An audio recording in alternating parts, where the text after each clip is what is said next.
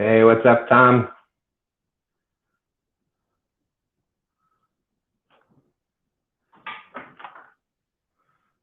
Let's see, two people. ACC. Hey, is Ace all right? Mo Creek, thanks for coming in. Mike Turner. Sabrina, thank you. Thank you. Pappy, how are you?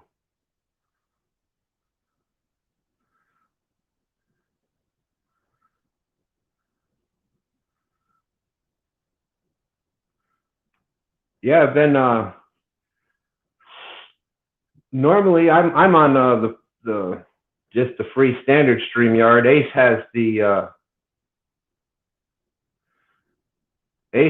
the what do you call it? The unlimited plan. So we've been doing most of the bait shops Mafias on his channel, and then haven't been able to get in touch with him. I didn't get the link at like during Catfish Weekly, and I didn't have a lot of time left on my StreamYard from going out on the weekends. But I think we got that figured out. Dobson, what's up? You could have just stayed up. You could have stayed live. You didn't have to jump on over. Kevin Myers, what's up to you, buddy? How are you doing tonight?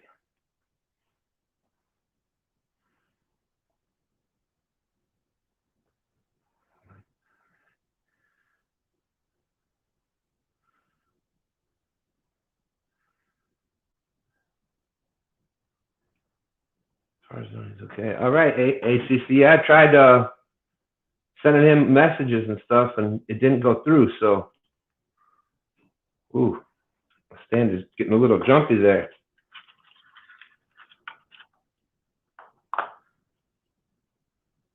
Well, I hope you get feeling better soon, Kevin. We're just going to do a quick little since it got so late. We're just going to do a quick little show. I'll put the link up in a little bit. If anybody else wants to come up, they're welcome to. But I just wanted to. Hey, Mike, how's it going? How's it going? Just wanted to go over a couple things real quick. Hope everybody enjoyed the live this weekend. We finally got us a hold of a couple of flatheads. Had some other things go on during that show.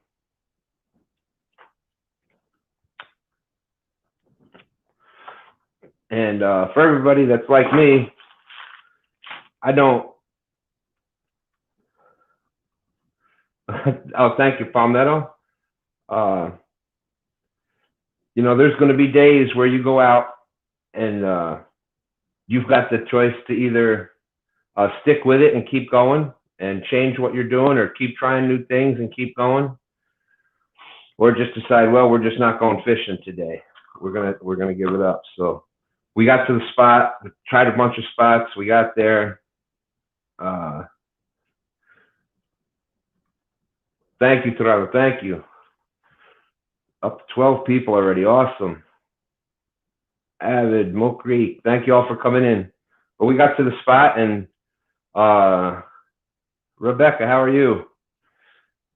And there was floodwaters that came in the day or two before that. It had receded down quite a bit by the time we started, but what had happened was it brought in a lot of extra structure and whatnot that was on the bottom that made the area pretty snaggy. So I can't myself afford to keep going through. Hey, Creole, what's up, my brother? You know, when you're talking $1.50, $2 a sinker, I can't lose. I can't lose sinkers like that. And so there's a couple things that I learned from this weekend. You know, number one, you got to keep going and keep trying and keep adjusting, and we did that pretty well, I think. Number two, sometimes sometimes you just got to go back to simple and go back to basics. And I've been so worried about rigs and demon dragons and this, that, the other thing, and you really forget that what you used to do, that really for fishing, all you need is some line and a hook. And when we got to that spot and I snagged the 3 sinkers right away when we were trying to get set up, I was like, no, this isn't going to work.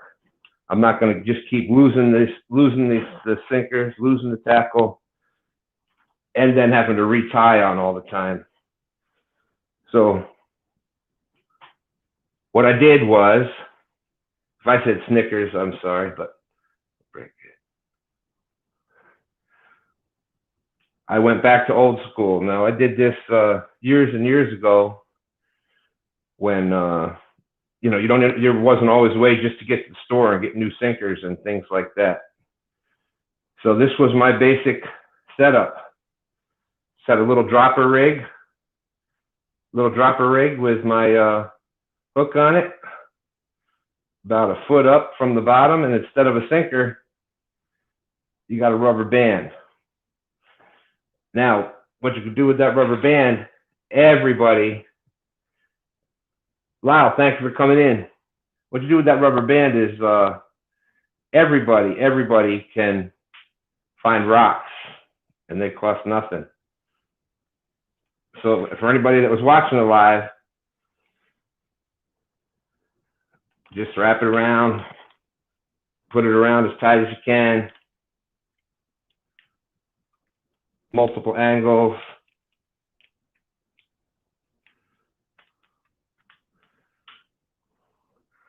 There's your sinker now.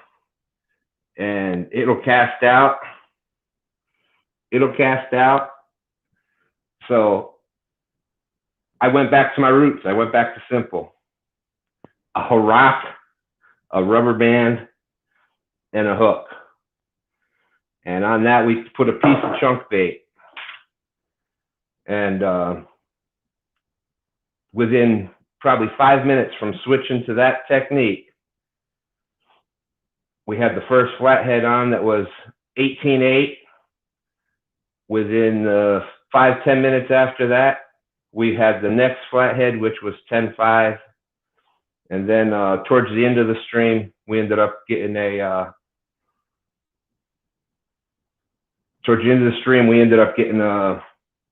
nice little blue, maybe a 6-pounder or so, something like that.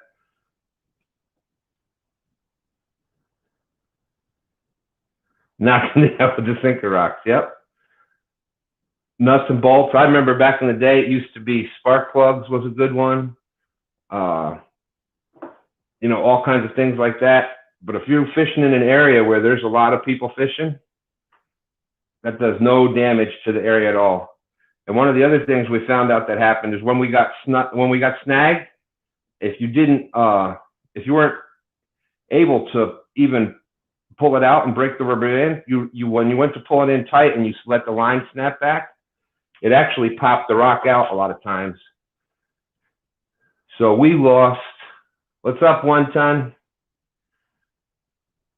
Mr. Lyle, hope you're getting a speedy recovery there. But that was another epiphany I had this weekend, is that I've been so worried about new technology and trying to do this and trying to do that, that I kind of got away from where my simple roots were. And that's where I started fishing this is where I started fishing. And even without a pole, you just did that with a hand line and you chucked it out there, and that's how we caught fish. So for those people that are starting out, you don't even need a pole. You don't need sinkers. You need to hook some line. And if you start feeling yourself get like that, just go back to basics. Go back to simple. And I think that's really what saved yesterday, because once we did that, it turned out awesome. It was a personal best for the channel. Personal best for the channel with as far as flatheads go. So that was awesome. And My son and his friend was out there with me yesterday, so awesome. It was an awesome day. That's one of the great things of coming on and doing the lives on the weekends is it's been, I think, 4 or 5 weeks now. Every Sunday morning, spending that time out there fishing with my son and y'all. That's it's just been it's been an amazing time. So I love it.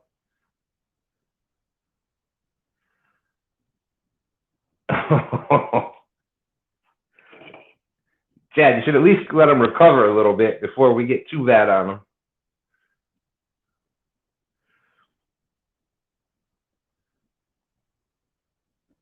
Let's see. So what I'm going to do is I'll pop the link up here. If anybody wants to come in, that was basically what I wanted to just talk about real quick.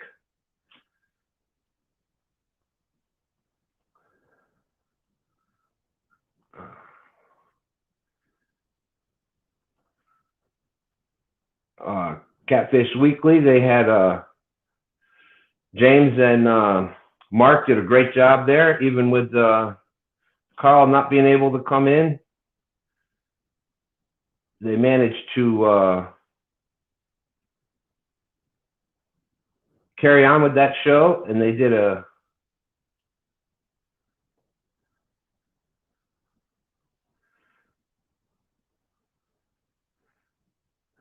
great job of going through the show on their own, and I think we all even actually learned a few things during the show.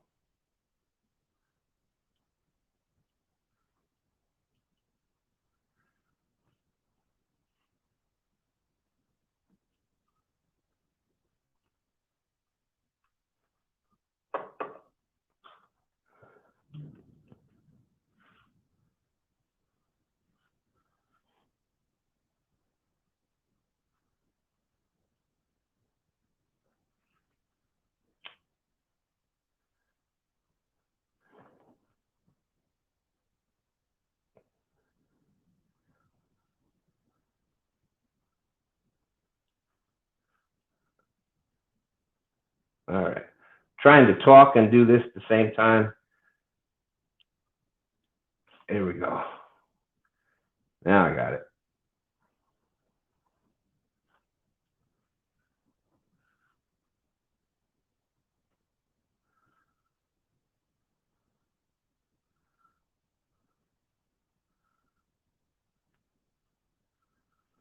There we go.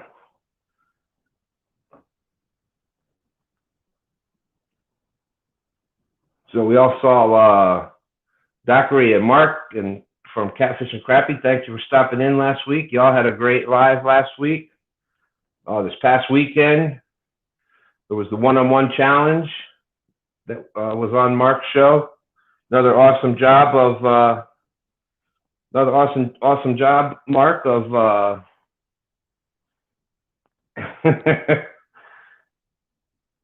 yeah, I was right. I was trying to talk and hit the buttons at the same time, and thank you very much. Yeah, it was a last minute thing. I hadn't heard from Ace yet, so I hope he's doing okay. And I had a few people that had started texting about the messaging about if we were going to do the show or not. So I said, well, let me go ahead and get it started. We got somebody that's ready to come in. And I hit the dang wrong button. There we go. There we go. What's up, brother Josh? How are you tonight? Doing good. How you doing? I'm hanging in there. It's better than hanging out. That's illegal. Yeah, you get in trouble for that in 49 out of the 50 states. So. Yeah. It's loitering. Not that I know from firsthand experience, but that's right. I'm not at home tonight. House sitting for some friends of ours and dog sitting. You'll probably hear them growl and bark before long. So I actually have enough service to stream. It's a miracle. Well, that's awesome. Well, I'm glad that I came on then, just to get you on the show. That's awesome. That's right. Yeah, man. I'm glad you did. How's Yeah, we how's had everything going so far? Here, let me turn this thing so south. far so good. Like I said, I usually get I only have the basic. We were talking a little bit about it last night, where I only have the basic StreamYard. So there's only, there's only so many hours that you have, and if you do several 4, 5, 6 hour live streams, or a 9 hour one, like some people that I know. Damn it. Sorry. You do 9 hour live streams. Look, I hear it. Look at them beasts. Hey, y'all haven't done anything all day. Why start now? Okay, sorry. But you do, 4, 5, 6 hour live streams, or the 9 hour live streams like some people did out there. You don't get 20 hours doesn't last very long. It doesn't. Look, so when I only had a little bit of hours left, guys. so I had to rearrange some things. Oh, yep. So finally got that straight, so I was able to come on and figured we'd do a quick show and see if anybody wanted to come up. I had wanted to get the point out about,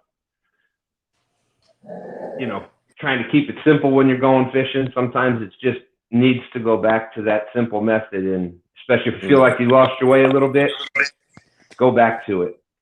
Yeah. Oh, dude, you're absolutely right. So we were talking about, it was last night, right? Yeah, last night. Yeah, because I had actually missed that part on your live, man, with the rock, and we told us about that. I was like, that is genius. When I was a kid, we did what was it? Spark plugs. We would tie on, because you can bend the little I always forget the name of that thing, but the part that's on is like that. You can the bend little that metal gap up on. Yep. The spark sender.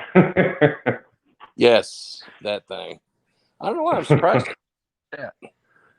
Oh, because I got. But if you think about it, we all did that. How many people did that? You'll find them still in the rivers today. Yeah.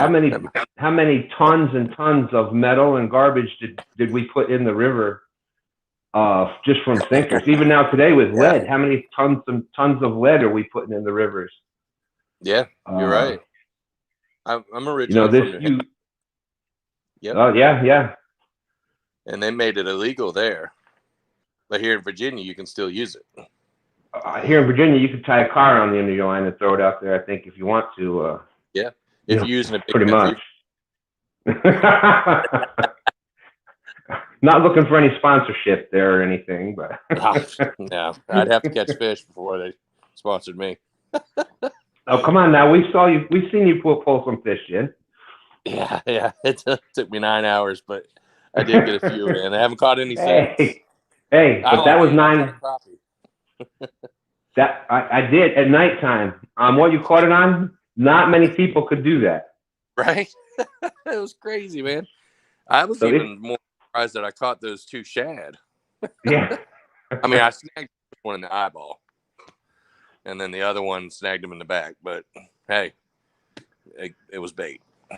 I don't think that's what I'm saying. I felt so glad my son worked on his net. When you do a lot of cast netting in the rivers and stuff, that especially in high current rivers, that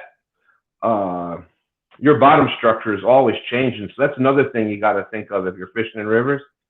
But you're doing a lot of cat. My tongue is just not there tonight. Words are tough. Cast netting in rivers, especially with the bottom changing so much, you're going to do some damage to your cast nets. Excuse me. So he had worked on it last week, and that's part of the reason why we've been having issues with getting some fresh live bait. And he was so excited that he actually worked on it, got it fixed before Sunday, actually cast it out, got it, and got the bait, caught the bass in there. He says, I catch more bass in the cast net than I do when I go out fishing for bass. Right? Look, it shocks me. You know what's funny, though? I just thought about this. That spot that we were at where I caught that crappie about 2 or 3 months ago, I was fishing at night. It was probably 11:30 at night with a catfish bobber, like the ones Patriot James makes. Yep. And a live goldfish, and I caught a 2.5 pound largemouth at night. Yeah. I'm like, yeah. world, man. I mean, it was a big old goldfish too. Yeah, it was crazy, and it was during flooded water. So y'all excuse my hair; it's kind of rough. Wearing a hat all day. I would JBT. I just went back and saw your thing there. Feel free. Anybody, the link is up there. Yeah, we're just I going to be drop talking. out anytime too if somebody else wants to hey, come on. I can have up to 6 people, so we're good to go. What? Okay, go ahead, Fancy. See, I don't know how to do all that. I tried to bring Stan on one of our lives one day, and I was like, yeah, I need to learn how to do that. Yeah, well, luckily enough, I started out small, so when there's only 5 people out there watching, you really don't care how bad you screw up. So. Right. Yeah, I feel you, dude. Yeah, it took. I think you and LG, probably Chad, were like the first ones to come on ours in Palmettos. To watch them. So, we're all in the same place. I saw your video. The first one that I saw was when y'all went fishing early in the morning, and you were talking about you were in the car and you're going there and and it's still dark when you got there and things are going, and then y'all pulled out breakfast. I'm like, yeah, these are my kind of people. I am gonna fish with them. Yeah, absolutely, man. I can't wait till we can get together. That'll be a blast. It'll be so much crap talking. and then I found out y'all from Virginia. So then that here we are, only an hour and a half, whatever, away from each other. So right. Isn't that crazy? Literally doable thing. Man. And we're trying to do this challenge between 1 ton and myself, my son, and Tom LG Bass. But we were talking about it, and I think we had said that Saturday was going to work out, but man, tongue tied again. Norm from Catfish Headhunters. Hello, D. Sorry, had to. Hey, D. She does so much for everybody. I had to stop what I was thinking just to say hello. But Norm and I think it's Jason Blackburn are doing their challenge this weekend on Mark's channel, so we don't want to take away from that. And then the following Saturday, we always do our Thanksgiving. That's when our granddaughters come over for Thanksgiving. Is we do that on the Saturday after Thanksgiving. Yeah. So then that doesn't work out for me, but we're still this friendly challenge is still going to happen. Oh, it's happening. It's going down, and we're probably going down too. But hey, I feel like I'm trying to think of it. What was it? Remember the chipmunk? Was it the chipmunks on that? No, sir. I believe you're going to be the winner. Compliment each other. Yeah, that's pretty much what we do.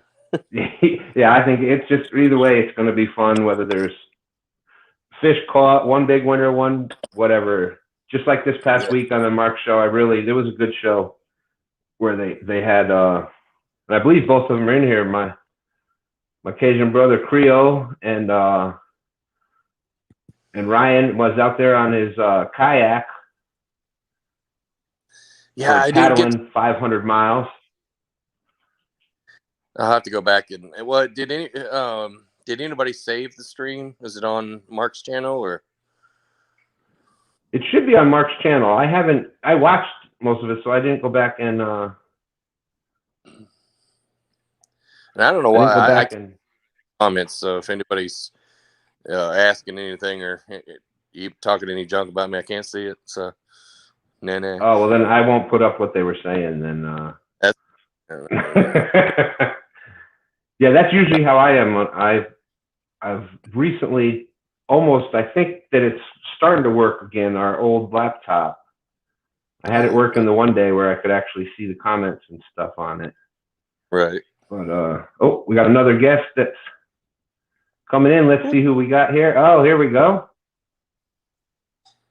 It's such a mystery. It's a black screen. Boom. What's up? What's up? Ryan, how you doing? I'm doing pretty good. I just got in. I'm trying to figure out how to pull chat up at the same time here. Oh, we figured that out. It takes a. Usually, if you're on StreamYard, you got to have a separate device. Like since it's on my channel on StreamYard, I see the comments over on the other. Let's see which way. The little. I see the comments over there to the far right. But if you're just the guest on the, you have to have a separate device to actually see the comments. Okay, I can see the comments, but I can't see you all at the same time. Right. If that's just if you hit comments. Yeah, I think there's a comment section over on the side, but you won't. It's either one or the other. Like the comments will then come up. Yeah. But then the live picture is off. But that's. Well. But anyways, so how did you think this weekend went? I wish it would have went a lot better. Creole got me pretty good. Uh-oh. So, but I mean, it did what we both wanted it to do. We had a good time, and both of us got some subs on our channels. And that it's the good having a good time and some fellowship with each other. That's what it's all about. Yeah, it was. I mean, it was almost just like we were fishing in the same boat together. Oh, cool. The live stream was set up. Yeah, I tell you what. I'm sorry. Go ahead. It was pretty neat. You know, it just like we were in the same boat together. I mean, I had never done anything like that before. Dude, I tell you, I did the couples challenge. I was on the first day of the couples challenge that the wonderful Miss D and the Chad did, and it was amazing. It was like I was fishing against JP3, and I think he's Kentucky, and Patriot James, who was in Carolina, but it was like we were all fishing right there. It was just, It was one of the coolest things that I've done in fishing. I thought it was just totally awesome. Yeah, I could get in on the next couples challenge as long as it's done in the summertime and it's 70 degrees outside and warm. Yeah. I'll fish all around, but she won't go unless it's real nice out. Yeah. Well, I was shocked. My wife actually was jumped in on it, and she's not the camera person, which I don't know why, and for her to actually go there with me and to stick it through, and then she actually caught one of the fish on live, and so I was just so happy. I couldn't tell you how much that meant to me that weekend. It was just an awesome thing. So I think this is the, for those of us that are fishing YouTube and even just subscribers or watching or this, that, I think this is the next big thing coming up where you're going to have a lot more of this one-on-one or tournaments online or whatever you want to call it. But like we were talking before, 1 ton fishing here in Virginia, and myself, my son, and LG, we've been talking about this for, what has it been now, Josh? A month or two already, right? Yeah, I think about a month. We've just all of our kayak tournaments are done online anyway for the most part. We do a few live events, in person. We all meet up and launch out of the same ramp. But for the most part, they're all done taking pictures of your fish and submitting them to our Facebook group page or a tournament app. We were running through Tourney X, and now we run through Fishing Chaos.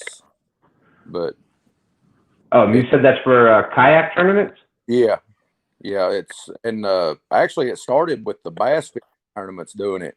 That blew up, and then everybody started going into catfishing, and then we kind of followed their lead. And the group I started with is like we only do it on our Facebook group, and we submit our fish to a leaderboard section in that Facebook group, and it's all done off of total inches, and that way we don't have to pay the tournament fees through the the like Tourney X or Fishing Chaos. We don't have to pay them anything, and it's 100% payout. I see. So yeah, I like that. You know, is paid back out immediately. I like the way y'all did that this weekend, where you had the you just did total inches. Yeah. That seems like a pretty decent. The only issue with that is what? So does everybody have like the same scale for measuring, or yeah, like is it just in our tournaments? One of them you have to use either a catch board or a muskie bumper. You can use either which, but you have to use one or the other. And then the other tournament series I run in, you can have homemade boards or whatever, as long as you submit it before and show us that it's actually with a tape measure, you know, on it, showing what the measurements are, so we know you're not starting at 3 inches instead of 1. Yeah, right. It's sort of like the that's what they do here in Virginia for the citation awards. If you do catch and release, you got to have a picture of the fish with the length out on the with the, you know, so you can see it's from the start to. And in Kentucky, a 32-inch blue is considered. I think it's 32 is considered what y'all call a citation. You know, like the state. The trophy fish. To everybody that catches one over it. And I can't remember what the flathead is. I think it might be a 38-inch blue and a 32-inch flathead, or the other way around. And then a channel cat, I think, was 25 or 28 inches. And I tried to get all three to get the Master Angler Award this year. And I got the blue and the channel, but I couldn't get the flathead. Yeah, my son was he was doing a lot of kayak fishing earlier in the year here in James, and he would call me up with the pictures and stuff. And the one night he was like, "I can't believe it! I caught 5 cetaceans tonight." So you know, tournaments or anything? No, he was just the first year he really started fishing out of the kayak, and he would love to do all that stuff, I'm sure. It's just you know, we've really just been. I just really got involved with YouTube a few months ago, and other than that, it's just been we went fishing whenever, and that's it. But that may be something in the future that if he definitely have him get up with me. I'll help him all I can. Yeah, that'd be awesome, because he's still young enough and whatnot. He can get in the kayak like you and get out there, and they don't make a kayak big enough for me to. My kayak's rated for like 720 pounds. What? Yeah. It's a woo. I'm sorry. Hold on 1 second.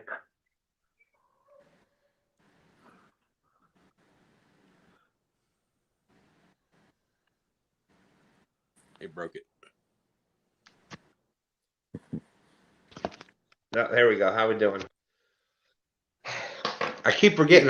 I wear hearing aids all the time because I used to work on jets on F-16s back in the 80s, and it messed up my hearing. So I always have hearing aids in, and it's Bluetooth. The phone goes Bluetooth through it. But when I stream on StreamYard, and you know, since I wear them all the time, I keep forgetting. Before I do the StreamYard, I got to take them out and shut off the Bluetooth. Otherwise, eventually the StreamYard starts lagging out.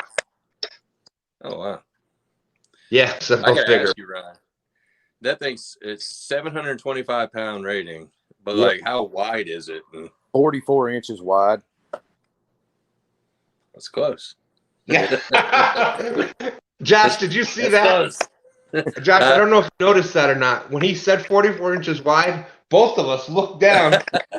We were both measuring. See, I used my measurement inside my glasses that you can't see, and I'm like, when I'm running my trolling motor on there, I run 2 full deep cycle batteries out of my boat, plus me, my gear, my bait cooler, my 5-gallon bait bucket that I've got an aerator in, all that, my tackle, 6 rods. I mean, I carry what I want what I want to take with me. I carry it, and I'm 6'5" and 220, 230 pounds myself. So, oh wow. See, I'm looking at like our pictures, and when I get over here, I was like, oh, he's a little fella. I didn't realize you were 6'5", 200 plus. Yeah, I guess and catfishing took over, and I quit working out and quit going to the gym and started fishing all the time. So, well, What's wrong with that? Ryan, what you got to understand is this way of you, there's a 1,000 pounds sitting next to you, so 200 pounds is Well, I'm 6'3", 550, so. And I'm 6'3", about 420 ish. So hey, look, there's our half ton. They make like Hobie kayaks and stuff. They make some of those, I think, that are rated for even more than that, like the PA. I'm not real sure what the weight ratings on those are, but it's a lot. They're pretty cool. If I thought I could get in and out of it, I'd love to have one. I used to love kayaking. I used to do ocean kayaking. Once you get used to it, it's kind of, I mean, it's just no different than me stepping off into a boat now. You know what I mean? I tie up to docks and stuff and get on and off the docks, and it's just the same.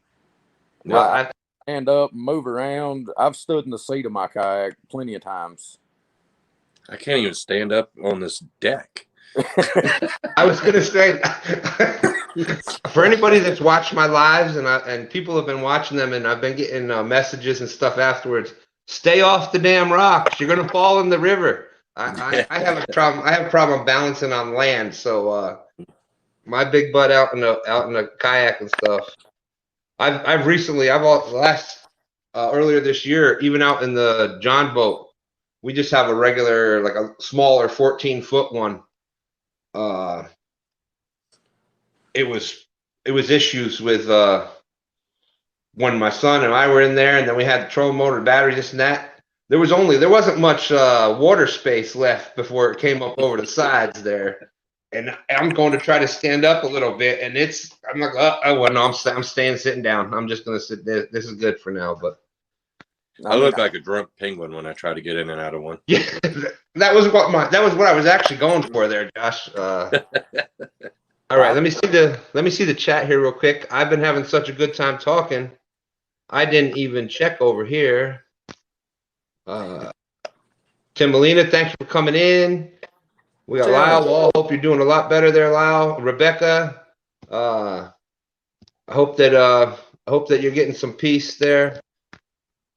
We said D was in fishing with the Chad. We all know about them. Awesome people. Markin. Okay. Mike Turner. All right. Well, they've been doing pretty much like we have. They've been talking. So, Lynn Leaper's in. Thank you very much. What's up, Lynn? Yeah, Ryan, I'll definitely. When does is there a certain season that your kayak tournaments go, or are they year round or? Year round.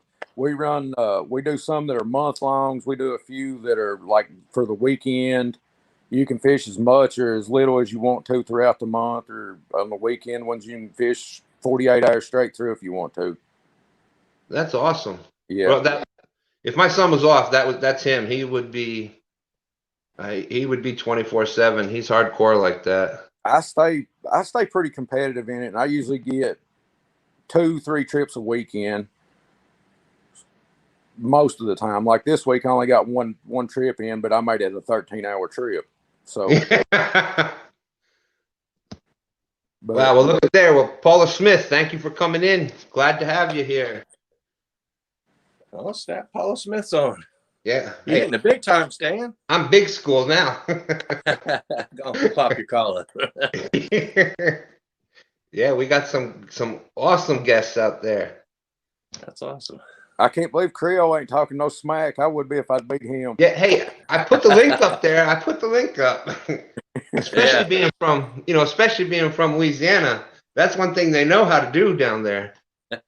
Oh, them Kentucky boys. Cook. Oh, trust me. They can cook too. Oh, well, I didn't get the size. I was born, for everybody sees me call Creole, my Cajun brother down there. That's where I was born. That's where I'm originally from. My father's side of the family is all from Louisiana. There's something about draws you to want to listen to them. You know what I mean? I can't figure it out, but Yeah, if I go visit down there, if I was to go visit Creole for a week, I'd come back up here, and you'd think that him and I were twin brothers because last time I went there, it's been a while. It's been a few decades, but I used to manage restaurants, and I don't talk very quick to begin with. But when I came back they were like, "You just can't talk to people. They're never going to get done eating because they didn't understand. First, they couldn't understand half what you're saying, but it just comes back once you like that. It just comes back." It does. You know, what messed me up as far as getting drawn into listening to Creole talk is Troy Landry. Yeah, that's get over here. Shoot him, Elizabeth. Shoot him, Elizabeth. That old big head. I'm just waiting for him to say on the lives one day, that old big head. If he does that, I'm done. I'm waiting for him to name. Well, and you know what happens is you got to name all your big fish that you catch or big deer, whatever. You got to name all that stuff. It's all one eye. Mine is a little running inside joke with our group. Our big fish, we call them all Nomo. Because the guy pronounced Nemo one day trying to talk about, we were forcing them to release fish in a tournament. And he said Nemo for Nomo. So we call all our big fish Nomo so we can catch them. That's awesome. Now, where are you from, Ryan? I live here in central Kentucky in a little town called Willisburg. Okay. And, I'm from right on the Tennessee, Kentucky, Virginia state lines. Right on the Kentucky side in a little place called Millsboro in the Cumberland Gap National Park. Okay. Cool. I've always wanted to go.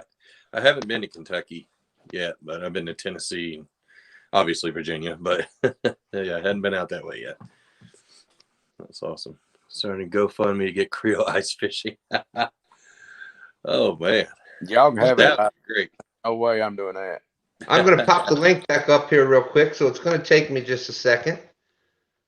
Absolutely. I want to we share. All know what happens we all know what happens if I try to do this and talk at the same time. So, look, I'm going to share a beautiful moment with y'all. Y'all ready for this?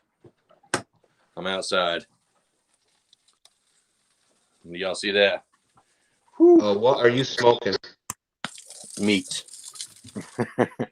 Hold on, let me turn it right on. There we go. Oh my gosh. Some beef snack sticks and pepperoni. Sorry, I just wanted to rub that in for anybody that's hungry. Hey, look at there. I did it that much quicker this time. Look at you. Yeah, I'm getting good with this technology stuff. Oh, Subrenia from that area too? I didn't know that. Yeah, she's from down there by Creole. Cool. I've got to get some technology sense about me. I edited my video from what I filmed when me and Creole fished against each other, and somehow I turned one of the clips completely sideways. Right, could not get it to go back. I just posted it way. People just watch me sideways in this video.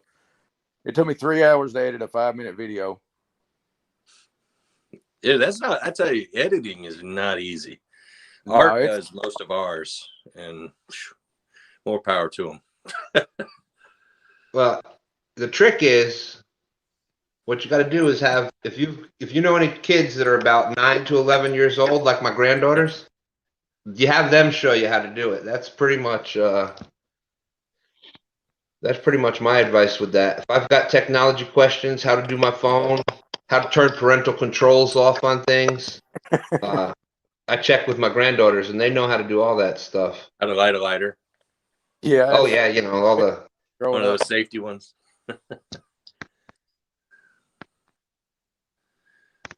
Let's see. Get away with our words and food. Amen, Subrenia. See, we need to get Subrenia on one of these lives so everybody gets to know her before she starts putting out that content. There we go. I got the link up there. Anybody's welcome to come on in. We're talking fishing and fishing related things or food related things or hey, you know, most fishermen enjoy food, so we didn't pick catfishing for no reason.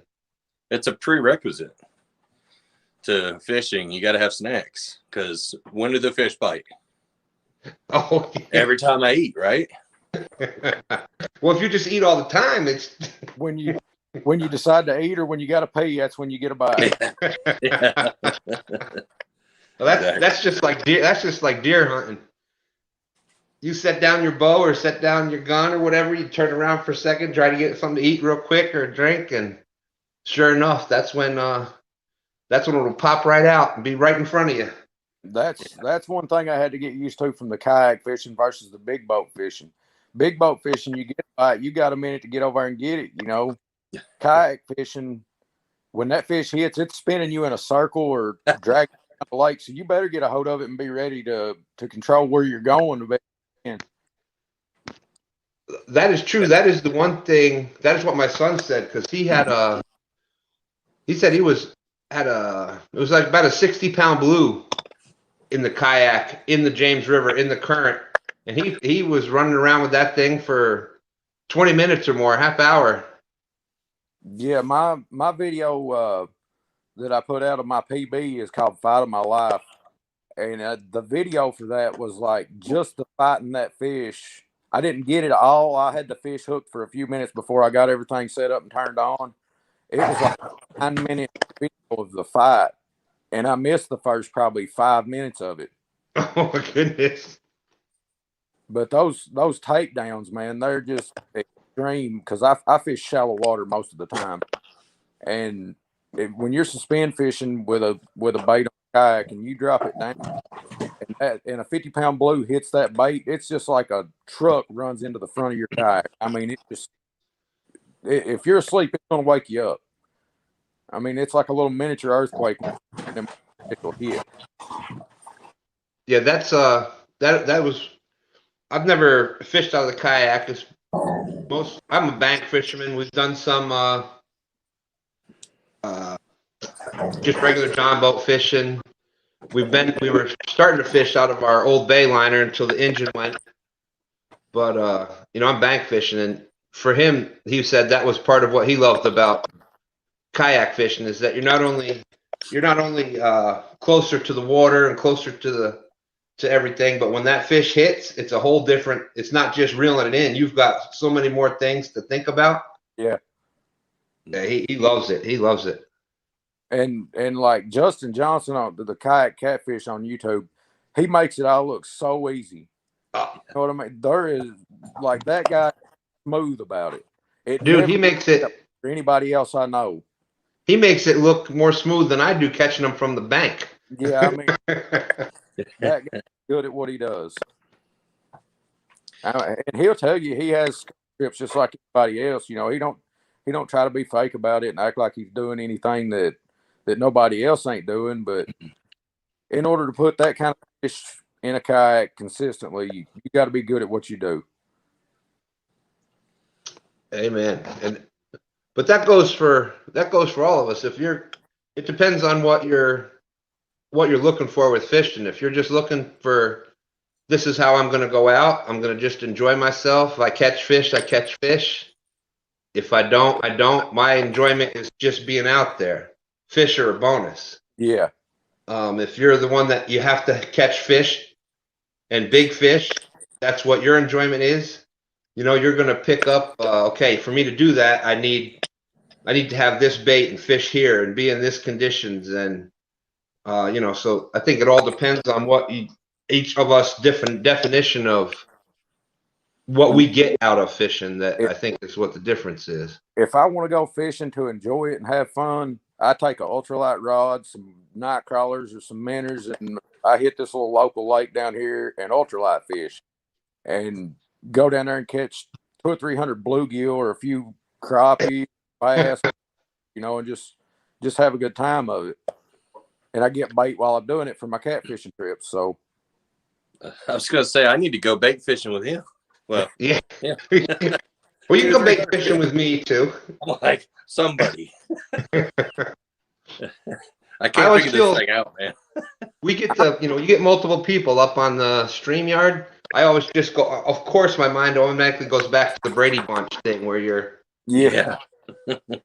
I'm fortunate where I live at right here. I've got a lake 200 yards from my house. It don't have blues in it or flatheads. It's full of big channel cats, but the bluegill fishing, the bass fishing, and the crappie fishing in it are just unreal. I mean, unreal. You can go out any day you want to catch 100, 150 bluegill in just a few hours. And that's just fun. And go ahead. I got a 29-pound channel cat this year in the springtime on the boat. And I was tickled to death, which the scales we had with us said it was 33 pounds. And that was state record here. And I got back to the boat dock. There's one little marina at it with a bait store and stuff. And I got down there and they had certified scales and they weighed it. And it was 28.9, almost 29 pounds. And I about cried. Yeah. I thought record all the way over there. And then I get over there. And I mean, I was still tickled that I caught a good fish, but it just wasn't what I thought it was at the time. I'd never been so disappointed with such a nice fish, though. Yeah. Well, that was like that dude that caught that what was supposed to be the world record. Yeah. What do you think? It was 151 or something? Yeah, and then it turned 14 or 19 or something. Yeah, and it turned out to be like 40 pounds less. That I tell you, it looked big. It looked. Yeah. Yeah. But how many 100-pound fish do we see to judge it against? So it was. You'll have to come to Kerr Lake to see a lot of those. Shots fired. Oh, pal. I can see my fair share in the James River. Thank you. Yeah. current world records there. It's 143 pounds, but I've never seen it. I know some of the guys that have caught some that, big, but I can't break the 50-pound mark.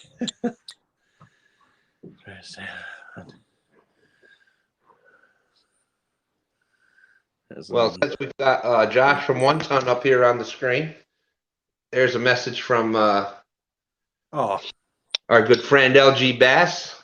That's LG, the coffee man. That's our buddy, right? That's who we need to get up here, man. Come on, LG. You got to join one of these times. Yeah, look, there's only 15 people in here. How bad can it be? Right, yeah. I think you can make a total ass out of yourself, and only 15 of us are going to know. So, right. I'm about to have to jump off here and go get ready for bed. I got to be at work at 6 in the morning. So, oof. Okay. Yeah. Hey, Ryan, I really appreciate you subbing and joining in, and I really like seeing you this weekend. Like I said, I'm not kayak fishing, but my son really loves it. I'll get him introduced to you and stuff, and because I know he would love to get into that kind of stuff. Right. What's your channel, Ryan? Ryan Bort's Blue Collar Fishing. Yeah, I've got subs. If anybody, I saw a couple links out there before. If somebody wants to put Ryan, because I think you're kind of. How long have you been in here with the group that I've noticed lately? You've been pretty much out there. I've started seeing you around, and I just discovered y'all. I didn't even really know there was different groups on YouTube like this until like a month ago, and I ran across one of y'all's videos or something. I think it might have been a catfishing crappie video or something, or I might have been Palmetto Cats chat or something, and then ran into one of y'all in there talking or something, and then it's an awesome group. I mean, I can't speak of how well. Yeah, laid back and cool and chill. I love it. It's like a family. If we all lived closer to each other, it would be a barbecue every weekend. I'm telling you. The catfishing industry in itself is like that in a lot of ways. I mean, no matter which group you get in with, everybody just willing to do what they can to help each other out. You know what I mean? It's crazy, really. It don't fit the rest of the world, that's for sure.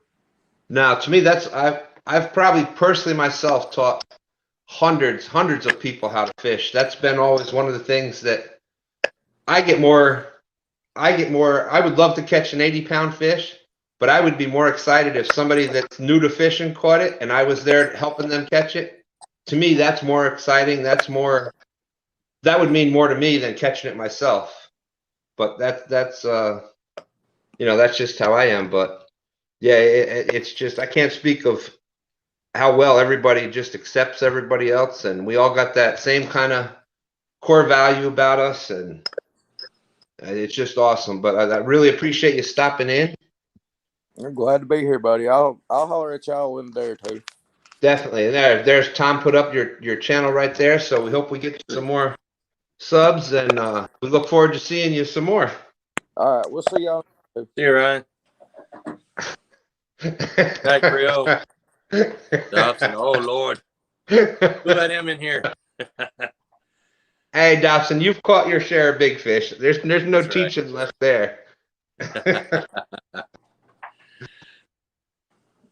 Yeah, I was really shocked. My whole plan was to just come over and say, well, I wanted to go over my little bit from this weekend. And there's Maria. Thank you so much. Love you, Maria. Thank you for coming in. What's up, Maria? I'm glad I got the notification that you were on. I was like, yes. Yeah, I'm so glad you did. I'm so glad you did, brother Josh. There, that my whole purpose of coming in was, like I said, when I didn't hear from Ace, part of it was hoping that maybe somebody else saw something or heard something from him. I hope he's all right. The other part of it was I started getting. That's when you know that, like, this is more than just some people on, some words on a screen or something. I literally had people messaging me, hey, is everything okay? I didn't see, the show didn't come on tonight. I'm like, wow, that's, here I am. To me, it's just, I'm talking on a Monday night with everybody for a little bit, but people actually cared enough that they're texting me or messaging, hey, what's going, I didn't notice. So I'm like, well, let me see if I can figure this out. And I came on, and next thing I know, we're up to, 20 people watching, and got Ryan jump up on the screen. Of course, you're up here with me, Josh. My whole I just wanted to go over a couple things, say, hey to everybody, we're sorry the show was late. We're just going to do a quick little how you doing and be off. And I wanted to go over my my little keep it simple, stupid. The rock and a hook, and rock and a hook and a piece of chunk bait, and 18 pounds flathead later. Hey, those are hard. Say, look, you rubbed off on me, man. See, those are some hard fighting fish. They really are. Yeah, like you said, man, it's something about seeing somebody else that's new to fishing get that excitement, right? Yep. I remember, a couple months back, I don't know if any of y'all have seen that video that we had of my niece catching her flathead. Well, that night, I didn't want to go. I was so tired. I had worked like 18 hours that day. And my niece messaged me, and she was at church with my wife, and she's like, oh, Josh, can we go fishing? Her and her friend, Braley. And I was like, are you sure? So I had her, I was like, all right, well, let's see if Art's got any bait still in the cooler. And he did, fortunately. And we went, man, and we weren't there 30 minutes, and my niece caught her first flathead. And it was probably like I think probably 12 pounds, somewhere around there. I'm like, gosh, that's your first flathead. That's a nice one. Yeah. And then after that, Braley caught one that was like 25 pounds. I'm like, good Lord, man. And then next thing you know, Heavenly, that's my niece's name, is Heavenly. She caught one that was right around 45 pounds. And so she got her personal best twice in one night. Braley, that was her first ever catfish. That's awesome, right? 25 pounder. Yeah. Just for anybody that watched my first video that I put out, it was just a video of a bunch of photos, just where Google does it for you. You put in whatever and it plays the music and does your little photo things. I think it's Google Pixel or whatever that does it for you. But anyways, I'm out in the river, and I'm up to like here in the river. I did that because we had a person, some of our friends from New York had came down, and they were hooked into their first catfish. So that's why I had actually gone out there to begin with. I'm like, no, you're getting your first fish. Whether I got to go above my head to get it, we're getting your first fish in. So. Oh my goodness, that's taking one for the team, man. Yeah, hey, that's what I'm all about. So. Teardor. Hola, ¿cómo estás? He's been awesome. You see him on he is commenting with everybody. What an awesome supporter for everybody. Yeah, every time. Yes, amazing. Yeah. Man, look at the flathead in that picture too, man. Good gracious. Speaking of flatheads, look at Teardors. Yeah, man. That head's about 40 pounds by itself. Hey, look, I'll say it for Creole. That a big head right there. That's even bigger than my head. Too funny. Yeah, I'm trying to go through if I saw any questions, I'd put them up for you. They're closing ears. See him shooting a pigeon out of midair. Good Lord. Okay. Tim have to tell us about that one day. Yeah, I know.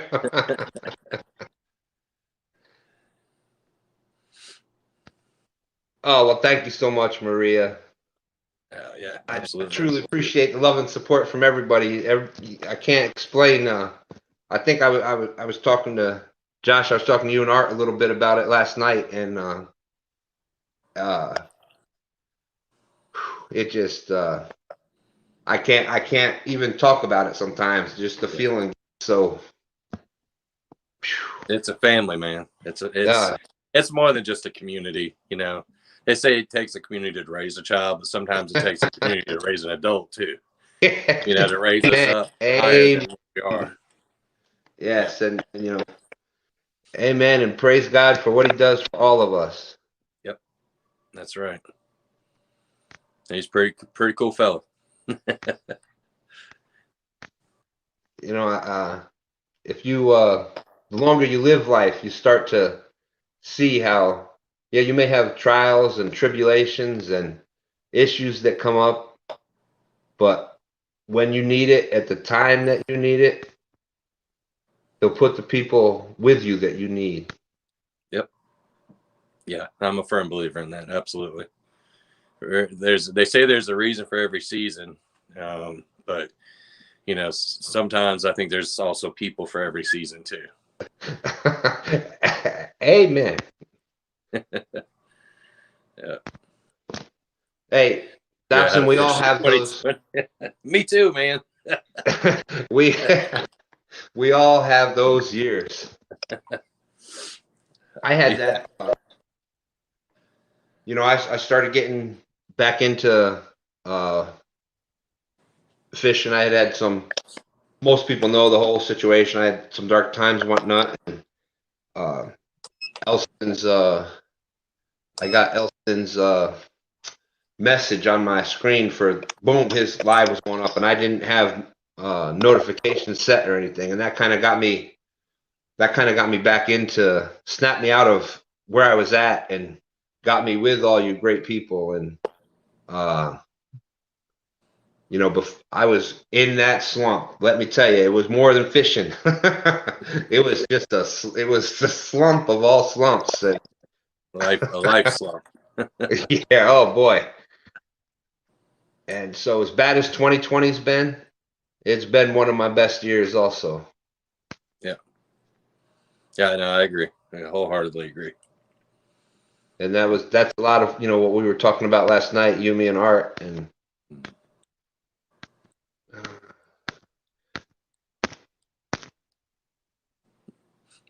Button not working. I'm trying to go through it.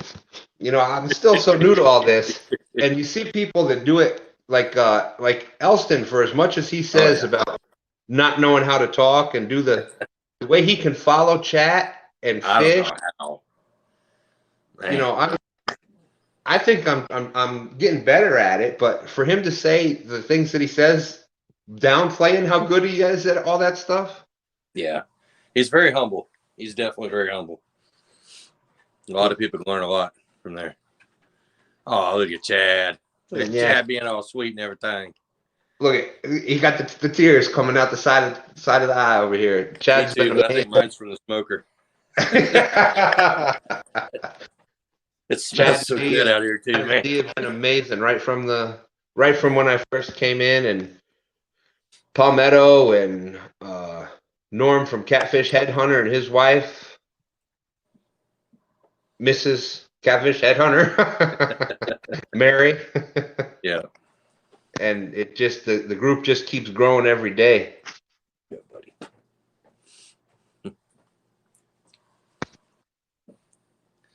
Yeah. My family. Paula Smith, all the wonderful things she's doing for the sport of catfishing out there for everybody. What a great representative out there. Like anyone that can hold a fish, like, all right, let me see where I'm at here. Here we go. Like in that picture right there. Yeah, you're family. Yeah. You're a family in the catfish community. Doesn't matter. Yeah, you're definitely in the community. Amen. That's what I love about this community too, because you know, I was raised by a woman, right? And you know, like rap song, was raised by a woman, got my name from a woman. Anyway, y'all know nothing about that Tupac. Maria does, though, I bet you. But honestly, though, a lot of the sports don't give women the credit that's due. Where I'm seeing in the catfish community, that's not an issue. Like we want to see more of it. You know, we see people like Becca coming on, like getting, amped up about fishing, and, Mo homesteading. Paula. Paula, Mo homesteading. Yeah. Yeah, that's what I love. Mo's a good Maria. Mo wants to get into it. Yep, Maria. Yep, Maria. That video where she caught her personal best was awesome. Yep. Oh yeah. And like, especially like I look at it differently too, because I was raised by a woman. So like I expect the woman. We can't forget. I'm sorry, just to cut you off. We can't forget. We can't forget Betty Jean, and we can't forget Miss D. And that's right. I'm sure we're forgetting many others, but yeah, D and Betty will teach us how it's done. Yeah, I don't want to fish against. I don't want to have a competition against either one of them. Nope, I ain't doing it. But I'm sorry, raised by them. Go ahead. I'm sorry. Oh no, that's it. That's really it, man. It's just I look for I look to see what I can learn from. Instead of judging somebody and like, hey, oh man, that's a woman. What can they teach me? No, heck no. If I didn't learn the stuff I learned from my mama, I know how to do laundry, do dishes. I can sew if I have to. If I rip my britches, I try not to have to, but I know how to, have a work ethic, all that stuff because of the women. Church, God, belief in God, the faith, how to be a decent human being. Yeah, absolutely. That's taught by parents, by mothers in a lot of cases. They have to step up. So more power to you, mamas. And if you're not a mama, more power to you still. And there's a good comment right there. That's a fish that loves to fish. That's right. That is the one thing that I think like nobody knew me from Adam when I started, and you get treated the same way whether you catch 1 pound channel cats or you're catching 60-pound blues, or in Paula's case 80, 90, whatever. I know she's caught some monsters that are almost as big as she is. But whether you've caught, you're treated the same way. We're all just people that love to fish and love to talk about it. Yeah. Yeah, absolutely correct. Yeah, I couldn't imagine catching a monster like that. and Tim's right though about Paula. She's not just, she is, an ordinary person like everybody else to a certain degree, but listen to the wisdom that she has when she's out there catching these big monsters, but not just the wisdom, but like her humility. she's humble, and she's not like coming out there, this is what you got to do. This is the only way you're going to catch catfish, you know, like a lot of us, you know, testosterone up guys will do. So, yeah. So, you know, people in this community mostly are, you know, humble. You know, we're not, while they still exist, we're not all the Catfish Daves, you know, people like that. A lot of us are still, you know, pretty humble where we are. Let's see, made a joke about each other's fishing skills. That's right. Yeah, you're absolutely right, man. We don't shame. I like that. It's well There's said. different. What we do, and most everybody here does, is we do the joking thing, the picking thing, the fun thing, like you do with your brothers and sisters. Yep. You don't mean it as a. It's not a mean thing. It's not to say, "Well, I'm better than you." It's you do that. I joke with the people that I love, and that's a lot of.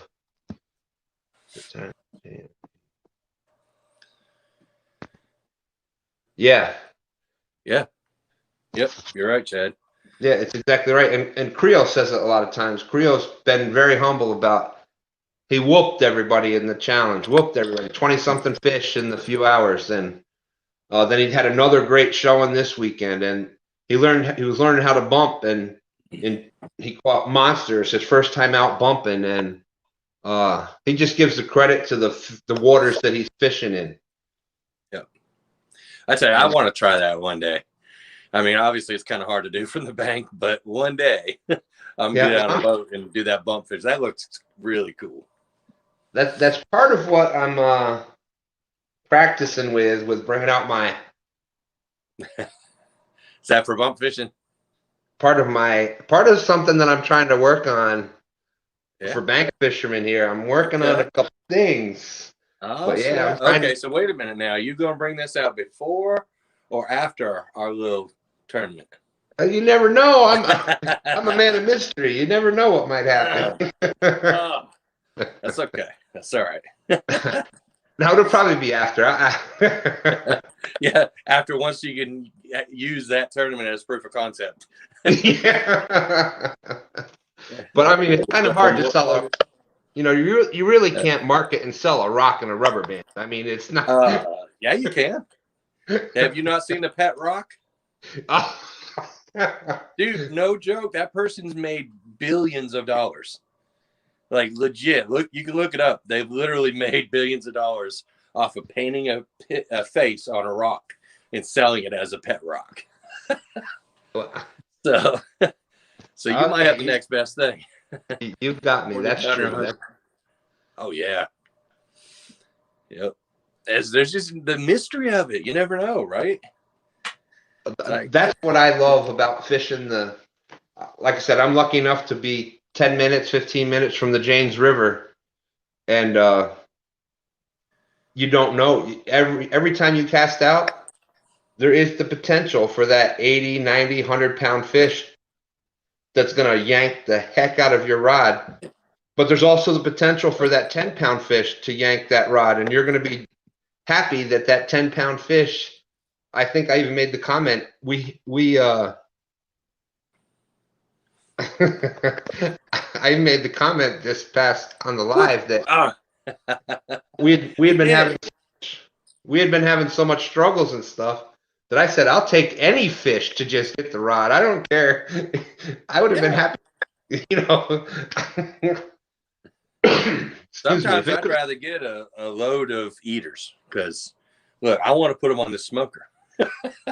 And, you know, I like catching them and stuff too, but I also, you know, I fish to feed sometimes too. So that. And again, luckily I'm in the state of Virginia where you're allowed to have whatever rods you want to have out. And I have multiple rods out, and I'll never have the same rig on all the rods. I'll always have, if I'm in the river, if I'm in a spot that has the potential for a big fish, whether I'm fishing saltwater, river, lake, whatever, I'll have one rod out that has the potential to catch the biggest fish of wherever I'm fishing at. That's always going to be at least one rod. Yeah. I'll have another rod that's going to have the bait out that's going to catch, that has the best chance of getting the most action from whatever fish you're fishing for, and then I'll have a couple in between or whatever. Yeah. This way, I've always got the chance to catch the big one, and I'm always going to have some action in between. So that's just me, but yeah, no, dude, you're absolutely right. Because like when Art and Jared and Kyle and I, when we go, you know, we do just that. Like even if we're out there bait fishing, guess where that first brim is going? yeah, That first exactly. bluegill we catch is going on the hook, and it's going to sit out there because a lot of times we've caught some big fish while we're trying to catch our bait.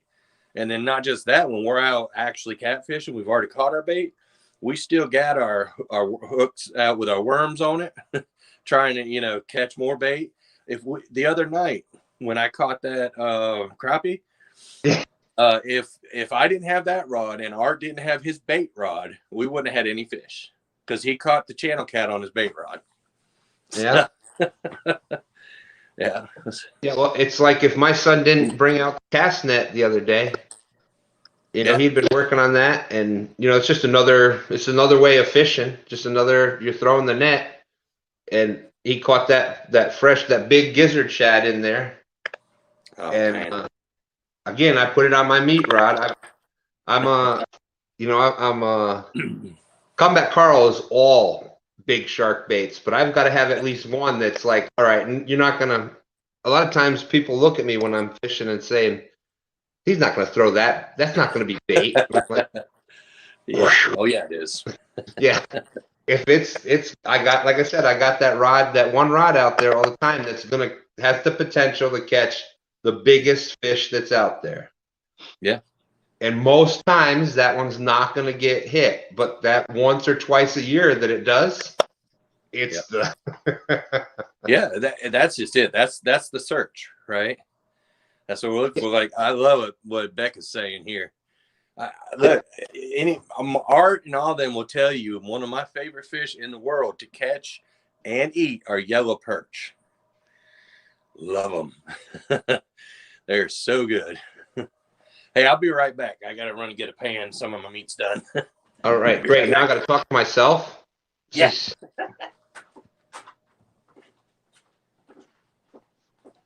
What's this one? That's exactly right, Paula, and that's for people that are wanting to catch that bigger one and or even just that want to catch more fish or like to catch fish every time that out there. That's the best thing that they can do is just research what they're fishing for, try the different things.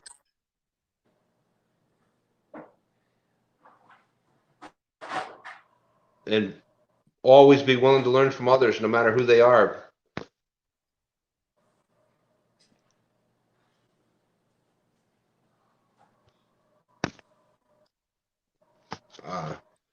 You know, like I said, that this weekend was just from trying to find the spot, it didn't work. We tried to find the next spot, We went to 4 or 5 spots before we were actually able to find a spot to fish. Then we got there and it was snagged, so we couldn't use our the way that we normally had the Carolina rig or fish fighter rig on the bottom, so we had to come up with a different way. And then after losing a few sinkers, that's when I busted out my old school, and I just like, all right, I've had enough. I'm just going back to simple.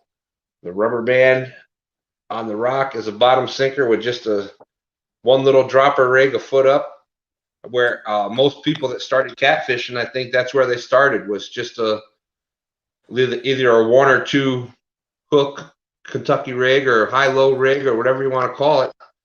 That's how most people started fishing, and then you throw a rock on the bottom of it. That's as basic as it gets. So,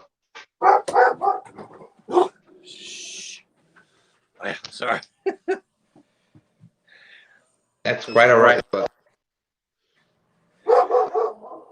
to me, that's what, me fishing is one of those things. There's a lot of parallels with life in it. Like if you stop learning, you're not fishing anymore.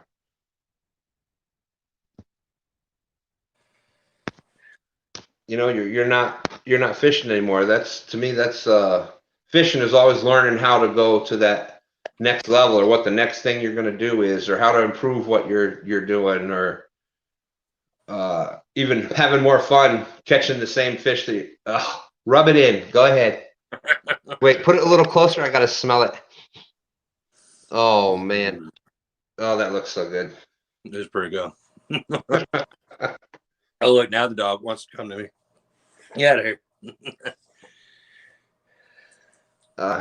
I don't know there, Josh. People are going to think we color coordinated this. I just noticed that our shirt's pretty... I'm a little... gray? I'm sitting out in the yellow light, so... Yes. It's a grayish... Yeah. Hey, well, bro, look, we got the goatees, you got glasses. I just forgot my hat in the truck. But I'm just a little older than you are. That's all. I got the gray coming in a little more than you. So. Oh, look. Yeah, I was going to say, let me get closer. It's there. So my wife doesn't want me growing this stuff out on the side because it comes through from right here all the way up to my ears, all gray. That's pretty good. Yeah, God bless the people that, there's so many people that are in our group here. There's Lyle from Catfish Weekly still in it. Talk about what's up, Lyle? Talk about somebody that is just a master at this, like Catfish Weekly. When I say that, when I post links, I put my how I actually feel about that channel above the link. And that's really how I feel about it. Catfish Week, you learn something every week that you watch Lyle and now Patriot James. You learn something every week on that Catfish Weekly show, every single week. Yeah, I agree. And the way that that show just goes so flawlessly, even if it's not, it appears that it is.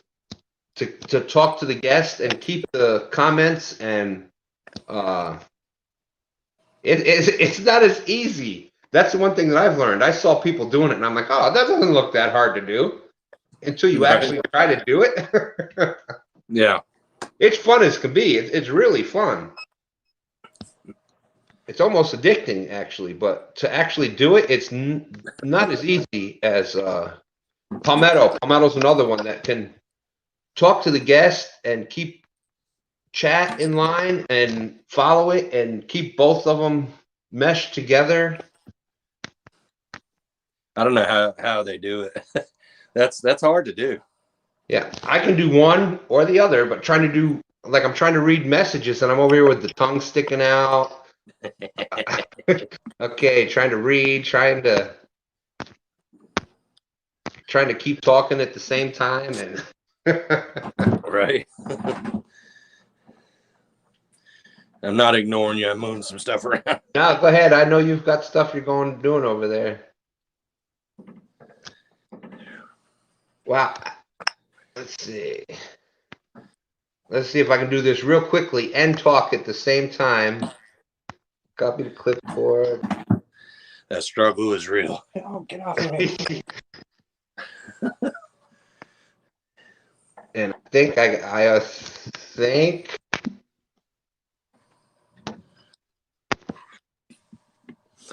I had a blowout. Wow, look at that. I did it, kept talking. There's the new link. The link is up there again. That quick. Who else can amazing. join? I guess you can teach an old dog new tricks. We've been up an hour and 25 minutes, Josh. You've been up here with me since the beginning. I appreciate that. Absolutely, and we are still 20 people watching. Almost an hour and 30 minutes into the stream. Awesome guests. I mean, we've got Catfish Weekly still out there. Fishing with Paula Smith is still out there.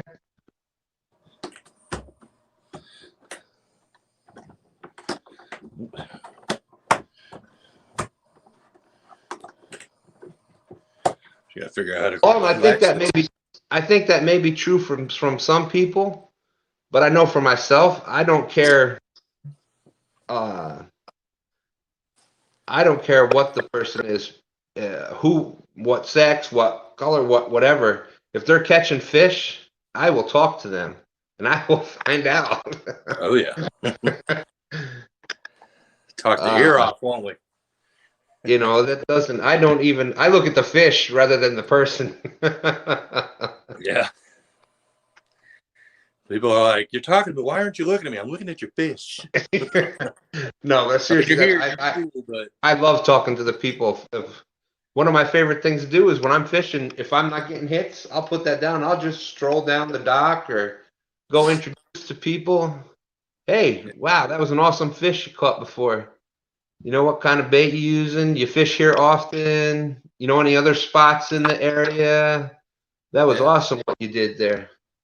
absolutely. What kind of snacks did you bring?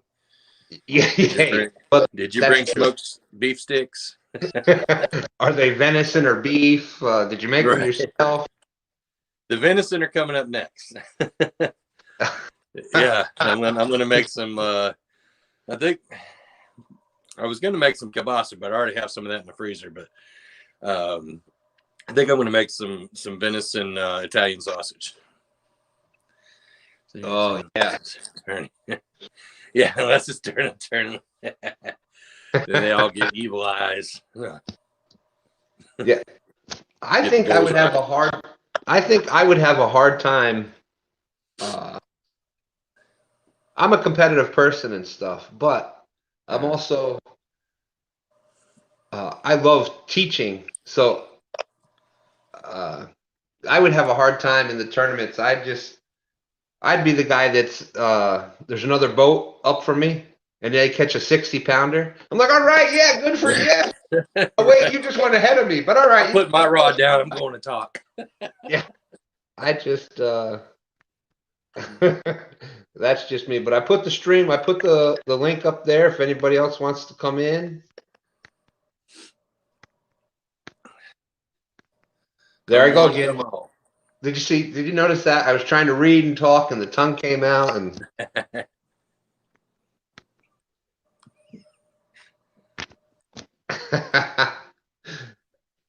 yes, there's even with his injuries, even in recovery, Lyle is still out here supporting all of us smaller guys.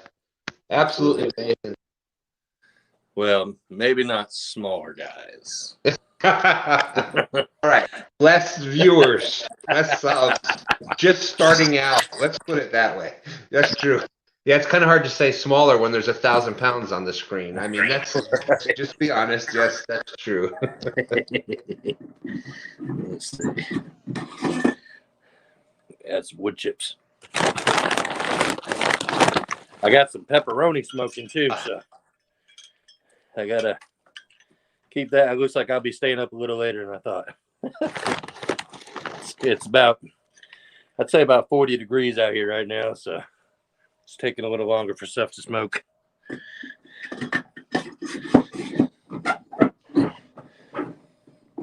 Yeah. Yeah, I haven't done the tournament thing, Chad, but yeah, you're right. And that's everywhere in life. You got those jerk type people, and whether you're at your work or even in church, there's the people that want to judge you and think that they're better than you because they can praise God better than you, or they went to more services than you did, or you know, there's always those people, regardless of where you're at, that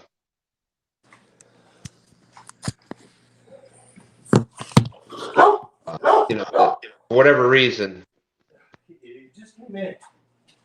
they think that they're better, and they are actually the ones that are.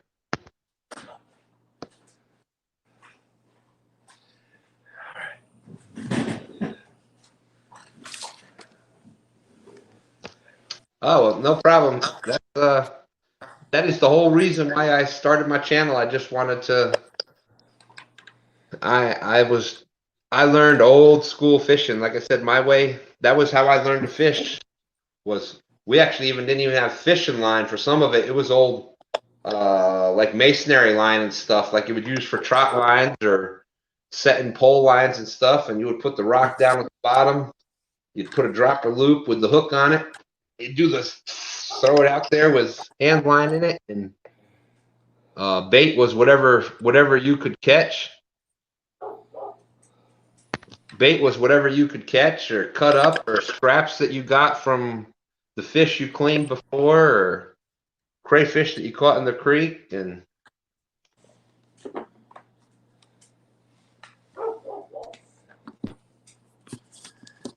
thank you very much, Mark. Mark is another awesome,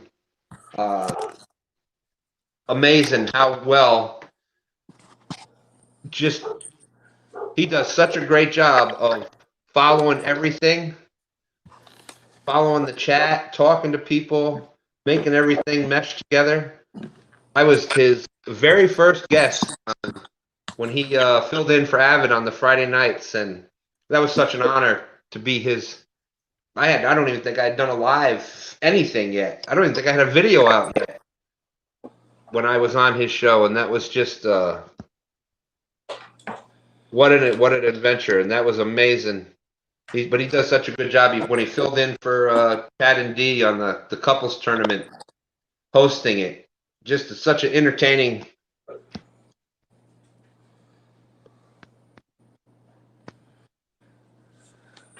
Let's see.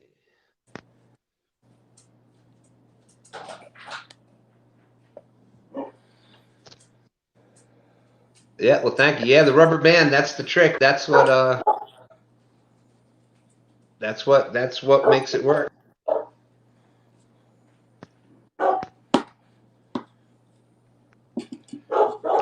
Yeah, and we were all upset. We lost one. Once we started switching over to the rocks as sinkers, we actually lost one rock, and I was just so upset that I lost all that money on that one rock. But we had to take all that time to get another rock and wrap the rubber band around it. It was That's terrible.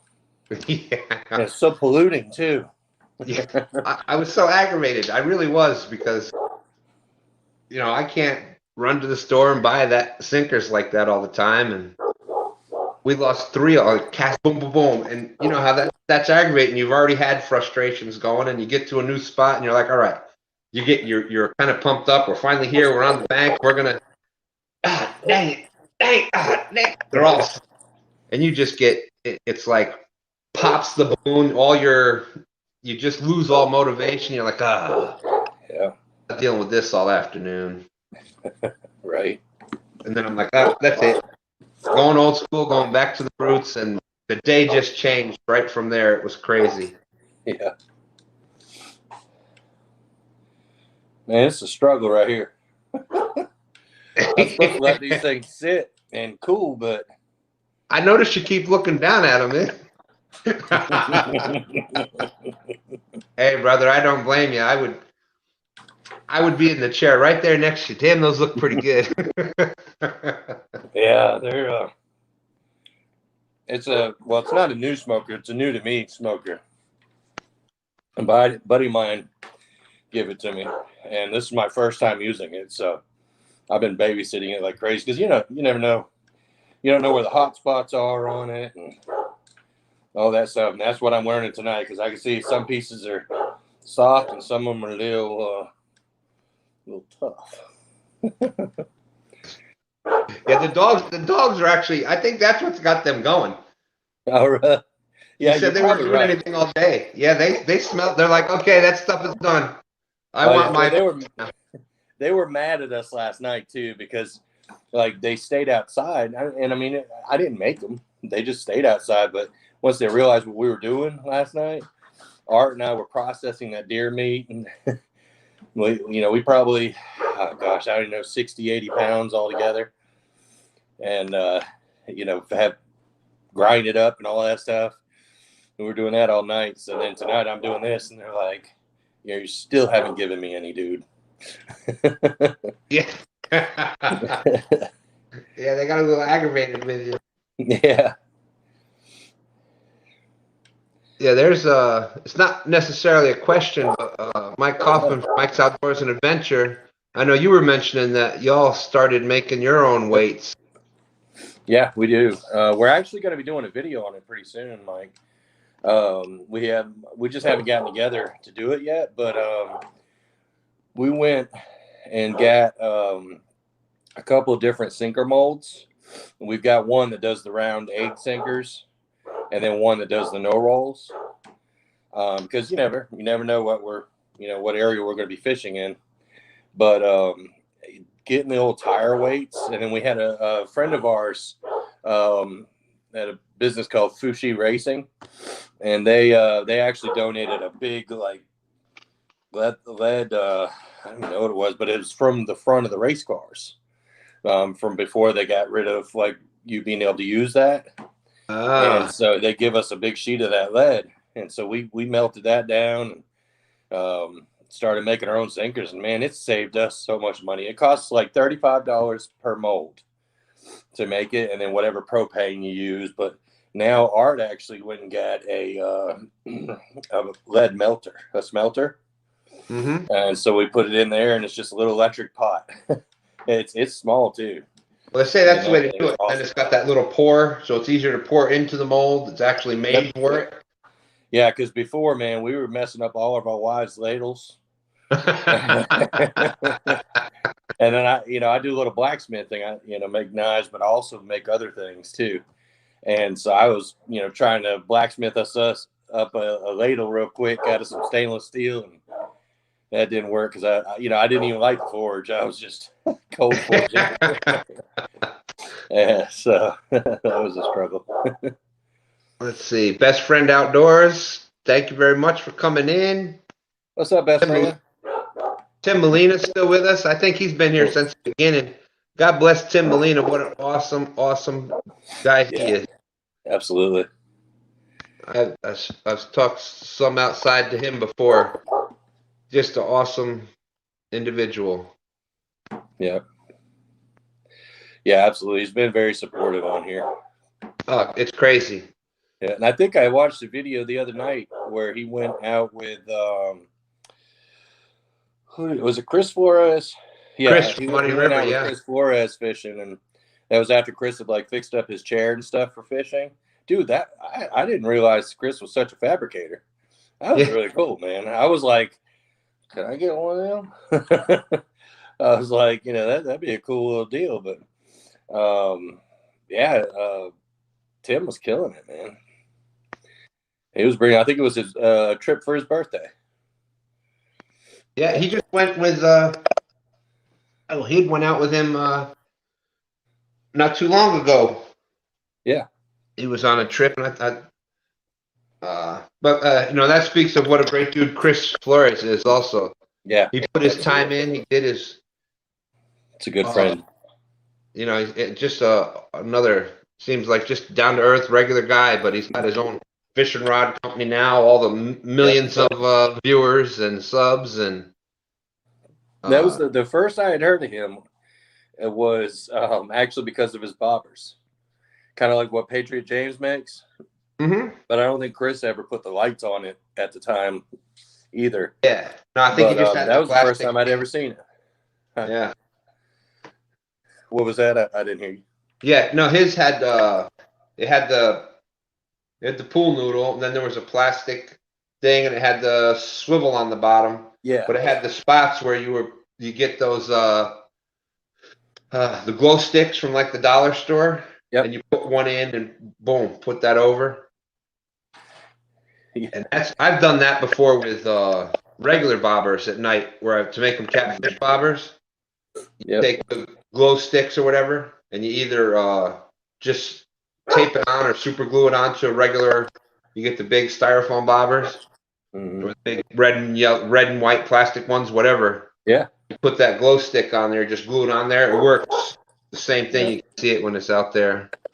Hey, I've got a question for the people on the chat, which I can't see the chat, so you have to let me know if they answer. But has anybody ever used a glow stick above your bait at night?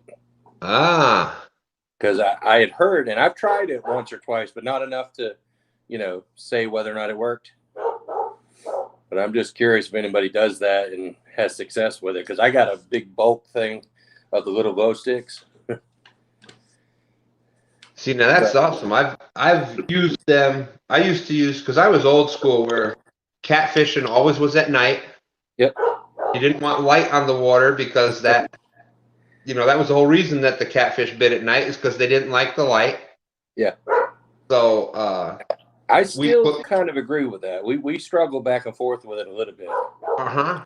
Yeah. We actually would put aluminum foil. I'm still getting so used to this, trying to get the right. We would actually put aluminum foil. Yeah, I know. Around like 3/4 of the lantern. Yep. So that the light would only go where where you wanted to sit or see to tie your things on. Yeah. You only needed light there. You didn't want it out on the water. You didn't want it. And see, we would put it where we could see the snakes. All right. Well, what we did, we'd point it like that. But I didn't want to do that because then it was on the water. So I did it where so I could see to get to them and where I could put the bait on, that type of stuff. And I would use the glow sticks or the bag trick, the Walmart, the white plastic bag that I showed at the top, where you would tie that at the top and bow it out. In moonlight, those little bags light up like you can see it. That is such. I heard you say that the other day, man. That is such a good idea. Yeah, hey, I'm all about value. If I can, I recycle. I use rocks as sinkers, bags as bite indicators. But if you do get that, you take those glow sticks and you tape it to the top of your rod. Yep. And boom, that's how I used to do it. But then, like you said, the rod's got to be in the dark. Then you keep the light off the water. But that's a whole nother. If we're not filming, that's how we do it too. Most of the time, we'll use those glow sticks. I bought a bunch of little 3 or 4 inch zip ties, the really small zip ties, and I'll just put one of them on it. And that's a good idea too. With the tape, I was getting it wet. It's like if I get a fish or something and down next to the water, rod tip bounces off of it and gets wet. And then when I'd go to cast out my glow stick, it's floating down the river. Yeah. Subrenia mentioned earlier too about I seen you put it up there about fishing and stuff. That's a good channel. That dude, I cannot ever remember his name. I'm terrible with names. But the fishing and stuff, guy does all the DIYs. Yeah. Like the lead weights. What? That dude he's like the MacGyver of fishing. And he just entertains you. Like you just right from the beginning, you're like, you're just entertained right from, let's get right into it. Just the way he talks, just the things he says. Yeah, he's funny. He's definitely got a good personality for it. Yeah, just awesome. And Keith, that's right. Thank you, Mark. So I remember Mark's name. I'm getting there. I don't know who this guy is.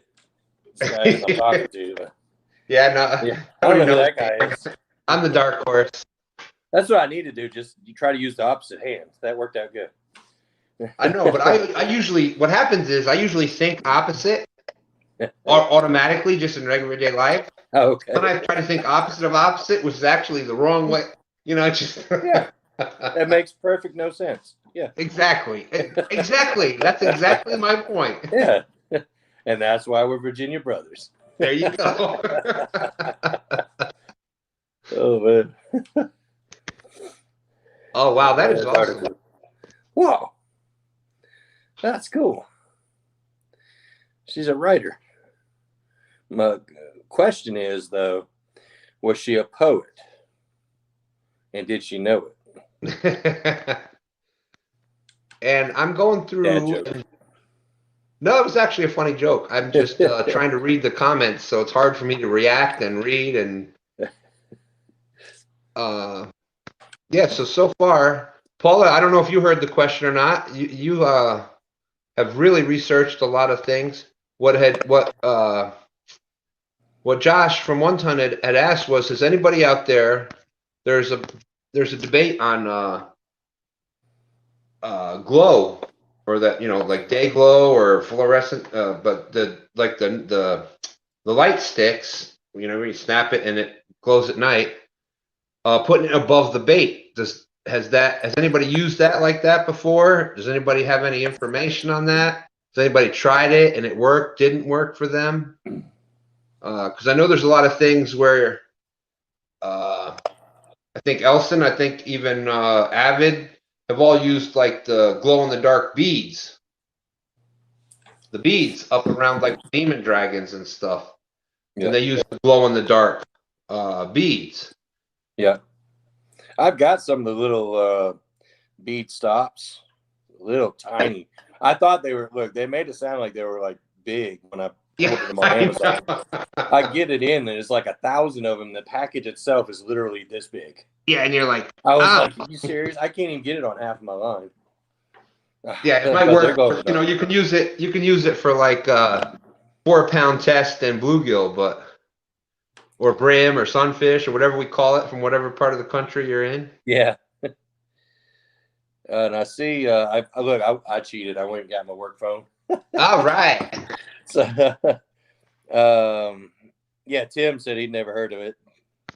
Doing that, and yeah, you're right, Subrenia. The Dollar Tree has got good deals on this glow sticks too. But I ordered mine. I got them. I think I got 400 glow sticks.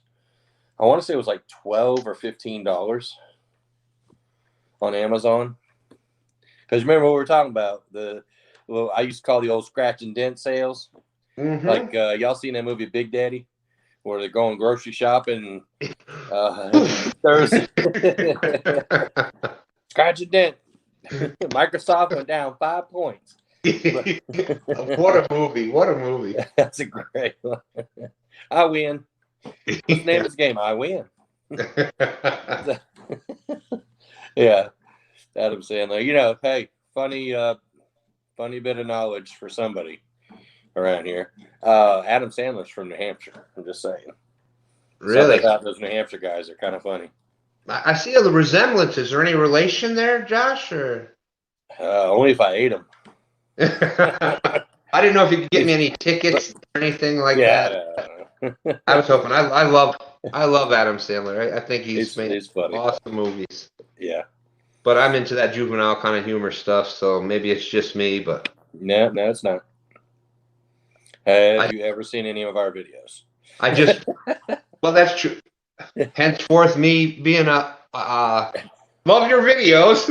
Yeah, honorary 100. Right. I would fit right in. You know, I think one of my first comments was, "Loved your video. This is how I would like to fish. I would fit right in with you." Yeah. I think that was one of my first comments that I wrote on your videos. But I think so, and I was like, "Yes, you would." I was like, yes. Oh, here we go. Paula answered it. I don't know if you see it. Yep. Everybody started. They're like a huge tongue. They go by smell. I love that. The catfish are like a huge tongue. Yeah, they do taste good.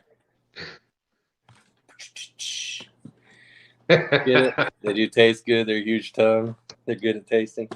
The taste buds are on the tongue. Yeah, exactly. Let's see. Mike said I wrapped the glow sticks around the end of the rods tonight, so I don't need to cuts out the bugs and mosquitoes. Yeah, it does, dude. Here, something about Virginia. Like, I don't know, you would think that we're all swamp, because when we go to, like, there's a spot down the end of my road, literally 2 miles from my house, and we go down there, and that's one of my favorite spots for us to fish. I've caught so many just crazy fish, from bowfin to pickerel to catfish and everything. Anyway, the mosquitoes get so thick there. My poor niece went there when I warned her ahead of time. I said, "Don't wear shorts." And she's like, "Uncle Josh, it's 100 degrees out. Don't wear shorts." She wore shorts, and literally her ankle swelled up twice the size that it normally was because of all the mosquito bites. It was terrible.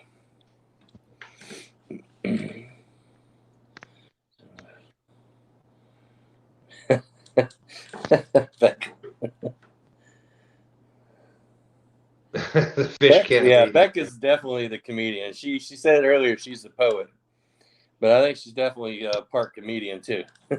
And for those of you that don't know, I wrote a couple of poems out that I don't remember what live I was on, but I've actually been known to write a rhyme or two. Let's hear it. Well, I just can't, you know. This I was gonna say, do you need a beat? Yeah, I know. Do I look like that kind of person? I literally, though, speaking of that, my friend and I back in, let's see, it must have been I would say early 90s. We actually won. I can't sing. I can't dance. Can't do. But we actually won a karaoke contest. Wow. It was in a club, about 200 people or so in the club. And there was, I mean, some people were, they were fantastic singers and stuff. My friend and I won it with Harry Belafonte, the Banana Boat song. And literally, we had I went off the stage, had people singing. We started the line, and it was a, but anyways, that's a whole nother. That's hilarious. I'm not even going to ask if there was alcohol involved. I plead the fifth on that one. Yeah. It was Studio 54, right? Yeah. Look, younger folks on this chat don't know what that is. Dobson. Here's Timberlake knows. Here's another one from Tim that wrote out the response. See, that's what I'm talking about. That dude's like an encyclopedia. That's awesome. Yeah, I think I know what that is. It's kind of like right here on the Catfish, if I'm not mistaken. Yeah, and then all the barbels. Yep. Barbels, is that the right term? Those spirit fingers. Yeah, Yeah. Well, I'll put it out on my look at there. Okay. the barbels. That's how much awesome. I like. That's how much I love catfishing. That's sweet. We've been talking about maybe getting a one-ton fishing club, tattoo or whatever. And I'm like, whew. Because I don't know if y'all know, I love tattoos, of course, America. But I'm going to tell on myself. LG put our post up earlier about us having the sorry, dog's distracting me. Merchandise, right?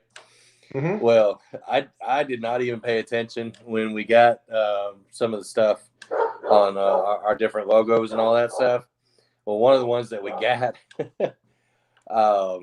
Art sent it to me and then retracted it, and I had already saved it.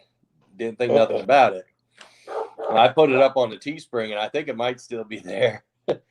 It's actually a carp, not a catfish. But I didn't pay attention because I seen the little, barbels. Yeah, you look real quick. You're just going along. It's a really cool picture. So I was like, sweet. Oh, by the way, we got hats. I just want to throw that out there, in case anybody wants a hat. Shameless plug. I'm so stoked. I'm going to be honest with you. I can't wait to get one. I love hats. Yeah, me too. That's everybody has seen me on every live, every time I've been on video, there's always been a hat. And I have hair. I have too much hair. I mentioned earlier that I worked on F-16s. I worked on F-16s back in the 80s. So I basically, what I'm used to is buzz cut. Yeah. So I usually have hair that long. High and tight. Yeah, high and tight. Every flat top back in the day when I had a little bit more of a hairline, had the flat top going on right there. Yeah. So what I had to do in the morning to get ready was some water. Whoosh, hair's done. Now it's like I need the brush and the blow dryer. I would say now I just go, And I'm like, forget it. I'll just wear a hat. Yeah, I work from home. Screw it. Oh, thanks, Mike. Tim said, I'm over the 250 club, so I could easily pull off a one-ton hat. That's what I'm talking about, Tim. Look how many one-tonners y'all have inspired out there. Hey, I love it, man. That's what it's about, dude.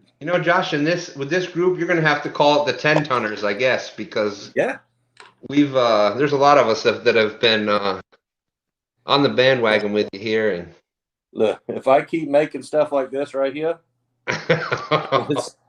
it's going to stay the 10-ton, even if nobody else joins. Excuse me. Yeah. I think I saw Dobson. Yeah, there it is. I was just looking at that on my phone. Yeah, okay. Well, for those that don't know that this there we go. The catfish here. My daughter actually this came from a painting that my daughter did Oh, wow. for me. She did it for Father's Day some years back.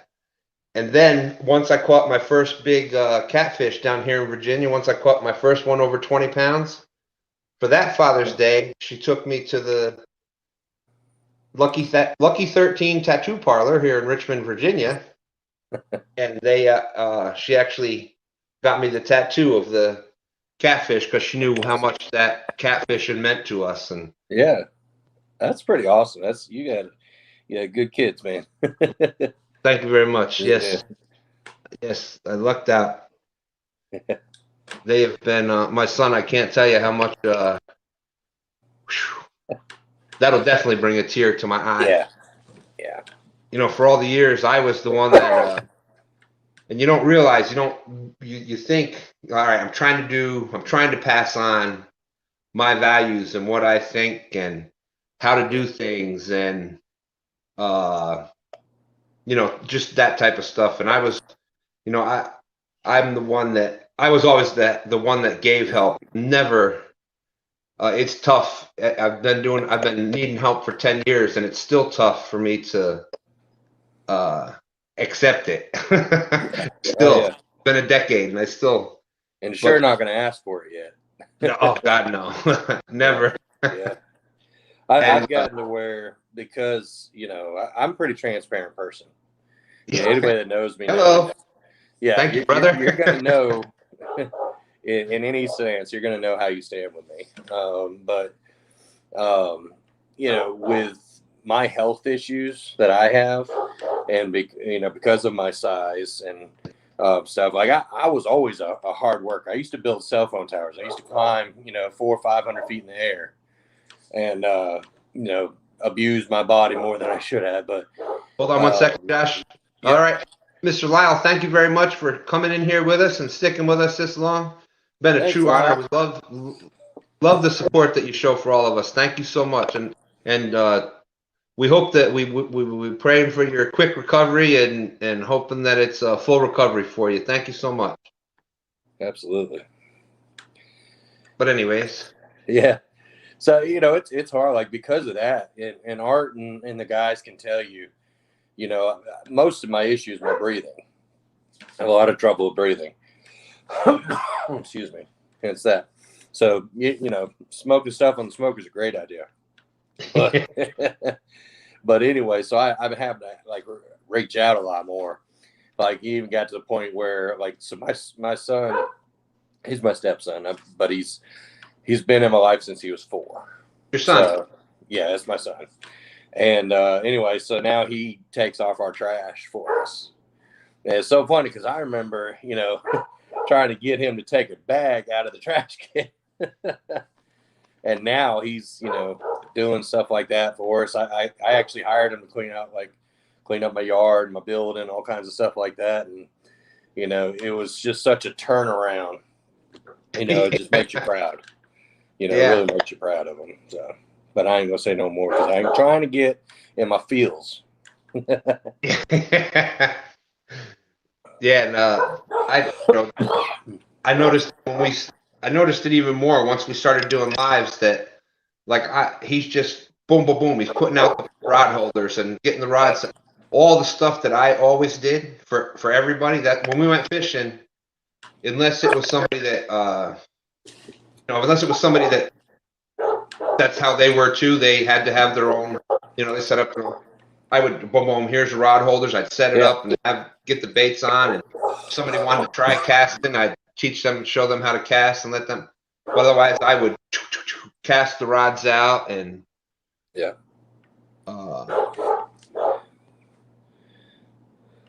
That's Lord, hey, he's seeing this chat. Oh man. Tim City. Let's see here. So I went back a little bit. Shad, look, I'm saying Shad, Chad. So I was a one-tonner before. One-tonning was cool. That's right. That's right, Chad. You were. Said, Shad, you wouldn't know one ton if it hit you.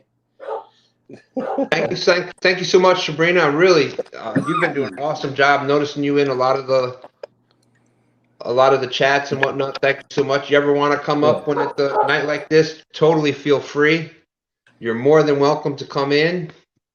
It'd be awesome. And it's been glad getting to know you a little bit. Thank you so much. I'm sorry we made you sleepy. Yeah, I know. What's that saying for us, Josh? That's right. Let me take that. No. Oh, all right. We've got a special guest that's wanting to come in here. Oh, snap! It is after midnight. It is after midnight, so I guess we can go ahead and do this. Okay. Nervous. Yep, it's time to be nervous. Waza! Wasabi. Wasabi, that sounds good. Wasabi's good. I don't care what anybody says. Oh yeah. I got a buddy that does mukbangs and stuff, eating channel, Rico Bizarre Foods. He did this wasabi and apple challenge, dude. It looks so disgusting. Oh, yeah, now. Let me let these dogs in before they get too angry and kill me in my sleep. See how I stand? Oh yeah. Hey, man. Come on. There you go. Does Dobson get naked? Dobson's always naked. Is that what he said? Dobson get naked. Hi, Stan. Hello, Maria. How are you doing? I'm all right. How are you? Doing okay. Doing good. Considering that I told y'all before I came, I went over there to your stream. Once people were asking whether, what happened to Bait Shop Mafia. Yeah. I'm like, well, damn, I didn't hear from Ace. Let me try to I feel like an ass because I didn't message you because I was talking to her from like 6 o'clock. I'm like, this is Monday. So Bait Shop Mafia should be going live tonight, but I can't remember what time they go live. And then I was like, well, I'll try to go live around 7. And then if they go live at 8, I'll just rate them. And then you came in and because I asked a couple people, I was like, you heard anything from them? What's going on there? And then you came in, said you was getting ready to go live. And I wanted to shut down then just to rage you, but I actually had a decent panel going. And I hate coming up. So I came over on my other phone, and I'm not going to come into somebody else's stream and say, yeah, I'm still live, but I'm over here, So I didn't even tell you I was still live. I just came over and joined the chat. Now that would have been fine. I only reason I said it over there when I came over, I wanted to come over and check on. I didn't even know you were live to begin with, but then I went through and checked. I was looking to see if I could find because I tried messaging him. Yeah. And I couldn't get a hold of him. And then I looked and saw you're live. I'm like, well, I know Maria. I saw that Maria put the video out with the mail thing from Ace. Yep. And ACC Gamer and whatnot. I know they're in your lives a lot. So I'm like, oh, check it out. Maybe somebody over there know what happened to Ace. Yeah, I still haven't heard did anything ACC say anything when he was in here earlier? Does he still don't know nothing either? He said that Ace was fine earlier. He really didn't say anything either, so I'm not sure. Wonder, does anybody talk to Half Crazy? That's what Maria said. Nobody's seen him either. Huh. I hope they're all right. Maybe they're just out fishing and ain't got no battery on their phone. That's what I'm hoping. That's what I was going with at first. I doubt that, though, just because they don't seem to like cold weather very well. No, they don't. You're right. I mean, I'd like to think so too, but yeah, I hope Ace went out with that dusting of snow and said, we ain't going fishing today. Paula, thank you very much for coming in, Paula. I really appreciate that. Thank you for the support and the sub, and awesome. I really appreciate you having on there.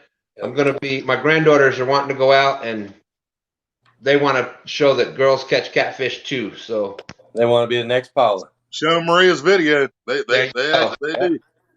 So my granddaughters love it. So we're gonna get a video with them coming out soon. That's awesome.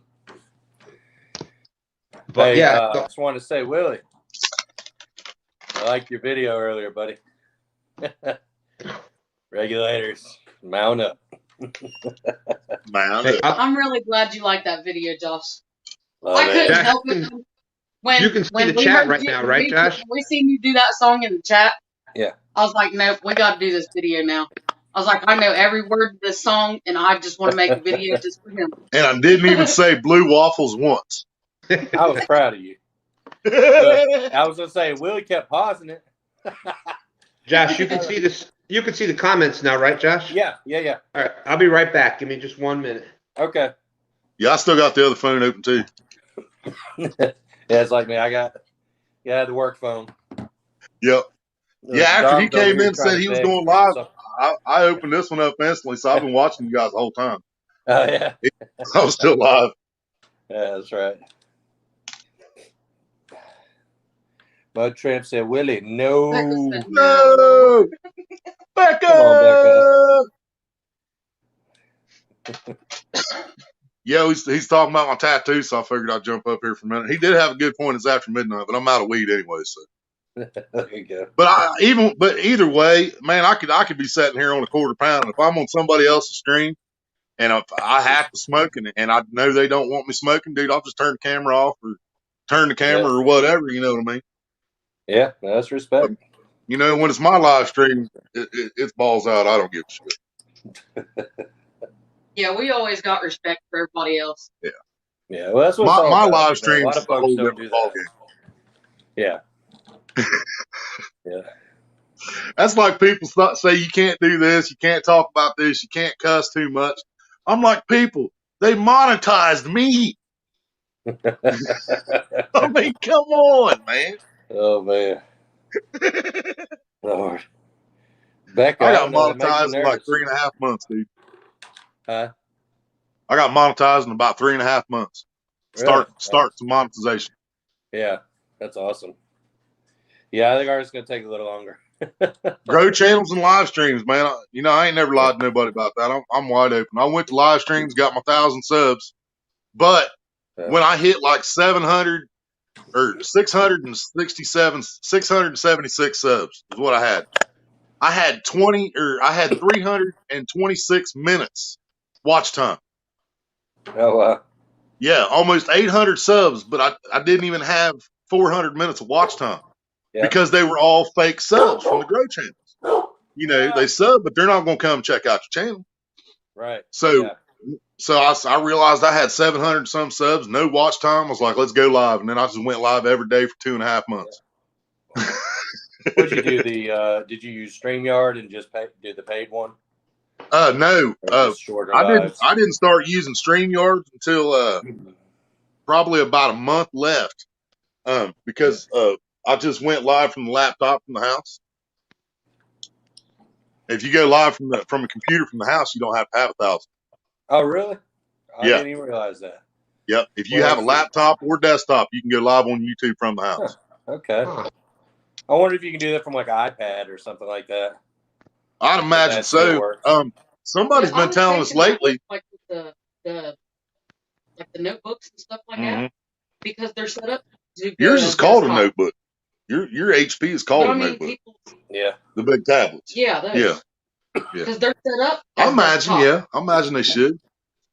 Yeah. But somebody's been telling us lately. Kaufman or Turner, one of the two, has been telling us that if you switch your phone to desktop mode, you can actually kind of trick YouTube and go live. Huh.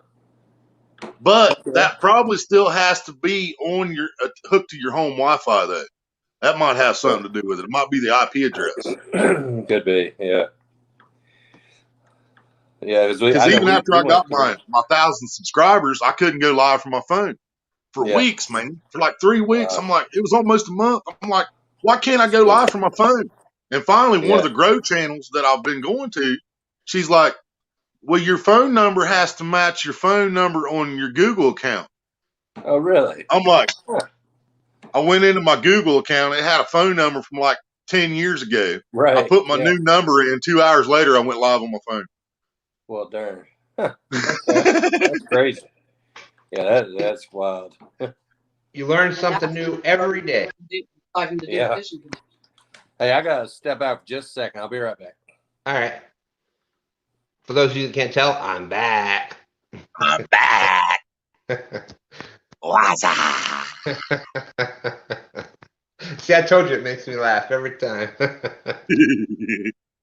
We are bringing it back, too. I'm telling you what, I'm seeing it everywhere. Yep. Dude, every time Stan types it in the chat, I can hear his voice saying it. Yep. Y'all ain't got no tattoos? What's wrong with you? I got 6 tattoos. I love my tattoos. I've only got 3. Yeah. I only got 2. That one should count as 2. I got the wife and kids over here. Big old set of roses and ribbons.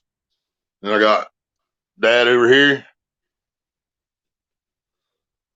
And then Mom on the chest.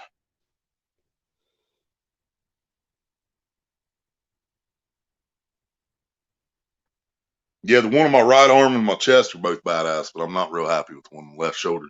But it's been worked on by 3 different people. Just keeps getting, it's not really getting better. I've only got 2. I've got the catfish that I showed up here that my daughter painted. Let's see. I don't know if I'll be able to do this one or not. Lower. That's what she said. Little to the left.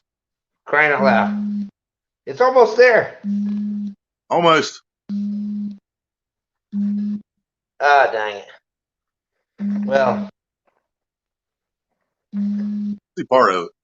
I'm about to give up. I tried it. It's Wile E. Coyote. Ah. Nice. And that's always been my motto. It's kind of always been my motto in life. You know, Wile E. Coyote, for how many years now has he been trying to catch that damn Roadrunner? Right. I have over 20. Hell yeah, I wish I did. And he tries to catch that Roadrunner. Mike Costello Outdoors, thank you for coming in. But he's been trying to catch that Roadrunner for decades now and never does. And he gets blown up. He gets drops off a 1,000-foot cliff, hit by train. No matter what happens to him, he gets up, dusts himself off, and comes up with a new plan. Right. That's what life is, you know. You're But, not always. but why, after all those tries, ain't he just bought a 30-06 and got it? You know what I mean? Yeah. Well, hey, you know what you know. That was one of the. That's funny because that was one of the tattoos in the place. The guy had once he made this one for me. That was back up in New York. I used to go to the guy up there, and he had the one, and he came up with another one that he drew up for me, and I was gonna get it, but then we ended up moving down here, and it had on the other leg. On the other leg, I was gonna get Wiley with the gun and the Roadrunner's head. But I never got to have it put on over there. But yeah, that was. But that's you know, that's life. If you don't succeed, you dust yourself off. You try again and you try again and try something different every time, which he does. He tries all kinds. The only thing I wish he would do, I wish he would stop buying from Acme because that damn company done screwed him over too many times. Right. Yeah, he definitely is owed a lot of refunds for products that did not work. That is for sure. The Squirrel from Ice Age. That's another good one, Mike. Yeah, that would be another good one. I feel bad for that dude too, man. Right. Yeah. See, there it is. It's coming back. It's coming back. I heard that one time.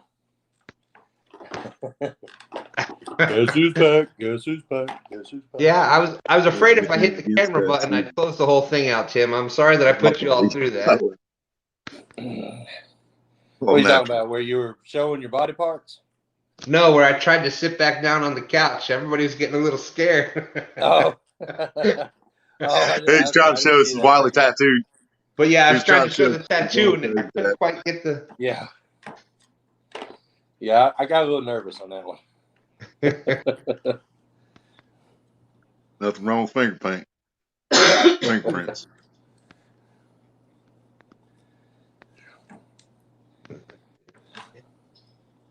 Sorry, y'all, just, cutting up my meat. You almost. Y'all. Yeah.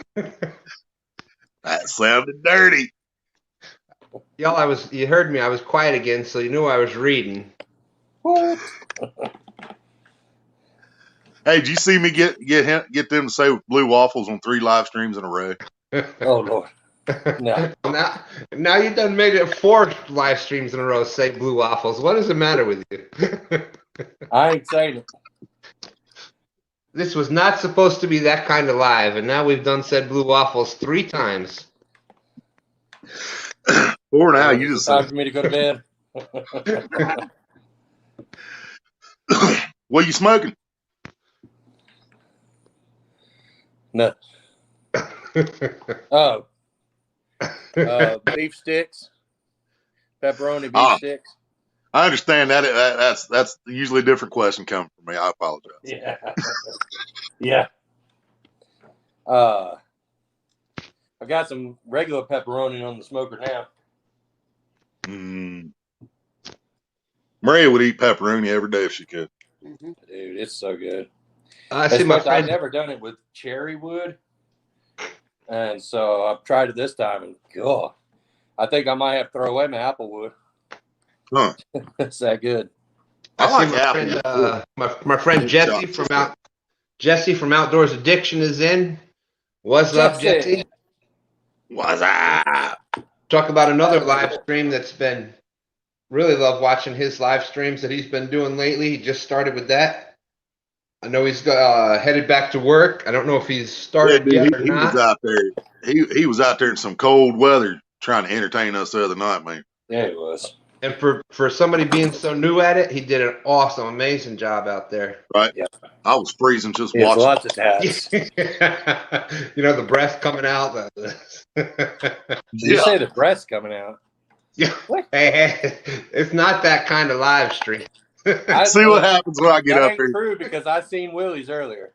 Well, okay, you got me. You got me.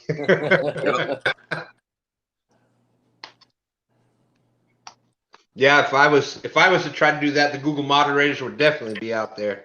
Yeah. Me too. Be a UFO sighting. 2 flying saucers. Hey, I ain't far from it, buddy. Well, I look at as long as I can still bounce them, I'm all right. Hey. All right, we are up to what would that be? We are over a ton. We are over 1,250 pounds. So, all right, we're doing good up on the on the panel. That's not bad. What y'all know about that? Yep. That'd be Willie's dream right there. Have that many pounds. Yep. Need papers.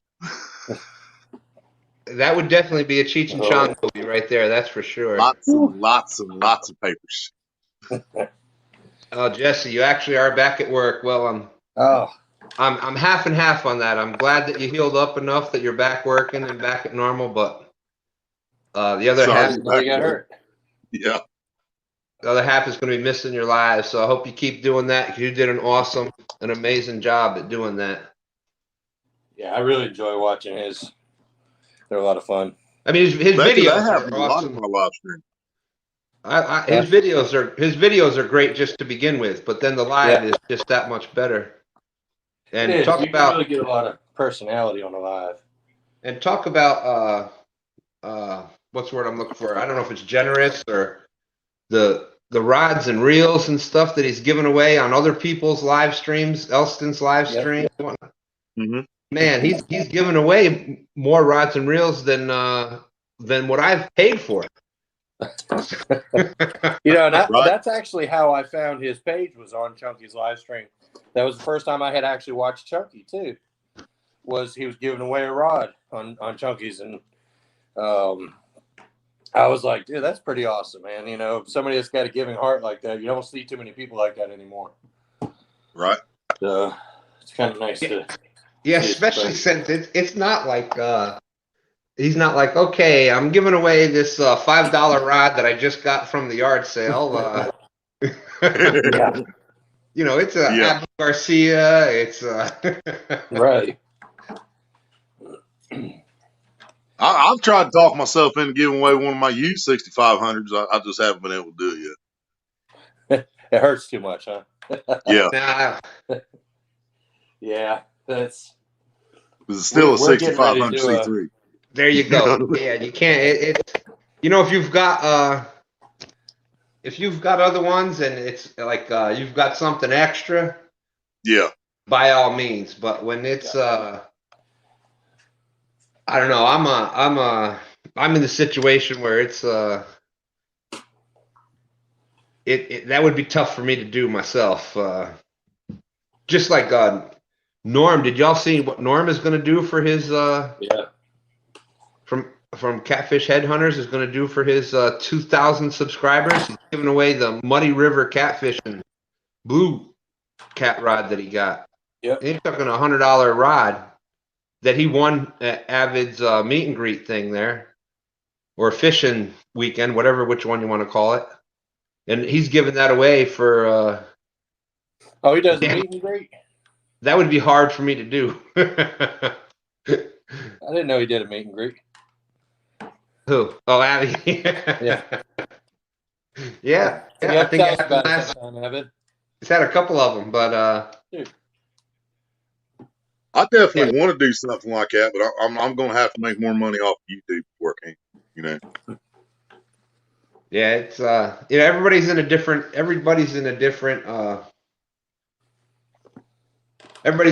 situation in their life, but that's what I love about what I've met with everybody here is that Can you smell it? Damn it, Josh, don't do that in front of a fat guy. What is the matter with you? Okay. You should know better than that. I should, but I don't. I was in midstream thought. I had a good thought going and just instant stop. Be gone. All right, what was I saying? Food completely distracted him. Yeah, I'm gone. My bad. Oh man. Look, Willie ain't even looking.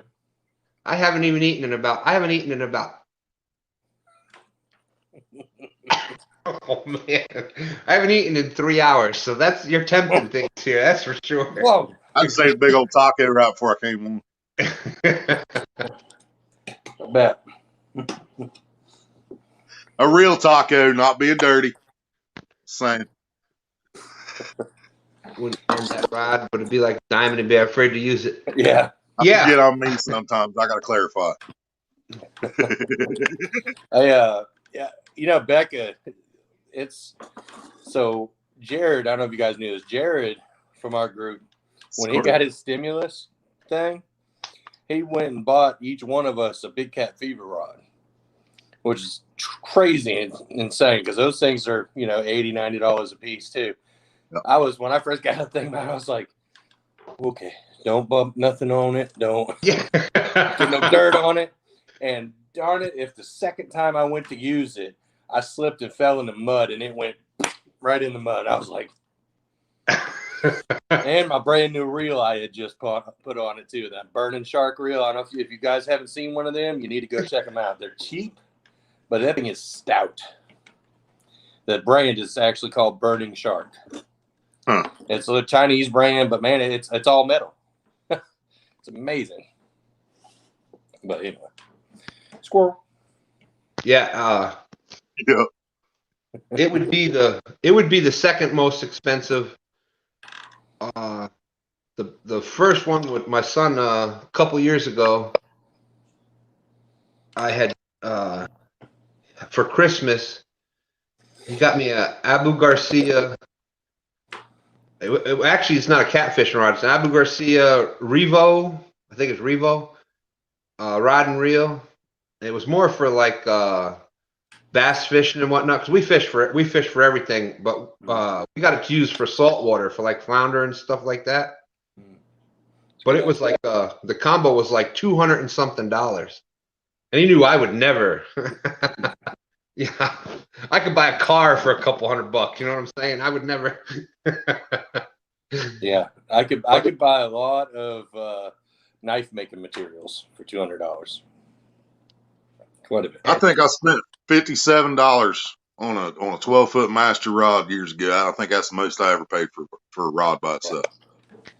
I'm going to auctions. Yeah, I like the 12-foot ugly sticks, but I just couldn't get myself to pay $100 for a rod. I just couldn't do it. Yeah. No, I don't plan on doing it anytime. And we blew through our stimulus, man. I mean, we literally did. We were broke in 24 hours, but we've got tents and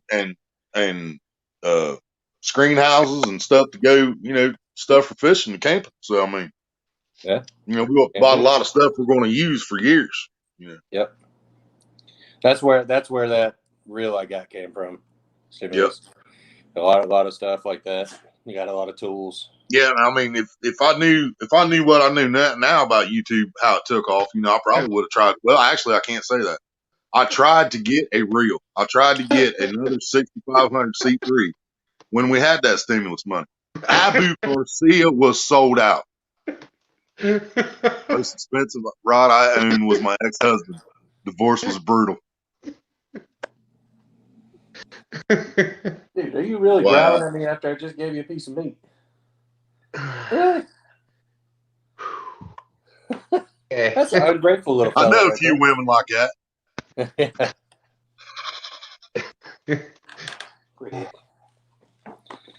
We're house sitting. Well, you can tell that it's after midnight. That's for sure. I don't even know what Jupiter 6000. Is that a bait caster or an egg beater? Actually, I think I saw that on the Jetsons about 30 years ago. Nice. Yeah. That was what the food came out of that, and scrambled eggs and bacon. Yeah. Wasn't that a Jupiter 6? No, that may be something else. I think it might have been. But Tim said Josh's dog eats better than we do. Look, right. I'm house and dog sitting. Ain't even my dog. But if it was, yeah. Oh, my Lord. My wife likes my burrito too much to divorce me. Oh, Lord. A perfectly good fishing show. Just went. I think it's time for me to go to bed. So he seen me in the basement when I popped up. He's like, no. I don't want to. They say, it's after midnight. It's all right. Yeah. I was holding it off. I was just trying to wait till it got past the midnight a little bit. And I saw the knock. Maria's like, hey, check your basement. Yeah, Mike, when I say egg beater, I'm talking about open face. Yeah. Anybody don't understand why I call it an open face, hold it facing down and reel it. Tell me you couldn't beat some eggs up that sucker. Oh, yeah. I've always called them egg beaters. Thanks, Jesse. Lord. Becca's crazy. That's him, thanks. Well, I'm proud that this show has. We had a really decent. We had that fishing convo going on for a good 2 hours, and then we've had a good. Let's see, where is it at? There we go. 2 hours and 30 minutes. So we were talking. We had Paula Smith in here. We had Lyle from Catfish Weekly. We had the fishing convo going on for almost 2 hours, and now we've had the fun conversation going on for another half hour. So it's hard to carry a show like that goes from one end to the other. And I think we've done a pretty good job of it. That's not that hard. You've been to my live streams. That is true. You have done. I gotta give Willie his credit where credit is due. The fishing live streams when he's out there fishing. If you were just this is why when I promote Maria and Dobson's channels when I'm on even the fishing channels, because when they're out there doing the fishing channels, it's they're talking about fishing and this and that. It's the fishing.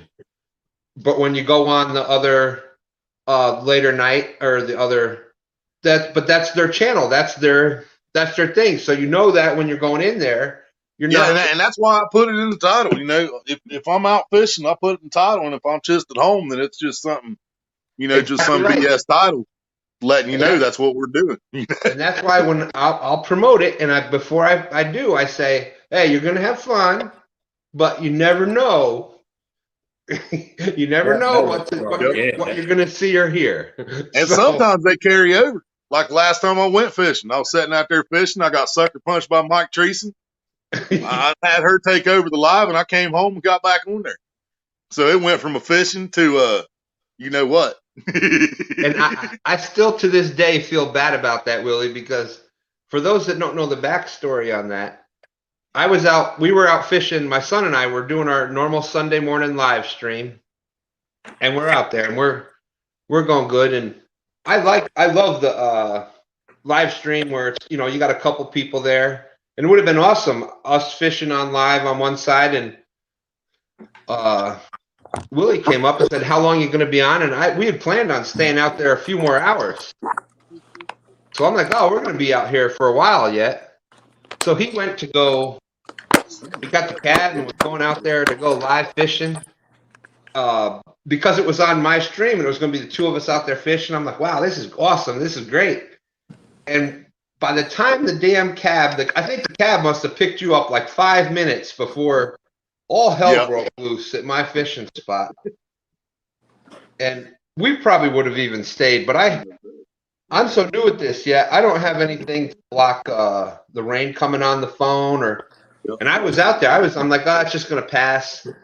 And next thing I know, I'm like seeing the water is coming off we were under trees, but it started pouring so bad and the wind started blowing. The rain, I see the rain like running down the screen. I'm like, well, damn, that can't be good for a phone. So I'm like, well, let me run up to the van, see if I can find something. I was going to try to find something to just kind of put over it like an umbrella to block nope, couldn't find it. By the time I come back, there's like all kinds of weird stuff on the screen, and it showed that the audio was blocked off. And oh yeah, you were already gone at that point, I think. Because as soon as I got to my fishing spot, as soon as I got to the creek, I pulled the phone out, popped your live back on, and I could see it was pouring down rain. And you said, Willie, are you there? Don't leave. Or something. I said, I'm already. Yeah, I said, I just got here. And it was like right after that, you just disappeared. We got the circle, and that was all she wrote. Yeah, like I tell you, there was weird stuff. It came with like the audio signal with the thing across it, and then the video, the camera came up with the thing. I'm like, oh damn, I done messed up my phone. What the hell? So I'm trying to like, I don't know if anybody can hear me or see me. I'm like, Will, you still there? If you're there, I don't know what's going on. But then you were out there, and we started listening to it on the way home. We started listening to your live on the way home. And my son was just cracking up. He was like, damn, I love this guy.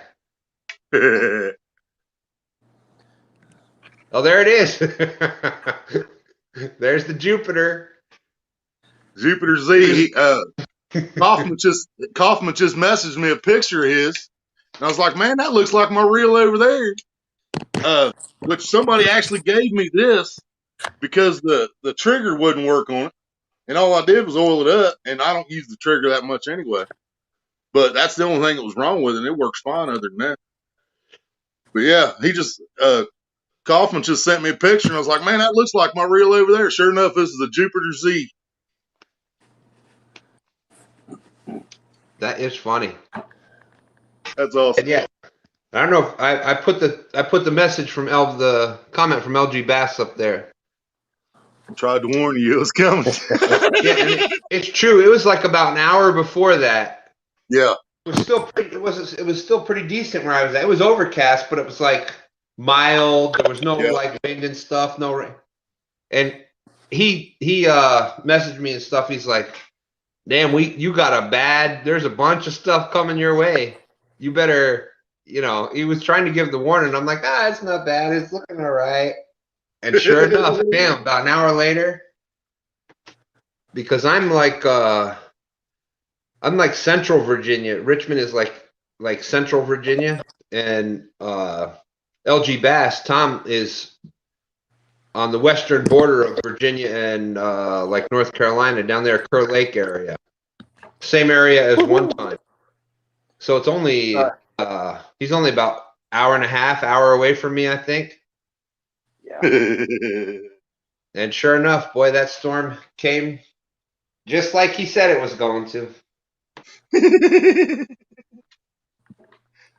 That's like me and Maria, man. Maria caught 2 other good fish before she caught that 34. She started off the year with a 21 pounder. Well, we had just got our stimulus check, and we just got the tent and the screen house and everything. We planned to go fishing that night, and by the time we got done at the stores, got home, got settled, and we called the cab was like, it's going to be almost an hour. So if we would have waited, the cab wouldn't have been here till like almost 11 o'clock at night. So we was like, well, we'll just wait and go back. We'll just wait until tomorrow night and we'll go. So we did, and we held off till the next night. We got out to the lake, got the poles in the water, and we knew it was supposed to storm. That's the reason we went. We knew it was supposed to storm. But there's a woods on one side of the lake, and we was on that side, and it's all nice and sun shining and everything. We're sitting there, we're talking friends on Facebook Messenger, getting ready, thinking about going live, and all of a sudden, just looked back at that woods, man, and there was just a black wall cloud coming. About the time we got the tent got the screen house out of the bag, it was pouring. I mean, pouring. We set up the screen house, and then we put the tent up inside the screen house. Yeah, trying to stay as dry as possible. And as soon as we got it all put up, though, well, actually, we didn't even have it done yet. Maria was still putting stuff inside the tent, and I looked out, and her bobber was gone. She caught a 21-pound shovelhead as soon as the storm was over. That's how it works. Yeah. You ever notice how some of your best days fishing are some of the worst conditions you ever fished in? Yeah. Me, her, and another buddy went out fishing. She was 9 months pregnant, or at least 8.5 months pregnant. Huh? 8, a little over 8 months pregnant. She was out there. We went fishing to the same lake, and we knew there was a chance of rain that night. Dude, that chance turned into 100% thunderstorm from start to finish. And we had no tent. We had a tarp, which I tied down on one side of the picnic table, put props up so it came out came out like this so she could sit on the picnic table. Had 5-gallon buckets full of bricks and water with stringers tied from the tarp to the buckets to hold it in place. My buddy stayed underneath the tarp with her, so he stayed dry with Maria all night. They stayed completely dry. I was soaked, dude. I mean, everything was soaked. I had wrinkles in places wasn't supposed to wrinkle. And well, after all this, after the next morning, we're waiting on a ride, and my bobber took off. It was still only a 21-pound shovelhead, but it still got rewarded. Stan just kicked himself out. Yeah. Oh, it's a new show now, ladies and gentlemen. I'm just sitting over here. Rubbing on my meat. See, I told you, it's a whole new show now. When you smoke the meat, you got to clean all the Stan's back. Josh was just rubbing on his meat. Hey, everybody's still there? Yeah. I tried to post the link. Did it cut off at all? Yeah, you broke it, man. You disappeared, yeah. Yeah, but well, Everybody As else long was as there's somebody, I figured this out a long time ago with StreamYards, man. As long as you have somebody on the panel, the stream will not end itself. You can go out, you can refresh, you can do whatever you want, come back in. See, that's why I'm glad I'm doing this with like 12 viewers on here. Because when I screw up, it don't really matter. I think it's way more fun when there's about 30 or 40 people there. Yeah, but once I hit the big time, you know what I'm saying? Then, you know, you can't make mistakes then, but. That's just more people to enjoy it, man. Yeah, that's true. Oh, hold on a second. Oh, what did I do now? Is everybody still there? No. Oh, good. Tells me there's still 12 people in here. Yeah, but my screen is all froze up. So mine does that sometimes too. Do you have a chat bubble on your phone? A messenger chat open by any chance? No. No. Okay. Do you have the button that shrinks down, shows you all your open pages? Well, yeah, that goes across the top, and I got like. Yeah, tap that so it shrinks down, and tap back on it, and your screen will be moving again.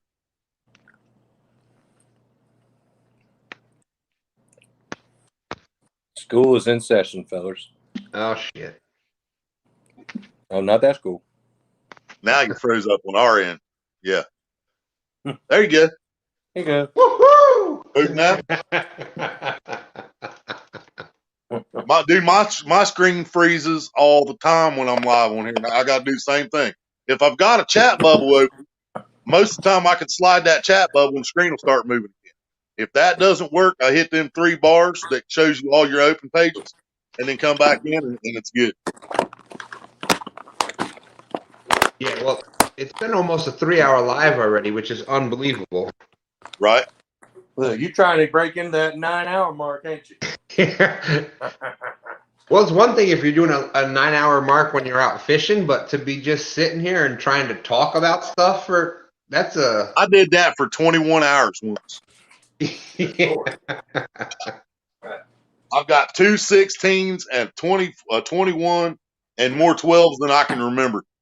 But that's also how I got monetized in 2.5 months. Because you had yourself. I'd be live at 9 o'clock at night. Somebody'd go to bed and they'd wake up the next morning and I was still live. But were you alive? Oh yeah, I was alive. I was probably still smoking. They're like, you've been on for 12 hours. Like, yeah, let's smoke another one. I couldn't do that because I would be like, boom, I would be asleep. That's why you got to hang out with me and build your tolerance up. If you only knew, we'll message back and forth about that at a different time. But yeah, I got you. Everybody had the back in the day. If you own it. That's the funny part. That is the funny part because the people that you least expect, they're the ones that have probably they're the ones that know how to handle it better than everybody else. But that's like I said. That's there's a lot of people that ain't as wide open as I am. That's for sure. Well, I'm pretty open, but I'm that's it, buddy.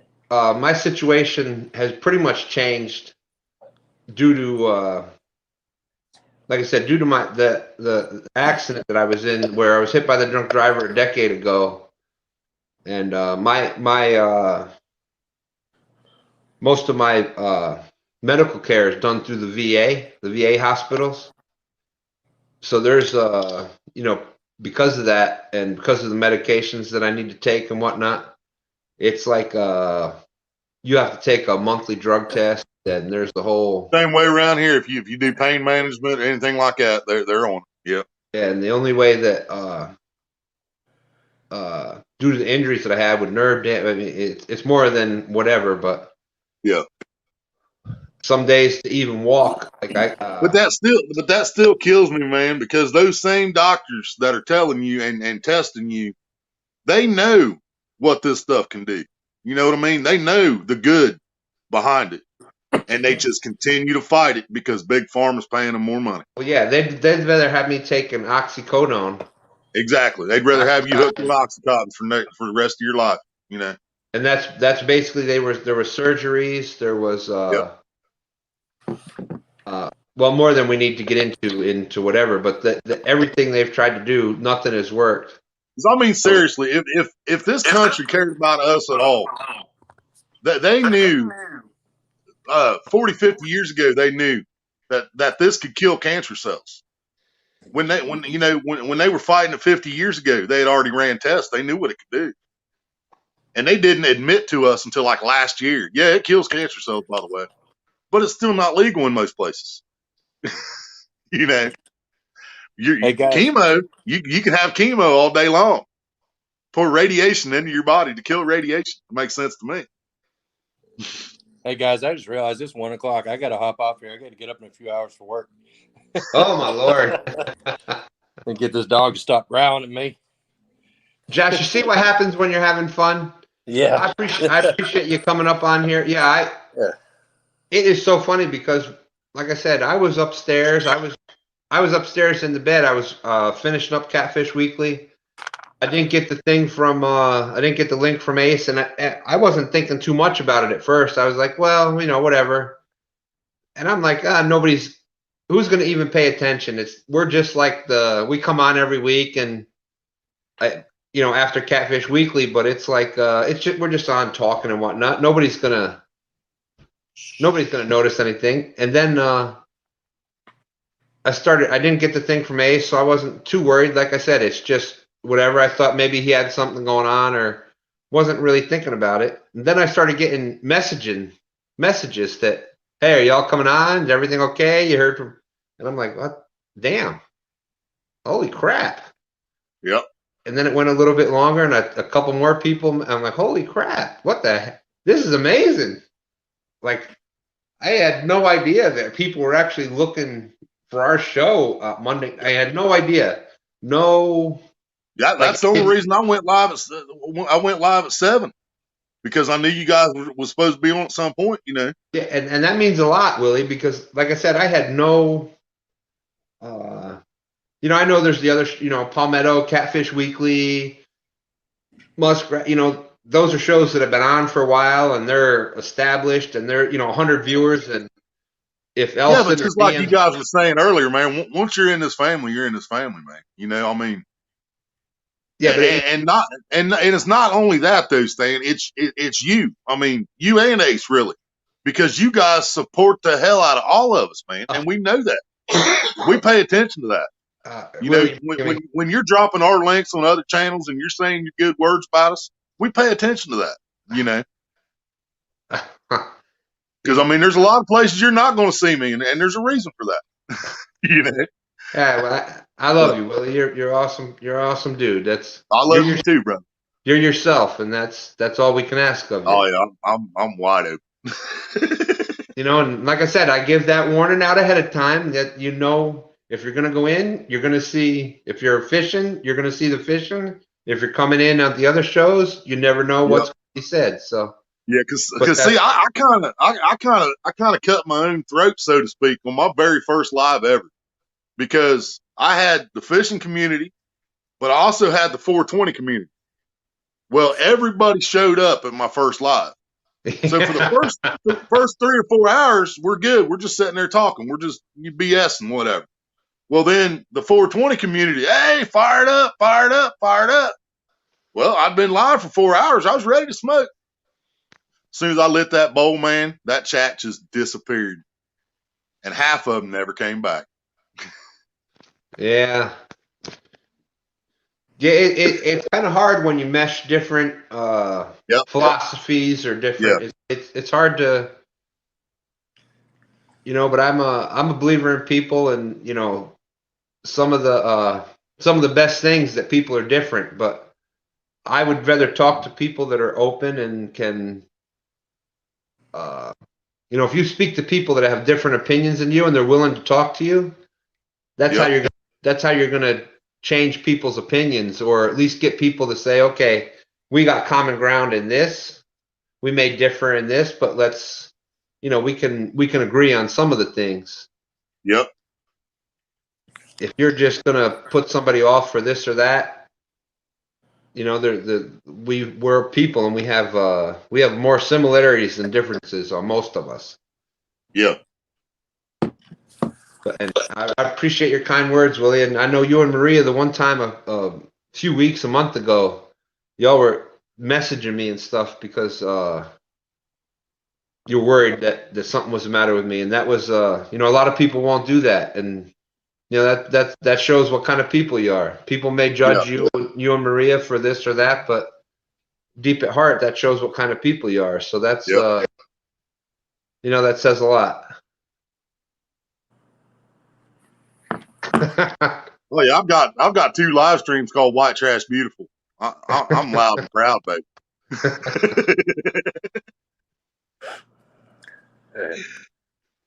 All right, guys. Well, I'm gonna leave y'all. But Josh, I appreciate you being in here for the almost 3 hours.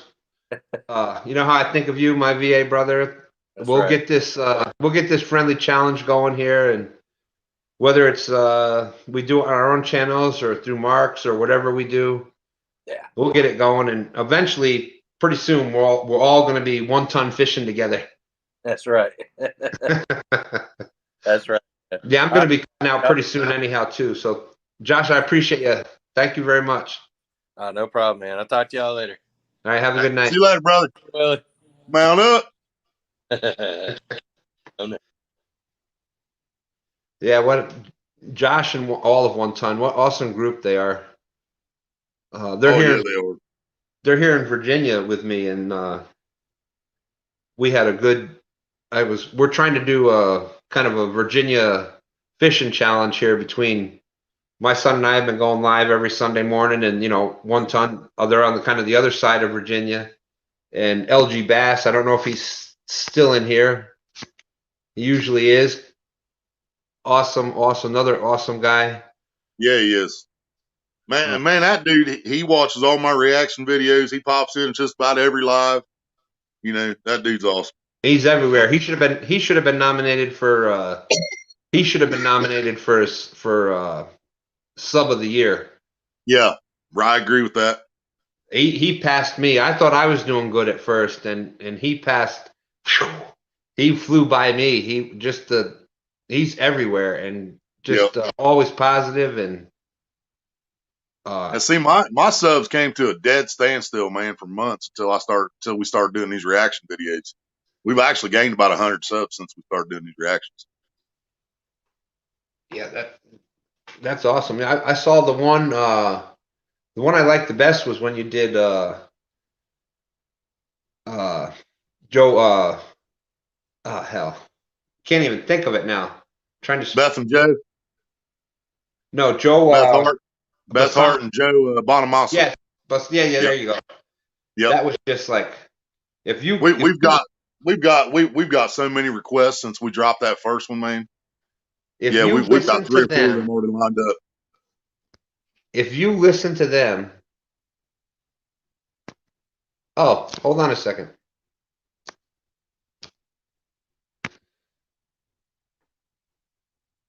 This is what I get. Like I said, Pappy, thank you very much for. I have a hard time talking and reading at the same time, but Pappy just turned this out to me, so let me try to do this.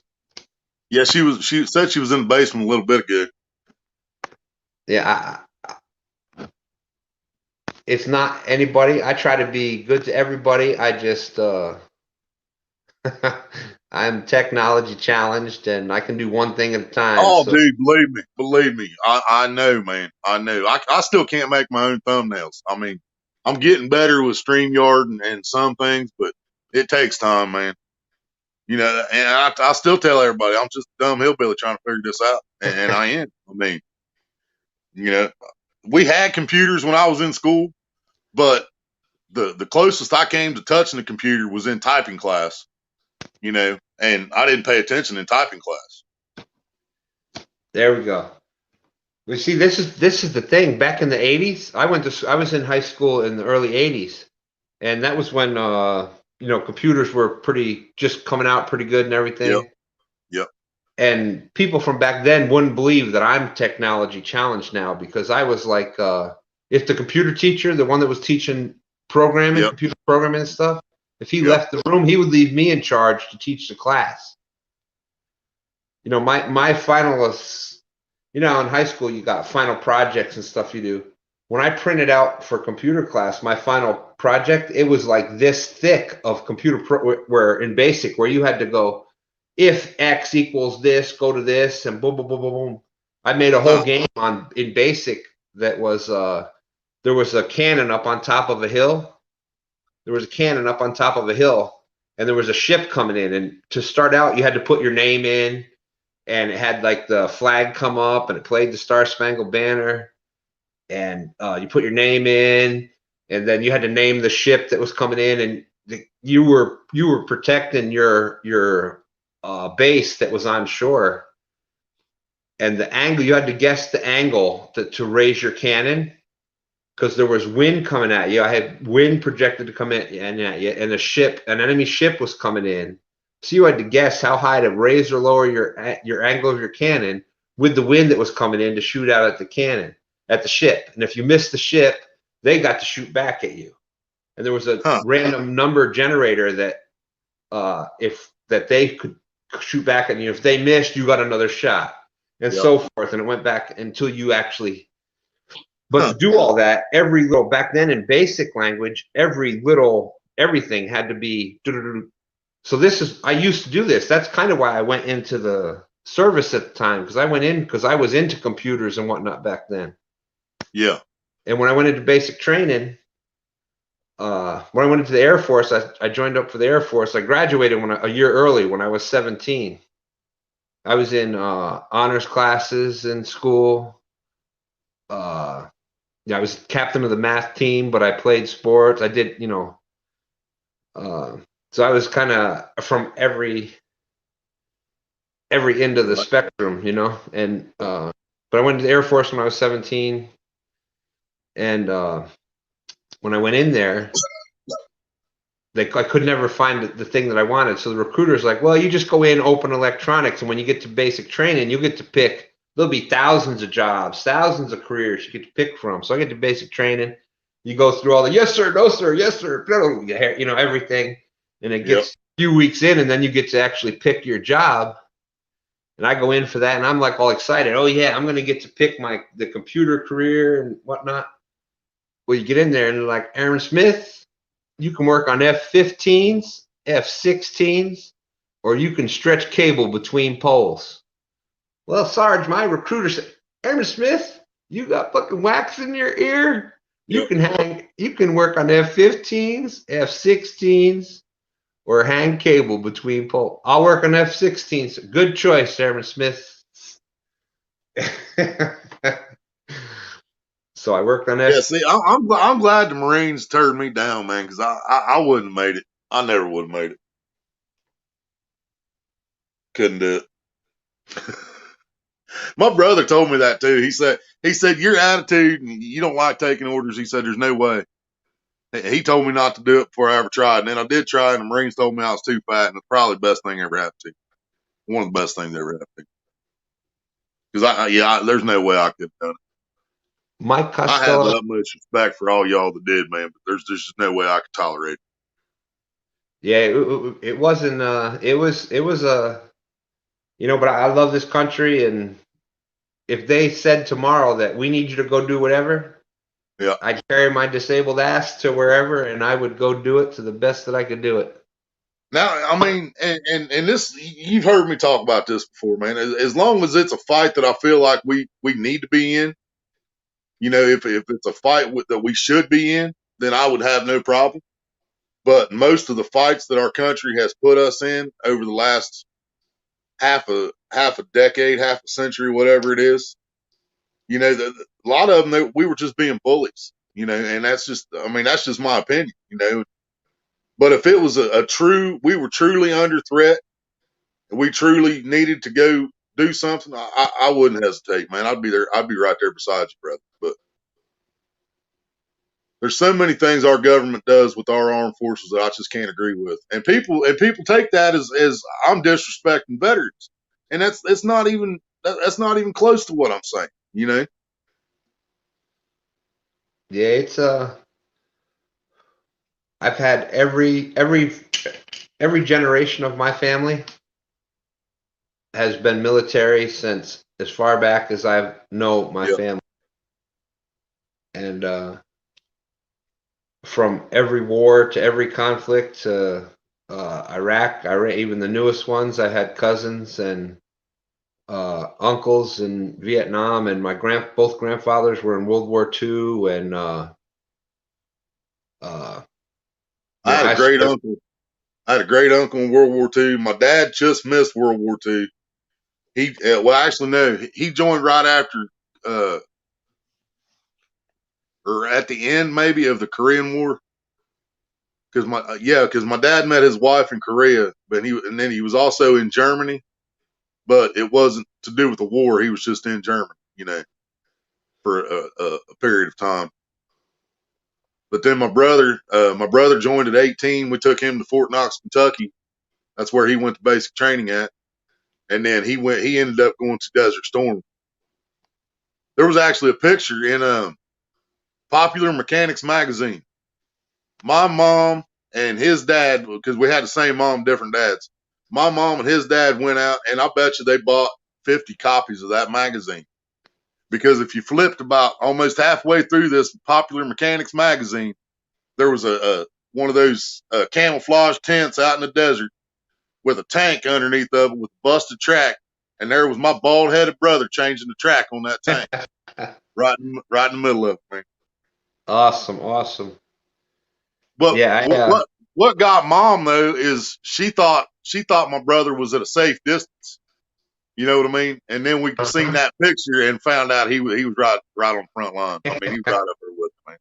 Yeah, well, you know, you don't want anybody to worry about it. So yeah, I understand that too. But yeah, once Popular Mechanics put that magazine out, we all knew where it was then. Yeah, I actually got out right before the first Desert Storm. I had actually planned on staying, and had nothing to do with Desert Storm, but I had orders to go to Hahn Air Force Base in Germany, and my wife was pregnant at the time, and I was going to stay for, you know, to do the career out of it, and yeah. My wife was pregnant at the time, and they weren't going to let her come with me over there until after the baby and this, and I was going to have to be over there, and she was going to have to be over here, and I'm like, I can't.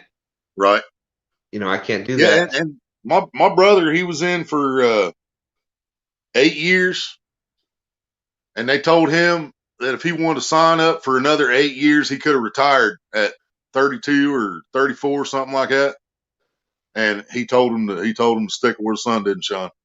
He said no. Yeah, he said he's seen enough just in Desert Storm. He said he'd seen enough. But you know, everybody's got their, you know, I'm just maybe I'm blindly loyal, I don't know, but that it doesn't matter if they, whatever it was for, if they said, hey, you need to come back in because we need this. Yeah. Boom. Yep.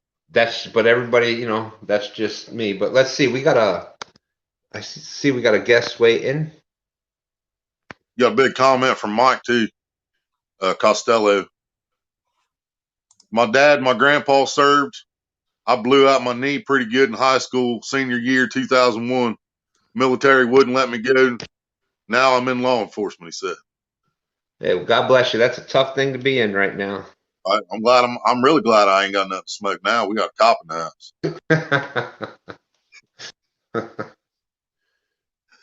Hey, y'all. Suffocating in the basement. She was running out of air again. Yeah. Hey, y'all. Can y'all hear me? Yep. Yay! I can hear you. Can you hear her, Stan? Yeah. Got it. Thank goodness. I was having to put my oxygen on. Well, like I said before, I have a hard time doing more than one thing. So I'm either talking or reading. Well, And See, I thought I would have heard the dang when she came up, but I didn't hear it make a noise. Hey, are you calling me a dingy? No, when someone pops in the basement on StreamYard, it goes ding and lets you know they're there. It's probably just the way I got my phone set because I don't know how to go through change all that stuff. But so when I came up, I was supposed to go ding ding ding ding. Yeah. No, I don't get any of that. Either that or because I don't have my hearing aids in, I don't hear it. So one of the other. That could be because it's not very loud. Sometimes I don't hear mine. I can hear the chat. I can hear That's time, brother. You're good.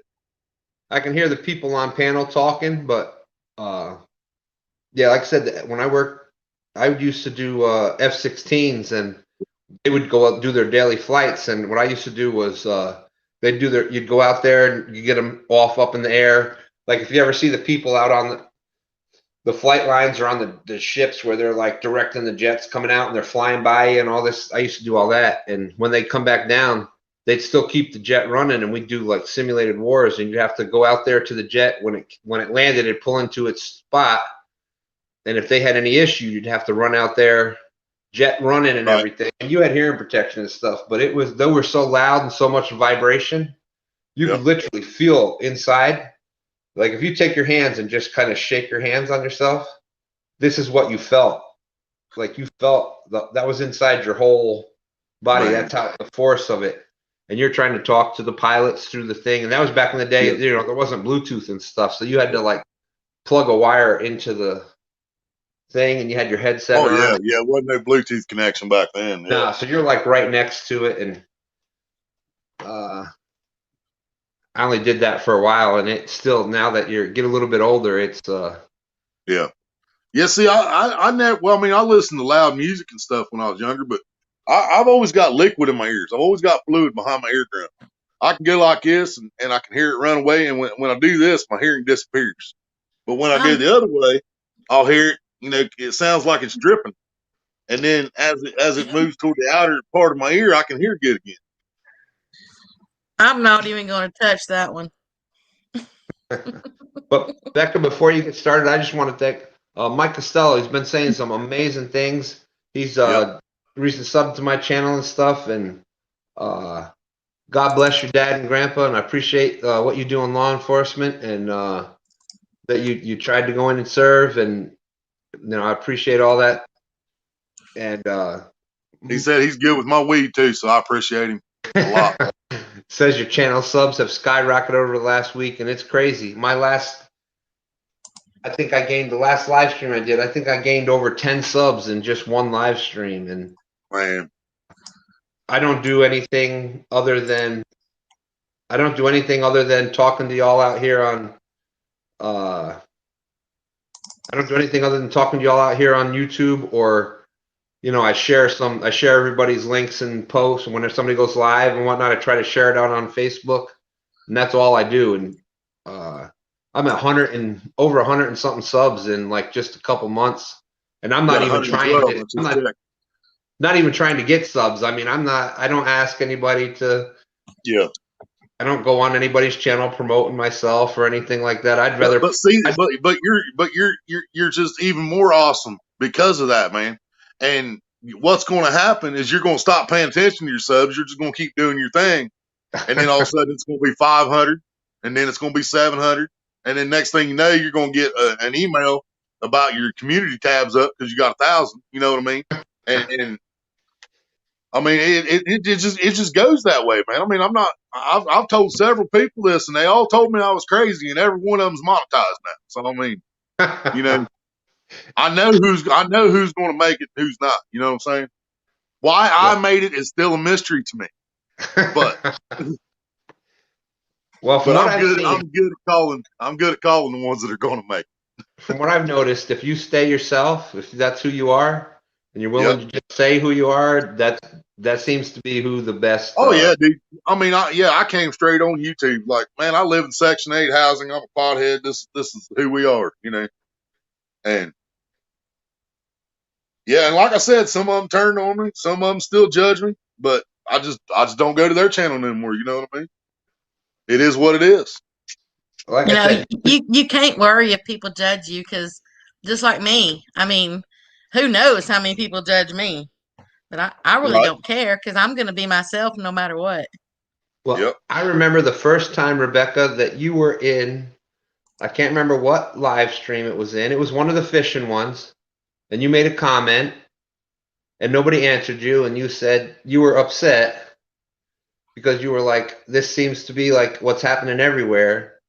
That no matter what, I know which one you're talking about too. no matter what I say, I said something like, I try to follow everybody. I try to catch, but I'm a little slow. But that wasn't intentional.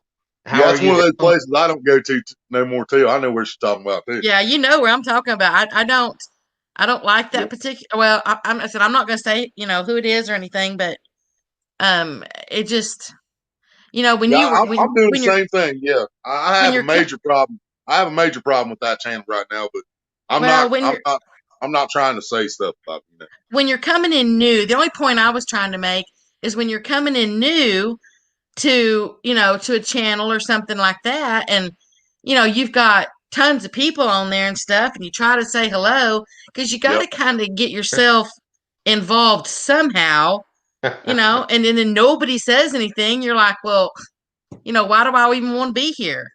Yep. Well, I was a mod. I was a mod on that channel for a year. The same channel you're talking about. I was a mod for a year. And it got to the point I would come in, he would say hi on my very first comment and never said another word to me the rest of the time. Well, don't say Never who it is because I don't want to name any thing. Yeah, I'm not either. I don't have anything against that channel at all. I mean, I think it's a great channel. I just know that for me, and it's not that it like bothers me. It just didn't give me a good first impression. Right. Well, I hope at least I did, Rebecca. Well, you think I'd be here? You think I'd be here if I didn't love the community and who all that I talk to and all that kind of stuff? Rex said, I said hi, Becca. I know Rex. I say hi. Yeah, Rex is another one of those, man. He's just one hell of a supporter, man. I think he deserves more recognition from some than what he gets, I understand channels that are out there that have like 500,000 subscribers or 2 million subscribers. I mean, I understand.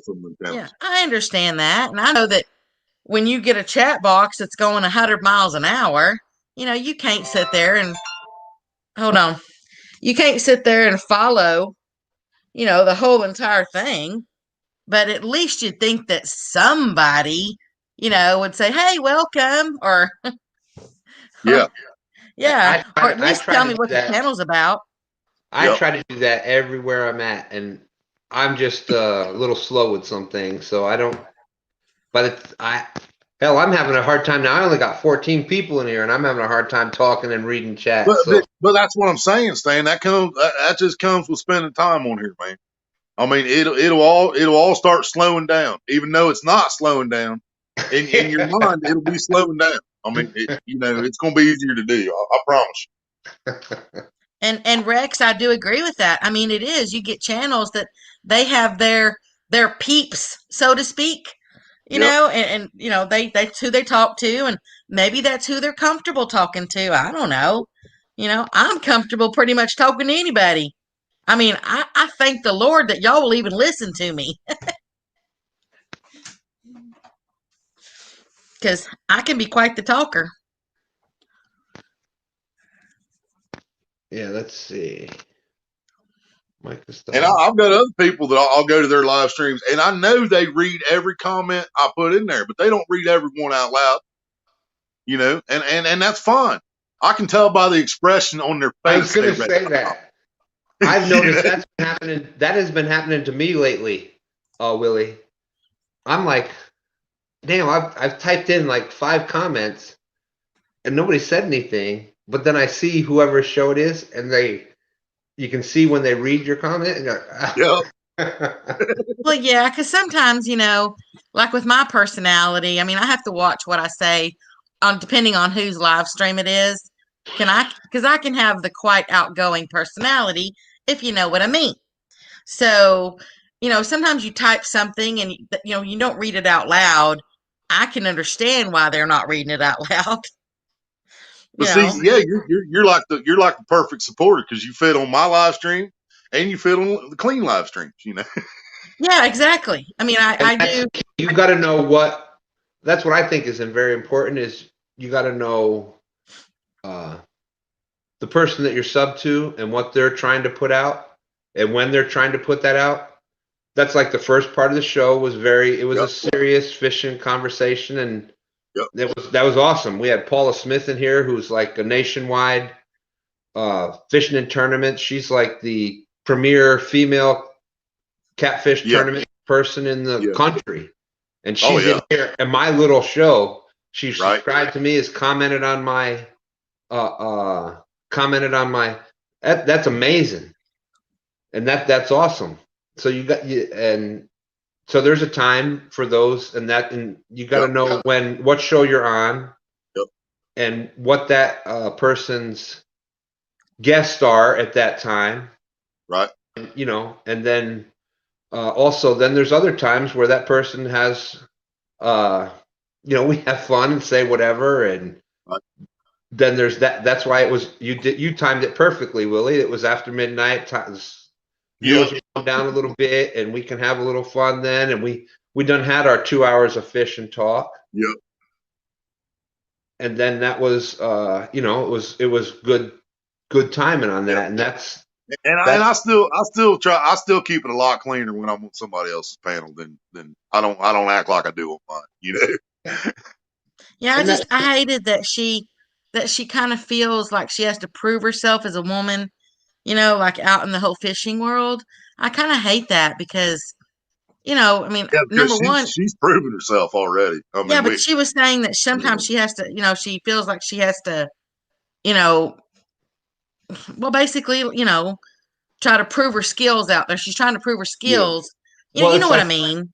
Yeah, I know, and I know what she's saying, but I mean, I got beat by my old lady badly this year, and I'm still here. We can understand why. I wasn't going to bring that up, Willie, but I didn't even catch a 20-pound fish this year. Stan stomped me this year. I mean, everybody got me this year. But there's also, she might be trying to do all this in a different way than say like I would, because I'm not out to prove anything. I've been fishing since I was like, I told you, in my mama's womb. I put a fishing pole on her belly button. I've been doing it so long that it's it's like breathing. So for me, I just want to have fun at it.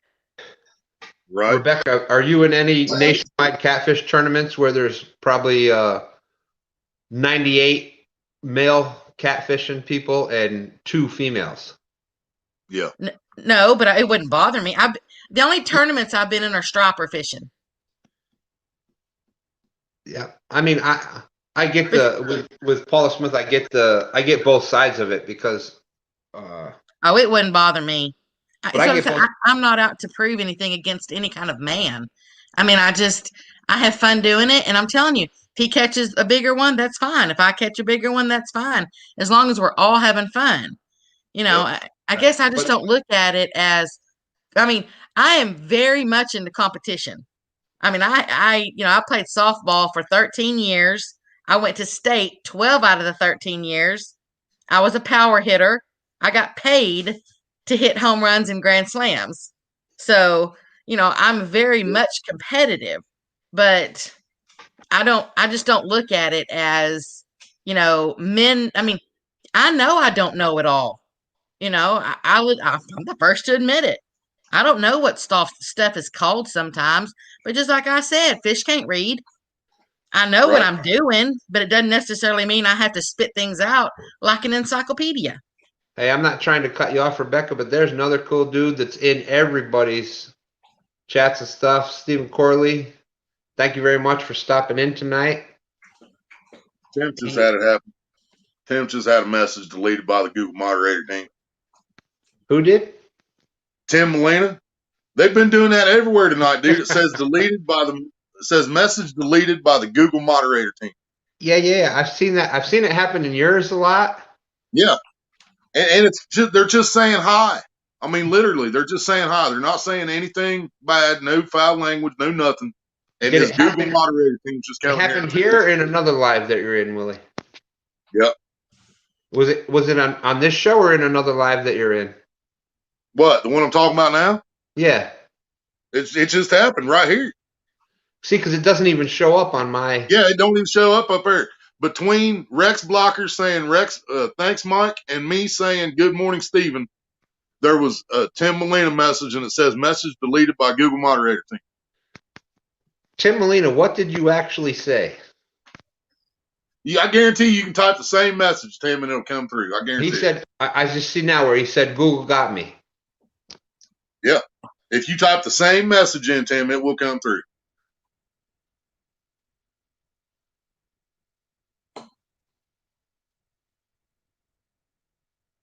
Copacetic. What is said was 100% copacetic. Yeah.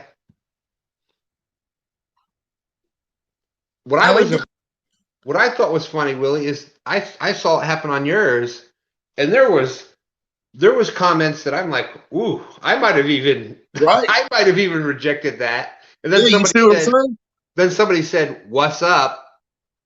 Boom. Yeah. Yeah. And they deleted the "What's up." Yeah. And some people just come in with just the one S, WASUP, and somebody's name, or "What's up, everybody," and it'll get blocked for absolutely no reason. But you can drop F-bombs in there and it'll go through. You know, it's crazy.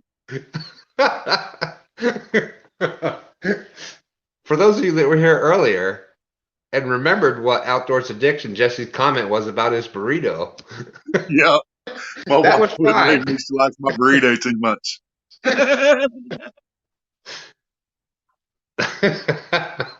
Yeah, Tim. I didn't see that, but yeah, I know she's opening doors for younger generations. Yeah. You know, that's why I said it's and I think she's putting more pressure on herself because of that too. Yeah, I just hated that she felt, you know, that she felt like she had to, almost like it's a man's world, or it's a man's sport, or it's a man's thing. You know, I just kind of hated that because, you know, I've never understood that because my mom's the one taught me how to fish. You know, yeah, I'm saying women have been out there fishing forever. Yeah, but what we're dealing with though is you're talking about when you're talking about catfishing and like the fishing world. Typically, even though mothers did it, it was typically like the woman stayed home, the man went fishing or hunting or whatever, and then you're talking about in the professional world. Like, she's not somebody that just goes out on the weekend to go fishing. You're talking about, you know, professional catfisher, you know, catfishing tournaments. There's not a lot of women that do catfishing tournaments. So she's probably dealt with a lot of, the woman's here. Yeah, but at the same time, Stan, how much of that was caused by men over the years? You know what I'm saying? How many tournaments were women denied from, or how many times were they denied entry, or you know what I'm saying? Right. I don't know. I started fishing striper tournaments when I was about 10. So I guess I'm not following what y'all are saying, because maybe to do with catfishing, but other tournaments, as I said, I started when I was about 10, and I'm a girl. So I guess what I'm trying to say is, on my end, it's a lot different because I've been doing it. And I understand where you're coming from, but I also understand what Stan's saying because I was fishing with my mom my whole childhood up until I was, 21 years old. She was the only woman on that lake, and she was catching the same fish everybody else was. She was catching 30 pounders like, 10, 20, 30 pound fish, just like the men were. But she was the only woman out there doing it at that time. You know what I mean? But now when we go to these same pay lakes, there's 10, 15 women out there fishing right beside their husbands with the same big catfish rods and everything. You know what I mean? And I look at that and I kind of hope my mom had something to do with that. You know what I mean? Yeah. So that's what I'm saying. I guess because I've been in tournaments, since I was 10, I guess I just don't see the same things like y'all see. Yeah. Yeah. And it's just I started playing poker when I was about 5 years old. My daddy taught me, and I'd go play against all the men on the deer lease. We started playing with quarters, and I was winning, and my daddy made me give all the quarters back to all those men because they were complaining because some little girl, took all their money. I've been around it my whole life. I'm telling you.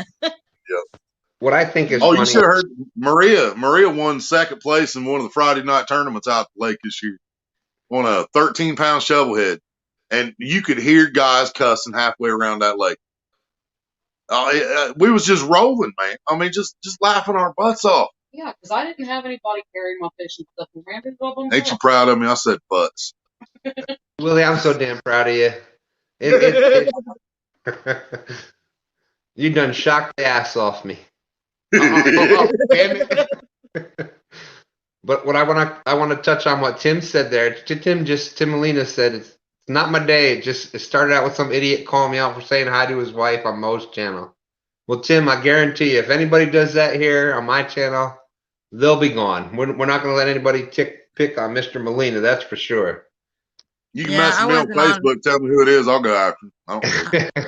And I wasn't on most live stream today, so I didn't know what's going on.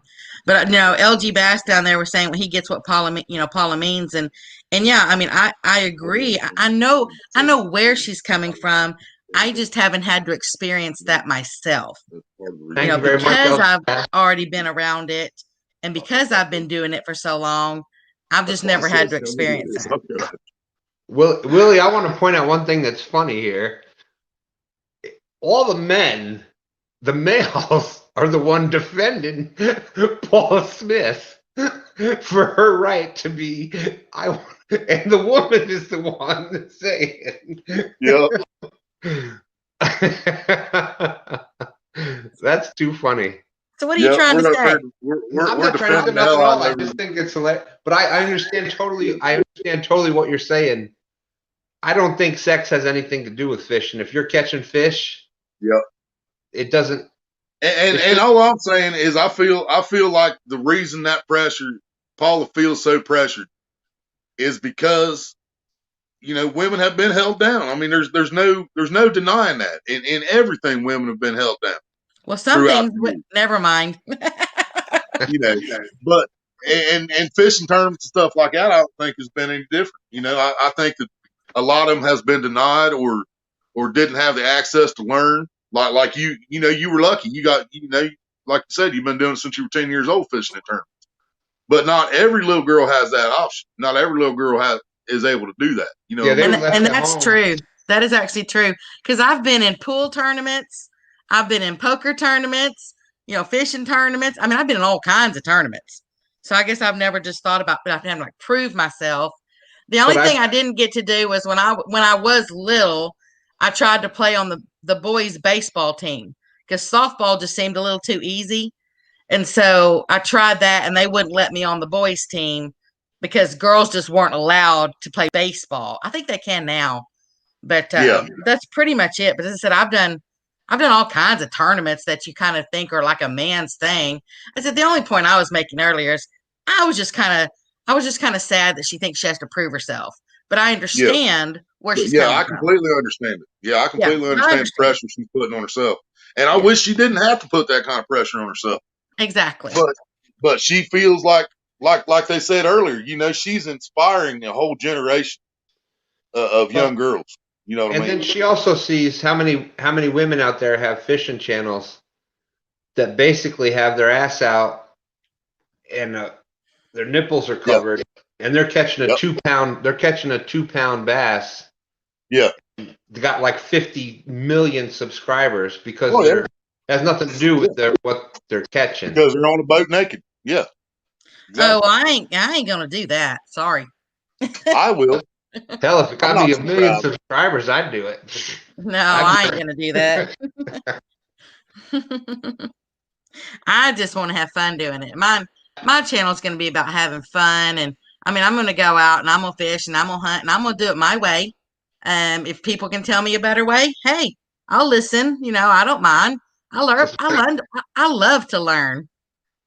You know, so my way's not always the right way, but so far it's worked for me.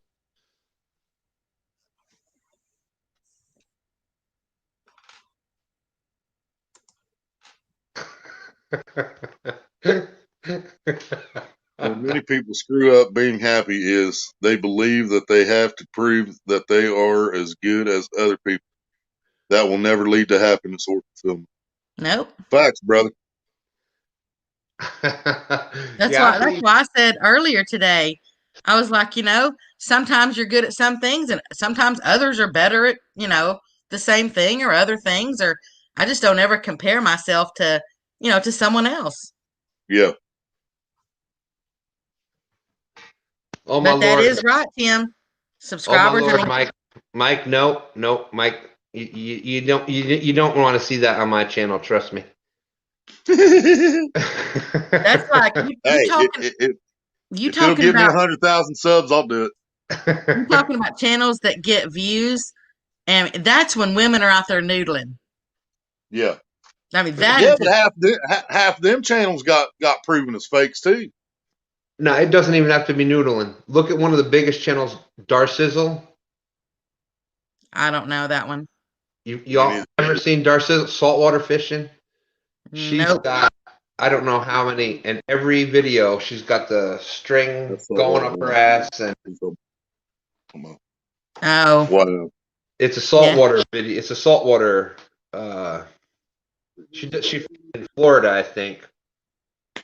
I see. I don't really saltwater fish, so. No, we do follow saltwater born.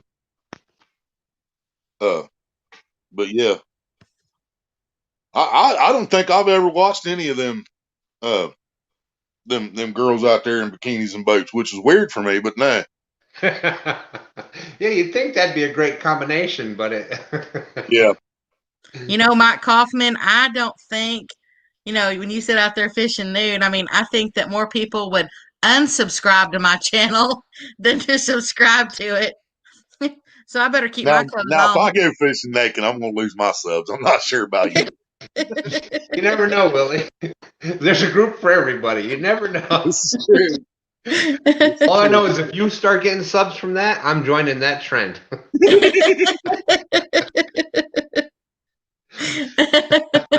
Y'all don't make me start laughing. Oop, I dropped my thingy. Okay. I know a lot of times my wife is like, "You're not putting something else on." Yeah,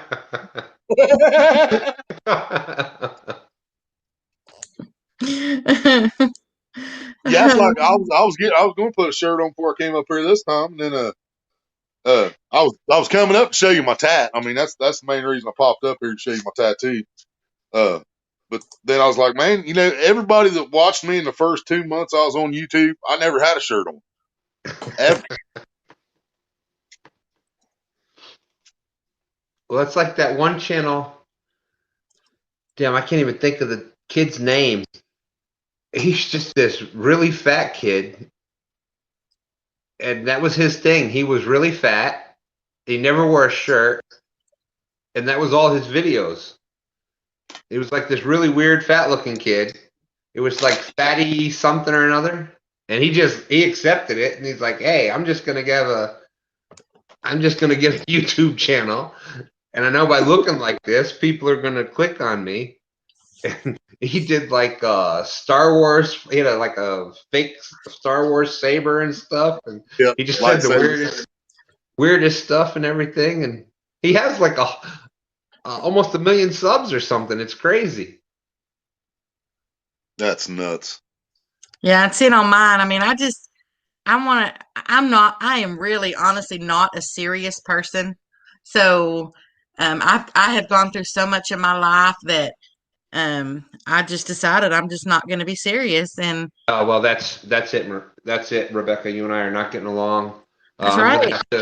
I'm gonna have to click you off because I'm a very serious person, and this is just not going to work. So where is that button to? Hey! Don't you stick that finger up here at me. Chop LG it Dot off. said, yeah, the noodling channels are pretty revealing. You mean Naked Wise, LG? You're talking about them all getting caught for cheating and using a stick with a hook on. You talking about the women or the catfish? That's what I was wondering. You show me a good naked catfish, I'm right there. If I see a catfish wearing clothes, I'm worried. Hey,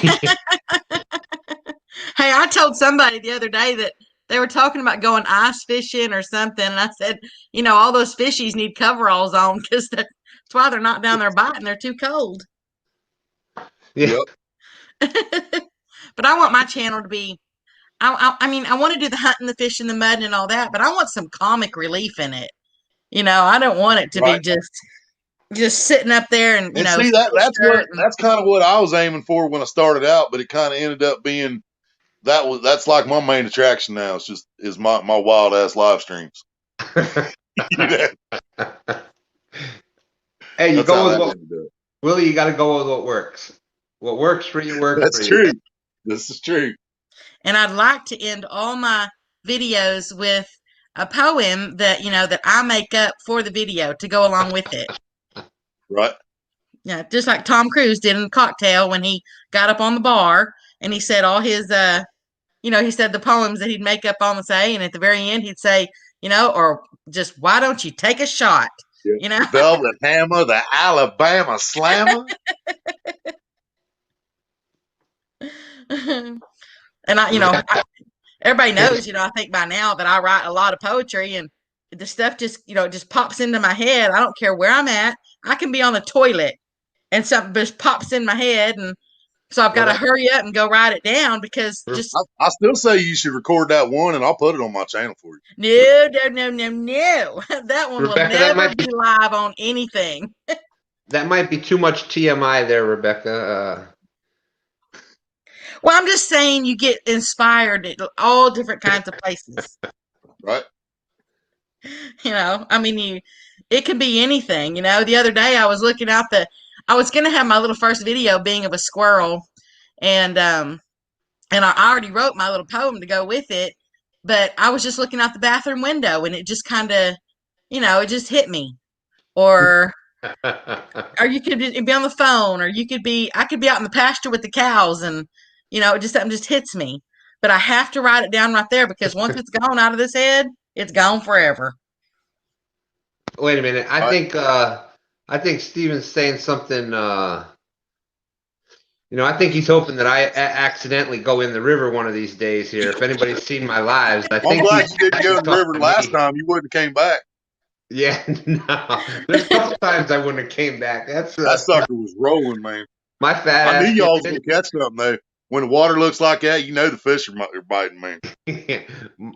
My fat ass gets in that current, it's gone. There's no. Yeah. No, I can't swim if the water ain't moving, man. They're doing that so they can throw you the line from the pole. Then they could just say they caught a big one. Yep, that's what I'd be doing too. If we was fishing together that day and you fell in, I'd reel my pole in and say, "Catch, Stan!" Look at that pole bend.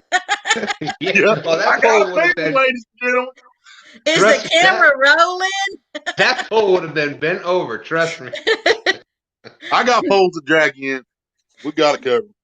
That is funny. My son said the same thing. He's like, "Don't worry. You go in, I'll cast right out to you." Yeah. And we'll get a bunch of trust that 500, baby. We'll get you in. And then in the whole chat box over there, you have everybody saying what pound fish it's going to be. You can have some kind of bet going. You can make some money. Yep. Oh, no. On my lives, the chat's taking the odds on who's going in first, me or my son. I'm the winner. See, and if I just fall in, I just say, "Watch out, fishy," because, now I'm part of the group, so I might as well just stay and enjoy it. If I fall in, fish going to eat good for a while. I will tell you, though, I was out mudding out there by the Red River up on the Oklahoma-Texas border, and it was so hot out there, so hot. And out there, you actually have quicksand. So when you park your four-wheeler, you need to make sure that you park it kind of back because you will start seeing it sink. Well, anyway, we got down and we went up there and we were just kind of sitting down in the river. And all of a sudden, I mean, I really did. I felt something like touch my shorts. And then all of a sudden it kind of went up the leg of them. And I just stood perfectly still because I didn't know what that was. Well, it kind of swam like through and then through the little hole thing and then out the other side. And I was so glad it was gone. But then next thing I knew, I saw something floating down. And this might be a little much to it, TMI, but I thought it was like a little kind of a log or a stick or something coming down the river. Somebody had let a turd a little bit upstream, and that's what floated right past me. Oh my gosh, it was so sick. When I finally realized what it was. Oh my goodness. At least you didn't think it was a baby wreath. Hey, I almost pushed it out of my way because it was heading straight for me. I'm really glad I wasn't like having my mouth open or something right there, trying to take a drink of water or something. I kid you not. This really happened. I will never tell you anything that is not the truth. Oh, I never got in the Red River again. Who hasn't done the baby Ruth in the pool trick? We've all done that at least once or twice before. All the baby wreath. Yeah. Yeah. Drop it out in the pool. Yeah. Caddyshack. Well, you just don't expect that to actually happen. I mean. Well, I can't say that because I've took a dump in the river enough times that I can actually see that happening. Were you out there that day? Was that your turn? I might have been. Damn it, Willie, it was you. Son of a gun. There wasn't no corn in it. It was me. I don't remember anything yellow. Unless maybe I don't know. Maybe it was hominy instead of corn. Hominy. As it was floating by, it was kind of going humana, humana, humana, humana, humana. The turd swam up your shorts, Pappy said. I'm thinking it might have swam out of her shorts, Pappy. She just didn't want to say that. No, I don't know what it was. It was swimming. I kind of thought maybe it was like a snake. So I did not move whatsoever. That's what it was. A snake swam through her shorts and then the turd came out. Hey, I can't make it go upstream and then come back downstream. I'm not that talented. That depends on how bad that snake scared you. I wasn't so still in my life. I'm sure it was like a little fish or a little perch or something or whatever's in the river. Well, y'all see the comment I put up there? This whole stream has been worth it. We're getting Jesse stared at work. It's worth it. Oh, goodness. Quick saying to the turd. Oh, if I told y'all all the stories that have been in my life, I should really write like 25, 30 novels. Went from quicksand. That's like saying, did you see it right after I ended my live and I came in here? When you had my full attention. I was talking about, Josh was up here talking about ripping pants out, right? Uh-huh. I blew my pants out in the middle of my homecoming dance in my sophomore year. Yeah, right in the middle of the dance floor. But luckily, there was an inseam in those pants, so it blew the black out, but there was still white, So I got lucky there. But about 10 years ago, we were fishing at a pay lake, and Maria, and we was fishing with another couple. They went with us, Tony and his girlfriend. Well, Maria and the other girl had went to the bathroom together. You know how girls do that. And my buddy Tony had went to the bait shop to buy something, and I hooked a fish. Well, I'm fighting this fish, and it was a 26-pound blues what it ended up being. And I got it up close, and I went out. I had to step out in the edge of the water to dip it, net it myself. And when I did, it was like quicksand right off the bank, and my foot sank down. When it did, the blue jeans went poof, just exploded. I mean, blew those jeans clean out, dude. Well, I'm excited. I caught a 26-pound blue. I'm excited about it. I go up and, hey, man, I got fish. And he comes and weighs it and everything. and I squat down and get the picture taken. I turn the fish loose in the lake. I walk into the bait house about 5 minutes later, and this dude is laughing his ass off. I mean, just rolling. I'm like, what, man? He's like, your picture's up there, man. And the picture's laying on the counter. And I pick it up, and right there is my balls in all their glory. Just swinging. Gotta love Polaroids. So I still have that picture, but it's got some Sharpie on it now.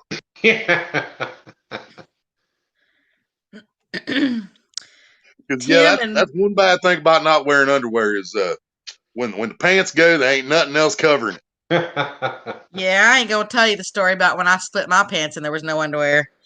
But Tim and Mike, I kind of left that part out of the story because I didn't want to feel stupid. But yeah, it did start sinking. And that's how come I found out there was quicksand there. And it took, I don't know, there was like 7 people that all jumped out because it does quicksand. I mean, it can be like totally solid in one spot, and then you walk 3 feet over and it'll start sinking. And then you walk like 2 feet to the left and it won't. So it's like, you remember that little hey, I'll be right back, y'all. Okay. Remember that game that you play where you have to, I think it's called whack-a-mole, where you take the little thing and you go whack, whack, whack, whack every time they pop up out of the hole? Well, that's kind of what it looks like. It's out there and it's kind of sinking in one spot and then it kind of comes up in another one. So anyway, it did start sinking and we had to get out there and there was a whole bunch of people and we threw a rope over there and somebody walked and to put a rope around themselves to put it on the four-wheeler to try to all pull it out. And I mean, it was an ordeal, but it happens. Well, but there's a difference between being shy and feeling stupid. And I do enough of that as it is. Oh, but those are some great times out there mudding. Oh, I can't tell you how many great times I've had going to mudding. Yeah, we always got in trouble mudding around here. We still did it, but there's not really any places to do it except in the middle of the cornfields and a lot of the farmers that don't like that too much. Well, I would never go anywhere that messes up the ecosystem to everything. Yeah, I mean, we didn't do it when it was planted or anything like that, but they still didn't like it too much. Yeah, I go out into the woods and, I mean, places where you're really supposed to go mudding. Now, I mean, there was one time where I was with a group of people and I was bringing up the rear and everybody else, was going in front of me. Well, I hit this, I don't know what I hit, honestly, and I turned the four-wheeler over on me. And so I was stuck underneath the four-wheeler and it's heavy. I could not get it pushed up off my legs. And so they're all sitting there, keep going. And I'm like back there going, hey, you don't leave me. Don't leave me. And they just keep going. Well, finally, about 5 minutes later, I see them turn around, start to come back. They didn't even look back, to make sure I'm still there. So anyway, I mean, you do all kinds of stupid crap. Yep. It doesn't help when a little Southern comfort helps you. Yeah, that was part of my excuse. Yeah, Jim Beam and Jack Daniels had a lot to do with those decisions. Oh yeah, because that you're invincible when you're doing that. There's been these hills that we've climbed, and I'm telling you, I mean, without a little bit of refreshment per se, I probably wouldn't have had the guts to try to go up that hill or down that hill.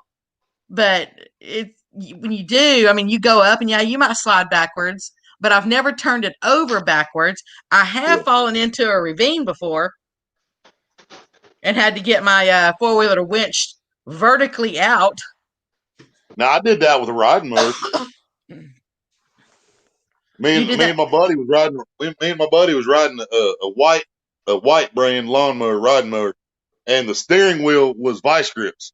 Seriously, I had a big pair of vice grips clipped on it. That was the steering wheel, and we're trying to cross this little bridge coming back out of the field, going back toward his house. And the steering was wobbly, to say the least, plus it was vice grip. And I got a little close to the edge going across this bridge, So he decides he's going to jump off. But when he jumps off with this riding mower, it was enough push to just push me on over the side. And the mower ended up upside down in the creek. Well, maybe the water needed mowing. Yeah. Maybe the waves were just a little too high and you needed to get them down a little bit. Yep. I've only turned over a lawnmower once, and that's at my place in Arkansas. And that's because I thought I'd be good and I would, mow kind of the side of the road over there. But but in the ditch, and I just went a little bit too far to the right. And, but I still get scared doing that sometimes. I'll mow buddies every now and then. He'll pay me to do it, and I'll do. And he doesn't even have a real bad ditch, but I'm still like lean clear over to one side when I'm mowing. Trying to keep that thing from tilting. Well, I had to because my ex-husband was on the road, and so I pretty much had to do everything. And I remember I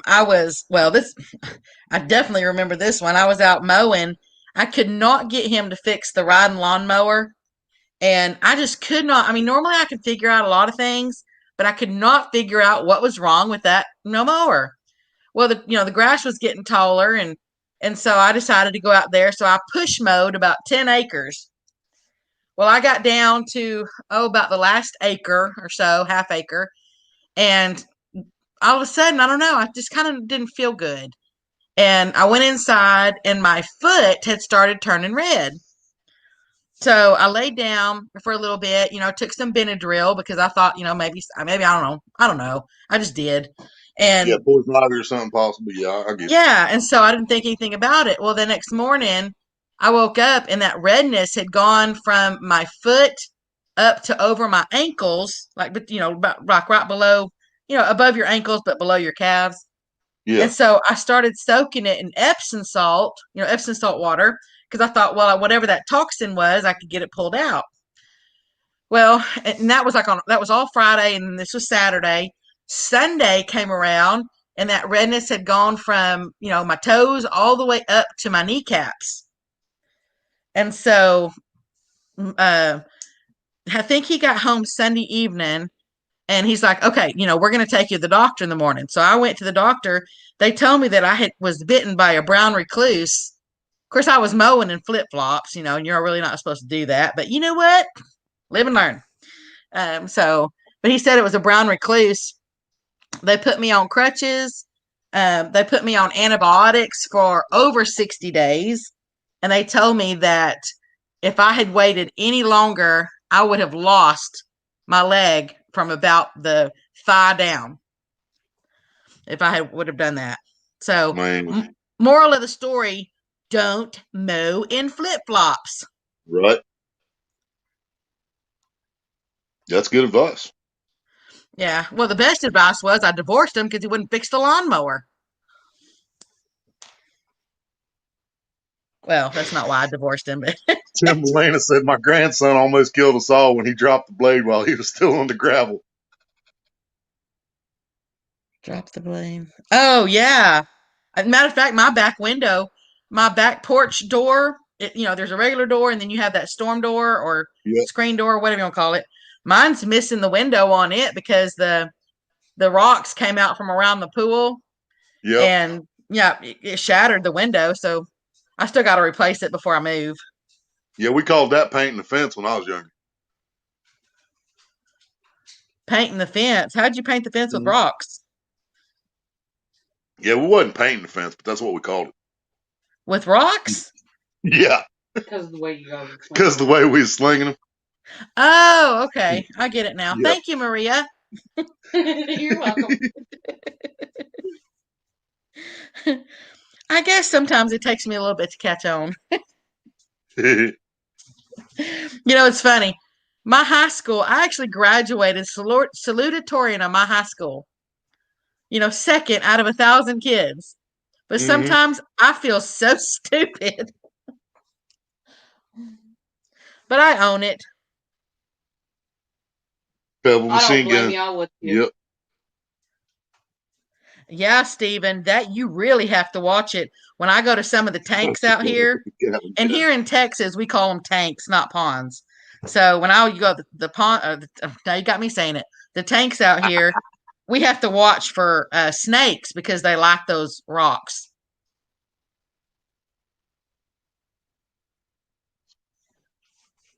Really, Steven? What makes me not want to sit on the rocks no more? Yeah, there's lots of things that love those rocks or right underneath them. Well, I mean, I'm always expecting snakes, and I see mice all the time back here at the reservoir and rocks, but I never think. Well, I'm probably better off that I don't think about it because I sit in some weird places sometimes. I don't know if I want to hear where you said sit. he had a fairly bad reaction to a spider bite that he got while sitting on rocks while fishing.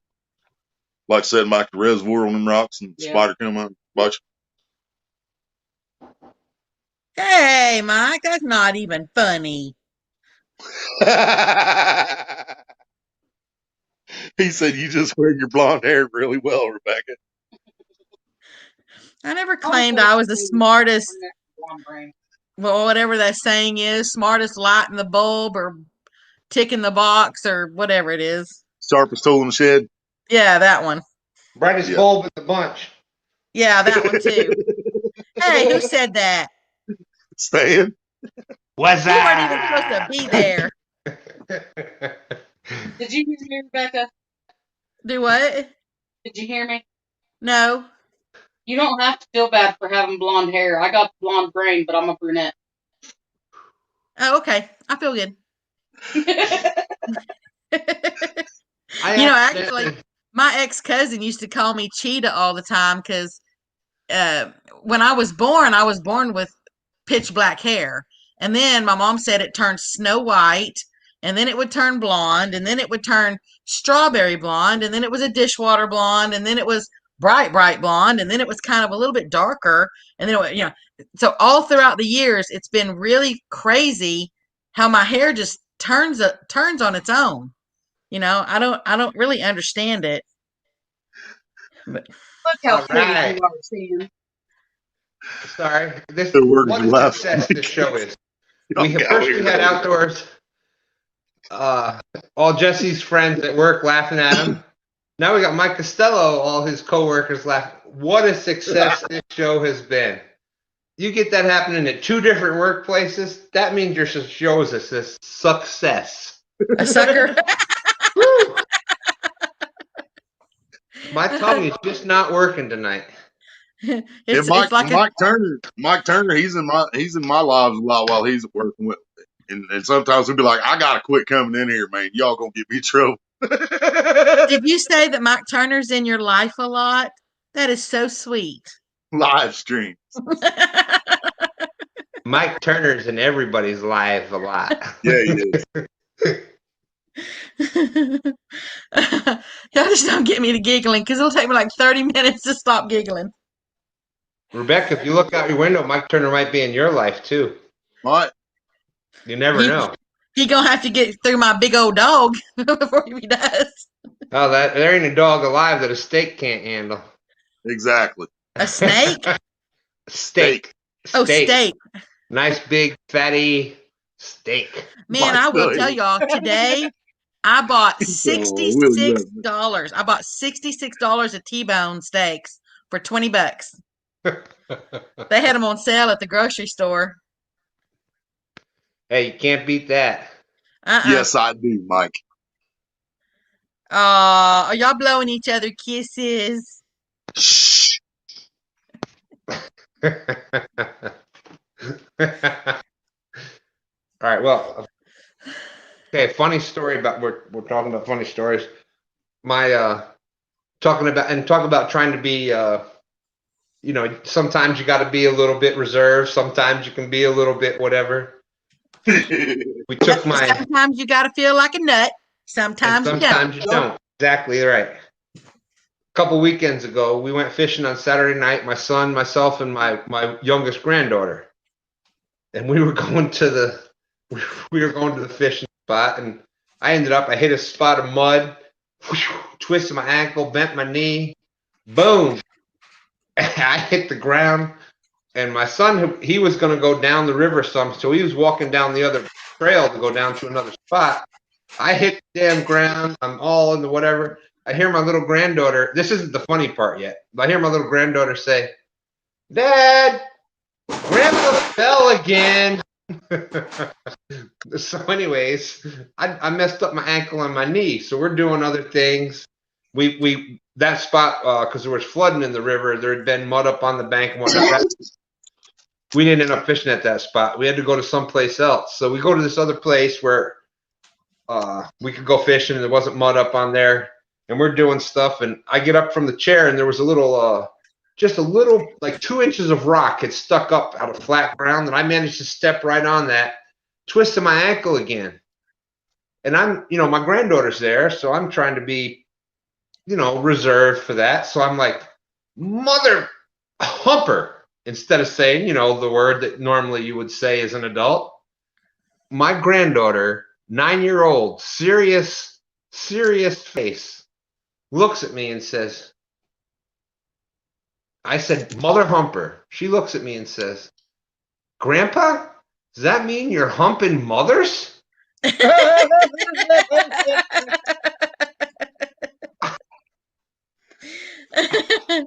thought I was doing as the reserved best thing I could say as an adult. And that little girl looks up at me. You're humping mothers? Oh, Lord. Willie, is that a marker, or are you just happy to see me? That's a marker. I didn't have a choice. So this is the next fish. This is the next fish I caught that night. I don't know if I want to look at it or not. I squatted down, turned my knees to the side.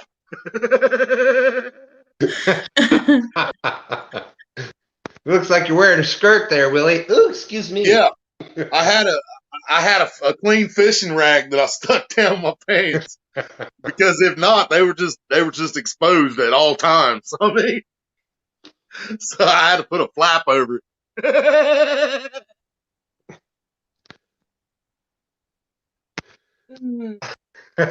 Booty cheeks. That's straight up booty cheeks. Straight up booty cheeks. Steven, what's your story? You said it reminds you of a story. We can't keep having all the fun if I'm getting good at this, I think. Let me see if I can do this real quick without I'm even gonna still try to keep talking and see if I can do this right finally. Yeah, because you don't want to be down in that basement as long as I was. Yeah, no. Oh, son of a bitch. When I actually split my britches, and nobody even told me. That was what was worse. We were out going mudding, and there was the old Ford Broncos, the full size Ford Broncos, not those little baby ones. We were out mudding in them. Where there's a guy that's over in Arkansas that had lifted his Ford Bronco up onto 54-inch wheels or 54-inch tires, tractor tires. So there was no way to get up in it except for the first step because he didn't have a ladder or anything. So pretty much when you stepped up, your leg literally had to go like up to your boobs. That's how tall it was to step. So I stepped up in it, got in it, went mudding and everything, came back down. We were out there kind of at just a little get together, nothing heavy or nothing I'd admit to. But so we were out there and I was sitting out there dancing. Well, I got tangled up in the person I was dancing with. I got tangled up in their feet, and I was drinking at the time. I had my drink in my hand and I had a straw in it, and I won't even tell you what was on top of the straw, but it was there. And so anyway, I fell, and I never spilt that drink. The drink landed upright. I was so proud of myself. But someone, took a picture right when that happened. So after they gave me the picture, I had noticed this before I got the picture because I didn't know anybody had actually snapped a picture. Because after I got home, I realized that my britches had split all the way from like the underside of me all the way up, to the upper side of me. And of course, I wasn't wearing anything because I didn't expect, my britches to come off. Who expects that? And then that's when I found out they had snapped a picture when I fell, and it's just clear as day. I mean, right there in all my glory. Nobody told me that it happened. Well, we got another guest that's trying to come up on screen here, and definitely a first time on my channel. I'm not sure if he's been up on anybody else's channel before, but. Hey, how's everybody doing? Steven, how are you? Thank you for coming up, my friend. Hey there. She had asked me what the story was that it had reminded me of. Well, my son, whose name is Justin, my nephew, whose name is Drew, my niece, whose name is Peyton. Now, there's not going to be a test, right? No. Okay. So they were either elementary or just getting into middle school, and my sister had went to pick them up from school. While they were headed home, my son, being a little tattletale, says, Drew said a bad word at school today. I can see where this is going already. Yeah. So, excuse me. So my nephew says, I did not. I said, duck, duck, goose. No, you said a word that sounds like duck, starts with an F. Niece then says, blank, blank. Mama, what does that mean? And my son says she like had a heart attack. It says, Megan, we're not going to discuss that right now. Yeah, so did y'all ever explain it later? I think my sister just kind of passed that one off. Well, you know what? I don't know what that word means. Could you tell me? My son asked. He was wanting to watch a show, a movie, and it had they were dropping F-bombs like crazy. And he says, Dad, why do they have to ruin all the movies by using bad words? I said, I don't know, son. It's just Hollywood for you. And he says, well, what does that mean? I said, it means making babies. Hey, I'll be right back. No, that just means it's making babies. It doesn't tell me how. Yeah. And, well, you put the burrito in the taco. I used to raise chickens, so he knew how chickens made babies, and that led to explaining how dogs, cats, and people make babies. So he knew that. And and that was my explanation of what the F word means. I remember when my family, we've raised everything from hedgehogs to ostriches. Okay, we've raised everything. We've raised all kinds of wildlife. We've raised exotic animals. We've raised all kinds of farm animals. It just, you name it. Well, when I was really little, okay, I saw the chicken lay the egg and everything, and my mom and daddy, they tried to tell me that, that's how, the rooster gets the hen, and then they make a little baby and everything like that. And so I knew I wanted a baby. So I sat there. They said I sat there for like 2 weeks, just squatting down, going, bark, bark, bark, bark, bark, bark, bark, trying to lay my own little egg. Yeah. Until they finally said, no, Becca. Well, actually, they call me Beck, but no, Beck. It's not how it works. But, but they laughed the whole time before they told me that. Yeah. Then I learned everything, the birds and the bees and the apple trees. And then I learned how to, throw my whole arm up the twat of a cow to try to, get the little baby calf out. once you've done that, you know, everything else is like easy. Yeah, I've never had to do that. I have cattle experience, but never had to pull a calf. Oh, it's not fun. Let me tell you, when the calf's actually out and beautiful and everything, then it's great. And there's gloves. I mean, there's gloves that they make that go, you know, from your fingertips all the way up to like over your shoulder. So you don't really have to like, you know, feel all the, I mean, you feel all the gushiness in there, but it's not really touching your skin. Right. So, but it's, you know, I mean, it's just part of life. You know, I've had to, you know, birth, well, not me personally have to birth a lot of things, but I mean, I've had to help with the births, you know, from different things. I even gave CPR to a puppy one time trying to give it back to life. Yeah, I used to raise dogs. Well, not myself, but I helped a guy who raised dogs. And when I come to learn pretty quick, if a puppy's going to die, go ahead and let it. Yeah. No, this one lived. I got it breathing and everything, and it lived its whole life. Matter of fact, it ended up having puppies herself, and it had 3 chocolate ones, and I named them Mo, Larry, and Ship. And I kept Ship and signed, you know, sold Mel and Larry.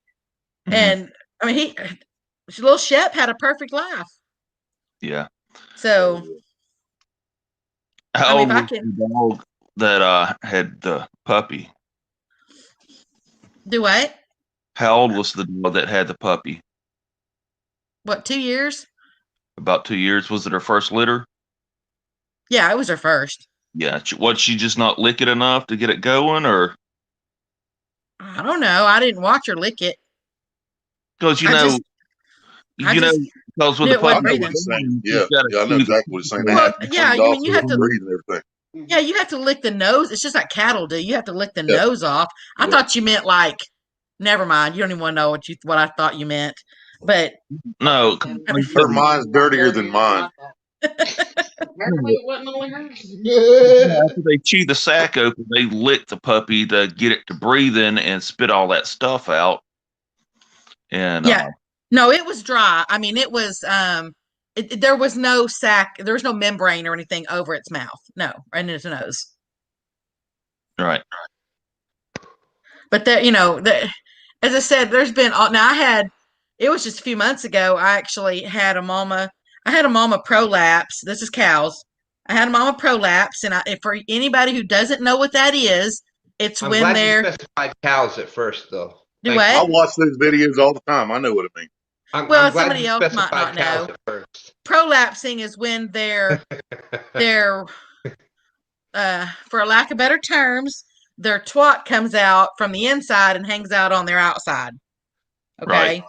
And so anyway, when that happens, you got to push it back in, and then you got to kind of take a cord and you have to kind of stitch it up so it can't come back out before the calf is born. Okay. So anyway, that all happened. And I knew about when she was bred and everything. So I've been watching for her to start bagging up. And but she kind of, this kind of particular mama, she didn't really bag up until it was just about time. Bagging up, means swollen teats and all everything. Well, anyway, I went out there because I noticed she was just kind of at the end of the pasture, and I actually found her calf. It was stillborn. So the rope did break like it was supposed to, but it was stillborn, and it had that, it still had the membrane over the little calf's nose and and everything. I mean, she didn't clean it up well, and I didn't notice it in time, so I kind of felt bad. But it's just part, it's part of it. It's just part of having. That's life on everything farm right there. Yeah.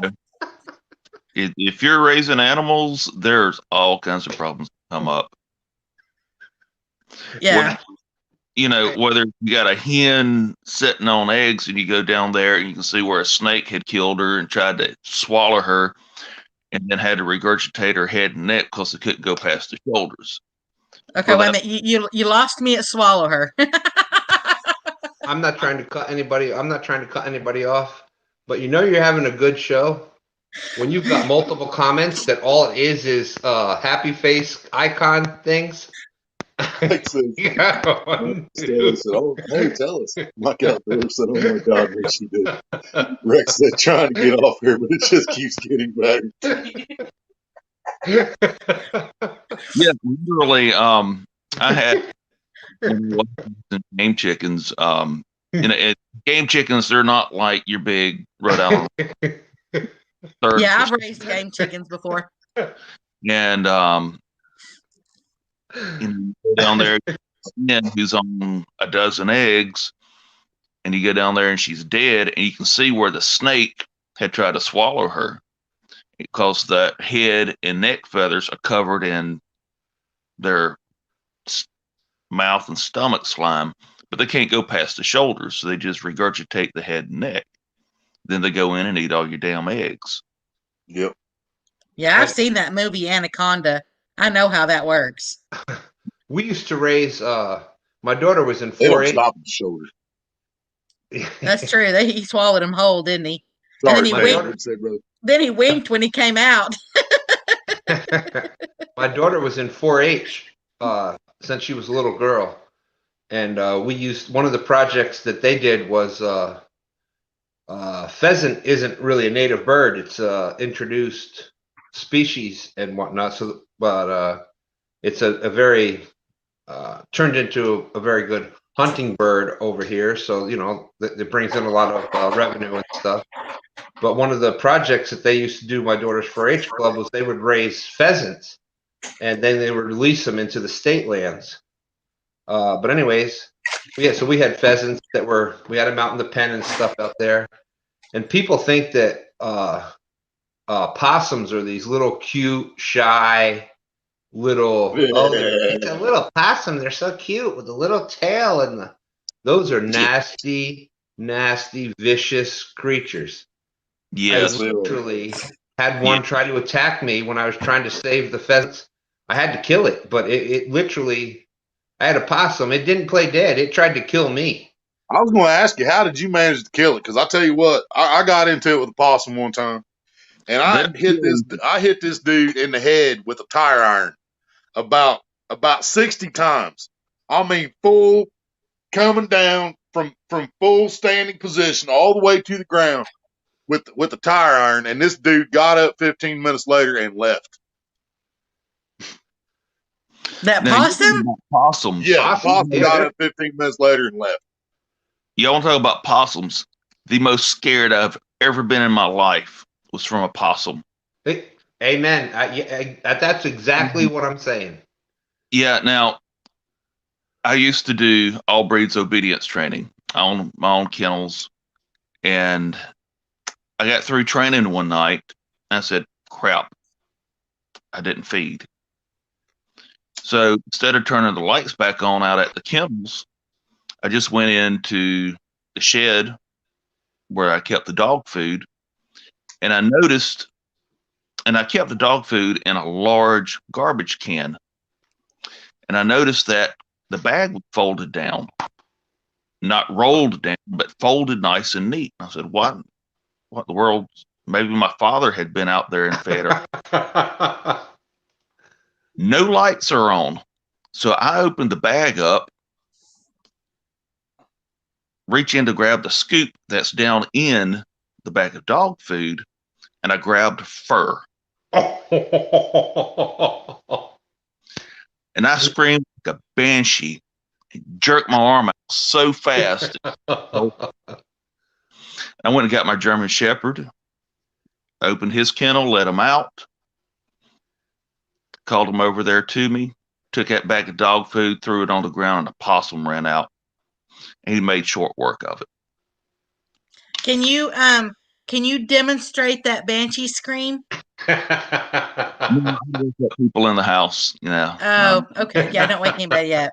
That's for outdoor voice. But, Becca, that's one of those things. That's not an indoor voice kind of scream. I could imagine. You didn't want Barney? You've never had a kid who was a Barney baby? Use your indoor voice? Yeah. Barney?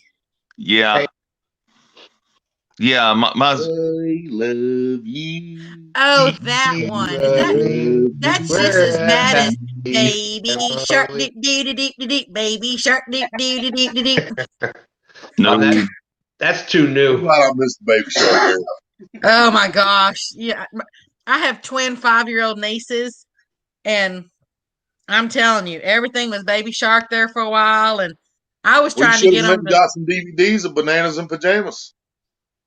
bananas and pajamas. Bananas in marching down the pajamas stairs. are coming down the stairs. You don't remember Yeah. Bananas in Pajamas? No, I don't remember that one. Oh, goodness.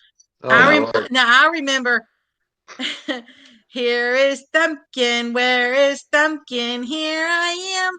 Here I am. How Remember are that? you today, sir? Very well, I thank you. Run away, run away. No. That's pre Barney. That's too old school. That's Are you calling me old? no. That was old I school, know that's it as what I'm pre Barney. So Yeah, if you know that song, you probably are. I am actually very old school. I like all the checking old Steve stuff. and telling it out like it is. Hey, I got a question, Steven. Have you been up on lives before? No, this is my first time on StreamYards. Well, That's thank you awesome. very much. I appreciate you coming up. Thank you very That much. is awesome. And you have to know when I'm up on here, like as I said, I'm not a serious person at all. So I keep everything 420. light. You know. Rebecca, I See told that you before. 420 on the screen stand? I had to turn my camera off. Rebecca, I'm going to have to find that button because I'm too serious. I got of a pair of person to scissors allow right here saying you're fixing to draw back a nub. that. I had watched Catfish Weekly earlier, and as soon as it went off, man, I was asleep. Then I woke up, and someone, it may have been Mark, had posted your link on his new Facebook channel. Oh, that's awesome. I started watching you. That is awesome. This is the song that never ends. Don't start that one. Tim did it.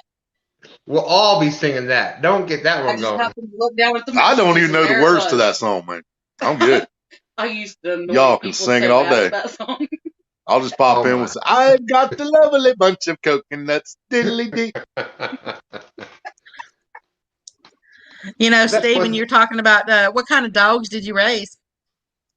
I had a neighbor who raised German Shepherds, and You might want to tell them that was me and not which dealing with the German Shepherds is the reason I went into dog training for a while. Okay, see, I used to train police dogs and personal protection dogs. Yeah, where'd you go to school? I didn't. I need a drug Do sniffing you have dog. to go to school for that? Well, I mean, you can go to work for someone or you can go to school for it. Either way. No, I mean, we didn't. Matter of fact, because we did it for free. We did a lot of the police departments and stuff, and we did it, voluntarily. We didn't, my ex-husband, he was the one that wore the suit, the bite suits, Yeah. the decoy and everything. And matter of fact, I was even in competitions for, for our dogs. I had a Belgian Malinois. Well, actually, I had 2 Belgian Malinois, and I don't know, all those dogs that nobody ever likes because they think they're mean. So, but yeah, I did that for years, and I even got to go. Were you doing obedience or were you doing Schutzhund? Some Schutzhund, not all. It kind of depended on what the department wanted at the time. Mm-hmm. But I mean, it was some Schutzhund, just not all. Everybody's different in what they want. Yeah. Have you ever watched Ring Sport? What is it? Ring Sport? Yeah, Ring Sport. Guy and Judith, I don't know if you know who they are. They're really big into Ring Sport. They're out in Longview, Texas. Mm-hmm. I don't know if you know them. I don't even know where you're from. But, I'm in Mississippi, but I actually went to the Tom Rose School up in High Ridge, Missouri back in the mid-'90s. Ah, okay. I mean, I don't do it anymore. I said I'm divorced now. I was married for 20 years and got divorced. And so it's something that, I used to do. But I did get to go. We were working with one group of people, and she trained bomb dogs. And so I made it. I was her assistant, so to speak, And so I got to go sit in on the United Nations down in Austin, Texas, and listen to them. And I mean, that was an experience, because it's just not something that most people get to do. So it was kind of neat to do something like that. Well, when I was up in Missouri at the Tom Rose School, one of the requirements was we had to train a narcotics dog. And we got to go to, I forget which prison it was, and do a narcotics search. And that was pretty interesting. It was, and I can't think of the name of the prison, but it was the one that has the death row. But we didn't go into death row to do the search. We went into an area where, people could potentially get out one day. Not likely, because this place held some pretty bad dudes. So you did search and rescue? No, this was narcotics. They were searching for narcotics in prison. Okay. Okay. And, before we went there, we were told we most likely would not find anything because all the drugs come in through the guards, and the guards were union, so they had to tell them a week in advance that we were coming to do the search. And I bet you still find a whole bunch of crap. Say that again? I bet you found a whole bunch of stuff. No, we didn't find anything. Oh, you didn't? No, we had some hits, but it was residual scent that we're hitting on. And we go in, and I'm going to try to edit this a little bit. So we all had a guard with us while we were going through. They took the prisoners from the cells and put them out in the yard, and then we would go in and do the search. So there were no prisoners where we were. But we still had a guard escorting us. And me and another guy would go into a cell. We're doing the search. The guard says, "Yeah, we had a guy get killed in this cell." And we were stupid enough to ask why. And so he says, "Well, one of the inmates got tired of the other one always taking care of business. Jumped off his bunk and choked him to death." Yeah. And but that's I knew right then I was never going to break the law. I knew just from going in, doing the search, prison was not the place for me, man. If that's not a good deterrent, I don't know what is, Stephen, right? Yep. And I think, years ago, when teenagers would get in trouble, they would take them to prison.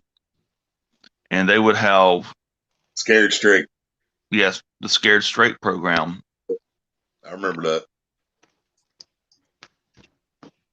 We used to have Dare too back then. They don't do that anymore, which is kind of stupid. But parents ain't even allowed to correct their kids unless they give them a timeout anymore, man. So I mean, right? There's a lot of things messed up. Right. Yeah, and I agree with you there. I mean, I've never been big on law enforcement. I mean, that's obvious, but I agree with you 100% on that, man. I think that program worked, and I never had to doubt that program worked. Yeah, there was a guy that worked for me, and he got in trouble in school one time. He got to go down, take a jail visit, and he knew right then he didn't ever want to go. I got trouble in school once. We were in the auditorium, and a boy kept pulling my hair behind me. And I got up and yelled at him, to stop. And then I got sent to the principal's office. Oh, of course, I was in elementary school. You got in trouble once for yelling at a kid. Yeah, because it interrupted the whole, the whole thing that was going on. And we got sent to the principal's office. And in that school, it was the auditorium was in a separate office, and so the principal and everything. And so him and I were walking down the sidewalk, going down to the principal's office, and we were sitting there telling each other, well, he ain't gonna give me licks. Well, she ain't gonna give me licks, the whole way down there. And we got down the I principal, and lived in the principal's office. well, I was a good girl though. You don't understand. I got And in major trouble when I got home. yeah, So I wasn't allowed to be like in trouble. I wasn't even allowed to get a B. Yeah. And no, I was always fighting and getting sent to the principal's office. Oh no, I was. They got As I tired. They said, got I tired of didn't. spanking me and started suspending me. When I was about 5th grade, they just started giving me suspensions. Yeah. Oh yeah, I've had that. Paddles, suspensions, you name it. Yep. Well, I wasn't allowed to be bad, so I had to wait till I grew up to be that.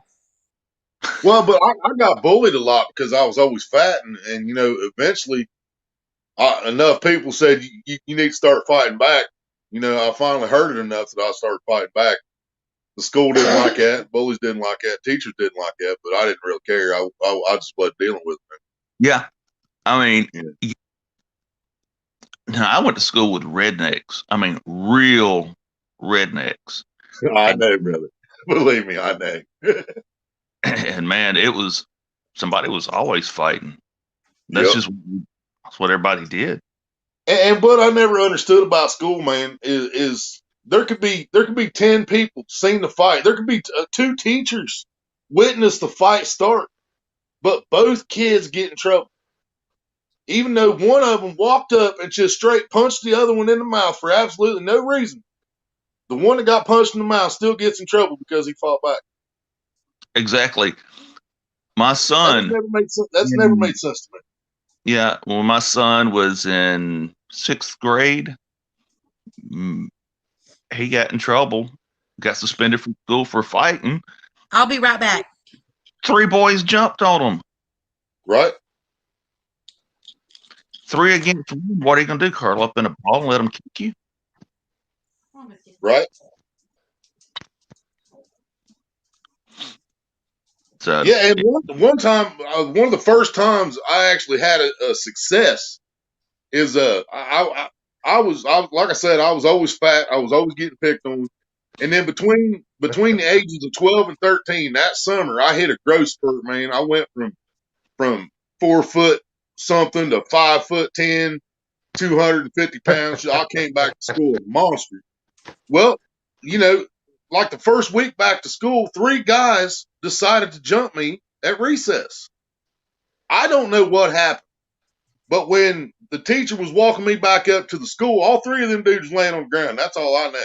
I blacked out. I don't know what happened, but I still got in trouble. I still got in major trouble. And every person out there, including that teacher, seen the 3 guys jump me. You know what I mean? And it always went that way. So because I knew it was going to go that way, once I got to high school, I spent all my energy just finding bullies. That's all I did. Find somebody that was being bullied, and I get the person that was bullying them, and I beat his ass. That's all I did in high school. Well, speaking of that, I used to live outside of town. My mother used to come in to go to work. She'd drop me off at my grandmother's house, and the school, starting in middle school, 7th grade, wasn't that far from my grandmother's house. So my mother would drop me off, and I'd walk to school from there. Well, when I was in 6th grade, I was 6 foot, 200 pounds by the time I was in 6th grade. So I'd get to my grandmother's house, and there'd be, no lie, 10 to 15 kids waiting for me to walk them the rest of the way to school so that nobody messed with them. Because that's how I was. I was always I didn't like the anti-bully. I didn't like the bully or the this or that, and picking on kids because they were different or whatever. Yep. So I'd have all these kids with me. The funny part is, though, if the 15 kids would just walk to school themselves together, they would have had no issue because there's 15 of them together. But they didn't. They waited for me, and I'd walk them the rest of the way to school. I got in there was one time in high school I got in a fight, and it was this kid that had just moved we lived a couple hours outside of New York City. It was 2 to 3 hours outside of New York City. So the high school I went to, there was maybe graduating class was like 150. So there was maybe like, 700-800 kids in the school altogether from 9th to 12th grade. And a kid had just moved up. He was in the gangs in New York City and stuff. So he moved up to our little area, and he thought he was going to make a name for himself by picking on the big, or starting to fight with the big kid and whatnot. And he thought he was going to do it in lunch line. Well, I don't know if y'all can't really tell by the screen, but I'm a pretty big, wide, always been a big kid, big person.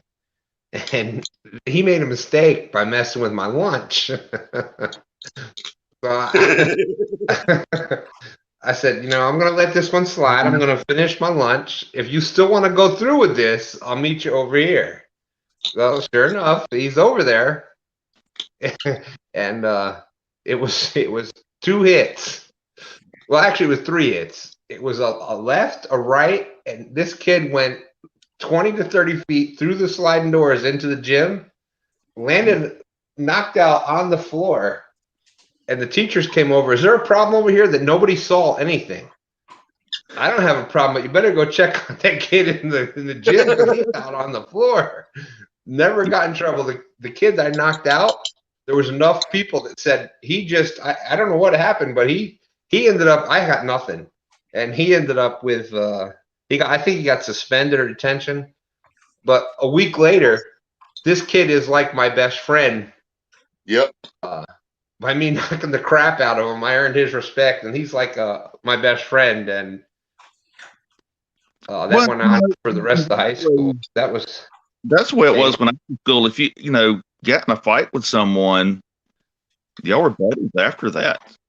Yeah, but back in the day, this was it. It wasn't, there wasn't somebody wasn't going to pull a gun on you or this or that and the other stuff. It was you got in a fight and that was it. Right. Yeah, and people think I'm against guns because I talk about that all the time. Because I say that a lot. Whatever happened to people just going out in the yard and seeing what happened? Now everybody has to grab a gun. They start the shit, and then when they I feel threatened. So here's my 9mm or whatever. You know what I mean? And I don't get that shit, man. Yeah. All right, Rex. I appreciate you coming in, Rex. Thank you very much. Great to have you again. I'm glad that I can't tell you how much I appreciate everybody being in here and subscribing. And I can't believe that I'm 100+ subs in just a couple months, and it's 112 when I checked a little bit ago. It was never something that I just got into it because it just happened one night, and I enjoyed everybody, and I started doing it, and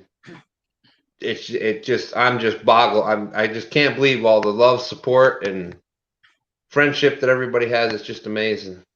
I can't believe there's still 11 people in here at almost 2 a.m. 4.5 hours. We've gone. This is the lowest it's been in 4.5 hours at 3 a.m. I'm just shocked. It's just Jesse. Now you nail it, Jesse. You have awesome. If you can get out, whenever you can get out and do your live streams, you just keep doing it because amazing live streams that you do outdoors. I missed everything in the last little bit because I had to go take the pupper dog out, and man, I get out there and have you ever walked outside and it was so cold? And I mean, as soon as that cold just hit you, you had to go pee. Yep. I'm like, hurry up, puppy dog, hurry up, puppy, oh, Steven, you were about to say something. What were you going to say? We were talking about bullies and what have you, and my son, during his first week of summer football practice, when his more year, one of the juniors, he liked to test everybody on the football team, and he had a lot of the seniors bullied. That's the way he was. He'd test everybody and see what he could get away with on the football team. and they were doing helmets, no pads, and he laid in my son, hit him several times, and my son's a pretty good sized fella, and the other guy was too. Well, after hitting my son a few times, my son laid into him, and they went to the ground rolling across the ground.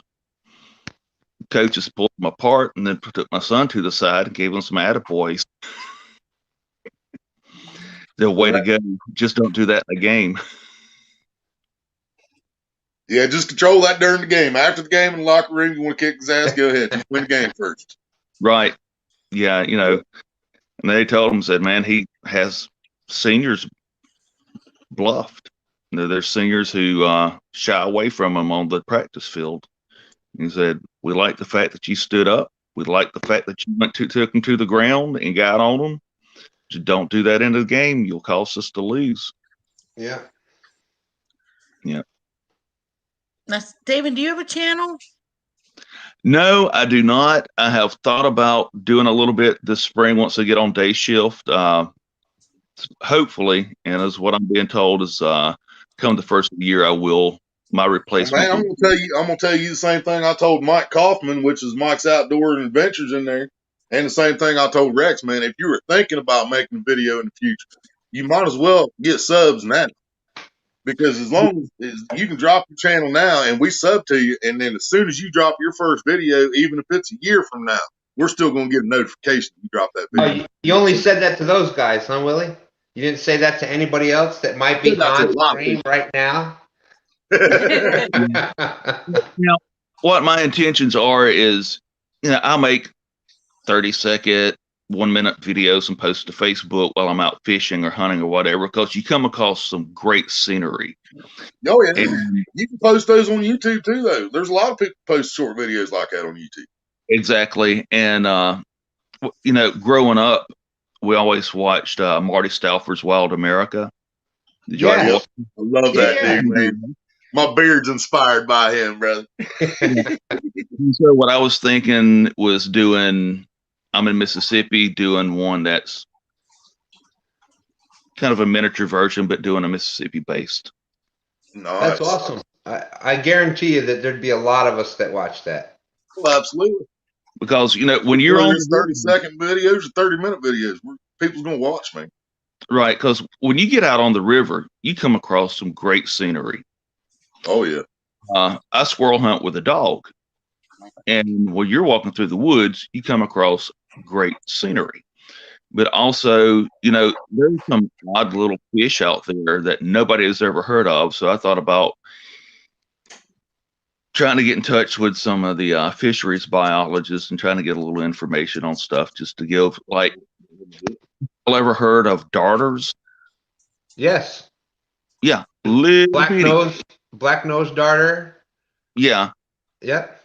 You know, get them on, explain what's the difference between a minnow and a darter, you know. Yep. Trying to get out and catch some.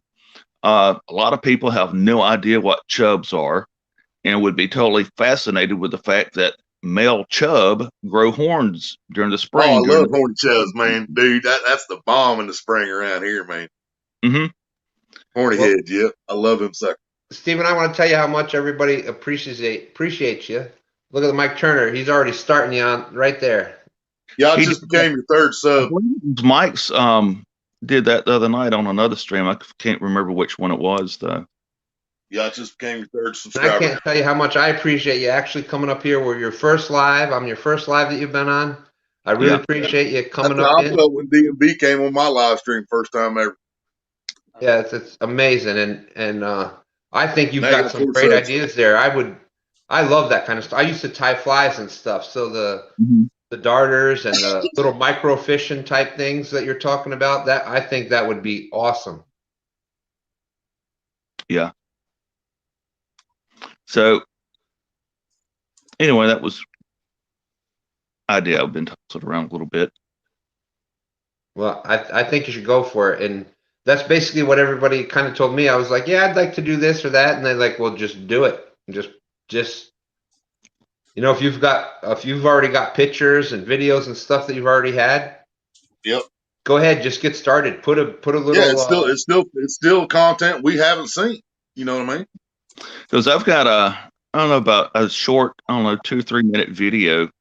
I didn't get going as soon as I hooked up with the fish, but I was trying to catch drum with beetle spin, the little white curly-tailed grub beetle spins. Mm-hmm. You ever use those? Yep. Yeah. And I was fishing on a river. It was a hard sandstone shelf that dropped straight off 2 or 3 feet, and it was undercut. And I was just slowly reeling through there, and I kept bumping something, and I thought I was a snag under the water. Well, it ended up being about a 10-pound flathead. Basically on a crappie reel, an ultralight with 6-pound line. And amazing. That's, I said that earlier on the stream, that it's not the size of the fish, it's what enjoyment you got out of it. And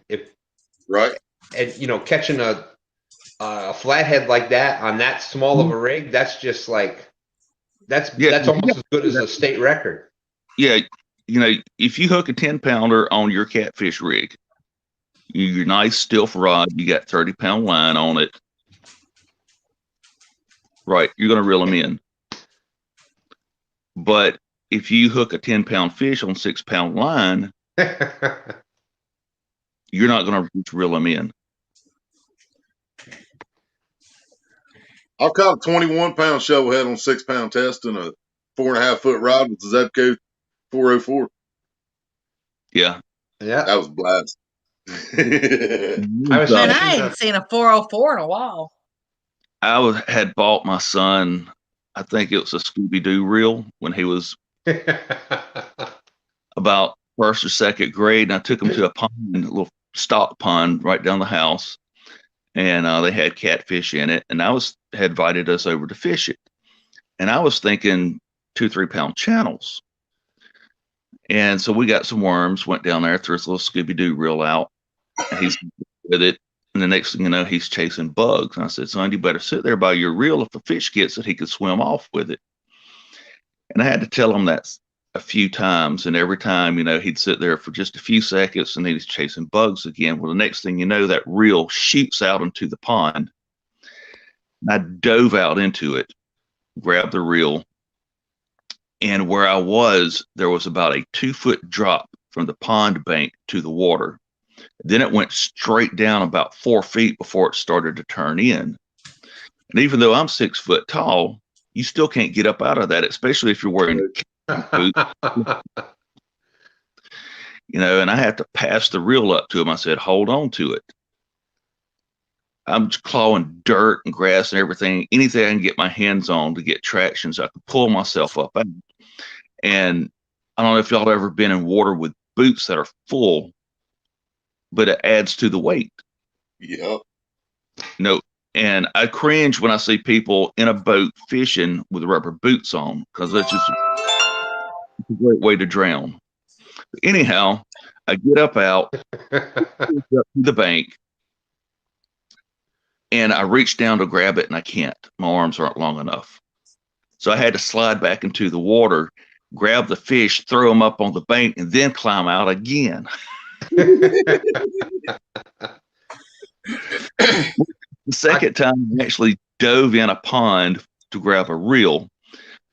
Directly across the street was another guy who had a pond stocked with catfish, and I was there fishing with a friend, and we were about 19 or 20 years old, and my rod shoots out into the pond. I jump out, grab it, and I'm trying to get out again. Had on cowboy boots with a slick bottom. I kept slipping and couldn't get out, even though the water wasn't but 2 feet deep there. It was still, you had to step up to get out. Yeah. And so my buddy comes running over, and I'm calling for him to help me out. And this guy was an Athabascan Indian, and he was built like an ox. And he reached out, grabbed my arm with one hand, picked me up out of the water, sets me on the bank, and falls in himself. Again, I had to reach down and grab him and help him out, which there was no grabbing him, pulling him, picking him up. He was, man, you gonna talk about stout. I don't know if all Athabascan Indians are built like him, but man, he was built. Well, I'm a good part Indian. My great grandmother was full blood Indian. I don't know if what it was I believe the Houma Indians in Louisiana, but my great grandmother was full blood. Yeah, American Indian, and my great grandmother was Choctaw. Oh, there you go. You know, you were talking about rubber boots, you know, like filled up and stuff. Mm-hmm. I had minnows in my rubber boots once. You sure it wasn't? You sure it wasn't what you were talking about before when you were muddy? No. All right. I just wanted to double check. I want my show to be honest, so I had to double check on that. No, I couldn't find my minnow bucket, so my boots were the next best thing that I could find because I was already on my way down to the lake.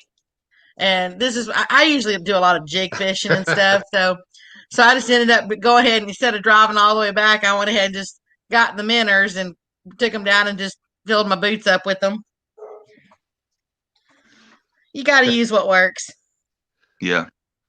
So are y'all excited about Muddy Rivers coming out with a medium action rod? I'm happy for it. Myself, I'm not excited about it because I know that unless I win one on a channel, I'm not spending the money on I'll get my ugly sticks, and that's what I fish was. If my budget was a little different, I'd probably pull the plug on that, but I'm glad that he's expanding the line a little bit. He looks like it has some awesome quality rods. Yeah, I kind of agree with Chunky that for the fishing that I do, the Blue Cat rod would probably be way too stiff. But I'm thinking I'm probably spring.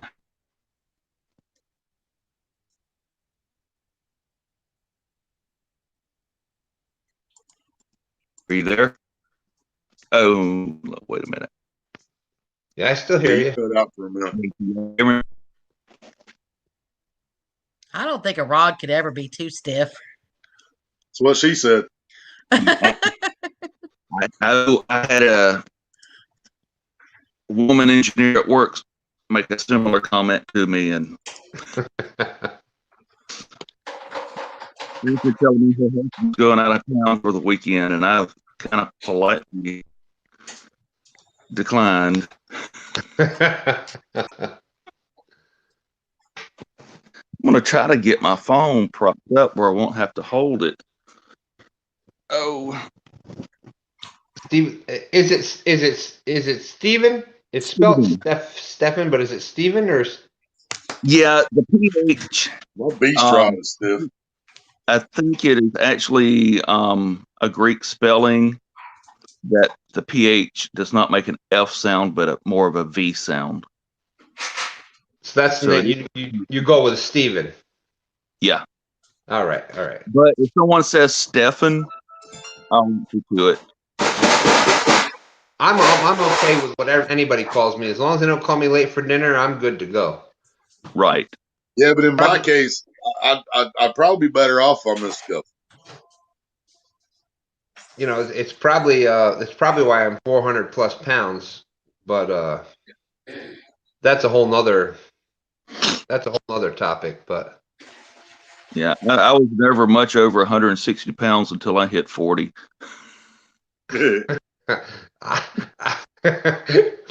I was probably. Now I'm pushing 190. I was probably single digits when I hit 140 pounds. Yeah. I was 12. I think I was 12. When I was 12, I was 6 foot and 200 pounds. Yeah. Well, when my son was his junior year of high school, they told him they wanted him to play fullback for his senior year. And the 220. And so he goes to GNC, gets this supplement.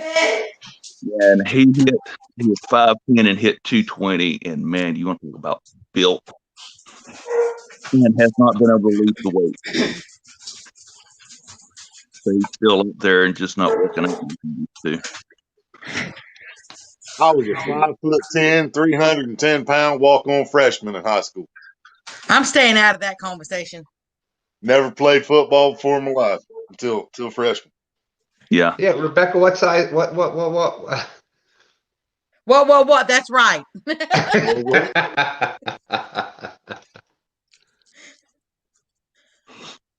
Oh my goodness! Sorry, What I was over there. I'm running my ice machine over there, and so y'all were talking about all y'all's weights and sizes and all that stuff. So I went to do my ice. We wasn't talking about sizes. Well, I mean, Just saying. Well, there's another topic right there. Yeah.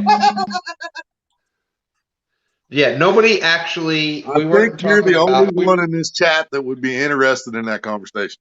Wait a minute. Whoa. Wait a minute. How do you know what I'm talking about? I could be talking about the size of your lures, not the size of your rods. If we said the size of our lures, you would have made that dirty. No, because you got big spoons and you got little spoons and you got big rattler thingies and then you got small little spinner thingies and then you got like road runners and little jiggies. I will tell you though, I catch more stuff. I cannot tell.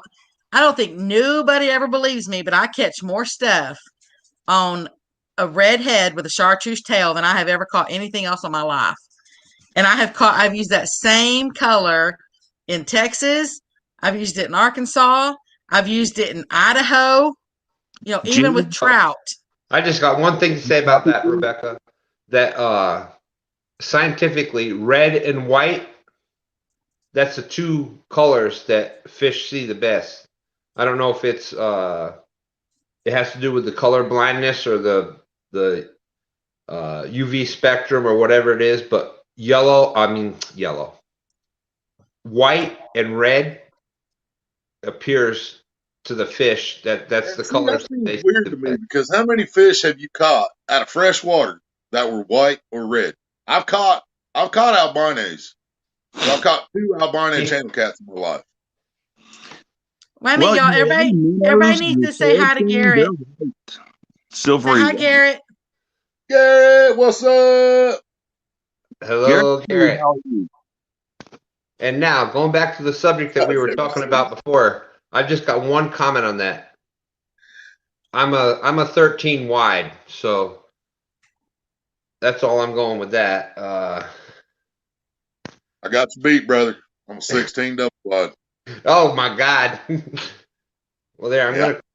Rebecca, I was going for you before. Now I'm gonna click Willie off here. Oh, good, because I'd have to go back over there and get my scissors again. Red changes with the light. Yeah, and that I've tried to take that into perspective too, Tim. Because I know everything is going to look different in the water too. And one of my favorite crappie baits is the red body with a white tail tube bait. And y'all ever use those? The little 1 to 1.5 inch tube bait. A tube bait, yeah. Oh, tube jig, yeah, I got you. Tube jigs, yeah. It's been a while since I've used a tube though. Crappie, skipjack. You're talking about the big ones. You said 1.5 inch. You're talking about the big tube. Ounce. Or No, inch. Okay, 1 inch. Okay, I got you. Okay. I was to say, Willie, you need to take your fingers and your thumb a little smaller there. Yeah, there's an inch. Well, I've got you're back on size like again. I've got green tubes like this, and then I've got little red body, white tail, just like you just said. Yeah. So now we get it. 16 wide. Yeah, we understand what that is now. If you think that's an inch.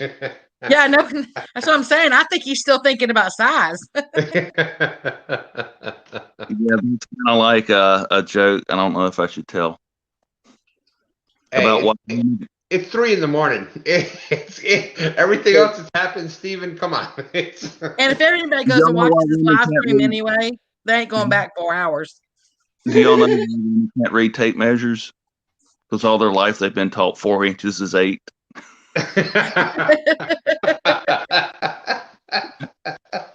Well, I know some men actually believe that. I was going to hold a few up there, but can't read signs anymore. Yeah. Hey guys, I'm gonna let y'all go. I've enjoyed being on here. Hey, Steven, I tell you what, I really appreciate you. I've seen you supporting everybody and everybody's chats, and yeah, it's awesome, man. And you know, when I get to work at 7 o'clock at night, that's when a lot of the shows are starting. And I do the same thing to Mike Turner, dude. I'm always going live at the same time Mike's going to work. Yeah, and so one of the first things I have to do is go in my office and do a bunch of paperwork. So I put the streams on. I'm sitting in my office. And, you know, then whenever I get through, I got to get out on the manufacturing floor. And, but I do, you know, I work 3 days one week, 4 days the next week. So, you know, my off nights, like tonight, is great when someone is streaming, because what else are you going to do at 3 o'clock in the morning? My tune. Well, in the spring, so it's not like I'm going to be out coon hunting tonight. I do lots of things at 3 o'clock in the morning. We're not talking about turds floating down the river, Rebecca. No, you got to do that during the daylight. Yeah, that was a long time ago. But Steven, I tell you what, I really appreciate, you know, once you start putting your videos out and you start coming up there, remember that I was the first live that you were on. I can't tell you how much I appreciate you coming in, how much I appreciate you subbing and everything you've done. I noticed you on supporting everybody else's chats out there and everybody else's channels. I can't tell you how much that means to everybody that does this kind of thing. It really means a lot. Well, what I'm going to have to get used to is seeing everything backward. I hold up my right hand. Yes! You're on the left side of the screen. Hey, your finger's getting a little too close over there. Once you start doing your lives, that is the hardest. You know, you'll get used to talking and doing the things, but trying to figure out the opposite direction. Yeah, it is the trickiest thing to figure out. Right. I don't know. I don't think I'll ever get used to talking. Hearing yourself. Yeah, that's like when I was running my dog training business and I would have to record messages on the answering machine. You know, back when you had an answering machine. A what? Not that young. My granddaughters get me all the time. I talk about things from back in the day, and I keep forgetting that they have no idea. But hey, Stan, if I send you a message on Messenger, will it mess you up? Me? No, Stan. Oh, Stan. Oh. No, I should be able to. I'm. Well, you don't have to open it. You don't have to open it. I just sent you his link. We'll know in a second. I sent you his link so you can get to his channel later. Oh, yeah. There it is. Hearing your voice played back is so odd. Yes, I totally had no idea.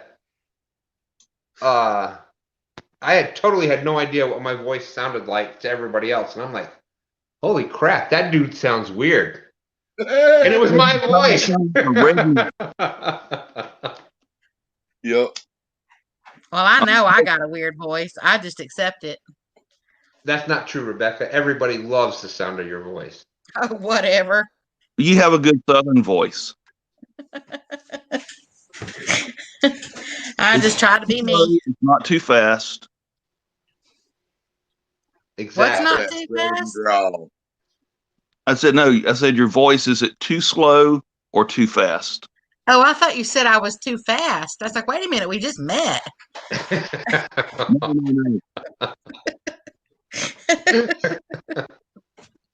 That's the guy's line. Yeah. All right. Hey, but I do gotta let you go. Appreciate y'all having me on tonight.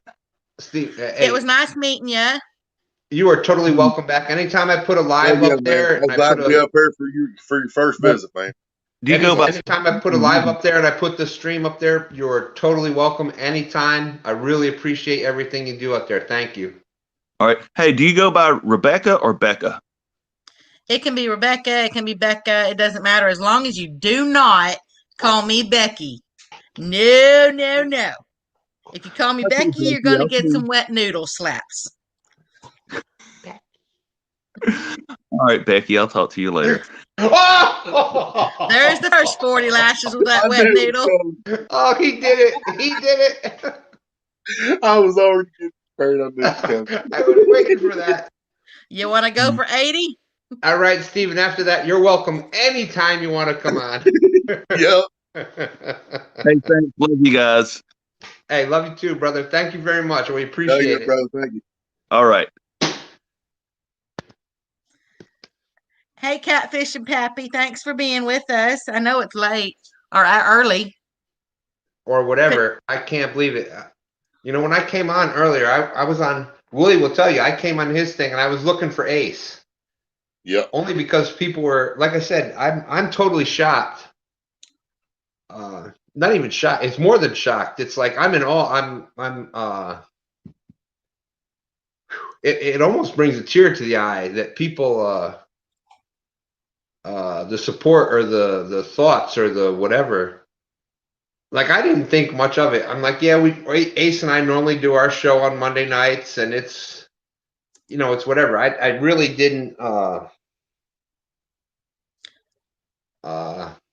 there's 13. I don't know the words. No, I don't know the words to even say. But anyways, I started getting messages from Messenger and whatnot that, hey, y'all all right? The show's not on, and I'm like, damn, I didn't realize that people like actually, you know, I knew that I had friends and whatnot out there, but I didn't really think that I don't know. I'm at a loss. Just at a loss for words, but I hope you all understand what I'm trying to say. spit it out. I didn't think much of it. And then when I'm getting all these message after message, like, are y'all going on? Are y'all going on? Is everything okay? I was like, damn. Has anybody yet heard from Ace? No. Not that we know of. And I sent him multiple messages earlier too. Well, I know he hasn't been feeling good. And I don't think he would really miss his own stream. No, because even was it last week that I had to do it? Was it last week or the week before? I think it was last week. Last week, yeah. And pretty much what had happened was the whole reason this show even happened was. No, he was on here last week. It must have been 2 weeks ago. Was it 2 weeks? Yeah. Because I went to his channel to look to see if you guys had tonight scheduled. And I seen the last one was 6 days ago. It was on his channel, and you were both in there. Yeah. So what had happened with that was Ace is a pretty cool dude, and I'm on friends with Facebook with him and whatnot. And we were talking the one day, and he's like, I don't know if anybody noticed, but he'd been trying to do back a month or so ago. He was always trying to do. He was doing the. I don't know where to put my hands when I'm trying to talk on this thing, but he was doing where. Yeah, that's what she said. Oh no, I know where to put the hands then, but.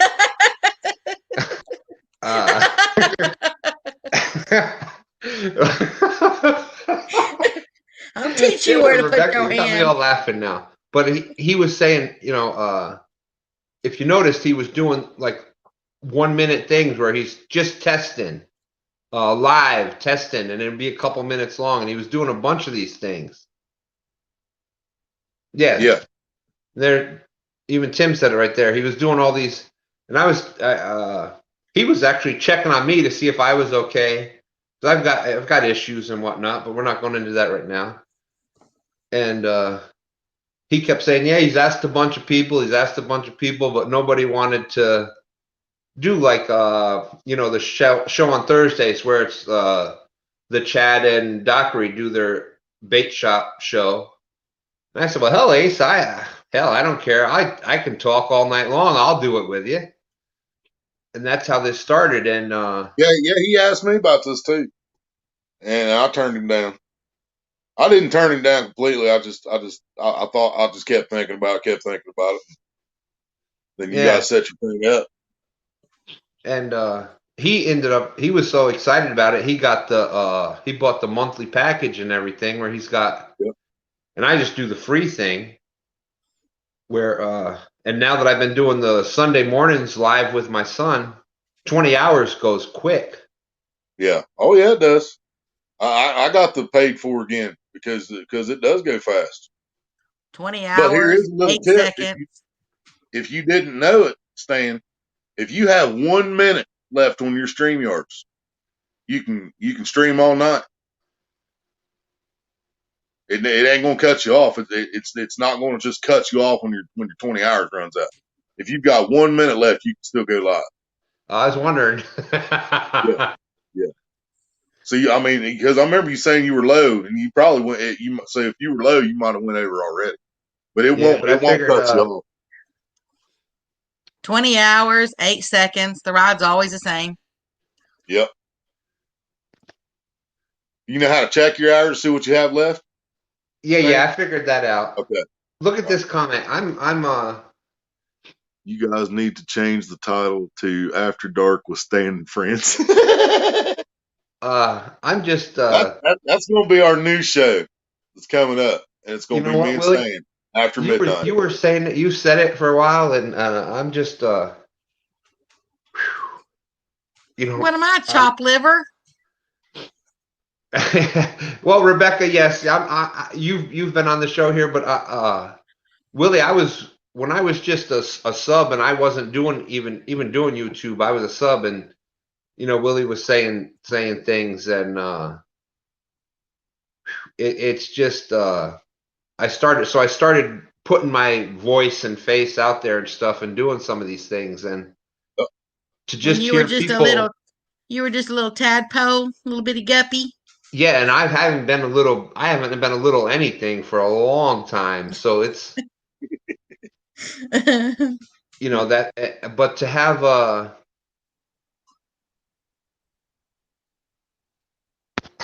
oh my Lord, but to have the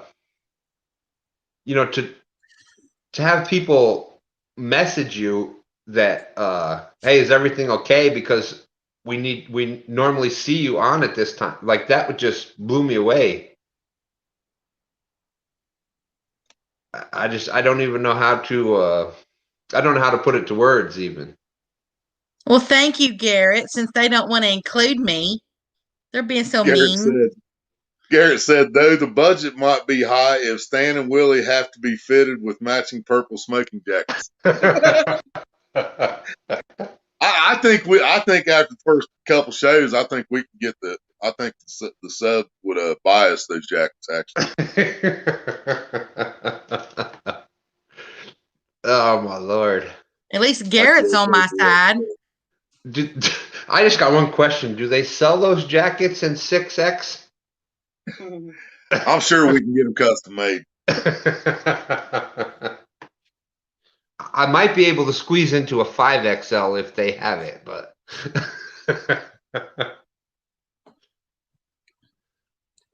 Wasn't that what y'all were talking about Barney earlier?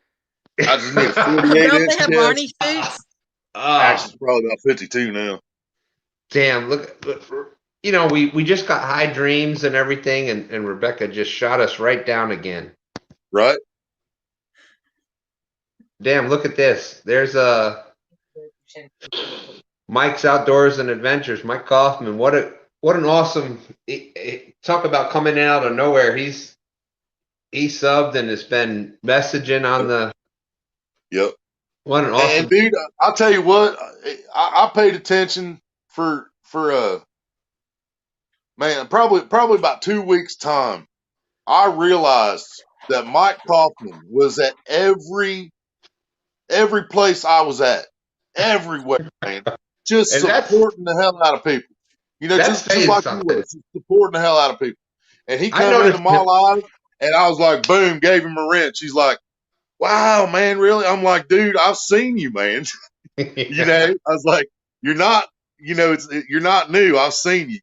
You've been every place I've been, doing, supporting people right like I have. And I said, I hope everybody else pays attention to that too. I noticed him at shows that I wasn't even on. And I do really want to apologize to Mr. Kaufman, because earlier I messed up and I called him Coffee, and then I felt really bad. But he changed his name, and I don't know what I was thinking. And I said, "Hi, Mr. Coffee," and I really meant Kaufman. So I really, honestly, dearly apologize to you, Mr. Mike. Mr. Coffee's better than Black and Decker. I'm just saying. Did you say Black and Decker or Black and Dicker? Hey, all right. Well, it's 3:30. It's 3:30 in the morning. That's okay. Well, I'll let that one go. That comment can go past. It's all right. Yeah, 3:30 in the morning, and they'd have to go 5 hours into the stream to see it. So. Now, before midnight, I might have to have cut that comment off, but it's 3:30. Yeah, see, me and Becca both waited until after midnight. See, that's what we'd have to do with this show. We'll start at like 10 o'clock at night. The first 2 hours. The first 2 hours are the fishing topics. We'll keep it whatever, and then I'll stay in the chat for the first 2 hours, just saying la la la la la. After midnight, the purple smoking jackets and robes come on, and Dave's straight. This is crazy. It's been over 5 hours, and we've stayed between. I think the lowest we got down to was 11. We're still at 13. It was up to 20 something for an unplanned. I've got 100 subs. I've got I don't want to say nobody, because the 100 subs that I have are the most important people that I could ever know. Right. But to have that little bit of amount of subs and to still have this many people at this time in the morning, for us to be there's the one. That's where I was trying to find the smoking jackets. And yes, Rebecca will get you one. I know that feeling, man. I know that feeling. When I was working to get I can't say working, when I was live streaming to get my hours, my 4,000 hours to get monetized. And man, there was times we sat here till daylight. The sun would come out and we were still live, and by this time we had went through countries. We started out with just people in America, and then early in the morning, then we're talking to people in the UK. And then we're talking to people in Australia, just as time went on, because everybody's on different times of the day and everything. And sometimes I'd stay live until the people in America woke back up, came back in. Now, wait a minute. He's going to put me on a 7-second delay just because of my accent. Wait a minute. That's not the comment I have up. I just put the comment up about you having your own show. No, Garrett said he said that y'all might have to put me on an old second. The old 7-second delay. Just because my accent made y'all hear a word differently than what it probably is. Well, Jesse, thank you so much. I can't tell you how many nights that your lives have made my night. So I appreciate that I was able to pay that back to you. Just really enjoy the catfishing community for the big. If somebody else could put out, I don't know. I think everybody's here is probably subscribed to Outdoors Addiction already. I'm not talented enough to put that up, but if somebody could put Jesse's link up there, he's been doing an awesome job for just coming out new and doing the live streams. Kaufman, that's awesome. That big comment. That you're absolutely right about that. But you hang around in my streams when most of the time they have absolutely nothing to do with fishing. What's that kind of fishing? Hey, if somebody wanted to come on right now and talk about fishing, I'll bring it back up. We'd be talking about fishing. Get out your big rock. People get too caught up, and I've got to admit this. I started. I was always old school. My father taught me how to fish old school. I was taught when I didn't have the first time I went fishing. I didn't have a pole. It was hand lining. That's how I was taught how to fish, and pole lines and trot lines. And we lived, then we moved to upstate New York, and my father used to tie a rope on me. We go ice fishing. He'd tie a rope around me, and the best fish were always in the warmest water. So he'd tie a rope on around me, slide me out to the edge where the thinnest ice was, and we'd cut the hole there, and I'd be fishing on the thin ice, but he'd have a rope around me. But, now that's called child abuse, but back in the day, that was called the father making sure his son caught the most fish. Right. But I was taught that's how I was taught. My sister to the bumper of the car. So when all these new things, and I was getting caught up with, well, I'm doing YouTube now, so I got to have demon dragons, and I got to have rattles on my lines, and I got to have this, and I got to have that. The James River was flooded, and the spot we went to, I cast out 3 lines, and all 3 of them got snagged, and they got snagged so bad, boom, boom, boom. Yep. I snapped off $6 worth of sinkers. Yeah, I don't got $6 to lose. Yeah, if you had demon dragons on all 3 of them, that's $21 going right there. Oh yeah, well I didn't even have that on them. It was just I had old. But yeah, if you did, that's $7 a pop. Well, I was already going old school. I took old rattling top lures that I had, old Zara spooks and things like that, and that's what I was using for the demon dragon, because I was thinking, oh, I'm on video now, I'm on YouTube, I got to have these kind of things. This is what I got to do. And it's been working. We've been catching every weekend. My son and I have gone out. We've caught a double-digit catfish. We've caught a catfish over 10 pounds. We've gone out the past 5 weekends, I think, and we've caught a catfish over 10 pounds every weekend. Yep. So, it's been working, and my primary bait has been lemon Kool-Aid chicken, because we've been having an issue finding live bait, Chad and whatnot. That's what I had for supper last night. Live bait around here right now. But this past weekend there was floods here in Virginia, the James River. It was just, we went to different spots, and I'm thinking, it's flooding. Nobody else is going to be out fishing. Well, sure enough, here's all these other assholes out here fishing the flood, and all the spots that you could actually fish from. There's all these other jackasses out here fishing those same spots that I thought I'd be the only one dumb enough to go out and fish. Right. And they're there. We finally found a spot. I get my 3 poles cast out, and bam, I snapped off $6 worth of sinkers, plus the hooks and everything. And I'm like, nah.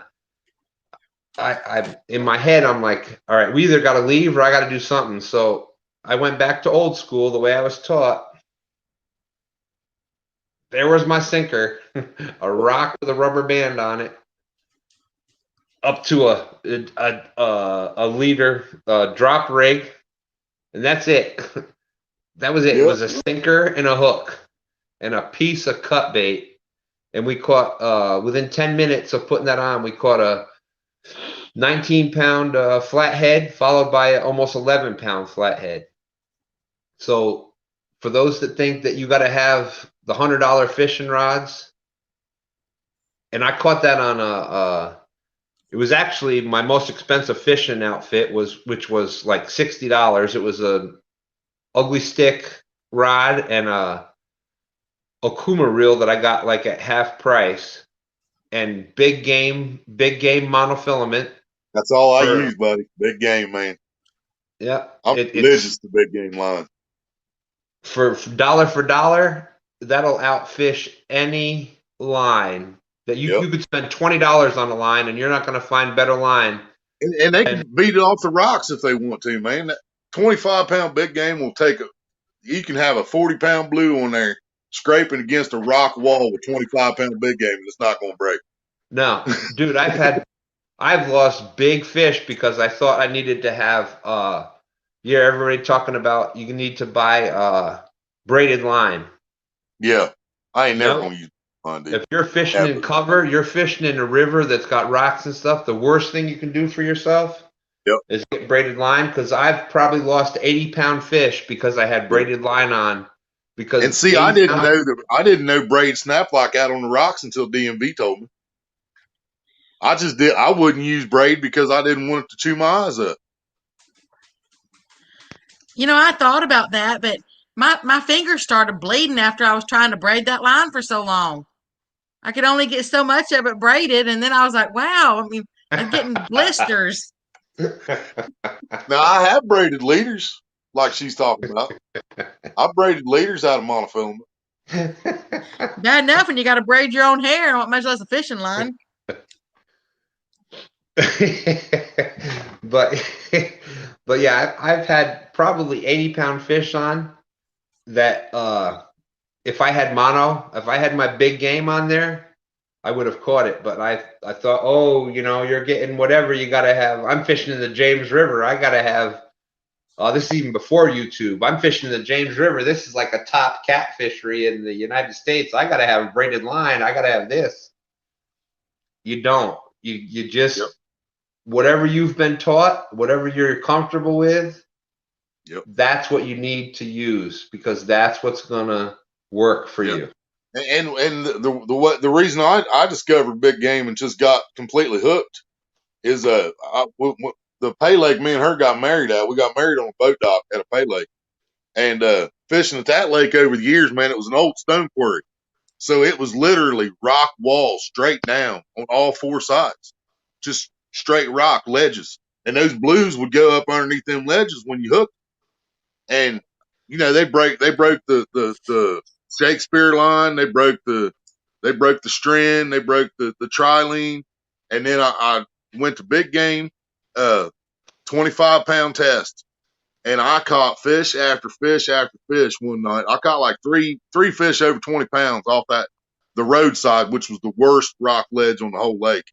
And before I threw it back out after that third fish, I felt it. And man, I had like 20 feet of line just shredded. And it still wouldn't break. I took this line and pulled it with my hands where it was shredded and it still wouldn't pop. I was like, yeah, this is my line, and I'm never gonna switch after that. I seen what that line could take. I'm never gonna switch. Yeah, dude, I'm 400 plus pounds, and when I first got to that spot, I had 40-pound big game on, and it was snagged, and I had it reeled up tight, and I'm walking backwards. I've never had an issue. I'm like I said, and I've got my hand on the, drag is only so much, but then once you start putting so much pressure on it, your drag's obviously going to give. I'm holding on to it and stuff. And I'm putting everything I got into holding that, and I'm walking backwards, trying to just either pull the snag out or break that.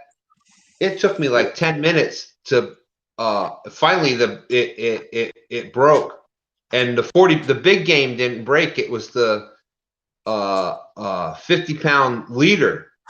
Yeah. I did 50-pound. I used 50-pound. What's it? Zepco Omniflex. Because I'm all about value. I'm going to fish as cheap as I can. $1.72 is full. Never. I'm not going to use something that's crap.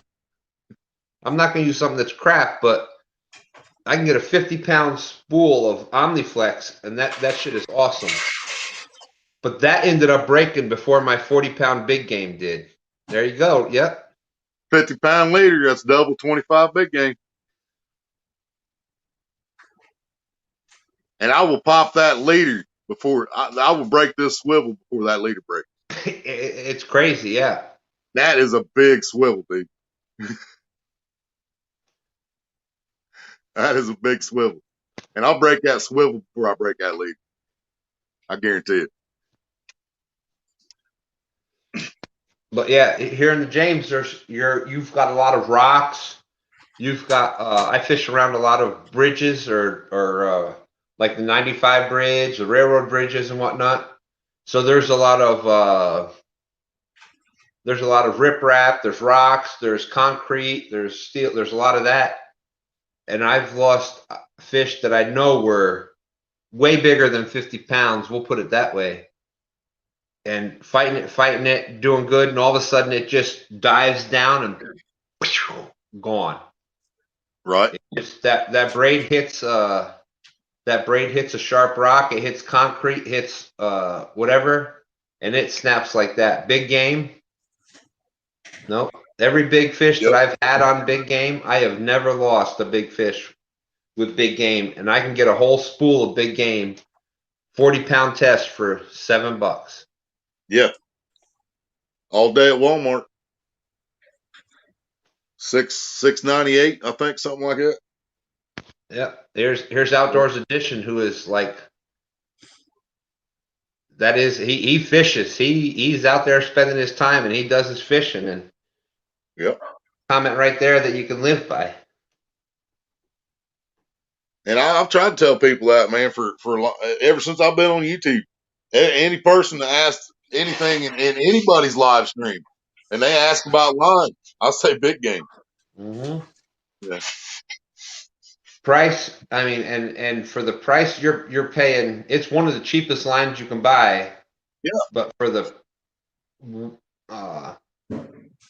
I've fished decades. I've paid $6-8 for a one-time fill of strand, and wished I'd never paid.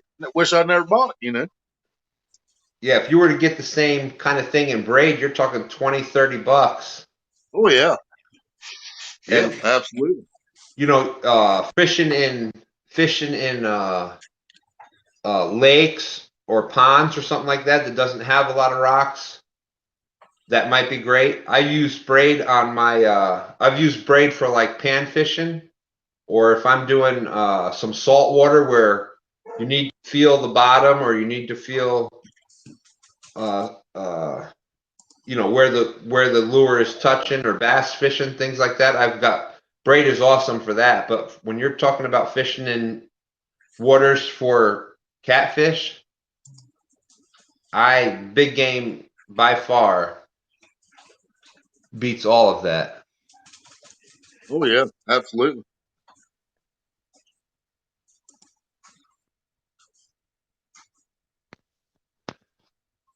Hey, Garrett, God bless you. Suffolk's line is said great. I even feel like it's stronger than the 65-pound Power Pro braid. Oh, Outdoors, yeah. Yeah, I tell you what, I've never had as hard a time as this past weekend when I was snagged with my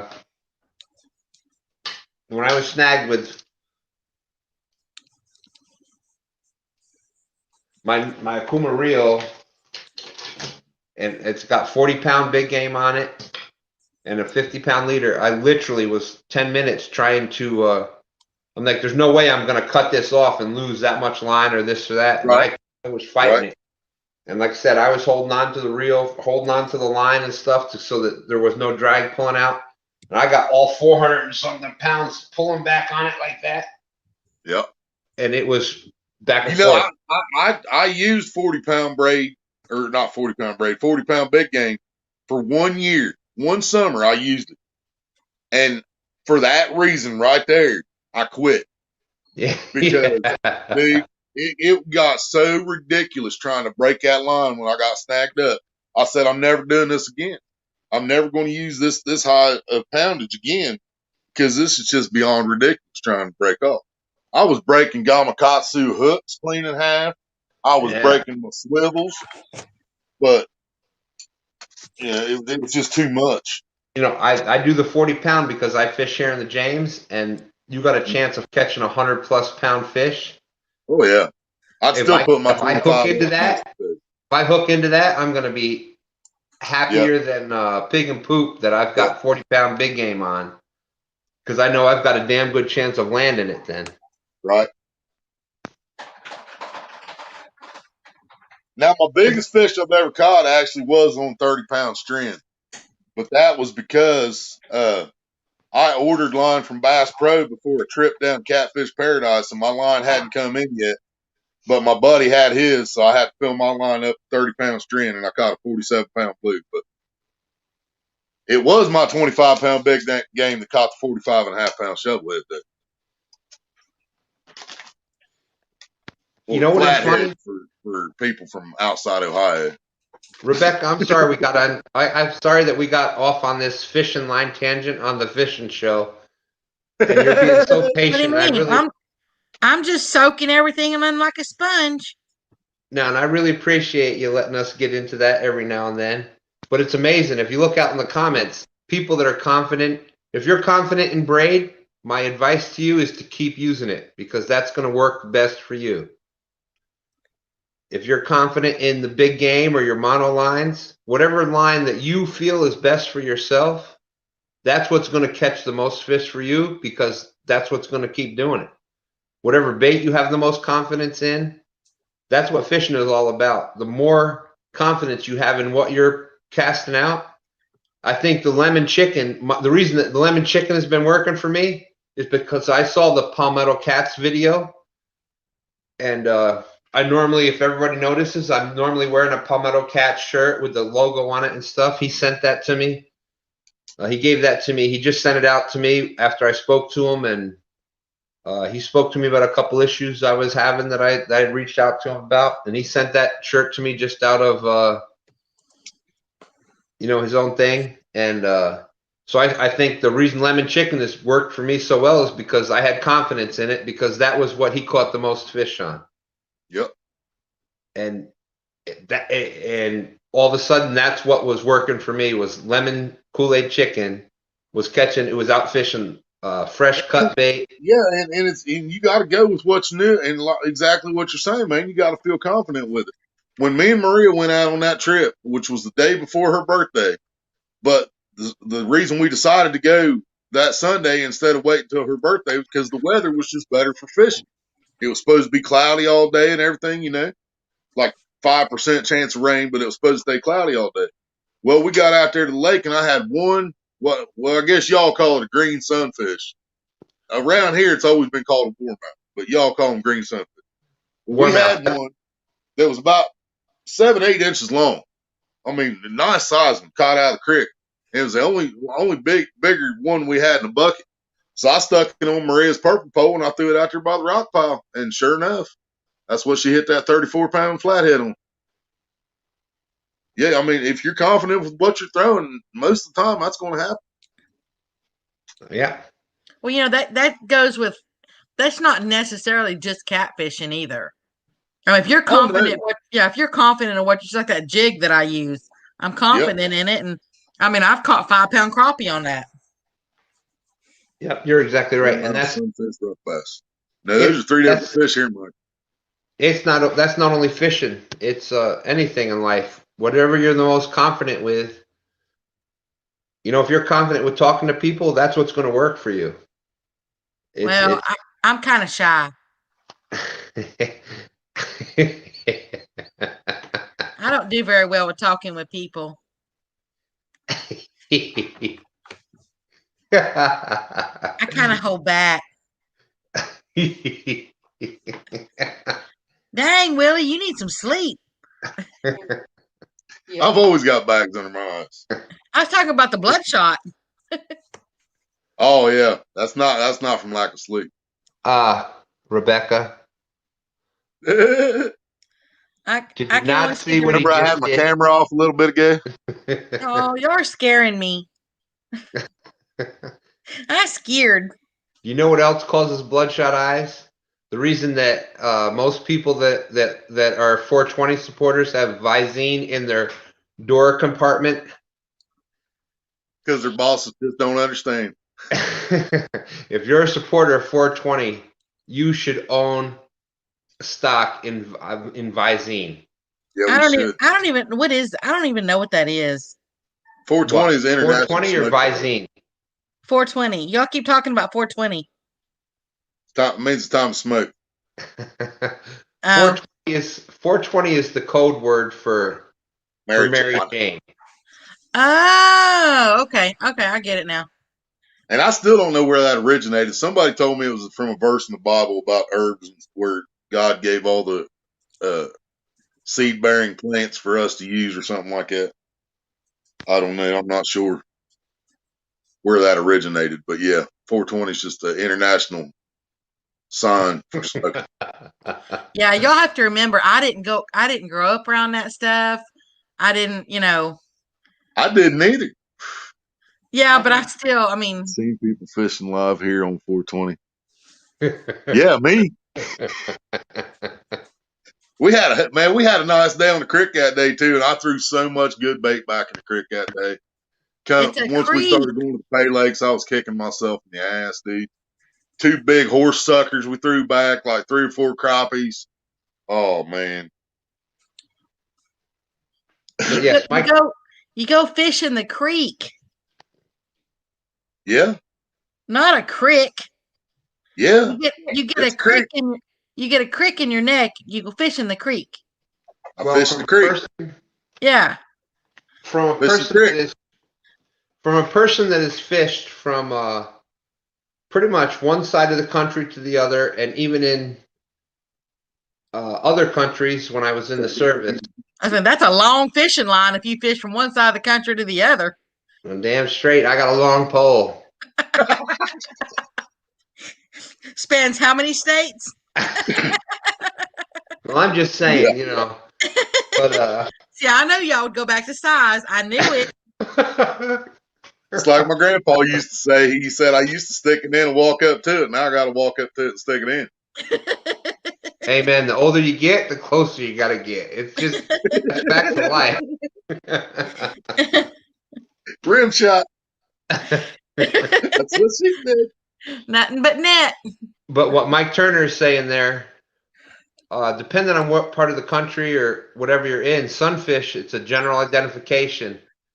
You know, some people call them, you know, when I was in upstate New York, every sunfish, it was a bluegill. Yeah. We called all sunfish bluegills, it was either bluegills or sunfish. Yeah. Some parts just call them all bluegills or gills. They call them brim. Now see, but we have multiple species of bluegills. We have a regular old bluegill, which is just silver and blue with stripes, and then a sunfish is that bluegill with a red belly or an orange belly on it. And we call them perch. Yeah, and then pumpkin seed. And pumpkin seed is like my favorite bait on the planet. Pumpkin seed's its own, they're just a cool ass looking fish, man. And then you got those big ass shell crackers and see, I still don't know what a shell cracker is. I hear DMV talk about them all the time. I have no idea what the hell you guys are talking about with shell cracker. And DMV told me a warmouth is a complete different fish from green sunfish. And I don't know what a warmouth is, apparently. Yeah, but somebody just said green sunfish warmouth. He just said warmouth and rock bass. No, rock bass is a totally different thing than a rock bass is a totally different thing than a warmouth. Like, and see, most of our rock bass have crossbred here, where they got purple in them instead of just the black spots. Because the black spots with the red eyes, that's a true rock bass, right?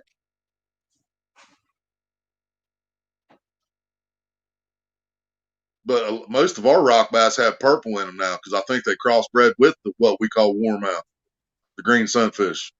Yeah, rock bass are basically, it looks like it's shaped like a sunfish, but it looks like it's colored like a crappie. Yeah, and it's a lot thicker. It's got black spots on it. Yeah, and it's got red eyes. Reddish eyes. Yeah. But now 90% of our rock bass, all of them around here now, have got a purple tint. And they don't have the red eyes no more. So I think they crossbred with the green sunfish.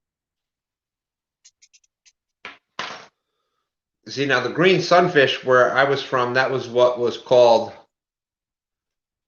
the green sunfish was what was called a warmouth. Because it was basically, it looked like, you know, your normal sunfish and whatnot. But it had the mouth, more of a mouth like a bass. Yeah. It had a warmouth. Yeah. That's why they called it warmouth, because the mouth was bigger. Yeah, and they got the neon stripes like war paint on their face. Yeah, and they had that big mouth, so it looked that's more what like we call warmouth. But that's what everybody tells me is green sunfish. But it looked like that. It looked like green sunfish, but it had a bigger mouth. Rock bass looked like a crappie that was shaped like a sunfish. Yeah, but their bodies are a lot thicker. They were thicker, beefier. Yeah. And they got a shorter tail. They got a real short tail, rock bass do. Yeah, but it's all depending on what part of the country. Like Rebecca said, they're called perch in some places, sunfish, gills. See, we have perch here, but our perch are a completely different fish. Our perch are like long and skinny like a bass, like shaped like a largemouth bass, but they have dark green and stripes on top, and they have black stripes that go down, and they got and red and yellow on the bottom. Yeah, yeah, that's a yellow perch. Yep. Yeah, yeah, exactly. Well, I tell you, if I wasn't confused before, I sure am confused now. Well, that's because you're not taking proper notes, Rebecca. I am taking notes. I'm gonna test y'all later. I'm gonna test y'all and see which ones, who's talking about what, and see if y'all remember what you talked about. I wish I had. Yeah, I wish I had that video handy. There's a channel that DMV shares out a lot. The guy's channel's got shut down a couple times. It's like Midwest Bassin or something like that. And that dude, he made a video with the first video I watched of him. He caught one fish, and it was a pretty yellow perch, but it had dark green on top with black stripes and the yellow belly. Yellow belly, and they usually got reddish fins. Yellow perch have they got orange or red tint on the tip of their fins. Yeah. Yep. It's her blonde hair again, Mike said. I think y'all are making half this stuff up. No. The panfish, Garrett, the way I was taught, because, I was born in Ohio, but my grandparents were in Kentucky, and my grandpa said if it fits in a pan, it's a panfish. That's exactly right. Yep. It's the panfish wasn't just bluegill and crappie and bass. If it fit the skillet, it was pan. So called mall in-laws because their mouths so big. Sent me 2 screenshots. Oh, it's on that phone, Mike. I don't know if I can check my messages. See, find out.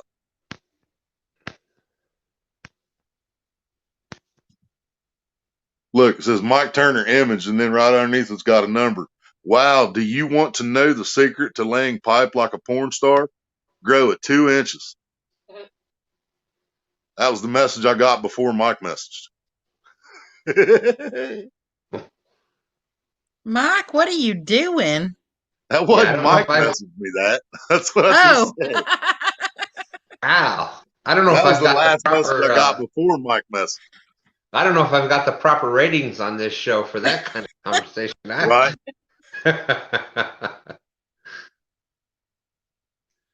Warmouth. Yeah, see, I've never seen a fish that looked like that, Mike. That looks like a crappie. Yeah, that looks a lot like a crappie. But you can tell it's not. But yeah, I've never seen a fish that looked like that in my life, Mike. Yeah, and that's probably a rock bass. Sent me a picture of warmouth. Yeah, I've never seen an actual warmouth then. Yeah, rock bass. There we go. Yeah, that's the rock bass we catch.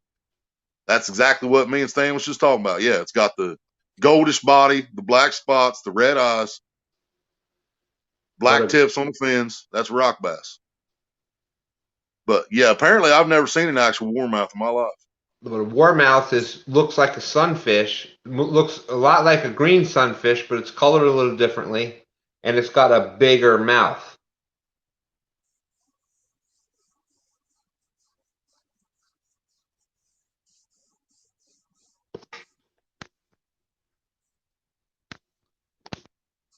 But this isn't it just it's funny, you bring up any kind of fishing, you talk about using braid or mono or different names for different fish. And we've only got 13 people here, and look at the differences in opinions already. Right. That's what's funny about fishing. You can have. Yeah, he just sent me screenshots from Wikipedia. I've never seen a warmouth in my life. That looks just like the ones DMV sent me. And so it's just a green sunfish that we've always called warmouth around here. I don't know if you saw Garrett from the other side. On this stream, Willie, you had kind of froze for a second, so it. Oh, that's because I was checking my messages, probably. Yeah, and your one thing, you froze up with a face kind of like this. Yeah, kind of like that. So.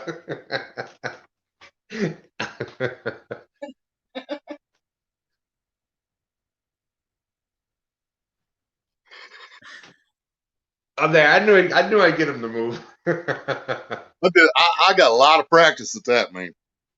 I used to make him think all the time my stream froze up. Just stop. You know what? You want to talk about an awesome supporter? Here's Mr. Tim Molina. I think he's been in here from minute number 1. And here we are, Yeah, almost I've never had fished Alum Creek. Huh? Yep. Here's Mr. Tim Molina in almost 6 hours in. And still watching. Right. Well, the way y'all do those descriptions, I don't know. I've heard of Alum Creek, Garrett, but I've never fished there. I don't think that's too awful far from me either.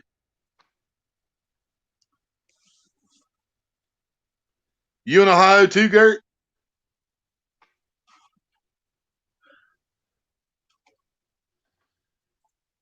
I probably knew that and just forgot. You know, and I think that and whatnot, most of them are not in ponds or lakes or whatnot. Most of them are in your streams or your rivers. So you got rock bass and warmouth are mostly in that type of current kind of conditions. So I think that may be where they're compared a lot. Yeah, because see, warmouth is what we called warmouth, green sunfish, obviously, is a whole different type. They're in the dark places up in the rocks and stuff, and they multiply like rabbits. You'll catch 400 little 1-inchers, to 4 or 5 nice size ones. Green sunfish just multiply like crazy around here. I mean, they take over places. Yeah, that is what I've heard. He won't give up his link, and I can't find him in search either.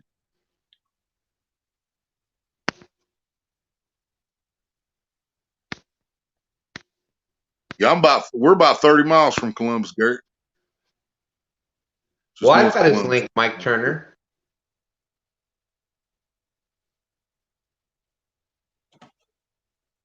I've been through 2 breaks already and 5 washroom breaks. Still here.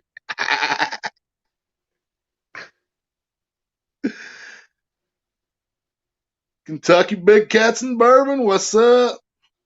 Very early morning to you guys. Laugh out loud. Couldn't sleep due to usual chronic pain issue. You need some THC and CBD, brother. LG, I didn't even know you were still here. Have a good night. LG, what an awesome dude. He's been he went live a couple times with my VA brothers out there, 1 ton. And what an awesome dude. He went out there and it was kind of chilly both days he went out there, and he brought them all coffee out there. Yeah, we was there that night. Yep. On the stream anyway. Yep. What an upstanding dude. And LG and I talk almost on a daily basis. Just I can't say enough about how I feel about my brother LG Tom there. Hey, Kentucky Big Cats. Hey, I'm sorry. Hold on 1 second. Tim Molina, what's up?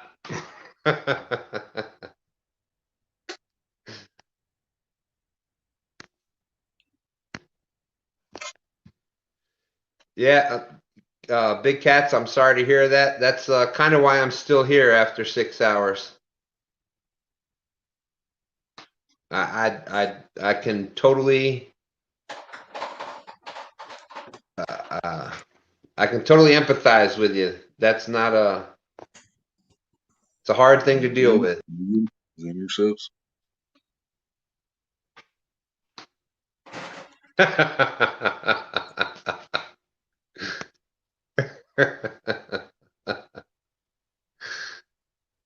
guess we woke Tim up. He was almost asleep, almost passed out from the stream, and it was their fault. That's your fault, Jesse. You were the one that told us to do it. I tried to tell them to let you sleep, but they wouldn't listen to me.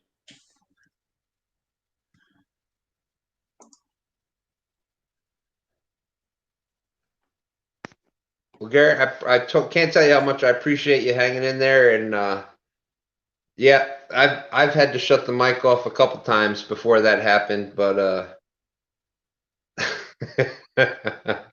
it's been too much of a good show. So I hit that whenever that situation came up, I cut the mic off and then I turned it back on. So I appreciate you being in here and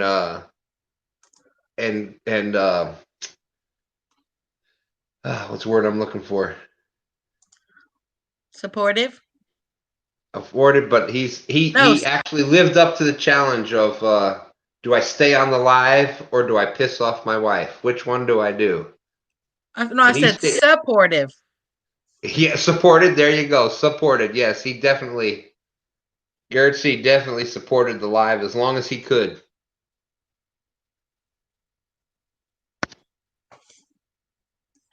Amen, Jesse. That's what's up. I can't believe it. I thought, let's see, 5 hours and 54 minutes. Well, 5 hours and 54 minutes ago, well, let's see, 5 hours and maybe 50 minutes ago, I thought this stream was going to go off the air. I thought I was going to come on, say, hey, I didn't get in touch with Ace. I didn't think the show was going on. Look, I used a rock and a hook to catch a 20-pound flathead this weekend. Hey, y'all have a good night. I thought that. I even told Willie before. I told Willie about 6.5 hours ago, you was in my live stream, said, I'm going live for a short one. Yeah, exactly. I said, hey, I'm just going to go on. I'll be right back. I thought I was going to go on. That's the same thing I told my wife, which is why she's not happy. But I said, I'm just going to go on, say hello. I have people messaging me. Like I said, I can't.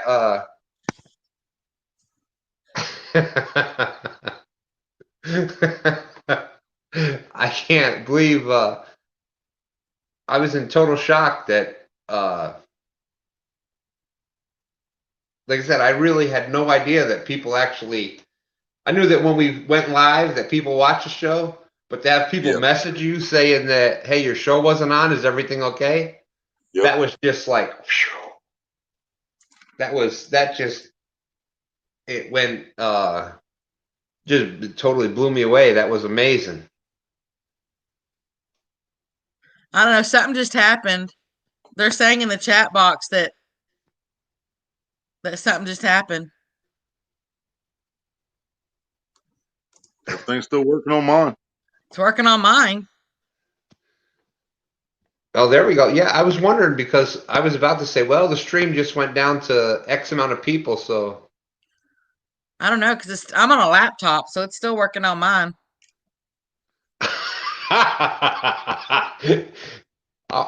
Okay.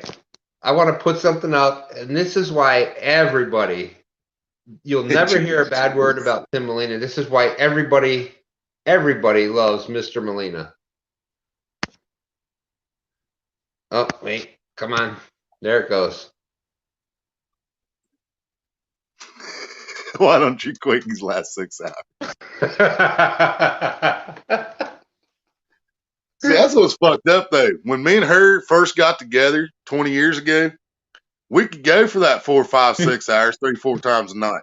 Now, 20 years later, after 6 minutes, are you done yet?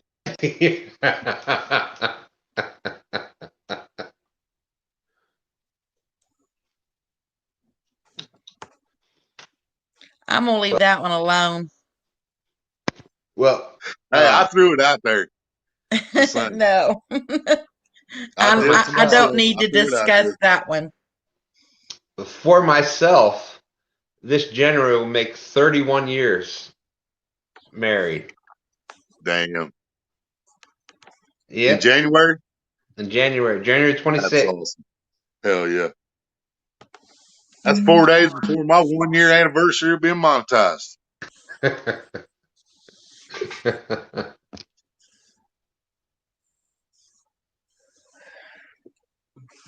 Kevin Baker, what's up? What's up?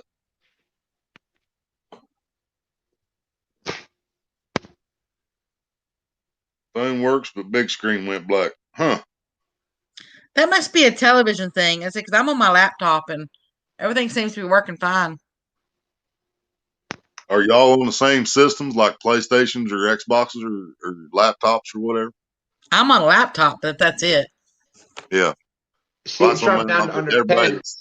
It dropped down to under 10. Now it's jumping back up. Just like Garrett, a man.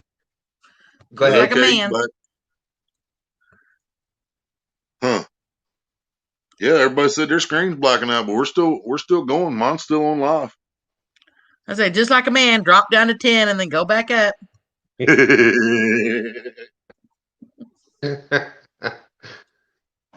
didn't even notice. Thank you very much, Kevin Baker. Another awesome dude that's in everybody's live streams and videos. Yes, it is, KY. Hi, All right, Kentucky. LG Bass. Nighty night, LG. And hi, Kentucky Big Cats. Yeah, that's me. Maybe I'm the reason everybody's screen went black.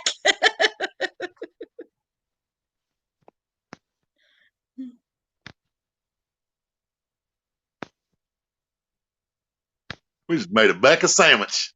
Hey. My ears are getting crushed. There's only one problem with that, Willie.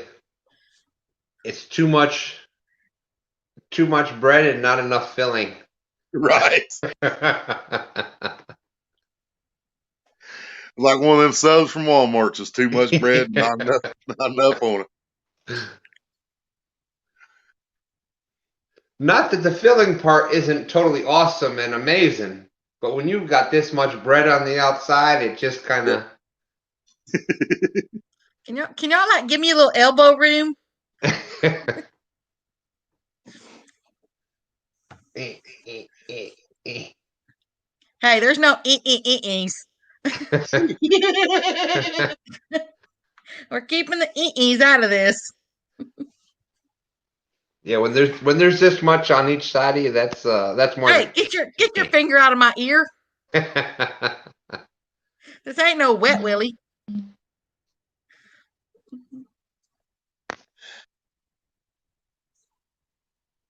I think she said you guys have fat heads.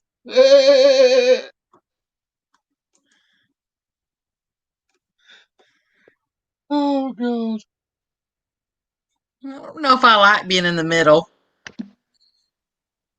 That's not what she said.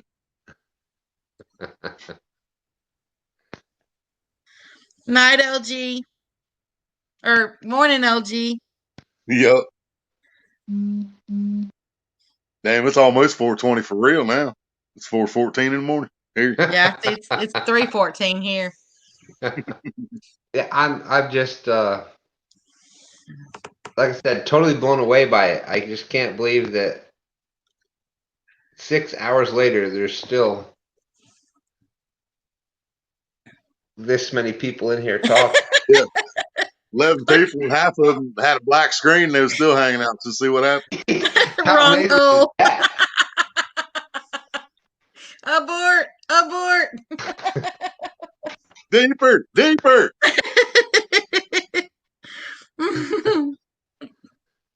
4:15 a.m. Yeah, Big Cats and Bourbon. For anybody that's not subscribed to him, go ahead. What an awesome dude. We had an awesome live a week or two ago that it was just it was totally awesome. We were sitting there talking, chatting with everybody. It was totally cool.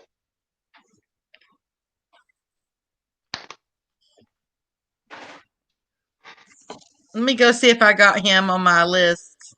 Yeah, no, you would totally appreciate him. Oh, I don't Your have him. clock's still slow, Mike. Okay, I just picked you up, Kentucky. You know, I need to learn how to do that.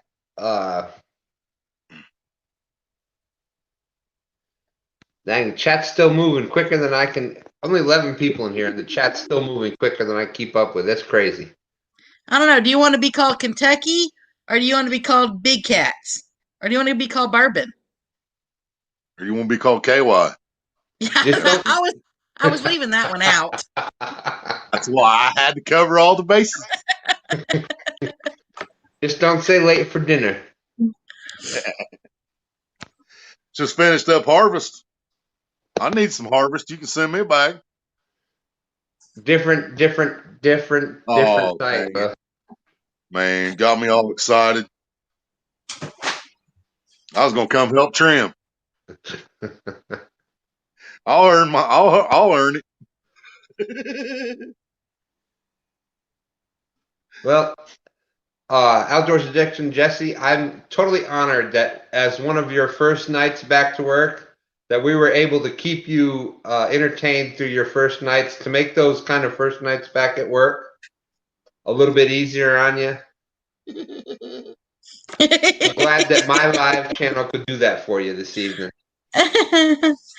I would tell you to join my live stream sometime from work, but it might get you in trouble.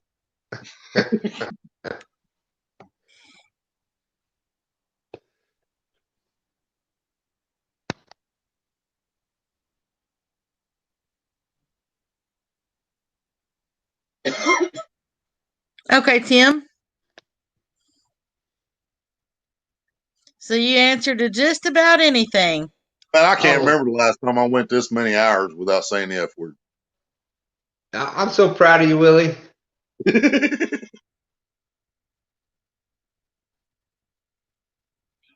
what I say. This is only me when I'm on somebody else's panel. Though. I might have to go live after this just to say it about 100 times in a row. But Willie, you've still been yourself. I know you. I appreciate you showing me enough respect and everything to kind of, know that I'm kind of in that middle stream, and we can have our fun and talk about fishing and talk about other stuff and have our fun. But I totally appreciate the respect that you just show me. And man. Still be yourself, and especially a smaller channel. Especially you guys are a smaller channel. You're still trying to grow, man. And I wouldn't jeopardize that for anybody, especially somebody I like. And you don't have to worry about me because I really don't cuss very much. So me neither.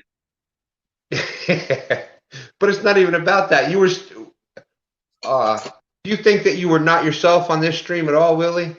Yeah, I still was. Yeah. Other than not cussing part, but yeah. I totally appreciate that. I was definitely a little cleaner still. Well, that's true. Till we hit about 3 in the morning anyway. I was a lot cleaner. Yeah. But that's my personality, and that's kind of, and I appreciate that kind of stuff. Yep. Yeah, there's pretty much only 2 live streams that I really cut more loose. Or 2 channels. Well, and I guess if we've been on 6 hours, it doesn't really matter because everybody that's still here is willing to hear whatever. So exactly. Yeah, but I need to stay a little bit good. I need to stay gooder. I don't want you to get kicked off of YouTube. Never been up this late on a live stream. Normally I'll fall asleep. Even during fishing live streams. Yeah, because I gotta turn my camera off now. It's 4:20. Damn it. But yeah, you're absolutely right. You see now, Willie, look what you made them do. But see, as interesting as a live stream as good and interesting as fishing live streams are. I hope y'all are proud of yourself because now all they've got to look at is me.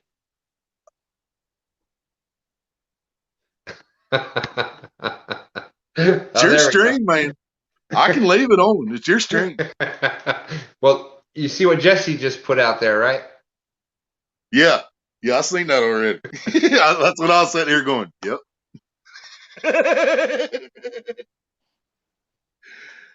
Easy sparking it up. Yep. It was 4:20. I had to. Hey, it said that I just had a guest in there, but there was nobody there. I don't know if I missed it and somebody was waiting and then got off. It's because you didn't let them breathe while they were down there. I totally apologize. Wait a minute. That sounded totally wrong. Okay. I meant to say while they're in the basement. Hey, when you're over 400 pounds, it just happens sometimes.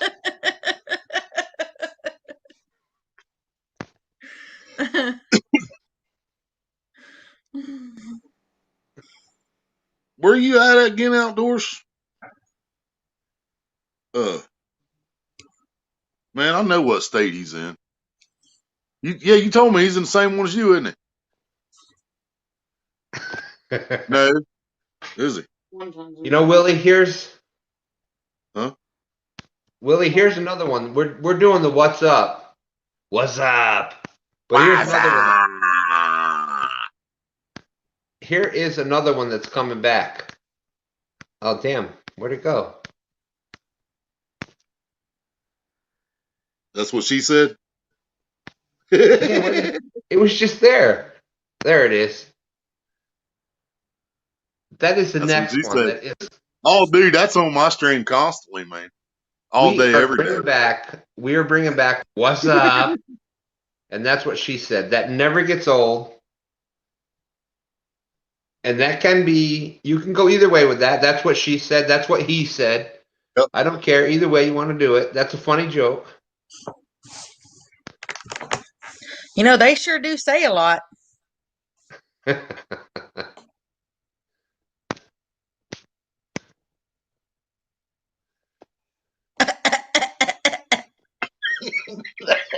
Fuck.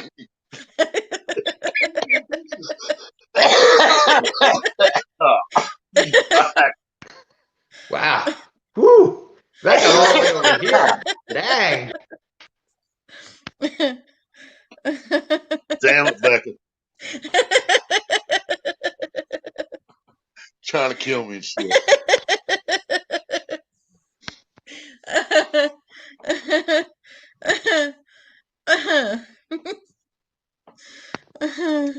Since you woke me up, someone called DMV and wake him up. I can call him on Messenger if you think he'll answer. I'm sure he'd be more than happy to show up on the show. Tim, have you dropped your link yet? What's that? We're still trying to get Tim to drop his link. That's why we woke him up, because we couldn't find his link. Dude. Message deleted by Google moderator team. Son of a gun. I am making big time now. I've had 2 of them deleted tonight. You still got a long way to go, Grasshopper. Hey, well, you know what? 2. I'm happy with 2. I've never had any before, so. Bad thing is they're deleting stuff that didn't need to be deleted. I could drop the F-bomb in the chat and it's going to let it go through. Yeah, but they're deleting stuff where people saying hello, you know. And that's the part I don't get, because you're supposed to put in there, because of all those people that were making their kids do videos 20 hours a day to get all those subs. They made those laws, and that's when YouTube switched over to that, where you had to identify as a made for adult or not made for children type thing. Yep. Yeah, they got sued. They got their ass sued off over that, man. YouTube had to pay a big old juicy fine. Yeah. Yeah, it was because all those damn parents that were making coin off their kids on camera for 20 hours a day. And that's why I go back to what I was saying earlier, man. You know, when someone turns on their YouTube account and hands that phone to their 6-year-old, and that 6-year-old sees me on my live stream that is marked not for kids, and sees what I'm doing, what we're talking about, the language I'm using, that is in no way, shape, or form my fault. You know. No, because you usually even name that in your name. And most of the people that, like I said, even in I'm pretty whatever, and even me, I put that in my little thing when I share your link out everywhere, but I put, hey, you never know what you're going to see or hear, but you'll have a good time at Willie's link. Yep. There should be no reason for a moderator to be in there even. Exactly. I can't believe you just said. I can't believe you just said Willie's link. He drops my link all the time.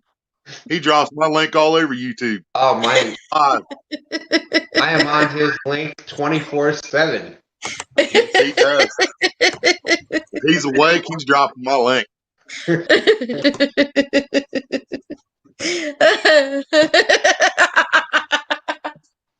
He drops it like it's hot too. Am I missing something? I don't understand.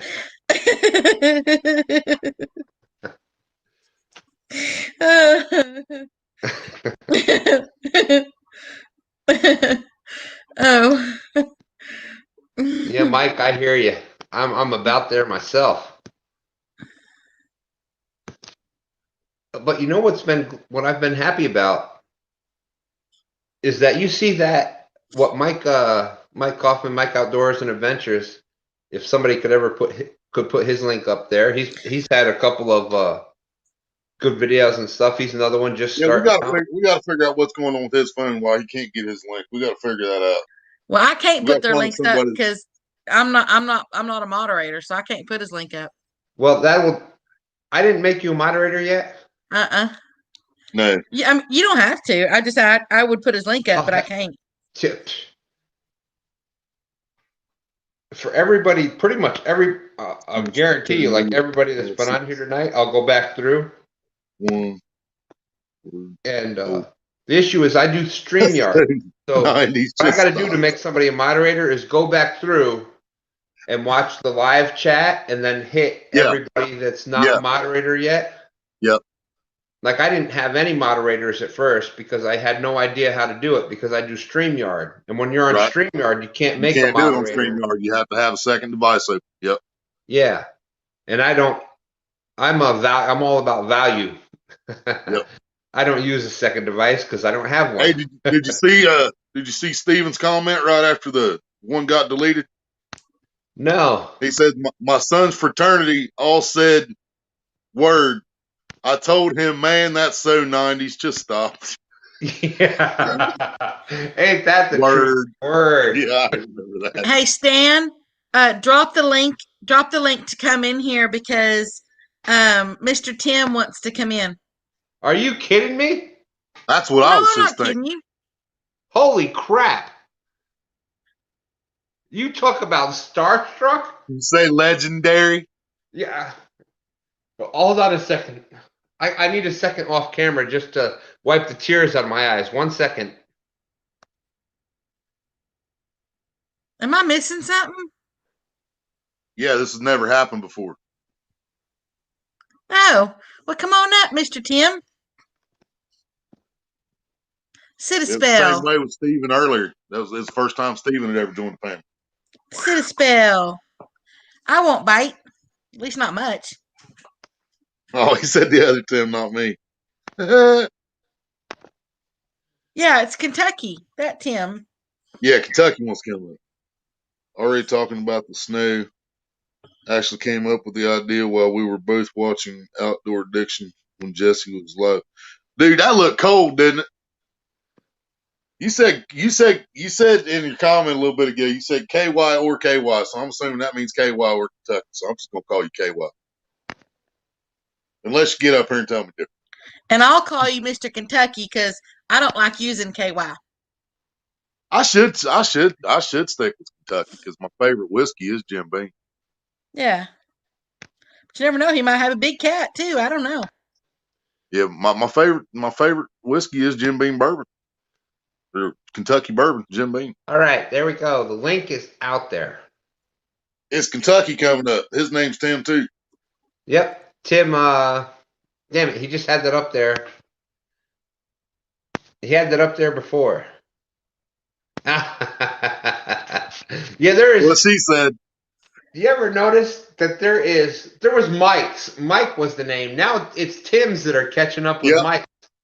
Yeah. Because you got the original Tim Molina, then you got Kentucky Outdoors and Chesapeake Bay Catfishing. His name is also Tim. And dude, the bigger we grow, the more that's going to happen. You know what I mean? That's what she said. I'm just shocked that there's no more Stan. I'm shocked that there's no more Stans. I'm still the original Stan. You know, my son is the third, but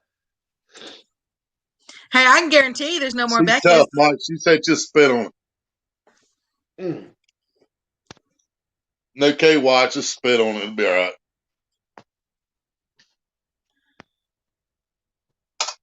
Yeah, I'm not answering that question. You're the one that already said you don't like using KY, so everybody knows that. Wait. Did y'all see this? Maybe she's an Astroglide kind of girl. Did y'all see this comment? Cold weather and men don't mix. Just saying. Okay, who remembers the Friends? Not Friends. Damn it. Damn, what was the name of that show? Seinfeld. Where George was in the pool with the cold water. It was cold. It was the cold water. It was the cold water. Now, Kentucky, he dropped the link. Come on up. Yeah, keep an eye on the basement, Steve. Yeah, don't leave him down there like you did me. Oh, damn it! I did it again. Jim Beam's Tennessee. Yeah, you got him down there where you can't breathe. Oh, Jack Daniels, Tennessee. Son of a gun. All right. Hey, Mr. Tim, I am so sorry about that. I get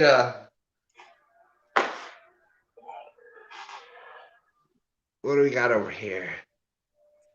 There we go. I have a hard time doing more than one thing, so I looked over there and bam, you were there waiting on the guest screen. Hey, you should feel lucky, Mr. Tim, because he left me down there for like 45 minutes. I had to put my oxygen mask on.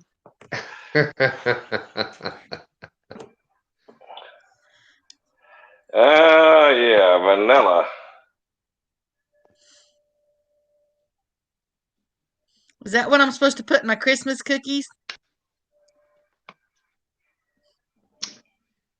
Ooh. I'll go you one better. Uh-oh. Damn it, Willie, you had to go start trying to show off your whiskey. Now look at what's going to happen. No, there ain't much in there anyway. I don't got much left either. No, Tim Molina said Beam was Tennessee. No, it's Kentucky. Kentucky straight bourbon. Evan Williams, 1783. Ooh. There's just something about men and their bottles. That's 10 years old and smooth as can be, and it doesn't cost a whole lot. Tim, if you don't mind, could you pour me a little in here?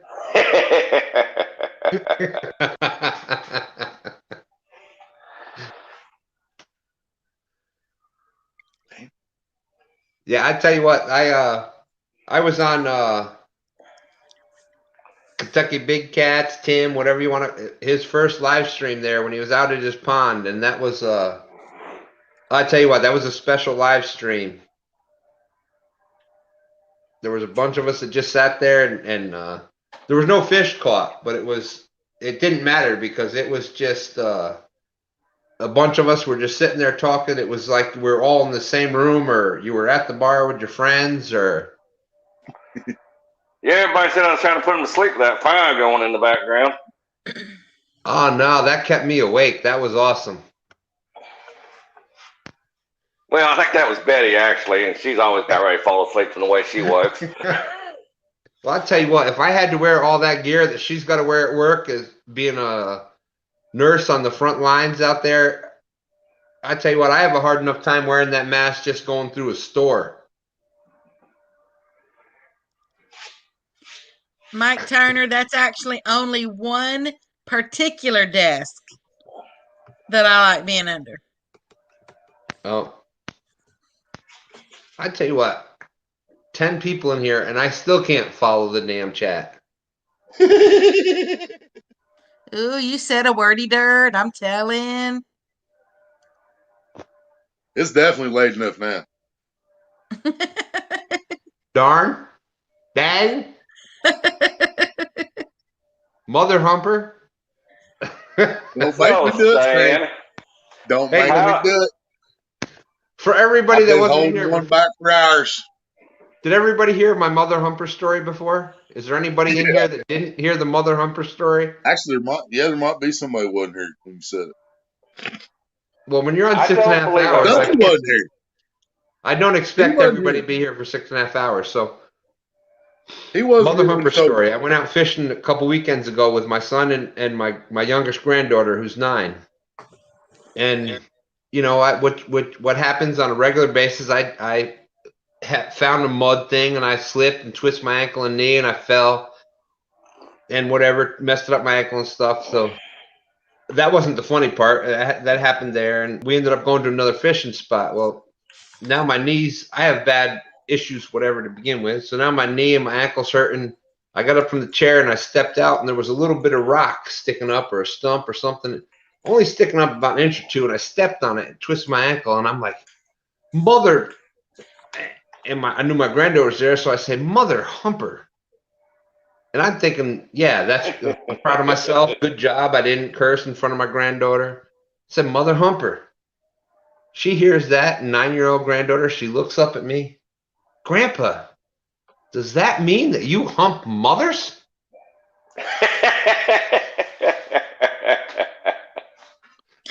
You know, like, I man. kind of still wonder how she knows what humping him really is, though. Internet, TikTok. I don't even know what humping is. Well, let me Remember, see if I can shut. you never explained it earlier. Let me see if I can shut all this off, and I'll explain it to you. How do I do that? Well, I can't figure it out. Never mind. I'm still in the dark. Well, it all starts out. Men and women have different. Oh no, you weren't asking. Oh, never mind. We're a fishing show. We're not getting into all that. I done told you that when I was born, 2 buzzards flew over butts and I fell out. Well, that sounds pretty damn redneck. Well, you came on the right show then, huh, Tim? Yep. At least I landed in the hay bale. Question, Stan.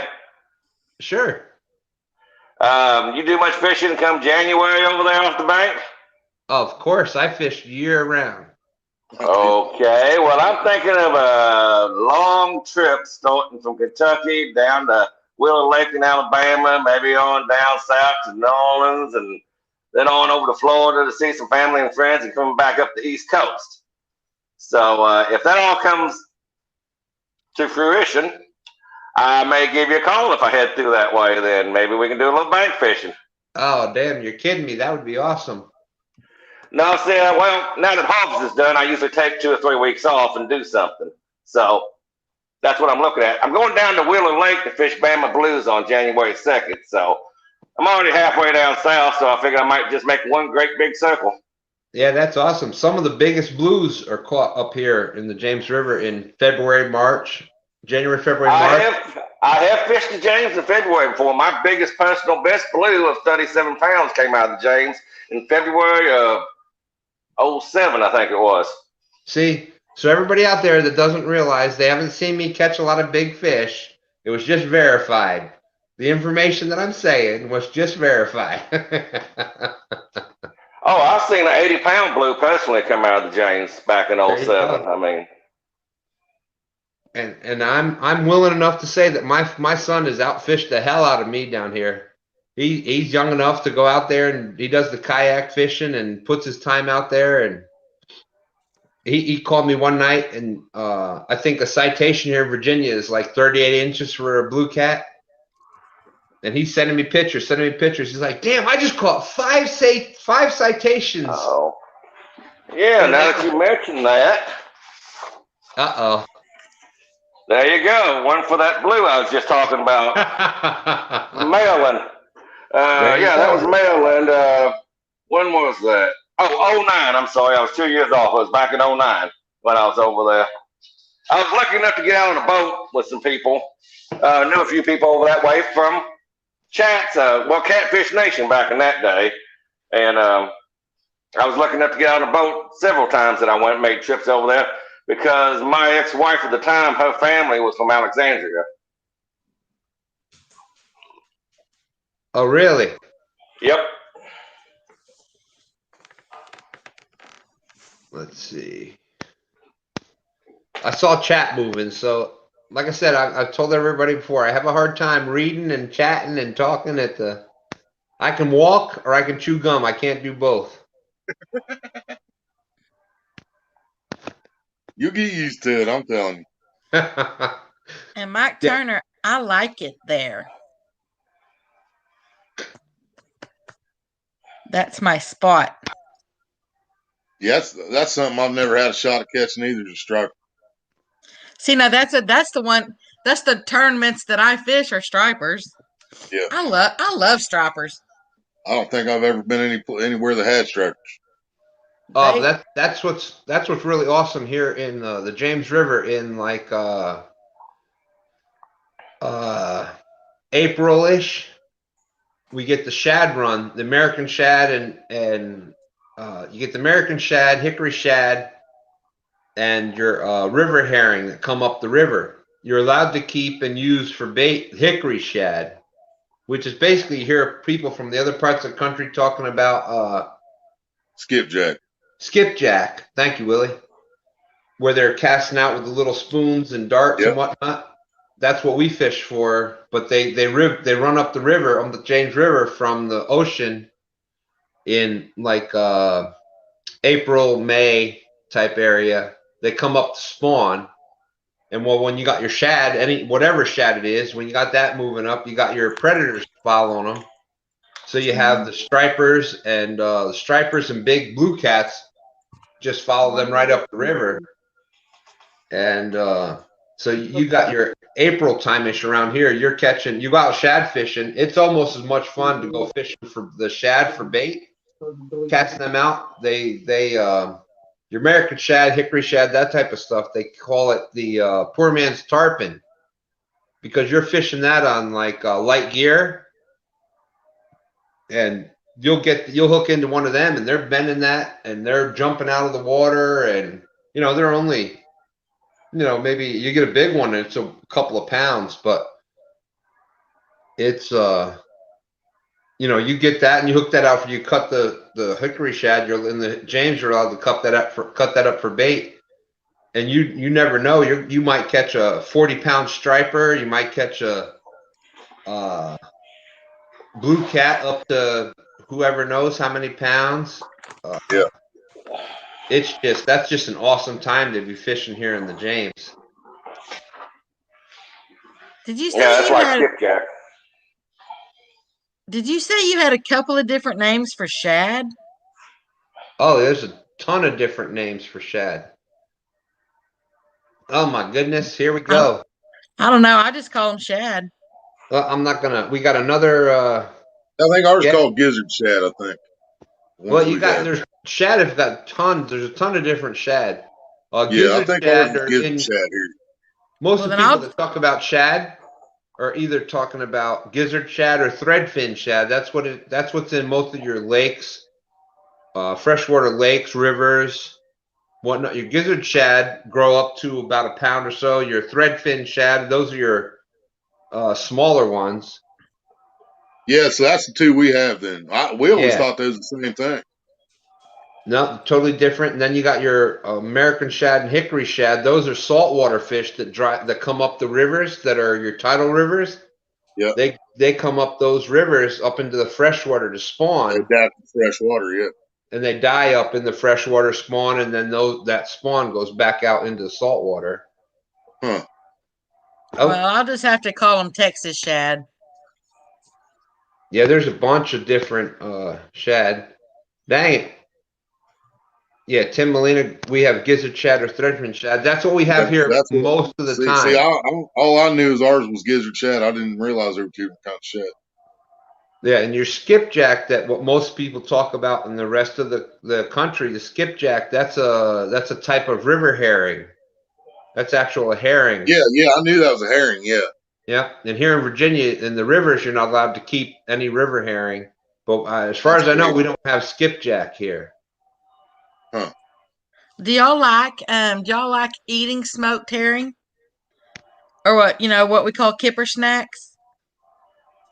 Yeah, I like those, but I wouldn't eat a skipjack. Ain't no way in hell. Well, Rebecca, I'm over 400 pounds, so I'll eat just about anything. No, but I mean, seriously, do you ever eat kipper snacks? They're called kipper snacks. Yeah, you I've get had it them before. you get I've them had with your that. sardines and stuff. Yeah, I've over had there. that, Yeah. sardines. I've had all that. Yeah. Yeah, my grandpa, Yeah. he started me on those when I was just a little girl. And the way he would fix them, the way he'd fix them and everything, it's just awesome. So, I mean, I love those. Sardines are okay, but as I said, those kipper snacks, I always have those in the pantry. Yeah. Okay. Yeah, Outdoor Addiction few Smelt is amazing. That's another one of those. Okay, I'm trying to do this real quick while I'm still talking. I've got some fish on smelt back in the day. No, they're talking about actually eating it, Willie. Oh. Yeah, I'm talking about eating kipper snacks. And yeah, I've ate that. Is that what a kipper snack is? A smelt? A kipper snack is a smoked herring. Yeah, that's what I thought. Well, Outdoors Addiction says smelt is amazing, so I just assumed he's talking about bait. But he might be talking about eating. Yeah, no, you eat smelt. It's almost like the sardines and whatnot, except I think that it's more of a freshwater type fish. Yeah, I've used them for bait. I never ate them. I bought them fresh from the fish section and used them for bait. Hey, Mike, I put the link back up there. I saw that you were on the thing. I tried to get you in. You're more than welcome to try to come back on in. Sardines and mustard or sardines and hot sauce. I'm happy with either one. Dang, Skippy's hot sauce. You know, if I'm trying to eat something. I take kipper snacks and I mix a little bit of mustard, a little bit of Miracle Whip, a little bit of pepper, a little bit of lemon juice, and sometimes some crushed up crackers in it. You kind of mix that together and you make your spread stuff, and then you eat it like on crackers or whatever. That's how my grandpa taught me. I'll be right back.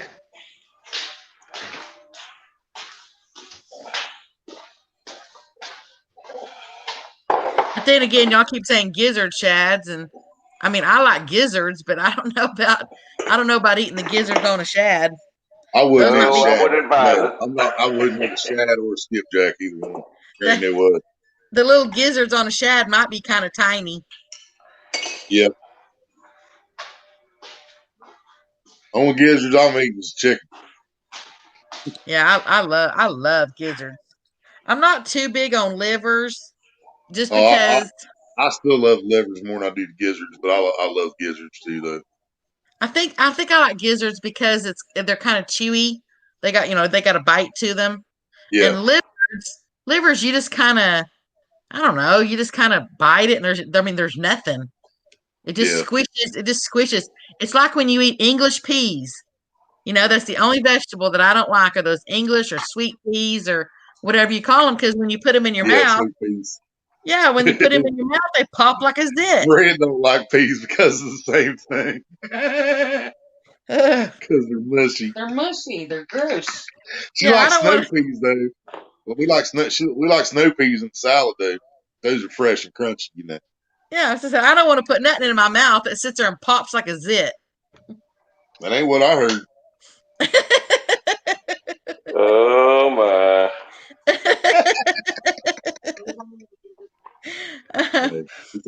Oh, you're going to embarrass me. Make me turn all red like that. You believe that one, don't you? It's not letting me. I'm trying for my tablet and gaming headphones.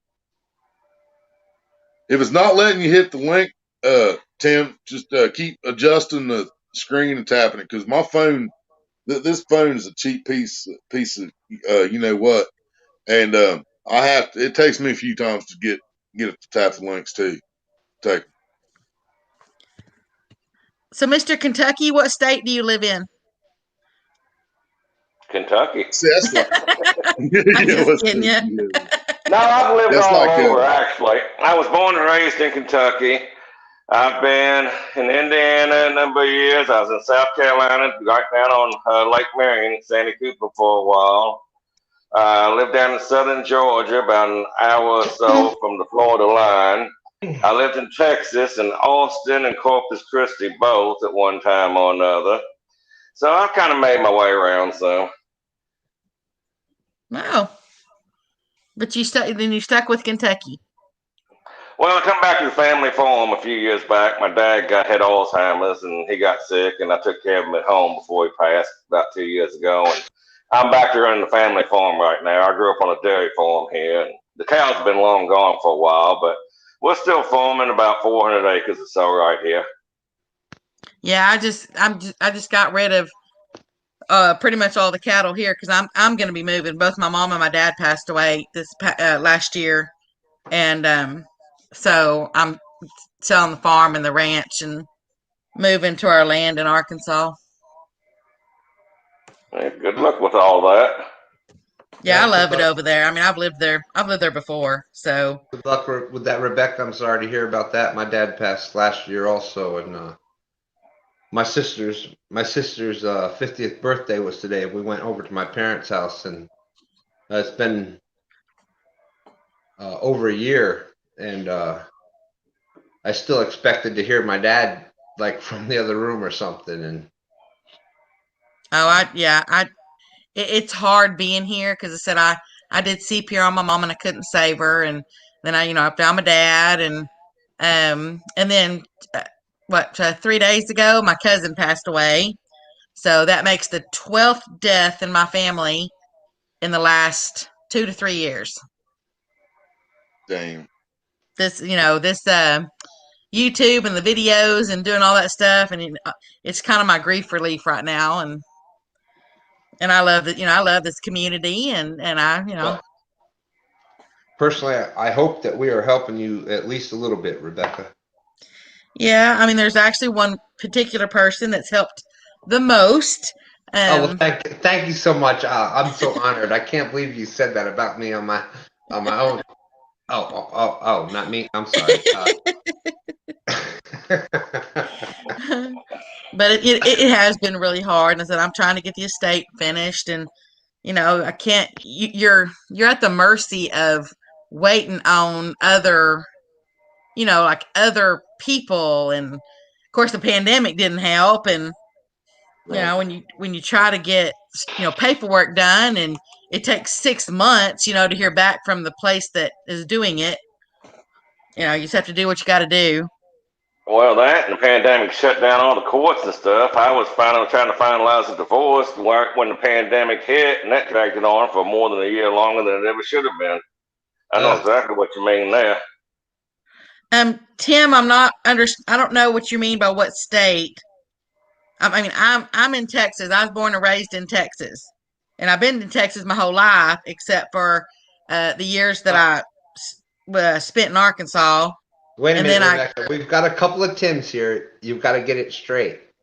You got Kentucky Tim, and then you've got Tim Molina. So, well, he's the one that asked. You got him up on your screen. You know which one it is. No, we got there. Boom. Tim Molina is out in chat, and Tim Kentucky Big Cats is out on my screen. I know. Tim Molina asked what state. You had him up on your screen. But Tim Kentucky Big Cats had just. I saw it in conversation. I knew what she meant. Who she meant. Okay, well, I didn't. Are you confused, Stan? Are you blonde? I accidentally blonded my hair one time. This is many years ago. I thought it was hairspray, and I had a little hair, and I used to manage restaurants. So, I tried to do the hairspray or mousse or whatever to get the hair back. And it turned out that it was Sun In. Does anybody remember what the Sun In spray was? Yeah, by the time I got home from work that night, my brown hair had all turned blonde. Yeah, that was great. But anyway, I was born, raised Texas, everything, but then after they passed or whatever, I kind of fit in. I mean, I love Texas, don't get me wrong. I'm Texas will always be, it'll always be in my blood, and I said I do love it here, but my heart belongs to Arkansas. I just fit in so much better over there. I love the woods. I love everything you do in the woods. And I could do that on my own property over there, and You know, I can hunt on my own property. I can fish on my own property. I can go mudding on my own property. You know, stuff that I can't really do here. So I just love it. You know, Oh, I understand that. That's why I came back to the farm. I never owned a house. I always rent it, no matter where I was at. And I said I wasn't going to build a house. I could build it back on the farm in the spot that I wanted. And I didn't build a house till I hit 50, and that's the way I put it, right where I wanted it. Yeah, I mean, you can, you know, when I'm over there, I am about a half mile from the Ouachita River. I am about 30 miles from a game reserve. I am about 5 miles from a state park. And as I said, the driveway is a half mile long. Nobody's ever going to build around me because, you know, it's all just land, you know. So, I mean, I'm like in my own little piece of heaven. The only thing I have to worry about are the national satellites that take those pictures once every like 5 years. You know, I try to find out when they're doing it, and I lay out sunbathing nude in my backyard. But well, that's the only thing I worry about.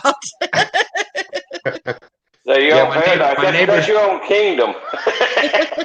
My neighbors don't appreciate that, but oh well. And no, Stephen, I'm not bipolar. I'm as normal as they come. I have no neighbors close enough to see what I do outside. Yeah, see, that's why I love it over there, because my nearest neighbor is, I don't know, mile and a half away. That's it. That's the neighbors I love. When your neighbors are about a mile away, that's the best neighbors you can have. I got a few closer than that, but they need binoculars or a good spotting scope to see anything going on at my place. The nearest town is 45 minutes away from me. So that is the boonies. Yeah. And the taxes are low. Yeah. Ain't nothing like Texas. But we got a stream that runs through the small farm over a small river. Then I got my own pond next to the house, and I'm building another lake in the front of my house. I'm only 45 minutes from either Green River Reservoir or Tettlesville Lake, and an hour from the Ohio River. I'm 4 hours only from Alabama down at Willow Lake. So, I mean, I'm sitting in a good central location to reach about anywhere I want to go. Well, I don't mind being that far from town, because even when I lived there before, you know, I met maybe 5 cars on the way to work. Here, you know, you would meet 5,000. And like where I'm at here, I mean, you can only imagine the taxes because of the land. Where I'm at here, the land goes for $100,000 an acre. So, what part of Texas is that in? Mid-Central. Mid-Central. Sounds like the Austin area or somewhere out near that way. No, go north. No, go a little north. Yeah, okay. Well, I got a better idea. Like I say, I lived in Austin for a while. I know stuff was ungodly high around there. Oh yeah, that's what I said. People love this area because you're close to a major metropolitan area. You know, I mean, you're close enough to go to work, but you're still out in the country. But it's just not the country like over in Arkansas. You know, and I love the people over there, and they're a little bit more my speed. So, you know, and I just don't like this. I don't like being remotely anywhere near a concrete jungle. Yeah, that's what I've got neighbors right over there and right over there. Well, there. Well, I still. What are you? Are you hitchhiking or something? I guess so. I can't get this left, right, backwards. It just messes me up every time. But I'm He went that way. Exactly. That's exactly right. Which way did he go? Which way did he go? I'm about happy with neighbors about a mile away. They're close enough that if, God forbid, something happens, you know that you can count on them. But if you don't need them right up your butt every time you walk out your front door. I don't need nothing. Never mind. Exactly. Well, you know, right now we move down here, and Virginia, we're in kind of like, we're 15 minutes outside of Richmond, Virginia. So it's like, we're kind of like in a suburb, and we're in this little development type thing. And, yeah, it's not my cup of tea, but we're here for now. And, I mean, luckily my neighbors are pretty cool. They're both keep to their self kind of people, but man, it's just, you know, you go out, you pull out of your driveway and you feel like people are watching you, even if they aren't. That's just what you feel. Yeah, and I don't have to worry about that over there. No, where we moved down from was in upstate New York. We lived in the Catskill Mountains, and damn, I could walk out my front door, down to the dock, jump in the lake, swim around, come back up, walk all the way back up to my house, and not have a damn thing. Well, nobody needs to hear about that, but you know what I'm saying. And there wasn't a damn person around. You never had to worry about any of that kind of stuff, but we moved down here to be closer to our granddaughters, so it is what it is. Yeah, over there, I mean, I could literally hunt like, I don't know how many of you guys are hunters. I am, so, but I could hunt literally right out my front door. Well, we totally butchered a deer last Monday. Does that count? I don't know. Did you get it? My son shot it with a bow. Okay, then it counts. And then he brought it here to my garage. We hung it up. He quartered it. I took it in and butchered all the cuts off of it, the back straps and the roast and the round steaks and the. Well, I didn't know if you meant. I didn't know if you meant DEER or DEAR. Oh, definitely DEER. That's the third one I've done this year already. Yeah. Yeah, I can drink coffee on my front or back porch and watch for them too. Yeah. They've been cooperating here lately since deer season started. You know, and I love to hog hunt and got those over there, and you occasionally see black bear and and squirrels. I mean, I've got so many squirrels over there, and squirrel is actually my favorite game meat next to venison, next to deer. I love me some squirrel. Yeah, I love fixing squirrel and dumplings or fried squirrel, or I mean, you just do anything. I absolutely adore squirrel. So now, fried squirrel, the only fried I like to take the back quarters off the squirrel, and those I'll fry, and the rest are good for your stews or your dumplings or that. But those man, you talk about frying that up. Those are frog legs. Those types. Oh my Lord, I could eat those all day long. That's better than buffalo wings, as far as I'm concerned. Yeah, I eat frog legs all the time. They're kind of like second nature. But but the squirrel, I can fry the whole squirrel. I don't have to just particularly do one set of legs. Yeah, well, Rebecca, you keep forgetting I'm over 400 pounds. The little front quarters of the west. I'm not messing around with all that little stuff. I need at least something on the bone to be bothered with it. Well, I guess you put the rest of it in a stew, then I'm good to go, because you got all that other stuff in there, and it's got the flavor, and then it's good to go. But yeah, you get those hindquarters. I'll do that with the fried squirrel, but the rest of it needs to be a stew or something like that. Well, maybe you need to hunt Texas squirrel. They're bigger. My deer hunting this year, the only thing I managed to get deer hunting is a coyote. That sucker walked out not more than 50 feet down from me. I put him on to coyote heaven. I hate them things. No, I tell you, the rabbit population around the farm here has exploded since last year. I've jumped up more rabbits than I can keep count of while I've been doing harvest. Yeah, my basset hound here, she's constantly tracking rabbits down in the pasture.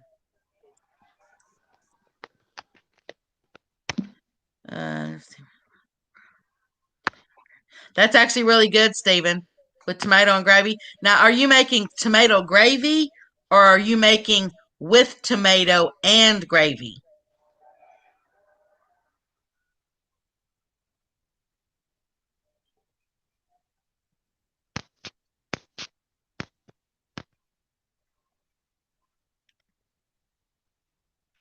Oh, I broke the YouTube cardinal rule. No dead air space.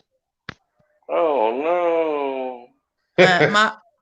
Mike, when you're talking about squirrel gravy, I mean, are you just talking about making a squirrel from the pan? I mean, making a gravy from the pan drippings of the squirrel? Is that what you're talking about? Kind of like you make giblet gravy or something like that?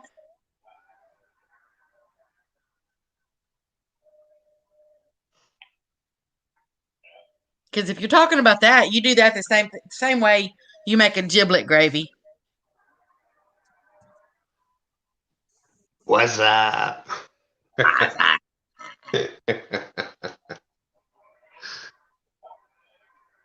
Yeah, tomato gravy. Okay. I just didn't know if you meant tomato gravy or if you meant having it with tomato and gravy on the side.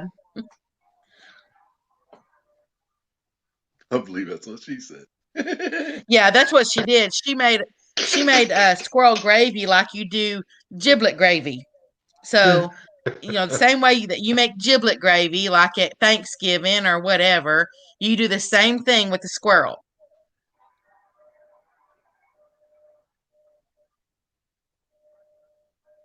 Yeah, pretty much. If you make what people consider like you have biscuits and sausage gravy. You can do it with sausage. You can do it with bacon. You can do it with beef. You can do it with squirrel. You can do it with rabbit. It's all the same type of gravy. It just depends on what. Well, you don't really want to make a white gravy though with squirrel. You're making a pan gravy with squirrel, not really a white gravy. All right, but you're still putting flour in it, right? Sausage yeah. You're still putting flour. You still put a little milk in it, right? I really don't use milk too much. Not in my squirrel gravy, or not in my. I use broth. Well, I use that too, but I always put a little milk in it too. Well, that just means we're different cooks. Hey, that's just me. That's north and south right there, man. Exactly. Hey, but I've been across the country. It's a mix of everything. Yeah.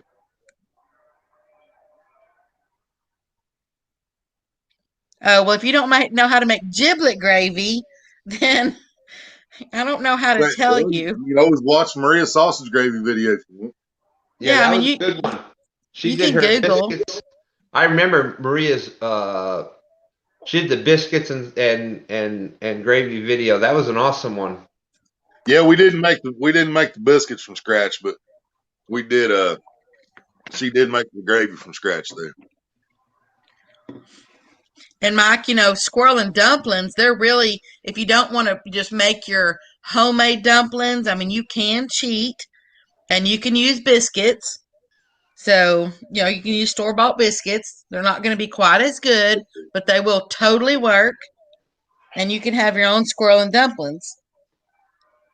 Yeah, for anybody that's wondering, I used to manage Cracker Barrel. For anybody that's wondering, their dumplings were actually made from scratch, from flour and shortening and whatnot. We actually put them together, mix them together, pull them out, cut them out, cook them in with the chicken gravy and whatnot. Yeah, that's actually made from scratch.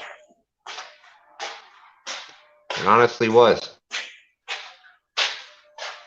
Yeah, I wasn't real big on Cracker Barrel's dumplings. Really? What didn't you like about them? The taste. Oh my Lord, I love them.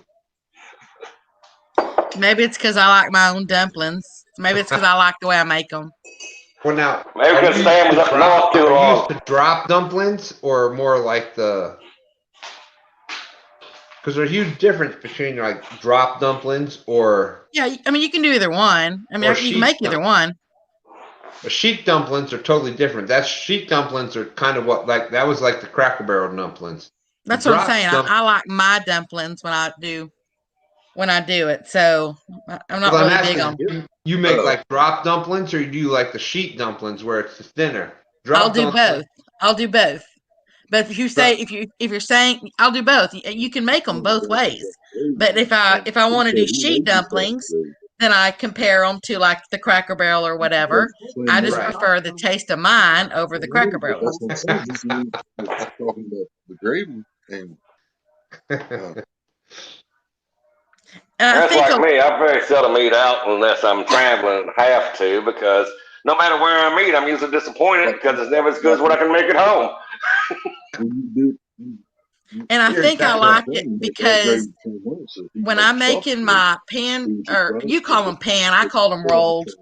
When I'm making my rolled dumplings, I like to. A lot of people will just take water and they take their water and they mix it with the flour and stuff, to make your your rolled out dumplings. I like to take the broth of the whatever it is I'm cooking. Like I take the squirrel broth and I would add that into my flour to make the dumplings with. You see what I'm saying? Mm-hmm. Cracker Barrel used buttermilk. Well, I don't like buttermilk. I'm just saying. I can't say how you're making yours. That's what I'm telling you. I manage a Cracker Barrel, and that's what they used. When I make mine, I use milk and different broth combined, but Cracker Barrel used buttermilk. All I was saying was that when you get dumplings, chicken and dumplings from Cracker Barrel, it's not like frozen things that they put whatever. It's made from like a bag of flour. You put it in the thing, you put in the shortening, you put in the buttermilk. It's mixed all together. Actual real salted butter is put in there. I know. That's another complaint I have about Cracker Barrel. They use way too much salt. Way too much salt. I've never ate Cracker Barrel, but that makes me not want to, because I hate salt. Oh my goodness. Oh my Lord. The only thing I like from Cracker Barrel is when I bought the DVD set of Grizzly Adams.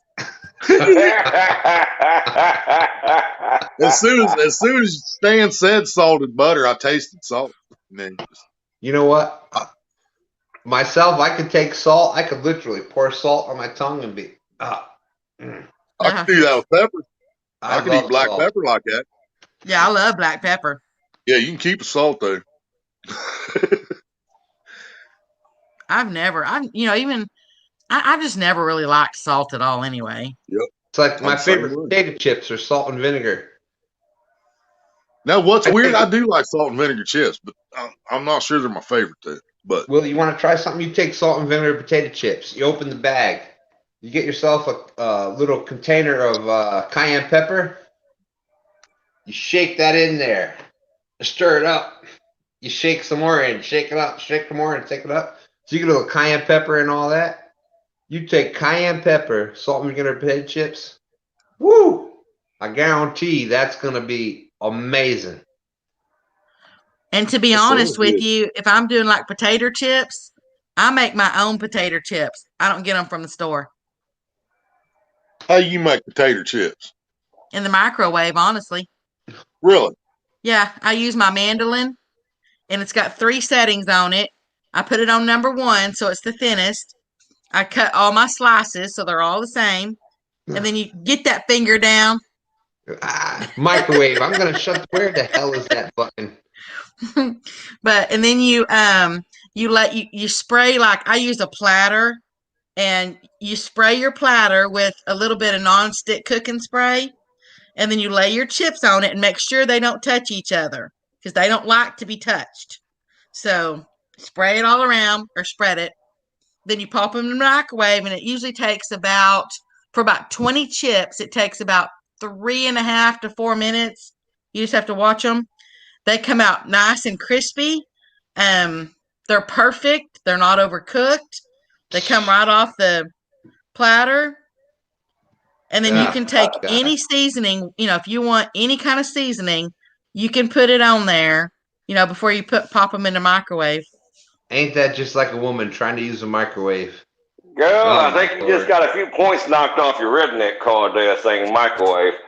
Oh, I don't care, because you know what? I can do them in the microwave and not have to.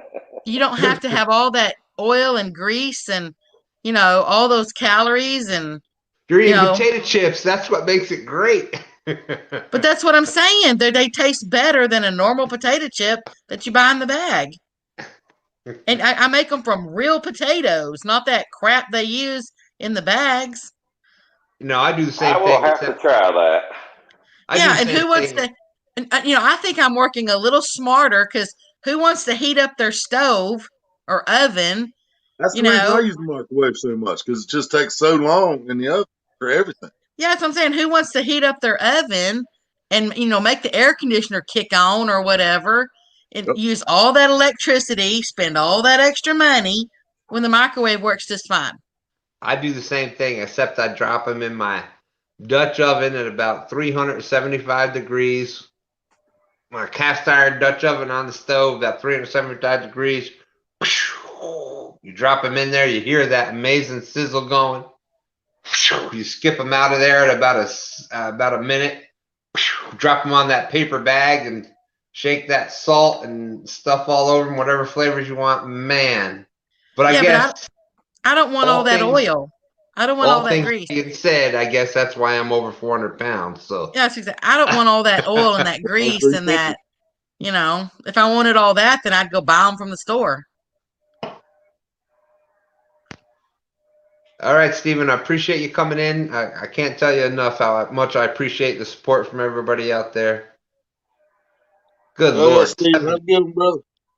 7 hours. Stephen, thank you so much. I thought this was going to be I honestly thought this was going to be a 15-minute show 6 hours and 45 minutes ago. So thank you very much. I'm totally honored that you took this as your first chance to come up on a live. Thank you so much. Yeah, that's what I said. I was glad to be here when you decided to too. Willie, and when I was on your show, and I'm like, yeah, I'll be right back. I'm just gonna go on, see what happened to Ace. I'll be back in a minute. If you go, Stan, Willie's not gonna be there. Yeah, I know, right? He'll still be on my live. I'll go on his. Just saying. Yeah, I'm not live no more. Well, you ain't dead. I'm not live on YouTube no more. Well, technically I am, but not on my channel. Well, imagine that, Willie. If we were to just keep on going on each other's lives, we could live forever, because you'd never go. You said that as long as somebody's live on your show, yeah, it doesn't go off. So we could, as long as we keep going on each other's lives, you'll live forever. Yep. Damn, we done figured out the fountain of youth. Kentucky, what's your favorite game meat? Probably venison. What's your favorite way to fix it? I like to either smoke it or make a stew. Those are good. Those are good. I mean, I don't want to fry my tater chips, but I will say that probably chicken fried is my favorite for deer steak. But after that, it's just whatever way I want to use it. It's very versatile. Oh, you know what? Deer meat is like that's one of the most underutilized proteins in America, I think. Cricket. I like bison too, but it's so damn expensive, and it ain't like they're running all over the place anymore. Yeah, I ain't never had bison because I couldn't afford it. Hey, Stan, I think I'm going to have to take off, brother. I think we're going to go to bed. Oh, good Lord, Willie. Come on. You've only been here 6 hours. I know it. That's all. After being on your own show for 4 hours, what the hell? Yep. Woman's ready to go to bed, so I got to go to bed, brother. Y'all have a good night. Yep. Right, I'm tired. I appreciate you coming in and everything that you do. Thank you so much. Hell yeah, brother. Anytime. Good night, Love Maria. y'all. Good night, guys. Night, Maria.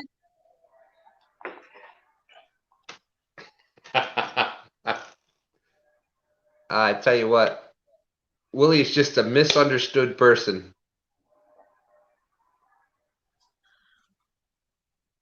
But on the deer meat, I mean, you pretty much just like, I mean, I've processed my own though. I don't know if y'all do, but we've always processed our own meat. My dad was a meat cutter, used to be. He was a taxidermist. So, the whole thing is just, I've just grown up with everything. Yeah, I've always processed my own. And being on, being on a farm too. You don't always have to wait for hunting season either. You got that right. True, right? That is true. Farmers get there's different regulations on your own land when you're farmers. Isn't that correct? Yeah, if they're damaging your crops and so forth, depending on some states. In some states, you don't have to jump through any extra hoops. You're just allowed to take and help control them if they're damaging your crops and everything. Other states, you have to apply for a special permit, and you're supposed to call the game warden. They're supposed to come pick them up, and they'll take them like to other places for the meat to be used and so forth, like homeless shelters and so forth. Kentucky, you're supposed to apply for a special permit and let them take them. But if I shoot it on my land that's eating my crops, I'm going to eat the thing. Yeah, that should be, that's the American way. That's the way it should be. It's like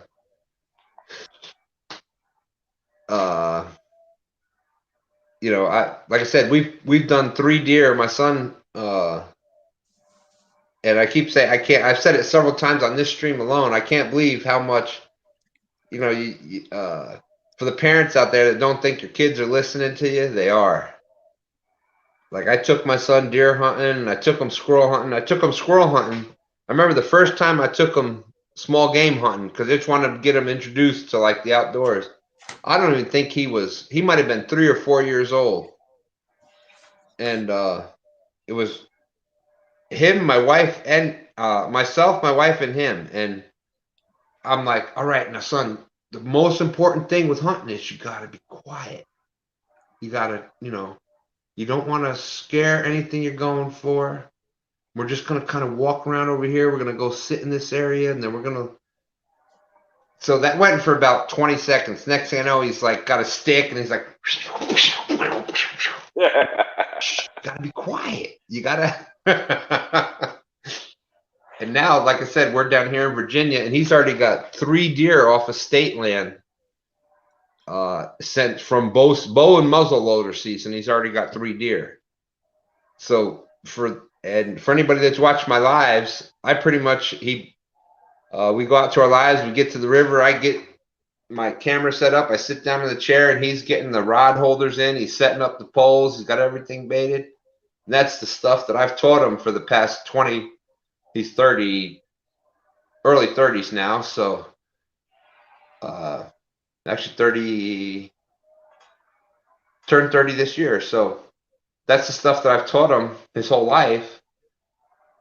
And to see him actually, like, without me saying anything, to see him doing it, it's just like, for nobody that's experienced that, it's just mind blowing. I can't tell you how proud or the feeling that you get from that. When the first time I was ever in a deer stand, I was about 3 years old, and my mom, she was in the deer stand with me. And I just kind of crawled down because, at 3 years old, come on. I loved it and everything, but I crawled down and just laid down in the floor of it, and I fell asleep.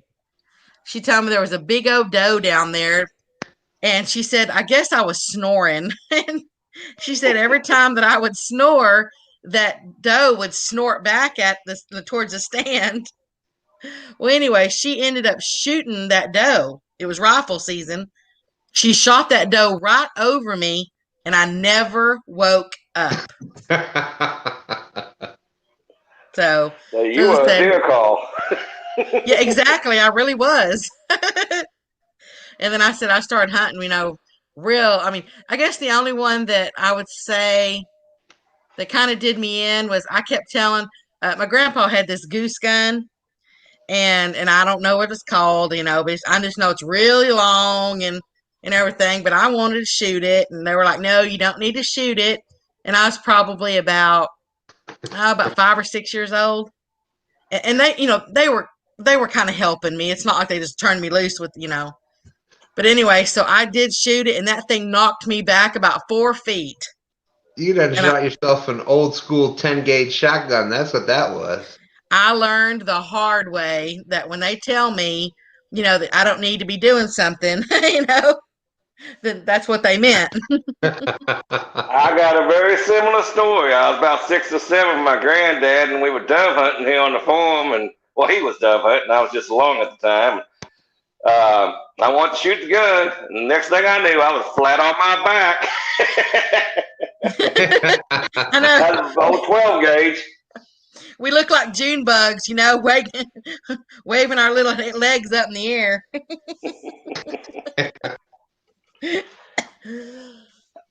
Oh, I choked myself up on that one.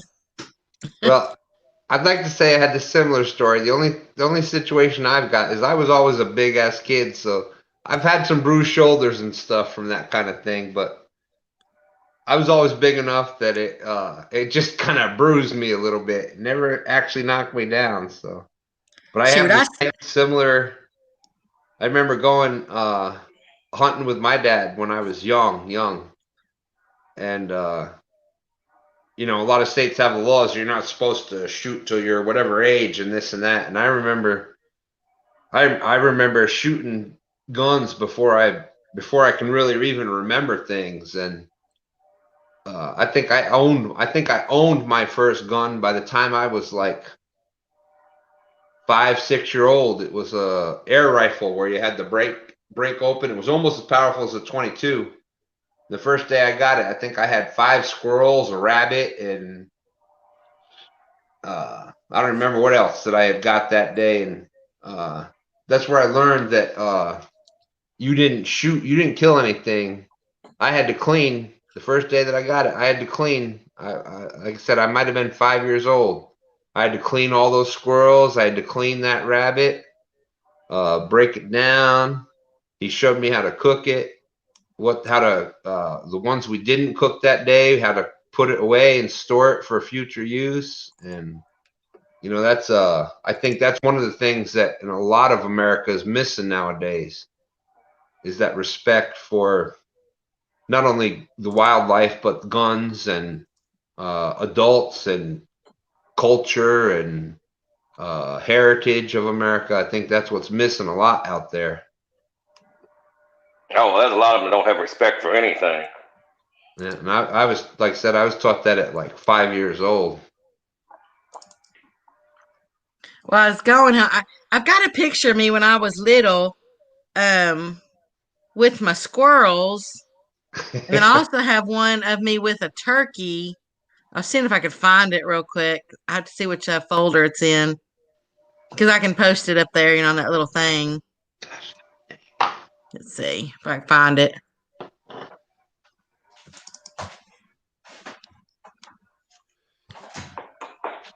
I've only got like 12,000 photos on here. Yeah, but for a lot of us, I think we were taught that same thing, that respect for life and just respect for your adults and your elders. And me growing up, if I was brought up under the you didn't speak unless you were spoken to. If there was a group of adults that were together, if they didn't speak to you, you didn't dare address them. If you did, you better say sir, ma'am, or miss, or mister, or. Oh, I still call people Miss and Mister. Yes, man, that's for sure. And that's why it was hilarious when I like I said, I went in the service in the Air Force when I was 17. And you know what one of the hardest things for a lot of the people there was? A lot of the kids that were there? was to learn how to say sir or ma'am before they address somebody. I was just blown away by that.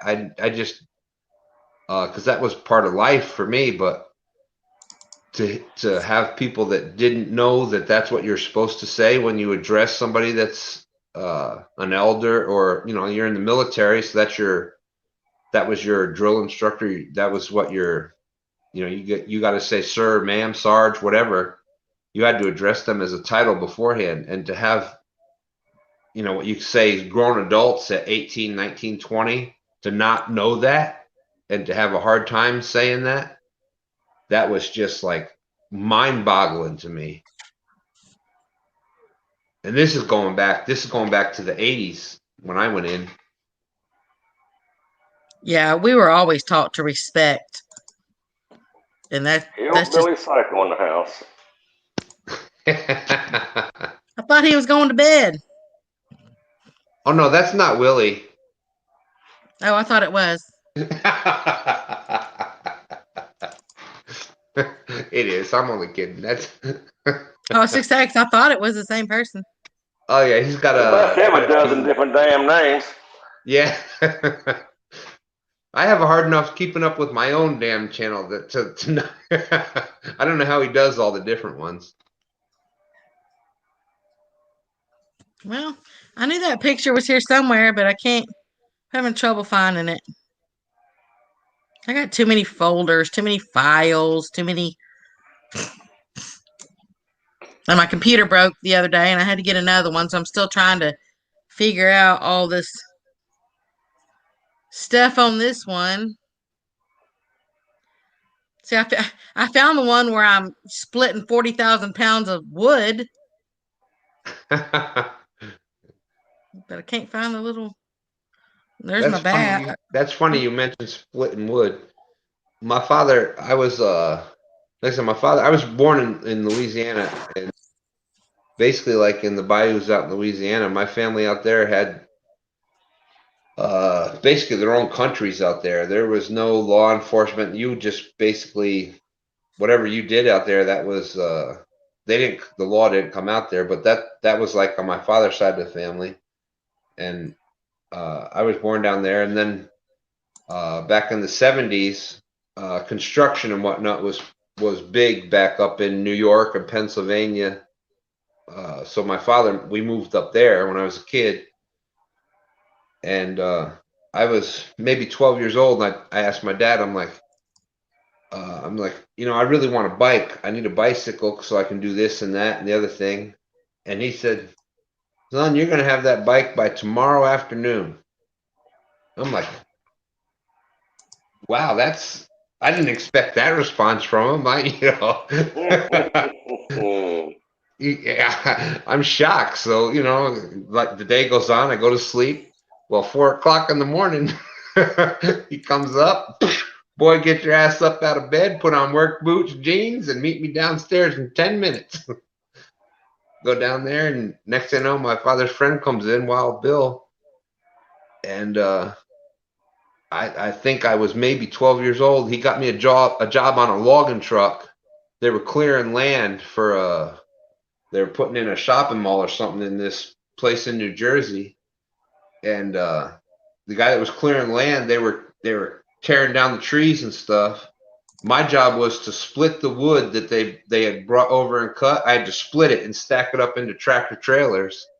He got me a job at, like I said, I was 12 years old, and that was my job, splitting wood, stacking it up in the tractor trailers, 10 cord in each tractor trailer, and I was doing like 2 trailers a day, splitting and stacking wood at like 12 years old. But you know what? I had enough money. I bought my bike that day after the first day of work.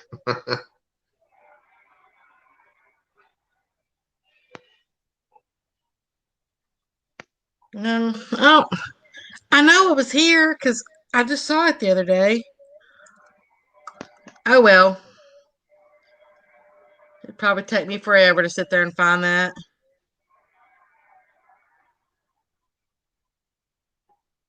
Because I had to transfer it from one to the other. I keep having to transfer everything from my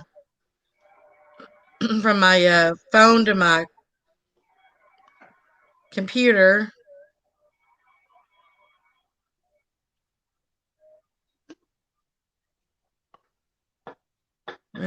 I don't know.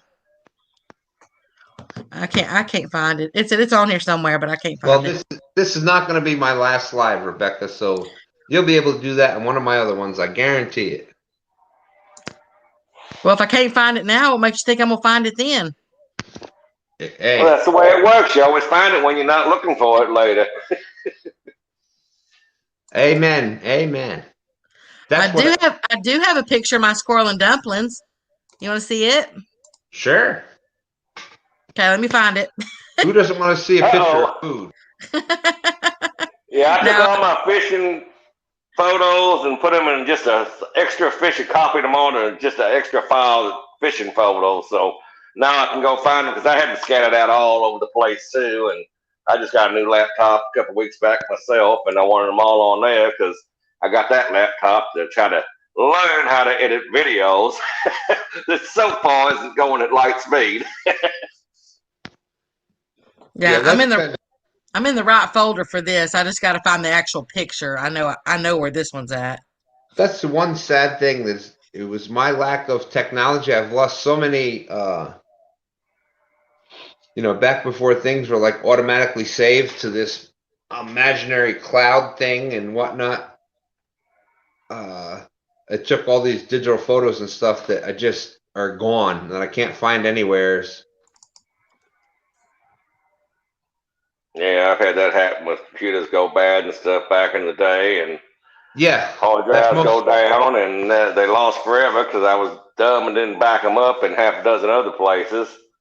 Yeah, and you think it's on a SD card or whatever the heck it was called then, and you put it in, you think it's on your computer, you think you're good, and then your computer crashes, and damn, you can't retrieve any of it. There's just so many pictures of not only fish that we've caught and things that we've done like that, but just okay, there it is. And so it is family pictures and everything else. Okay, here it comes. Let's see. Edit. Let's see if I can do this right. Edit.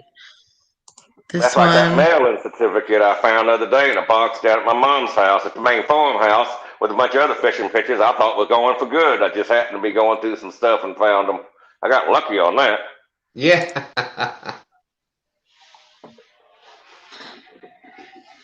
And it is right there. Okay, there it is. And here it comes. That's my squirrel and dumplings right there. It's kind of hard to see with that little thing, little round thing, but that's it. Oh, okay. All right, let me see if I can make that bigger. Oh, no, you don't want to see that. That's not the one.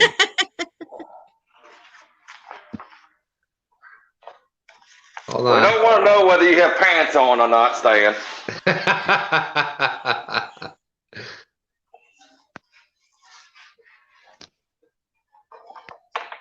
No, that's not it.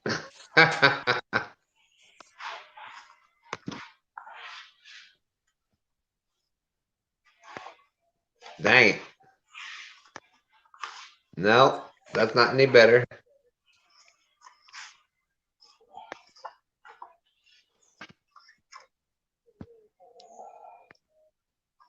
Oh, there we go. Yep, that's my squirrel and dumplings. Okay, yeah. Damn. That is making me kind of hungry at 6 in the morning here. I love squirrel and dumplings. You know what? I just found my my squirrel picture. Well, since I got you up on the solo screen, go ahead. Well, hang on, I got to get it to the screen. Just a minute. Then I'll show you a picture of me and my turkey too while I'm in here. So.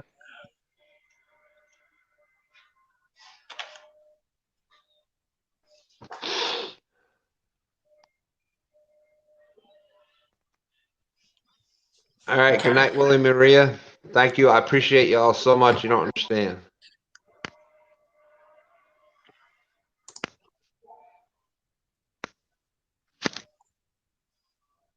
It'll take a second to get it to my computer, though. So if you need to put it back, wherever you had it, you can. It'll take a little bit. It's got to download to my computer. Those damn squirrel and dumplings are so much prettier than I am.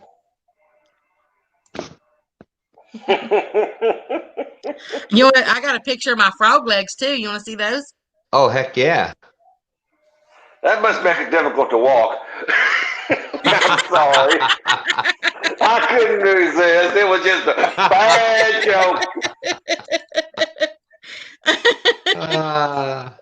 I'm sorry, Becca. Hey, I think that was actually really good. That was awesome. Okay, here now I know where to go for my frog legs. So, nails. All right, let me go over here to this thing, and this again. Here, close that, delete, upload. Pictures right there. Nails and frog legs. Ooh, you know what? My picture's a lot bigger than what this is, so I'm just gonna I can only show you. There was actually 3 frog legs, but I can only show you one because the picture's too big. Okay. So here it is. Where's the little? Oh, there goes reply. There we go. All right, there's my frog legs. No, that's not it. This is actually sauteed frog legs over tiki masala rice that I made.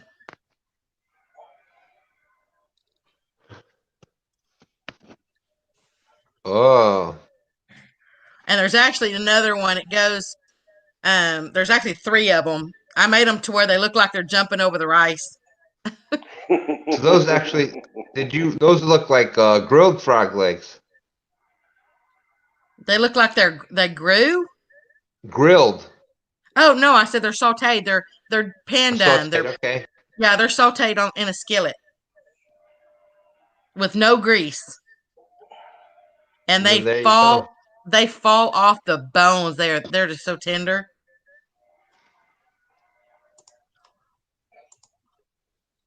Oh, they look like good looking size frog legs. Yeah, I mean, I love them. Okay, now here is a picture of me with my squirrels. I gotta see where it downloaded it to. Hold on.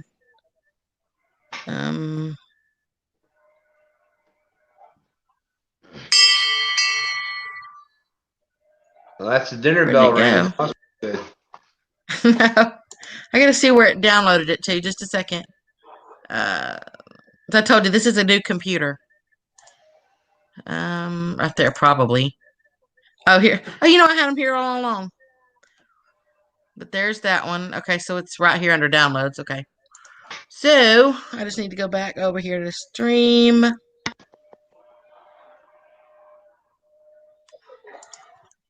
And right there. And edit that thingy. Hit the X. Do that. Okay. Now I can go over here to downloads. Here. That one is today. And there we go. Let me make it a little bit bigger. I know. That's what she said. That's what he said. There we go. And apply. There we go. All right. Here it comes. Well, Outdoors, I'm glad we could be here with you all night on your night of work. There's me and my squirrels. Oh, look at that. Oh, mess of squirrels there. Ain't that cute? That's me with my squirrels. That's a good little dinner right there. And then, let's see if the other one came through. There's the other one. Okay. So then here's going to be me with my turkey.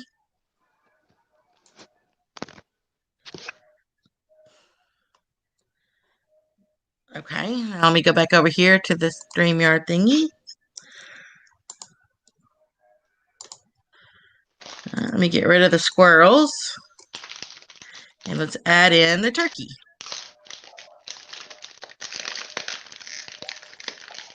All right, let me take it down some so I can make it a little bit bigger.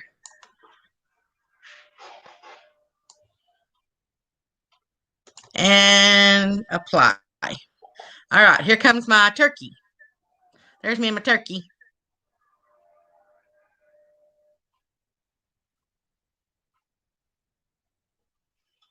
Oh yeah. Yeah, we're just starting to get a good population of turkeys back on here on the farm. I mean, we didn't see none for years, but they've really started taking off again.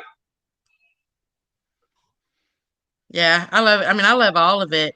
I'd have to see if I even had one of my deer. I'm not sure if I have one of those on this computer, but I don't think I do.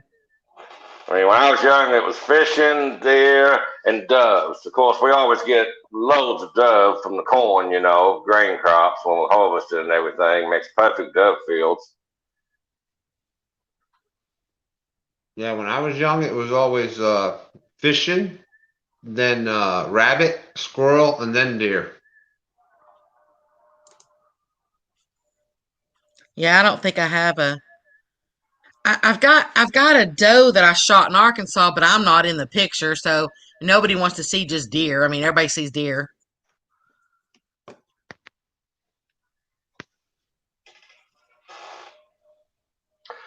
We had a young girl just down the road that shot a buck doe the other day.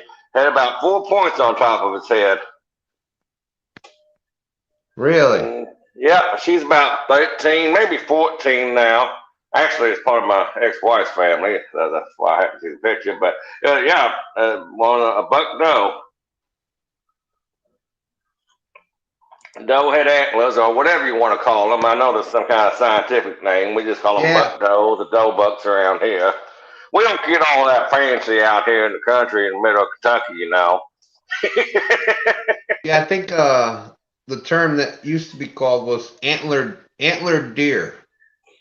Antlered does, I think, is what the DNR here actually calls them. But yeah, I think you're right on that.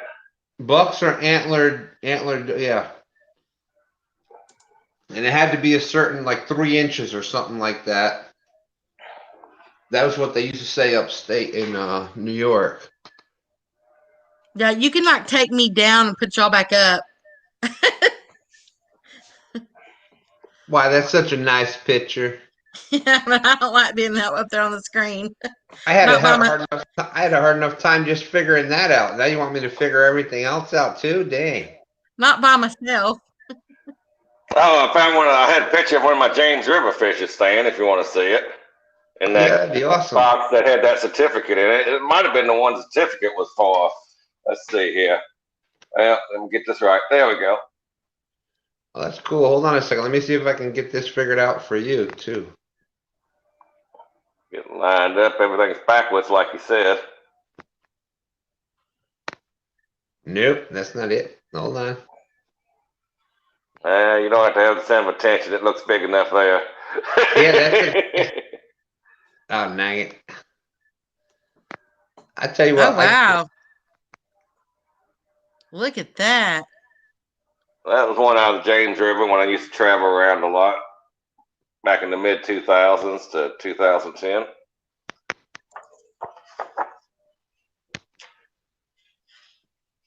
Oh, there we go. And I just figured it out. Okay, now I know how to do this. Oh, that's the creek I was talking about that runs through the farm. So like I say, it's more of a small river than a creek. Yeah. It averages from riffles. I mean, it's got riffles in it down to 6-8 feet in places. So I consider it more of a small river than a creek any day, really. Yeah, that's a dang small river right there. Yeah, I didn't know creek. Yeah, you can put a 12-foot John boat in it and float on down, fishing through it without much trouble. I mean, hit a sandbar riff every once in a while. I got to get out and kind of pull it over, but yeah, it's not as deep as it used to.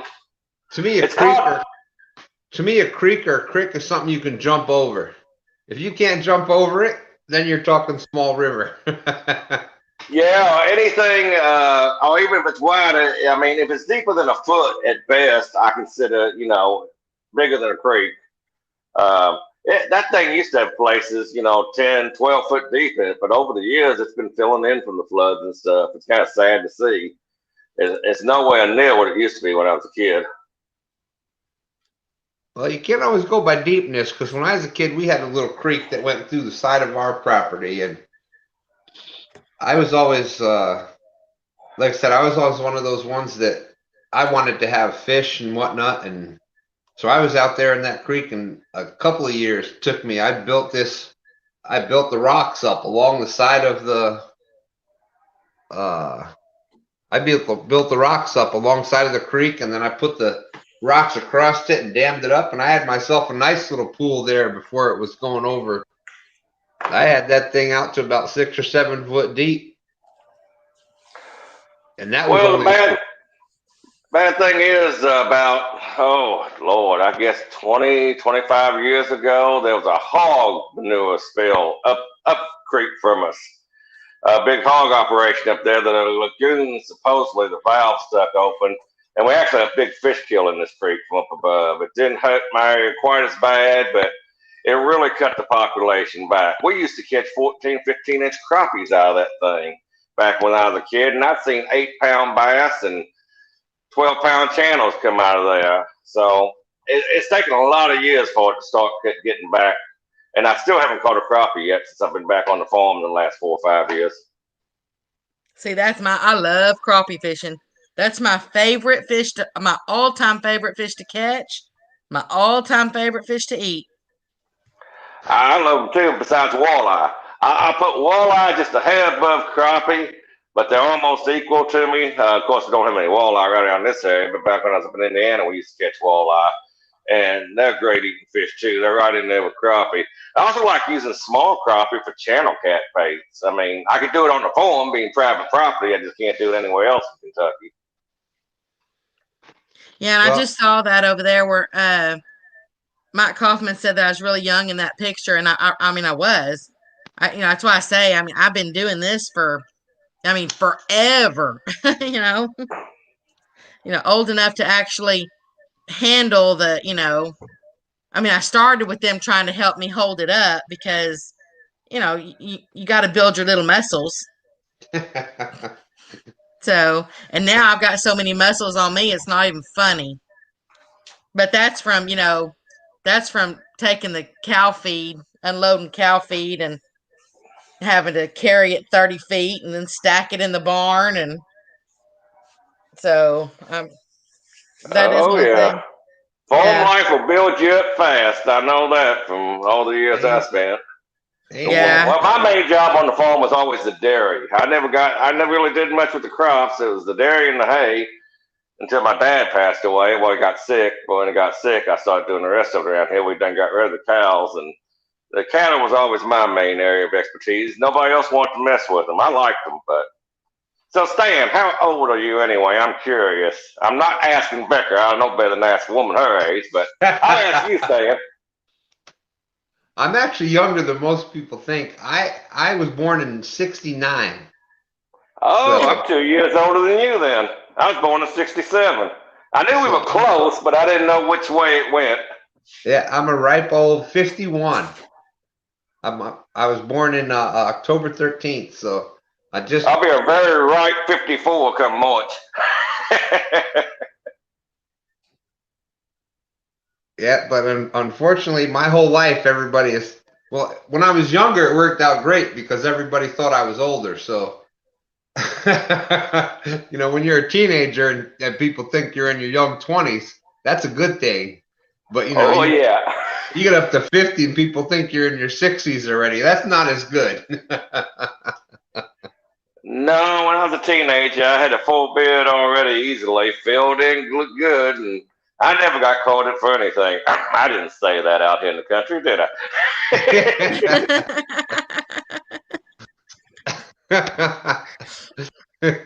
I? Jesse Outdoors Addiction. Dang, I was born in 1980. You're a pup. You're just a young little whippersnapper. Dang, Jesse, you're damn near young enough to be my son.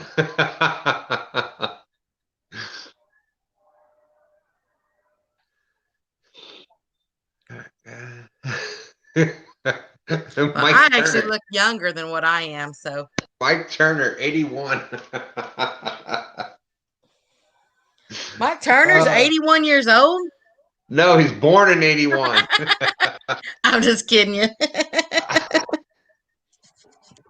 Yeah, that's it's hard to tell, on YouTube and whatnot, and just by how people talk and whatnot, their actual ages and stuff. But and it really, honestly, it depends on, your skin. Because I've got really good skin. I've been very fortunate, and I take care of it and all that stuff. So I always look younger than what I actually am, and that's okay with me. If I shave off my beard, mustache, and stuff, I look 5 to 7 years younger, easy. So even closer to 10. Some people tell me. That's why I ain't been without at least a mustache since I was 16.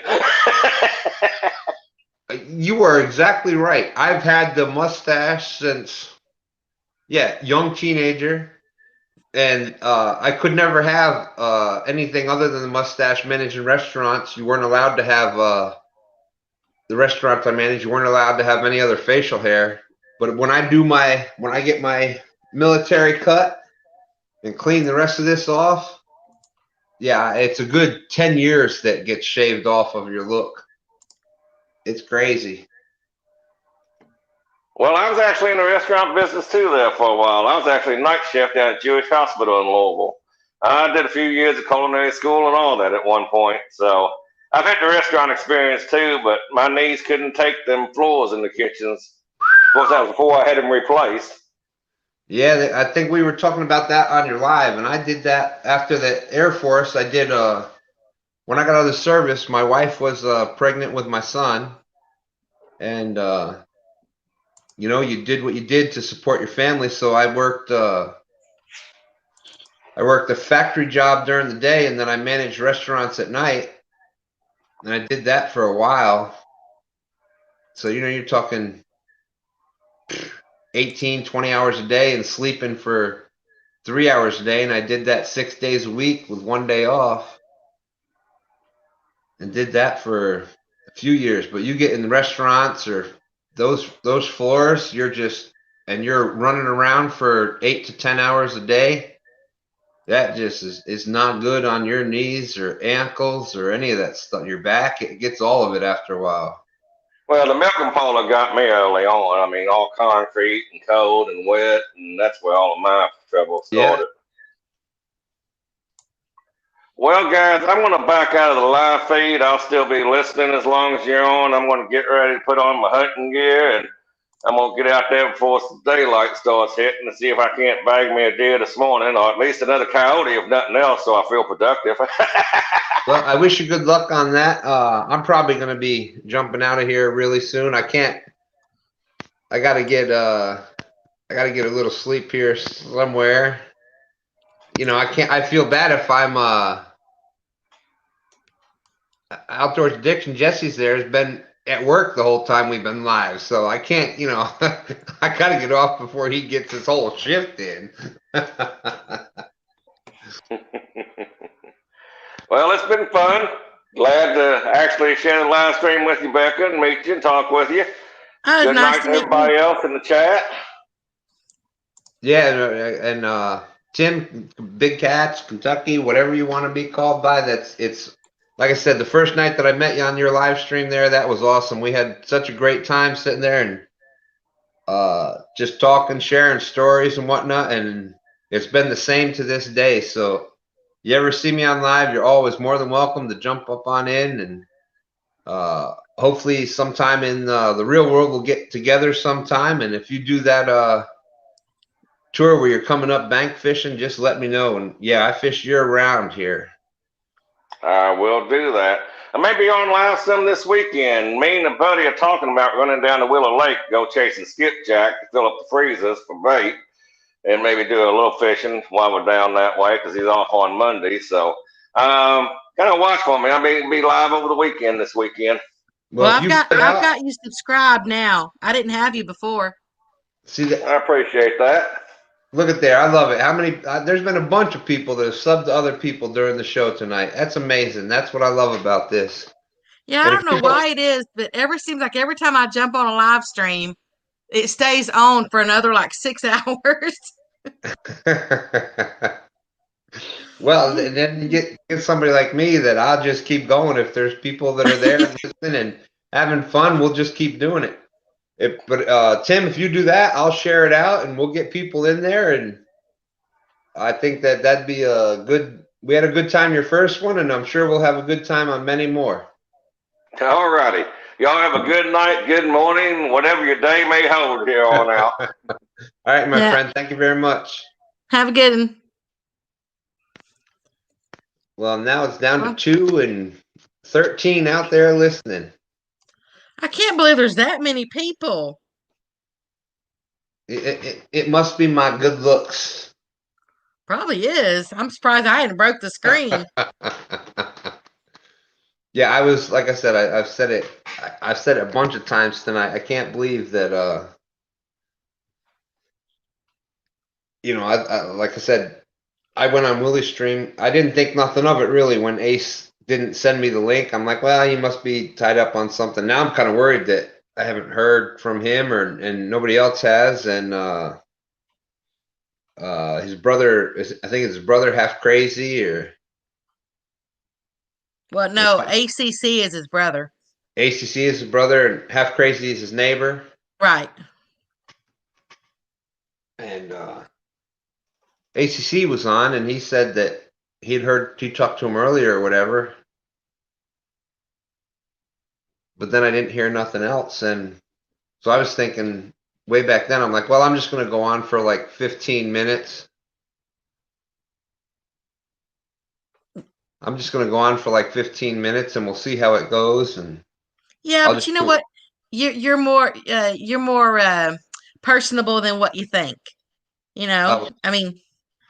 Well, thank you very much. You see the smile you just gave me? Yeah, I mean, people want to listen to you. Oh, shucks. Now, look, you're making the cheeks go red now. Well, now you just have to say, ho, ho, ho. That's actually funny because my granddaughter's I played that off a couple years ago. I yelled down the heating vents a couple years ago. My granddaughters were in the kitchen and I did the ho, ho, ho, and they literally thought that it was Santa Claus. Oh, it was the coolest thing. I could hear them, oh my God, it's Santa, he's here. It was awesome. Avid. Is it Avid or Avid? Anyway, he's here. Yeah, we're up to 14 again. Well, heck yeah, this morning, everybody's getting up to have breakfast. It's just crazy. 8 hours just sitting and talking, not even out fishing. And it's I jumped on rattle traps one time and we stayed I was on there for like 8 hours. But I can't, I mean, I'll get off whenever, well, wait a minute, that sounds wrong. But I'll jump down maybe instead of get off. Yeah. Whenever, I don't know, it might be more fun to get off, but anyway, I jump down whenever. It's just, I guess, because I don't know, I've always been a talker. My mom and dad said that I could write a 5,000 word essay on a twig. Yeah. Well, that's been me too. And yeah, one ton art. Yeah, we had Josh on here. It seemed like only a couple hours ago, but I guess that was 4 or 5 hours ago now. Hey, Art. Now we got 1 ton Art from 1 Ton Fishing Club. Art, are you fixing to go fishing? I think he's fixing to go to work. Oh. Well, is he gonna fix his breakfast? Then Outdoors Addiction, we've been here the whole night with him. He's out in 55 minutes, and he was in here at the beginning. Oh, see, he's off today. See, I was right. Oh, dang. Oh, that's right. That was Josh that had to work today. That's why he had to get off the line. Do I know my Art or what? You never know with 1 ton what's happening.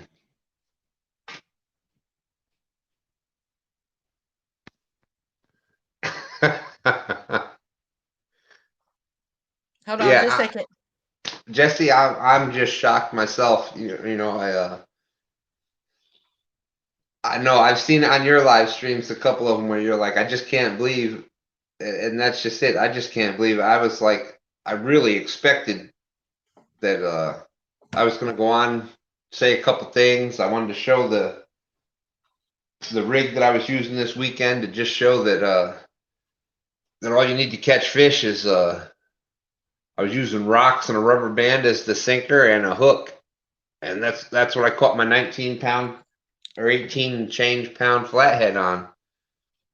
That's really what I thought it'd be that, and we'd say hello, and I'd say, well, I haven't heard from Ace. If anybody hears from him, let me know, and boom, I'd be off. And that was 7.5 hours ago. And that rock never comes off?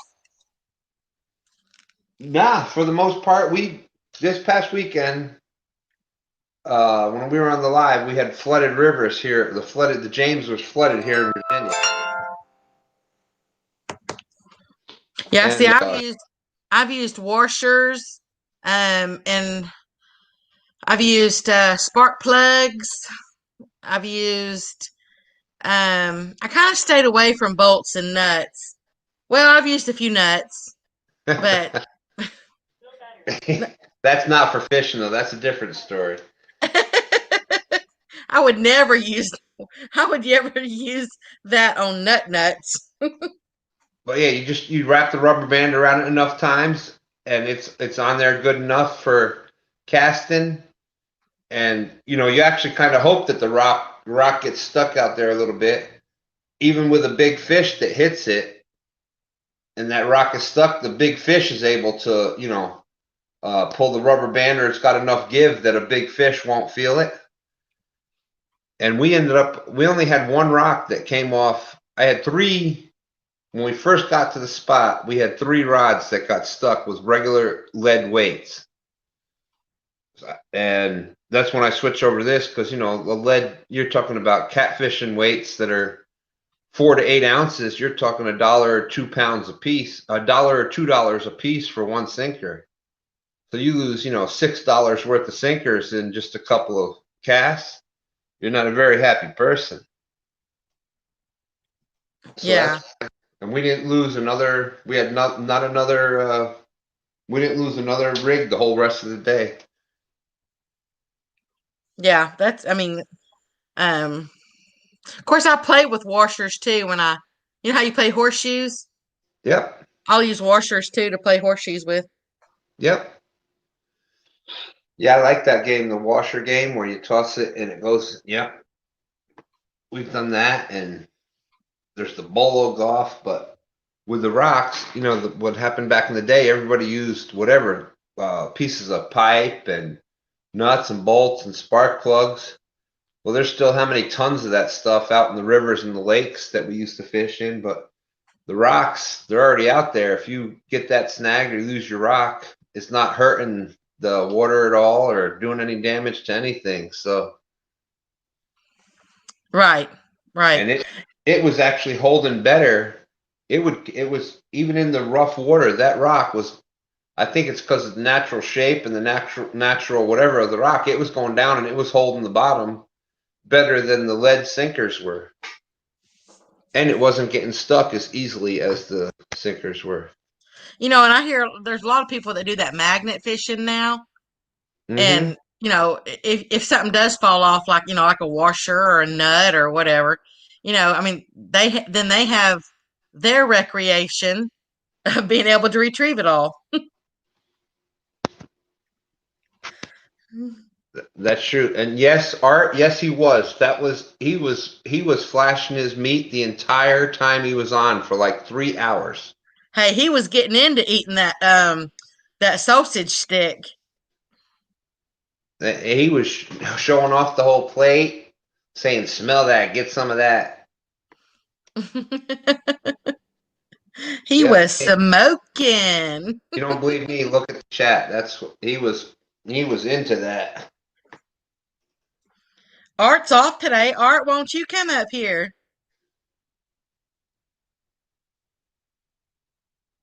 You could tell us what you're fixing us for breakfast.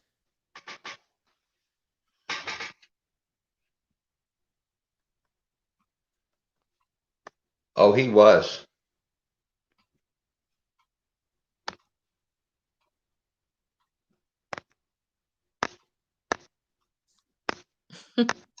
I still want to see Mike Turner come up here. He's always just in the chat box. And if I got guts to come up here, you should too.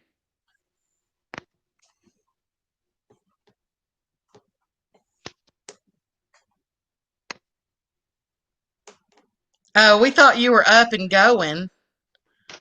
Well, maybe you are up and going. We don't know.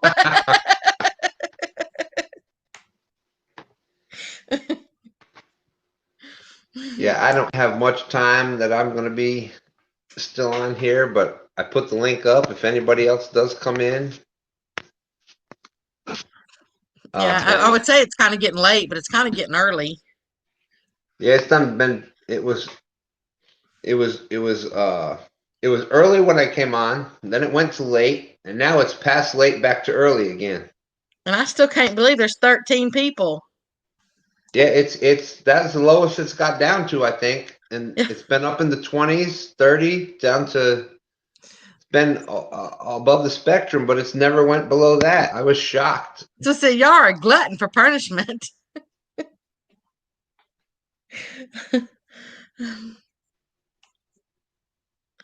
Oh, whatever, Mike.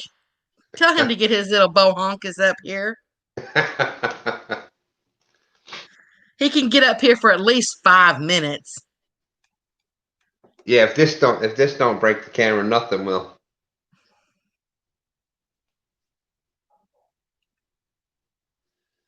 As I said, I show my ugly mug up there. Now, I know some people are working, so. Nuts. Oh, the nuts. That's right. Not those nuts. Not these nuts. Yeah, I got a new laptop. I'm having to sit here and try to learn it.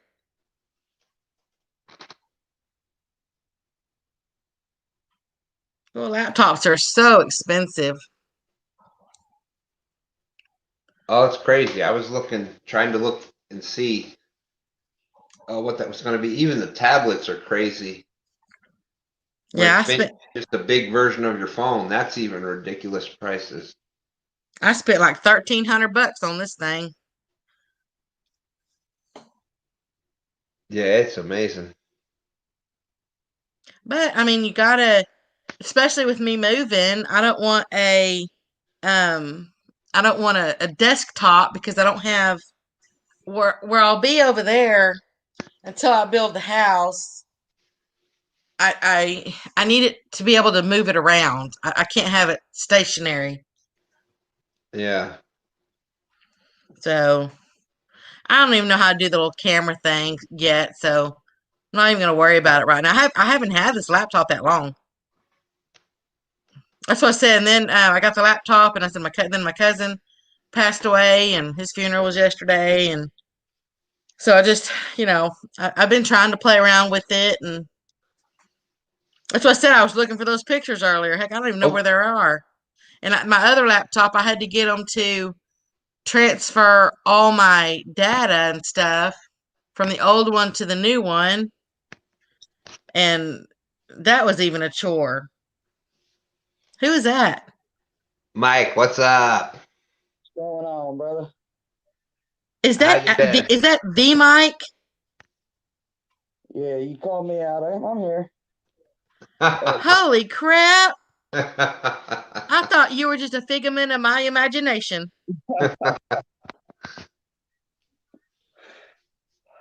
Thank you, Art. It's not. It's been tough, Art.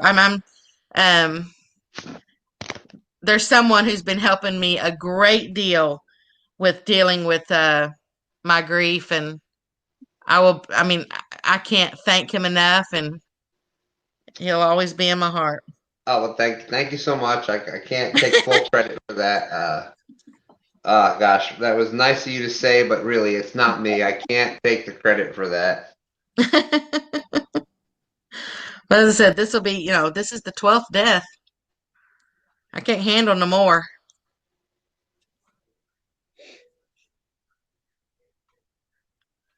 So, Mike, it appears you are actually not working at this time.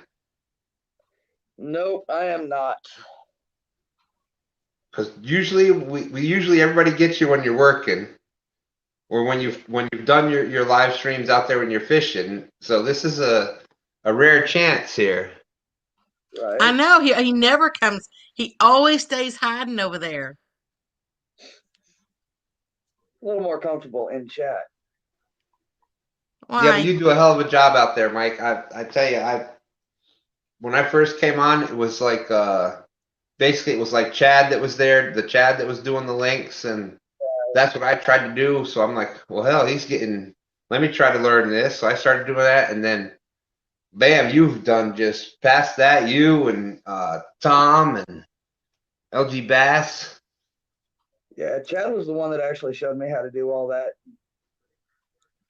So he sent me an email, or gave me his email, and I sent him an email, and he sent me back. And next thing you know, is giving me his number. Said, "Hey, just text me if you need anything." So he was the one that actually walked me through everything. So yeah, awesome. Him and his wife Dee, they're awesome people. Absolutely. Yeah, I just kind of I'm still old school, so I just kind of figured it out that I went when I still do it, I still go back and search everyone. I don't have a list made out yet, so it takes me a little bit longer to put the links up still, but and honestly, that's all I do. I just search them, or I go through my sub list. this might turn it. Yes, that is the famous Mike T. I can't the see infamous. There we go. I don't know if you can see the screen, but I try to put the normally when I go up on a guest on the panel or whatever, I can't see the chat either. So yes, just Outdoors Addiction. He says, "Is this the Mike Turner?" Yeah, I can see where you pinned it on there. There we go. All right. So. Art, make sure you don't trip when you hop in the shower. Take it slow and easy. We don't need any accidents. I do enough of that as it is. Now leave that up to me. I'm the expert at that after all these years. So you're the expert of hopping in the shower with Art? I'm the expert of trying to hop in and getting hurt doing no matter what I do. Oh, yeah, I'm a little clumsy, kind of accident prone. I was telling the story earlier. I have issues to begin with, and then a couple weeks ago, it was a Saturday night. Went out with my son and granddaughter. We were gonna go. My son and I going live the next morning, so we were going out to try to catch some bait and try a different spot, see what it was like. And my son was going down there was a trail. It goes down and then it splits. The one that went off the one direction was going to go down to a spot where he was going to go do the cast net for bait. And we were only about 15 feet. There we go. We were only about 15 feet to go straight down to where the riverbank was, where there was a clearing. My granddaughter and I were going to go there and cast out a couple poles. Well, right after that split, there had been high waters and flooding in the river down here. And I'm looking around. I'm just trying to see around the corner to see if there's anybody fishing out on the spot there. And I didn't notice the mud underneath where it was coming up to. I hit that mud, twisted my ankle, twisted my knee, bang, on the ground. And my granddaughter's only 9. And she's so used to me falling and getting hurt. Bam, I hit the ground. And within a second, she's like calling to her father, "Dad, Grandpa fell again." So that's they're so used to that kind of thing that that was her. They keep joking with me. You know that commercial about help, I've fallen and can't get up? That hasn't been on TV in forever, but both my granddaughters, 9 and 11, they think that I created that. They know nothing about that TV commercial. They just think that's me. You know, it wasn't actually that long ago that I was out there burning one of the quail pens down because we got rid of all the quail and stuff. So I was burning one of those quail pens, and I had this huge. I mean, the fire is like huge. I mean, you have to think of huge and then like double it. Okay. And I was trying to, I took a stick to kind of move the stuff. You know, as the fire burns down, you want to kind of move it back to the center, you know? Of course, you got to poke it with a stick. That's what you do. Yeah. So I sat there and I tried to, to move it, and another stick that was kind of angled came up, just kind of like picture walking on a rake, that's lifted up, how it comes up and hits you in the face. Yeah. Well, I poked that fire or poked that piece of wood, and it came up and it hit me in the face, and it burned off. Like Rebecca, hold on. For most of the audience out here, we're not worrying about that rake coming up and hitting us in the face. We're worrying about that coming up and hitting us someplace else. You know what I'm saying? But oh yeah, go true. ahead. Go from the story from there. True. But this came up and hit me in the face, and it burned off about 3/4 of my eyebrow, and it singed off some of the front of my hair. Goodness. So, yeah, I'm very accident prone. All right, for the young luckily, my eyebrow grew back. I'm happy about that now. So, there's something always happen. Man, I was doing the cattle, not doing them, but I was out there, moving them around and stuff. And I accidentally kicked of course, I shouldn't have been in flip-flops, but I'm going to learn about those flip-flops. But I accidentally hit one of the cattle panels, and my whole big toenail just like made a right angle, just tore right up off of there, and came into the house and lifted my foot up into the kitchen sink and just kind of rinsed it off, and then I went ahead and just yanked the rest of it off because it's not going to reattach itself. So, huh? We lost Stan. Yeah, he'll be back. So now you have to run the show. You're doing pretty good. I can't see chat. You can. Oh, there's nobody talking in it. The last thing I saw was they were asking if that was you. Yeah, because when I did my first live stream, my camera was acting up and kept going to that. So nobody really ever knew what I looked like. You kept going to what? My camera kept going to that.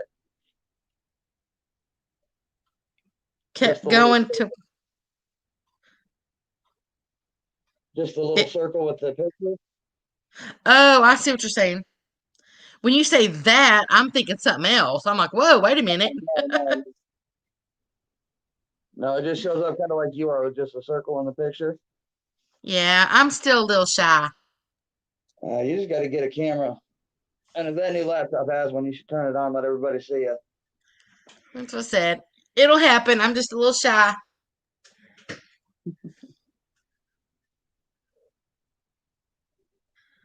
But it's been, oh my goodness, now we're up to 8 hours. Yeah, almost 8 hours, 15 minutes. Where's all these other people it says there's all these people. Where are they? Probably sitting back watching you. I don't know why. I ain't got that much to say. So I think you were earlier talking about the karaoke. I was like, no. It was a hell of a night. I knew I should. It took me 3 days to get over that one. Probably took you 3 days to sober up completely. Well, no, but it did. My tummy did kind of feel upset for the first 2 days. I shouldn't have done that. I knew I shouldn't have done that when I started. God, you went through what, 4 live streams that night? Oh, I don't know. So I think you started out on Dobson's, then went to JV's. Then you started bouncing around the fishing channels, watching them fish. Then went back to JV.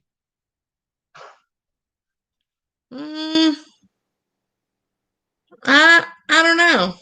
I don't remember going around to the fishing channel. Last one I saw you in that night was DMV's. Oh, that was after. Okay, yeah, after. Well, that was after the others, and then you went back into JV's after that. Yeah, he has some really good streams. I enjoy those immaculately. But that's because I can be myself. Right. I have to watch being myself everywhere else. I don't want to get anybody's channels hurt. Exactly. Oh, and Kentucky's still here. He's still a glutton for punishment too.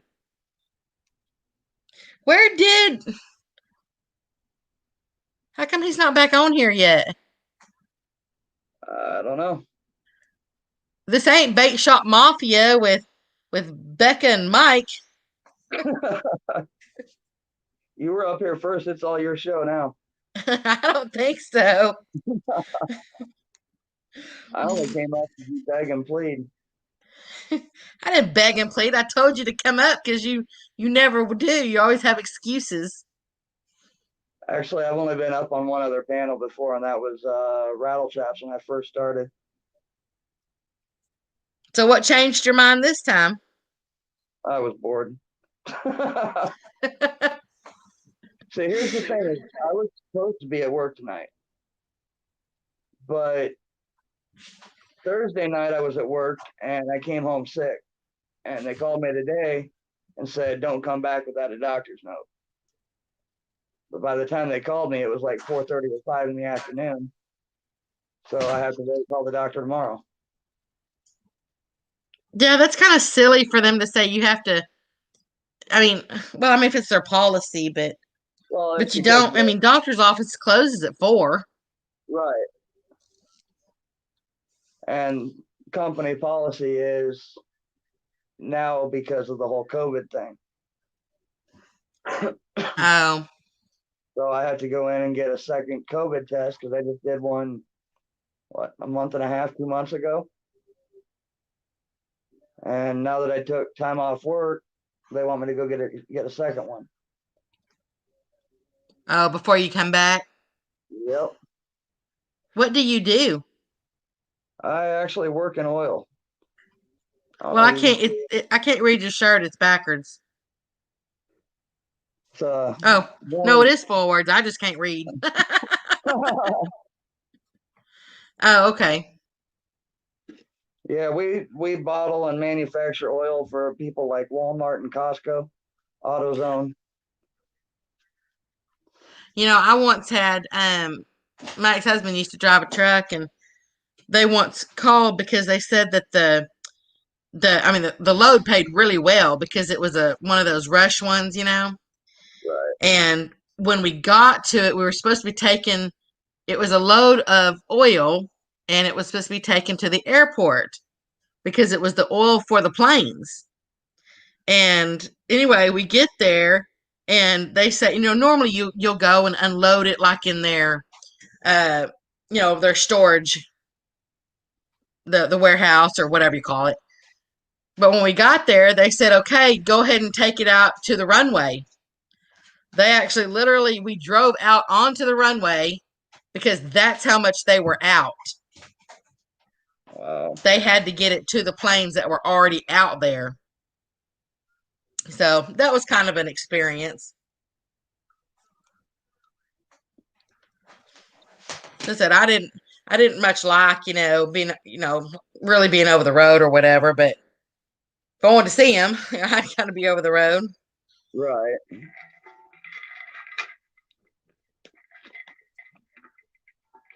Now I'm kind of wondering where he went because he should be back. He should be right back on Isn't he the Isn't he the only one that can close this down?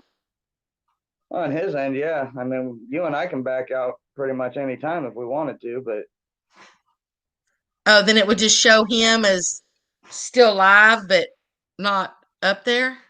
Right. Your ex-wife was a truck driver too, but was having too much fun. Oh, yeah, probably so. Yeah, I didn't. I forgot you can read chat. I thought you were talking to me. I'm like, I don't have an Oh, ex-wife. no, I'm sorry. I forget you can't read the chat. That's Kentucky. He said his ex-wife was a truck driver too. She was having too much fun on the road. LOL.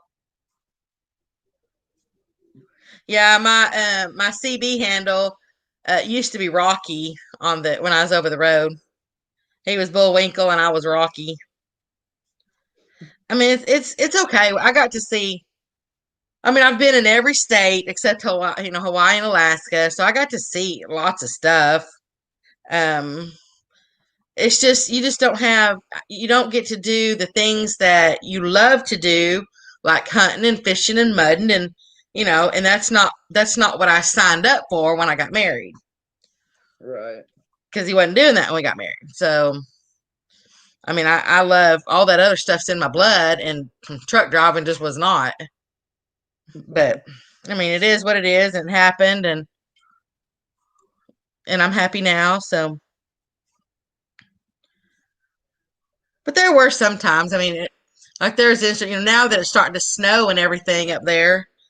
It was up in the Northeast, but I don't remember which state. It was delivering to a medical company, and he'd gone in to do the paperwork and stuff, and I stayed out in the truck. Well, I was kind of getting bored because it was taking a ton of time. So I thought, well, you know what? I don't get much snow here in Texas, so I'm going to go out and build a snowman. So I grabbed, a ball cap. I had some carrots in the little refrigerator thing, and so, went out there, and there was this stump from this cut down tree, and it was probably about 2 foot high, maybe 2.5. I mean, it wasn't real big, but it was, it wasn't just small.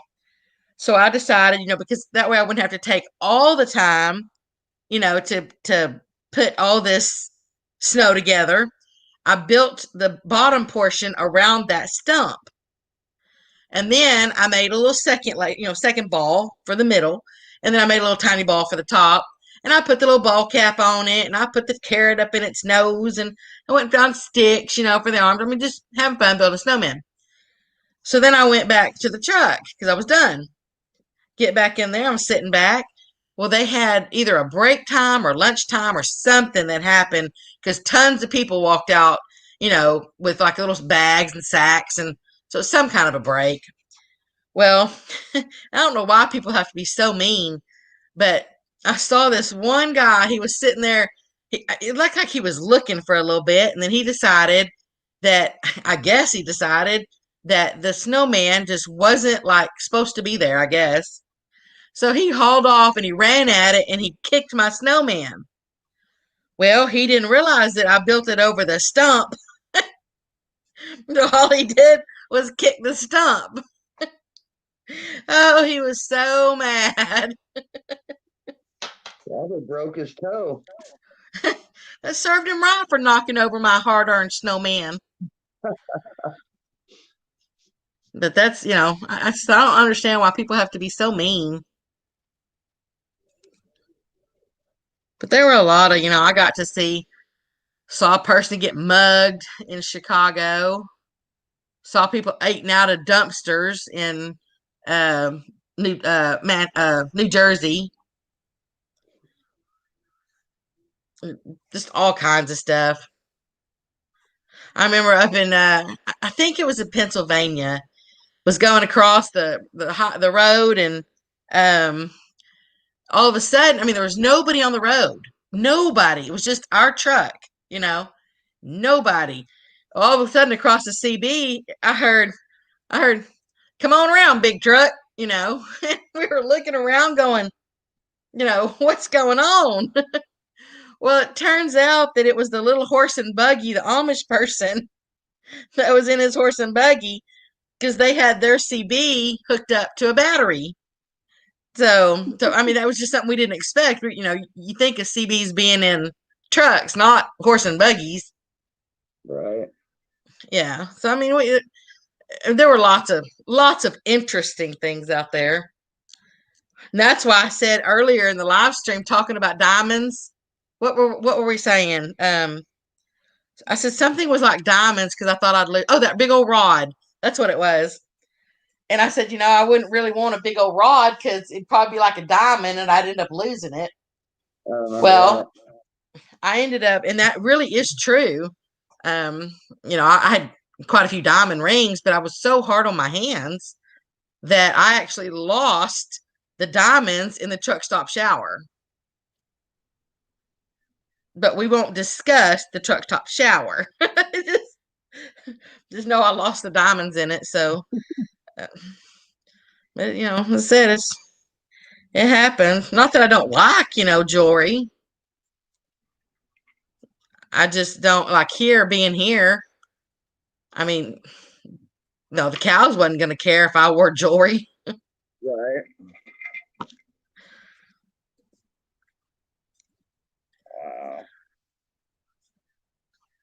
Well, where'd he go? This is his show. I'm only a guest. As I'm saying, I'm only a guest. Should we close it down? I don't know what to do. Well, you could beg for him to come back like you did me to come up. I mean, it might work. Do what? I said you can beg for him to come back like you did me to come up. Well, no, it's his show. I don't know what happened to his computer. Good morning, Master. Good morning, Mastermind Show. Mastermind, what's up, buddy?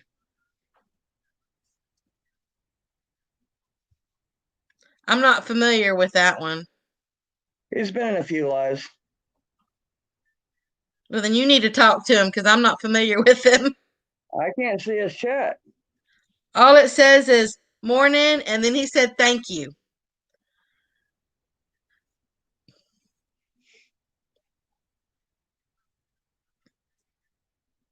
And the only other things that we're saying was Kentucky said too funny on that mean old man who kicked over my snowman and broke his toe. I even left the ball cap out there too. That's the one thing you probably should have grabbed. Well, it wasn't that. It just came from one of the trucking places or whatever. It's not that big a deal. It wasn't like it was camo. Right. Yeah, you try to take my camo hat, then you draw back a nub. The place I used to work, because I used to work in the oil and gas industry too. The place I used to work, I was a buyer, and so I had tons of vendors. Well, when the vendors would come in, and I worked at a shop, they were all men. There was probably maybe only 4 women at the whole plant, And so when the vendor came in, he would always, bring little things and give to, you know what I mean? Like give stuff away, like ball caps or, whatever. So he brought in this camo ball cap, and he came up to the office to check in with me first. And I saw it, and I'm like, what are you going to do with that? And he said, well, I'm going to go down there and, give it to one of the guys down there. I said, well, what about me? They were always giving everything to them. And he goes, do you really want this hat? I was like, well, yeah. 3/4 of my life is in a ball cap. So he did. And I was so excited. You wouldn't think that just camo would get somebody so excited, but it does. So I had to immediately go put it on. Of course, it didn't match my dress, but but that's okay. But that's why I ended up going and buying you had to have steel-toed boots. So you're saying it's true that even down-home country girls are fashionable? Well, I wouldn't say I'm fashionable. I kind of just wear what I like. If that involves camo, then so be it. There you go. But you had to have steel-toed boots. And so I went out, and they provided you, they bought you, one pair, like every 6 months or something like that. So anyway, I went out to the little boot truck, and I bought the camo steel-toed boots because you had to wear those out in the shop, and I had to go out to shop a lot. Well, when I got those, I thought, well, I need something to kind of match. So I went and found me a camo dress, or as close to the camo as I possibly could find. And so that way I wore my camo dress and my camo boots out there. So, and that's right, Kentucky. Camo goes with everything, no matter what. Matter of fact, even my office that I was in, because I got to decorate it whatever way I wanted to, of course. So my computer chair was camo. I had a big old shotgun shell that was like, about 1.5 feet tall. That was a thermometer. Then I had I had antlers stuck to my computer monitor. I had gone fishing sign above my monitor.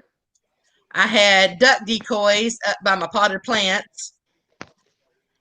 So, because I wanted to be kind of out, out in the wilderness. Now, who's that? Mastermind? That's Mastermind Chef. No, somebody just came up there. Who is that? I don't know. I can't tell. I can't see a name. Stan, is that you?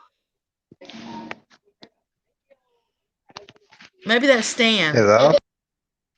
Who is that? It's me. Hold on. About time. She missed you, Stan. I said, nobody wants to hear me talk about my life. Oh, come on now. Yeah, talk to it. This damn technology. I'm sorry, Mastermind. I think I said you because you're the little you're the thingy going across the screen, the chat thingy.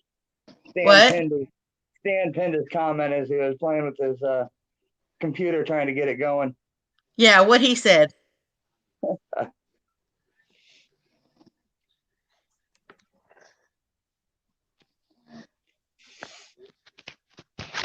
But once Stan learns his his little buttons to push, he'll be right back. Technical difficulties, please hold. Let's go, Rebecca, while you're waiting.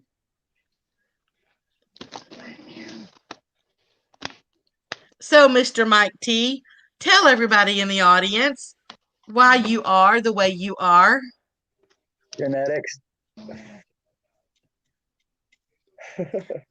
How cold is it there? My Mastermind's saying it's a cold morning here, which he means, where he's at. So where are you at? I am actually in western Iowa, right next door to Omaha, Nebraska. And I have no clue what the temperature is. Probably 30s. Well, thank you for telling me, but that was Mastermind that was saying it was cold where he's at. Well, you started to ask me. I just figured I'd answer. Oh, okay. I appreciate that. It's only like right now here it is 30. It's 34 degrees right now here where I'm at in Texas. And Mastermind said it's 39 degrees where he's at in North Carolina. And Kentucky said it's 44 in, guess, Central Kentucky.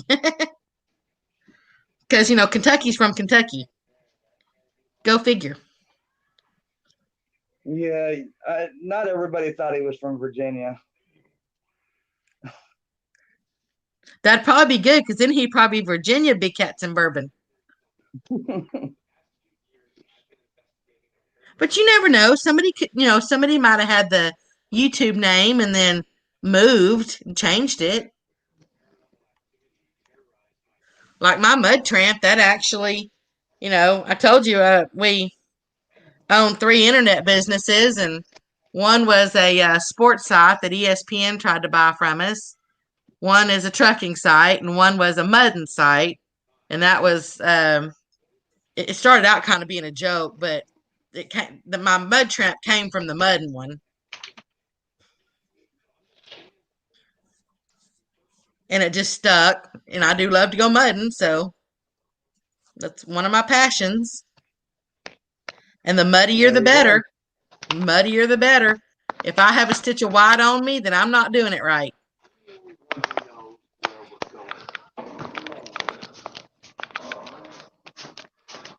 Stan, you about ready? You about got her going there?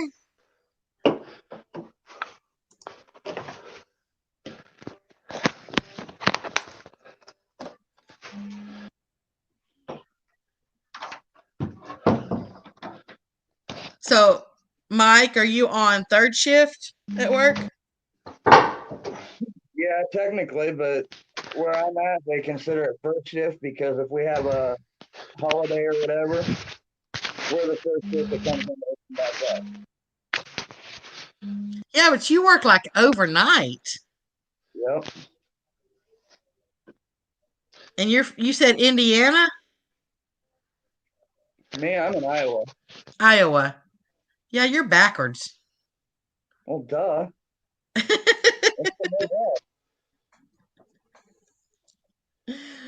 Every state's backwards but Texas. Yeah, but at least I can admit mine. Of course, then I'm moving, so I'll be backwards too. Exactly. That's okay. I don't mind being backwards. Hey, can y'all hear me? We're trying. Oh, son of a bitch. Hey, what's the language? Oh, dang it. Y'all can't hear me. Yeah, these little virgin ears can hear you. This is just totally crazy. Imagine that. This is when you know that you've got good people on your stream. That I've done burned out my hearing aids. They went dead. My phone went totally died. I didn't think I was going to be on that long, so I didn't worry about it. It went totally dead. I run to get my phone charged, try to get it back on charge and stuff again. My phone's so dead that my camera won't even come on. And I noticed that my stream is still going. Well, we didn't know what to do. I can't tell you how happy I am that y'all just carried on. Well, look at it this way, Sam. She wanted to shut down and just let your stream run with nobody up here. It was, yeah, my phone just, it just went, phew. Like I said, this started, well, now it's 8 hours and 30 minutes ago, 36 minutes. I was on Willie's show 8 hours and 36 minutes ago trying to find out if anybody had heard from Ace, because normally it's, Ace and I doing this little bait shop Mafia show that we started. And that was basically Ace trying to do the lives, trying to start the lives and get it going. And I said, well, hell, Ace, I'll go on every Monday night and talk with you for a little bit. And I normally get the link from him because he's got the unlimited live stream from StreamYard. And we've just been doing it on his channel. And well, I didn't even think about it. I didn't get the link from him during the Catfish weekly show. I normally get it like 8:30, 8:45 that from his because he sets it up from his channel and that we're gonna go live. I didn't get it, and I didn't think. I'm like, well, maybe something's going on. He just didn't. And then all of a sudden, I started getting messages from Facebook and whatnot from a bunch of people that, hey, aren't you guys doing your show tonight? And I'm like, holy crap, we got people that actually watch this show every week that are wondering what's going on. And so then I went on Willie. I noticed that Willie was on live. So I went on him to see if anybody heard from Ace, because I know Ace and Half Crazy and all that are close to Ace right there. They're on his show, his lives a lot, and nobody had heard from him. So then I'm like, well, you know what? Nobody's heard from him. I told Willie, again, this is like, it's been 8 hours and 40 minutes that the live stream started. So this is like 8 hours and 25 minutes ago. I'm like, well, you know what? I'm just going to go on real quick. I'll say a couple things, let everybody know that there's probably not going to be a show tonight. This is going to be quick. And like I said, that was over 8.5 hours ago. Well, anytime you're ready to go, you need to, like, I just didn't know. That's why I said I was asking Mike. I was like, should we should we jump off here? Should we turn it down? I didn't know what to do. Well, I wasn't at that point because there was still people listening and talking and new people coming on. I was a few hours. I mean, the whole time I was like, if it ever got to like, well, all right, there was nobody in chat talking or nobody was on the panel talk. It just kept going all night long. I'm like, holy crap, I can't believe this. All night long. Yeah, exactly. And I mean, it went from fishing to just life stuff to fishing, back to others. I mean, it was just a good.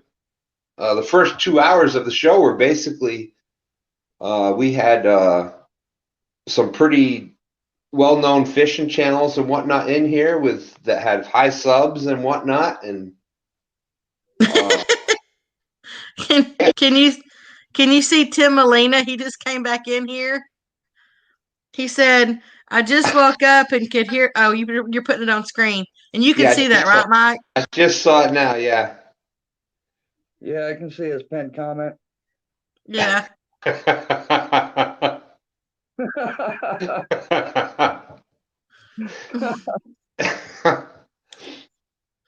Yeah, I'm just like I said, I'm barely getting my phone charged enough. I gotta get it. I guess my cord ended up because I've only got the one charging cord for my phone, and it's one of those new ones. You know how it's now that oval, just that straight oval shape for most of the new phones. Right. Well, it's starting to get loose right at where that goes into that connector, so it charges somewhat. And now that I've been doing lives, and you know how us fishing people are, when we're dragging all that stuff out to the fishing spots, it starts to get a little abuse and everything. So, yep. I'll be right back. I've been sitting there. I've got to go pee. I'll be right back. Yep, that water's cold and deep. So it's just been and I see we got Outdoors Addiction still here with us. He was on here before he went to work, all during work. This was not my intention the entire night. Like I said, I was coming on. I told my wife, I told her, well, let's see, we've been on 8 hours and 42 minutes now. I told her about 8 hours and 30 minutes ago. I'm like, darling, don't worry about it. I'm just going to go down. I'm just going to say hello real quick. I don't think there's even going to be a show. I'll say hello and I'll be done. And that was 8 hours and 30 minutes ago. So, right. It just crazy. What kills me is still nobody's heard from Ace. That's the part that I'm worried about, especially the other. Because not only Ace, but then there's his brother and the couple people that live there, right there by him. Even last week when I think it was last week or the week before, where Ace wasn't going on, where he wasn't feeling good, he had contacted me during the day to say, "Hey, can you do it? Is there any way you can do just the show tonight?" Right. Because the way it started out was that we were eventually going to do it every other week on each of our channels. But he paid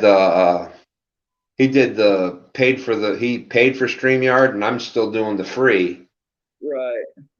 So we had agreed that, he was just, we do it on his channel for now until I get going, and then eventually I'd try to, do every other week, like on my channel, like what Chad and Dockery were doing.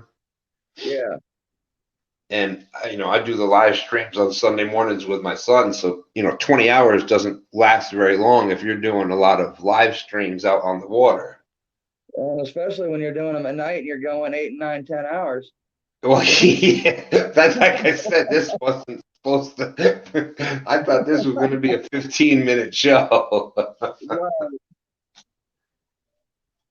No, the last time I heard from Ace, we were in Palmetto's show Sunday night, and he came in and bought one of those the join subscription things. Yeah, I thought I saw that. Yeah, he didn't say anything in chat. He just bought one and then was gone. But I haven't seen Half Crazy in a couple days, and I see ACC and I'm about every night, so I don't know what's going on. Yeah, and ACC was like my second. He was like the second guest in tonight. Yeah. So I thought, oh, ACC's here. I'll be able to find out what's going on. And I think he said he spoke to Ace earlier, but he didn't really have much to say either.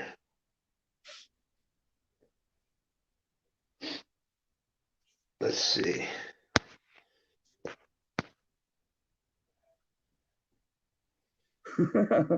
All right. Yeah, well, okay, one time I am at 8 hours and 45 minutes, and I wasn't even out of my living room. I wasn't even out fishing, so that's got to be pretty. That's not bad. And to consider all that, I thought my live ended when my phone died. So you, Mike T and Rebecca, I got to thank y'all a lot. I'm like, oh well, it's over. My phone died. It ended. Okay, I'm back. I let my dog out. I did a couple other things, and I get upstairs and I finally get the charger and stuff hooked up. And I'm like, well, let me see what's happening. And I turn on I go to the StreamYard and I click and I hear voices still. I'm like, holy crap. My phone died and they're still keeping the live going. This is awesome. Yeah, it actually did that when you were changing spots earlier. Oh, really? Yesterday morning. Yeah, you were in your car and you shut it down, and it was still going for probably another 4 or 5 minutes, and then finally cut out. Yeah, I don't know. I hope I didn't say anything too stupid. Well, no, I mean, we couldn't hear or see anything, but we were still in chat watching it. It wasn't even buffering. It was just a feed was still going. We were sitting in chat like, okay, how long is he going to be gone? Oh, that was crazy. When I spoke to my son, had his friend came down, and the friend, like, he had been in school with him since like elementary school, since like first grade and stuff. The kid was actually like every summer the kid like pretty much lived at our house, so he was like our second son. And that was when we were upstate New York, and he came down to visit for the weekend, and he wanted to come fishing with us on Sunday morning. So on Saturday night, I'm like, all right, you sure you want to go do this? You sure you want to go live Sunday morning? Well, because that's my son and him were both like, yeah. So it ended up getting, I said, all right. I said, what time do you want to? They're like, well, we'll be at your house by 7. I'm like, all right. So I'll set it for 8 o'clock just to see what's going on. And it was the same thing Sunday morning. I had people, hey, is everything okay? You're not live yet. And I'm like, holy crap, this is crazy.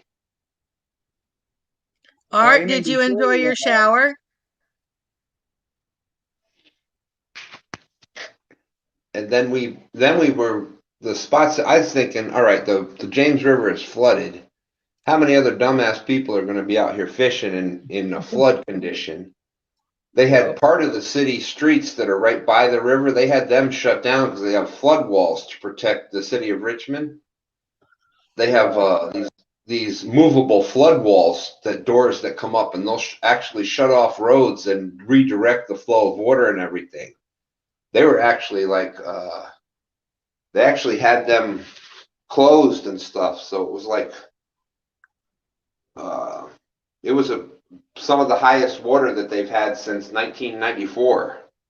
So I'm thinking, all right, we'll be able to fish anywhere we want because nobody else is going to be out there fishing. Well, every spot we went to that we thought was going to be out of the heavy current, there was people already fishing there. I'm like, this is crazy. Yep. See, I was going to say just good morning to Michael Murillo. He came in, and then Mastermind said that he got bad flooding where he's at too. Yeah, I have a hard time talking and reading at the same time. Well, that's what I'm here for. Thank you so much. Yeah, and I think Outdoors Addiction is now out of work. We were on live his whole entire shift, so that's a great job. Now, I don't know what Michael means by rich what? Oh, and there's DMV. DMV just came in. Good morning, Mr. DMV. It is DMV. Wow, I am totally honored. I have actually pulled off a DMV all night live, except I wasn't fishing for the whole night. But oh, there's Mr. Palmetto Cats. He's in here too. What's up, Kevin? Yes, it just kept going, Kevin. Palmetto, it was every time I thought it was going down, it just more people came in, and it just kept going from last night. Because it went down, down, down, and the flames went higher. And the burning ring of fire. And let's see. Mr. Kentucky said, "Hey Becca, do your magic, call me in a deer." Okay, hold on. I can do that. Just a minute. Ready? Well, wait a minute. That's the wrong one.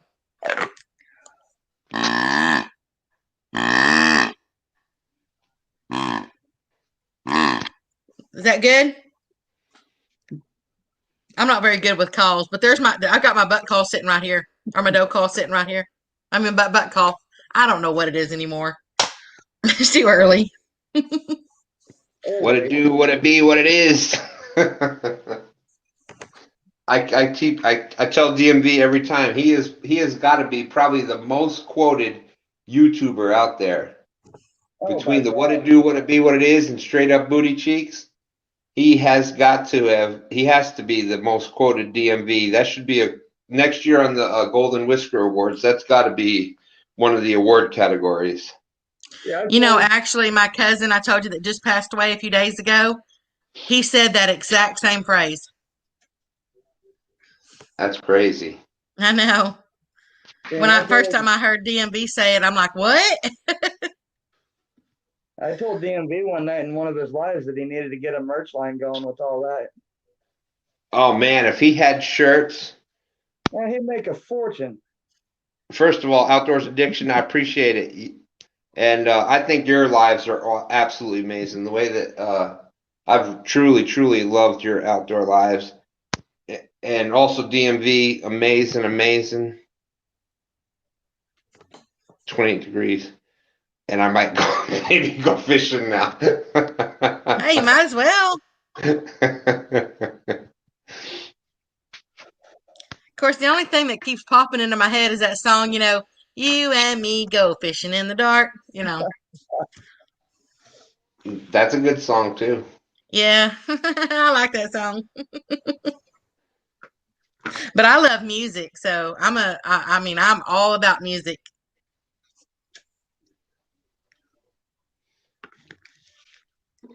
Yeah, but you know what? Oh Lord, it's hard to be humble. Oh Lord, it's hard to be humble when you're perfect in it. Sing it with me. When you're perfect in every way. I can't wait to look in the mirror. I get better looking each day. To know me is to love me. I must be one hell of a woman. Oh Lord, it's hard to be humble, but I'm doing the best that I can.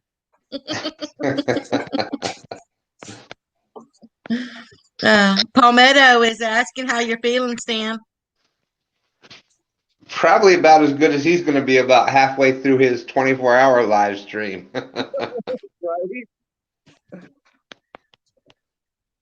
Yeah, I'm looking forward to that. Yeah, the only advantage he's going to have is he's actually going to be out on the water fishing. Yeah, Stan, you already proved you don't need to be in a boat to catch fish. Oh well, thank you very much. I appreciate that. Does that mean he's catching land fish? No, bank fishing all the way. That's bank fishing. I'm like, what? I was like, what are you catching, land fish? Okay, Becca, we know you're blonde. Well, sometimes y'all just don't make no sense.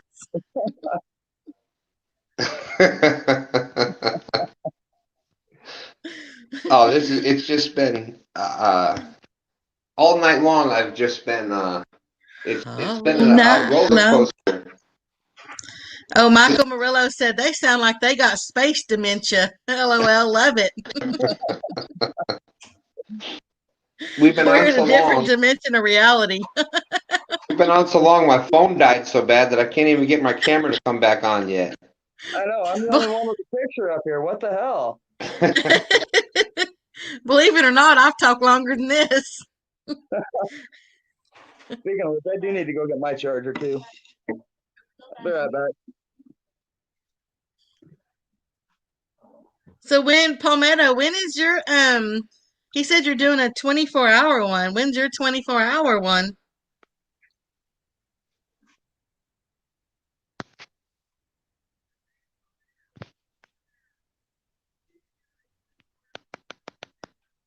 Well, you're not waking up to a 9-hour live stream outdoors. You're actually going to sleep to one, I guess. He's going fishing now. That's what he's doing. Oh, that's right. He's going to go fishing. He's going to go fishing, and we're going to have a fish fry. He's going to cook it for all of us. Yeah, that might be a good idea. Okay, 1 week from today. But you'll put out like a reminder, won't you?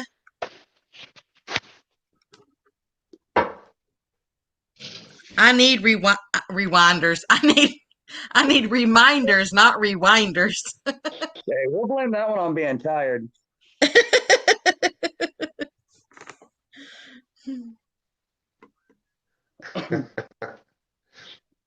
Yeah, I'm still totally in shock. I keep saying this whole show started out because I didn't hear from Ace. And I'm like, well, all right, we're not going to do our bait shop Mafia show tonight. I didn't really think too much of it. I didn't think anybody would notice. And I started getting messaging from people that, hey, you're not live tonight. You're not live tonight. And I'm like, good Lord, we actually got people that watch us. And then I had a few more people. I'm like, well, so I went to Willie's show to see if anybody had heard from Ace or whatever. And nobody heard from him. And I had a couple more messages. I'm like, well, let me just at least go live and say, okay, hey, everybody, sorry I haven't heard from Ace. It's going to be just a quick show, yada, yada. And that was, well, let's see, this has been 8 hours and 57 minutes. So that was like 8 hours and 45 minutes ago that I said that. And we would actually appreciate it if anybody's talked to Ace to let us know. But yeah, I agree. He said his wife told him that he needs it in a full sleep before he does that 24-hour one. So he couldn't do it this weekend. And that's right. I mean, you do need to have a lot of sleep. And yeah, I think we should use some rewinders too. I needed that just a couple minutes ago. I should have went rewound it and then started back over. Well, what's been crazy is the show started out as the actual fishing show. We had yeah, but don't mention about the turds. Go ahead. No, don't mention about the turds. No, I'm not going to bring that part up. Okay.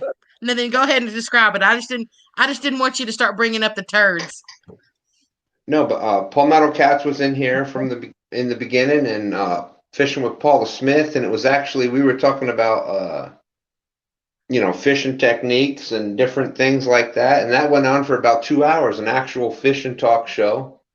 Then it went after midnight, and it kind of Willie came on, and we kind of went a little off script from fishing, and then it went back to fishing, and then it went off to some other things and back to fishing, and then we talked about squirrel dumplings, and that's right, we saw them too. No, Art, 1 ton, that's one of those things you had to be here all night to know what the turds were all about. Yeah.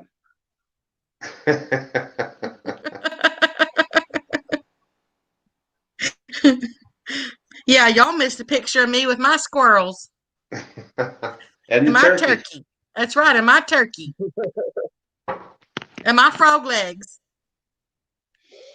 The frog legs look good, though. DMV, he's been live now for how long, Stan? 9 hours. 9 hours. Not quite. Well, we are 20 seconds short of 9 hours. Yeah, that's just like, never mind. Yeah, that's like you're waiting on the New Year's Eve countdown to go from 10, 9, 8. No, that's not what I was waiting on. Okay, good night, or Palmetto. Have a great day at work. Everybody, Palmetto Cat's going. He's got to get to work.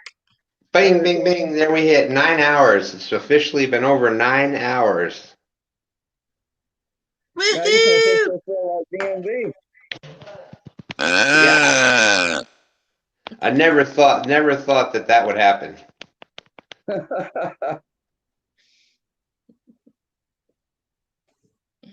Yeah, his DMV's 9. I was there for his 9.5 hour long stream.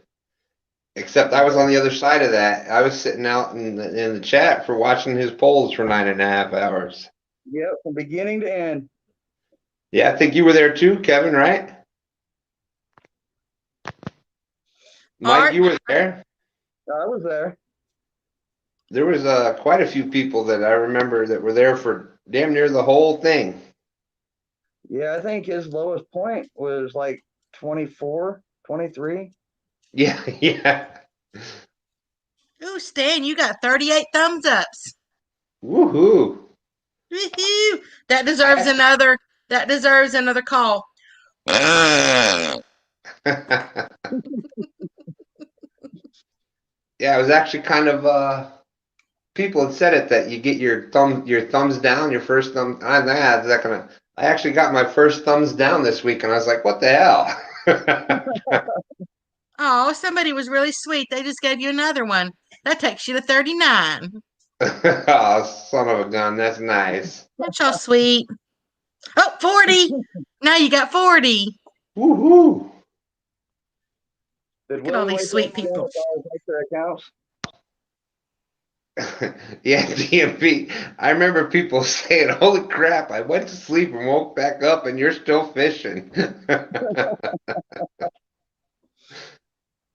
Yeah, but at least he was doing something productive.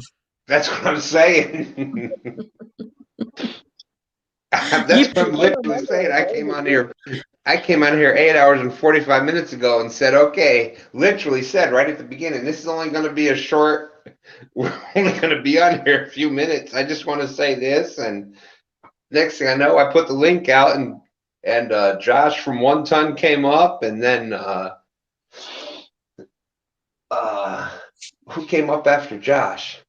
I don't know. I'm still down in the basement sucking on my oxygen tank because oh my Lord, I was about so sorry about that.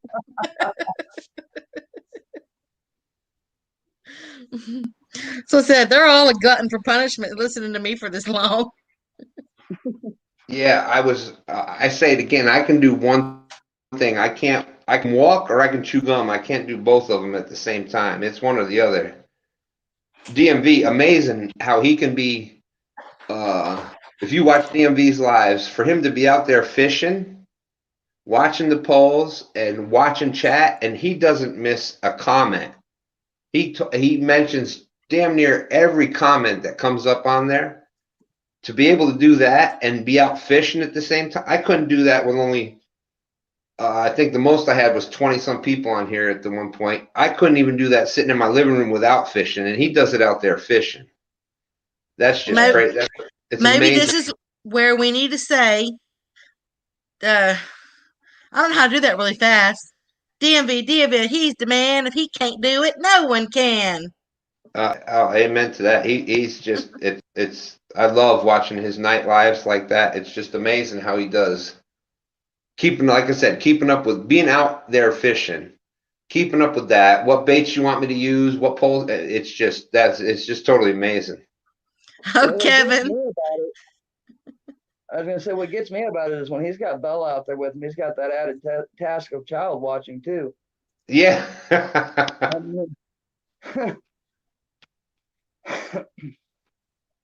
Kevin Baker just said that his wife woke him up to tell him to turn the TV down.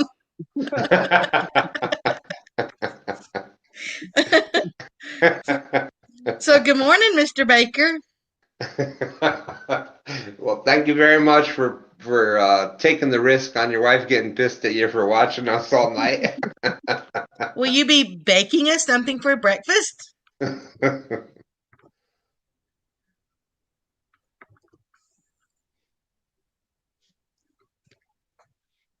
Cricket. Nobody's answering what they're making for breakfast.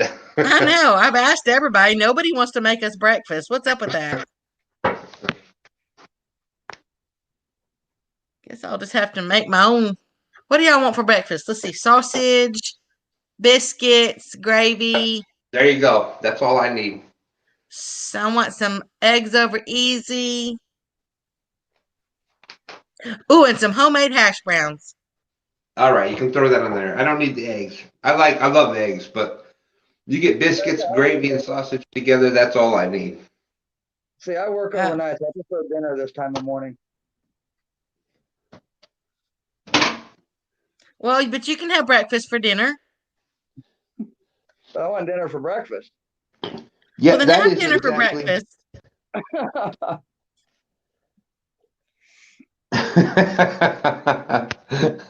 Michael Murillo. I usually eat cereal.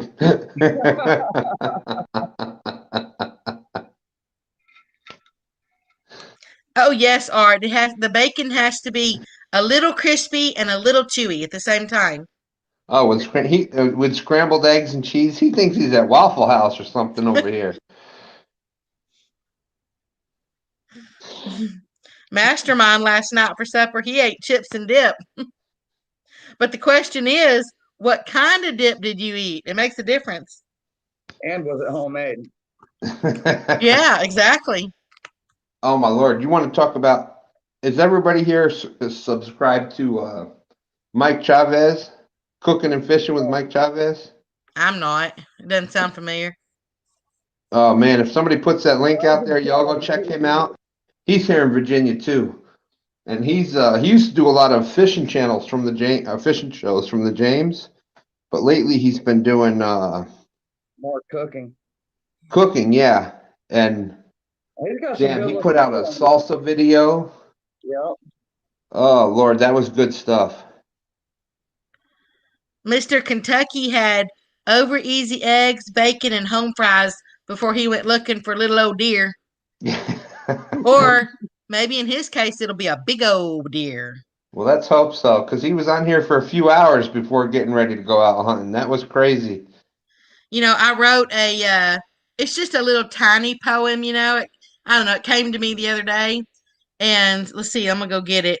Just in honor of Mr. Kentucky, it goes, I like bug bucks and I cannot lie. You other does just can't deny that when a big buck walks in with a big old rack with that set of horns and a big strong back, pull the trigger back, bullseye. That was for you, Mr. Kentucky. Very good, very good. And let's see. But I do prefer my homemade hash taters than I do home fries. He just saw a buck too far from the back porch. Uh-oh, he heard me. All right. Well, does that mean he came in or ran? He came in or ran away? Rebecca, what's the difference between home fries and your potato mash? They're not mashed. They're potato hash. Sorry. They're hash browns. Well, what's the difference? Because home fries are cut into like little triangles or squares or something, and then you fry them like that. Hash browns are grated potatoes with just a teeny bit of oil, and you make the outside really crispy and the inside's really soft and yummy. Well, I think they're both very yummy. I just prefer crispy on the outside and more kind of soft and like a little bit velvety type, kinda, and just kinda yummy. All right, well, I'm over 400 pounds, so potatoes anyway is good to me. Well, then you can cook you both ways. And I'd probably eat both ways too. I only eat one way. Or not, I mean, not at the same time. Oh, no, I'd eat both at the same time. That's... Oh, Kentucky said that the deer, he wandered further out. I guess I got a call again for him.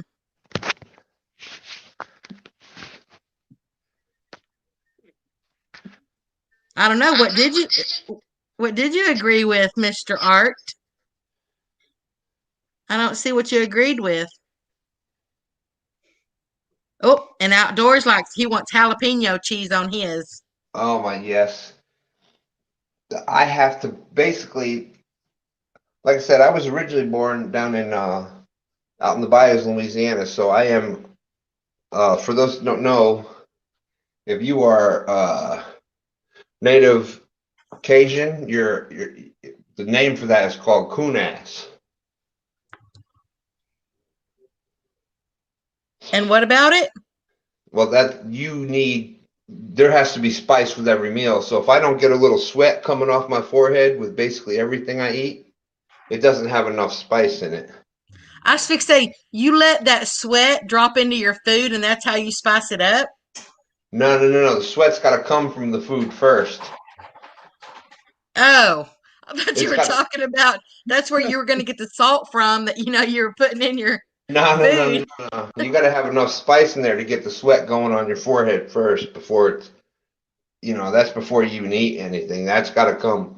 Ooh, you got to get that smell going before you even start cooking it. Well, I'm kind of spicy, so I just stick my finger in it.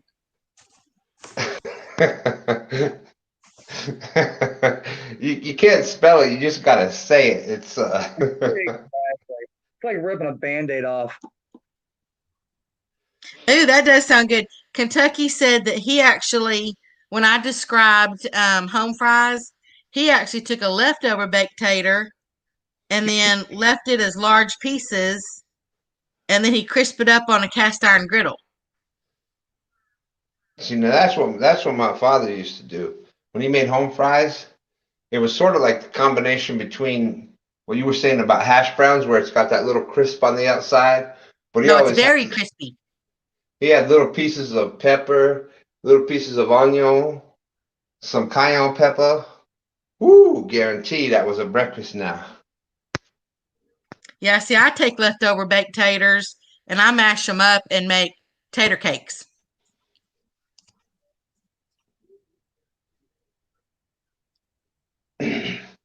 Yeah, in Cajun cooking, everything has got to start with you start with onion, start with peppers, and it's got to have a little spice in it. Well, actually, it's the Holy Trinity. It's onions, peppers, and celery. I'm pretty sure.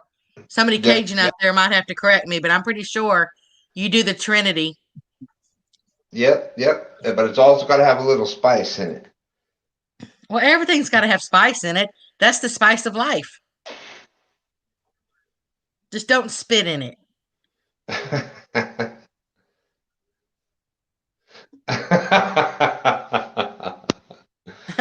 Did you see what Michael Murillo put on there? That's what I was trying to put up there.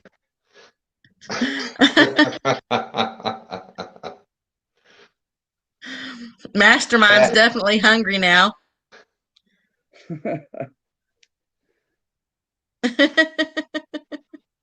Yeah, but I think that's an Iowa thing, Michael. No. That's the home fries. Yeah, lay off the fries. That's like it's more than Iowa thing. That's like across the country. That's like fried potatoes. No matter how you do them, every part across the country's got their own way of doing them, but it's just awesome food. Right. Yeah, but there's only one way. That's the good way. Now you got me thinking I should try some potatoes today. Yeah, fried taters. Fried taters is like it's like art. I mean, not you art, not like 110 art, but fried taters is like, it's like an art. It's you got to do it just right, and you got to have you have to have the tater onion ratio just right, and it's got to be just the right amount of oil. You can't have too much, not too little. Got to have plenty of pepper. You got to make sure the outsides are crispy and the inside's kind of velvety.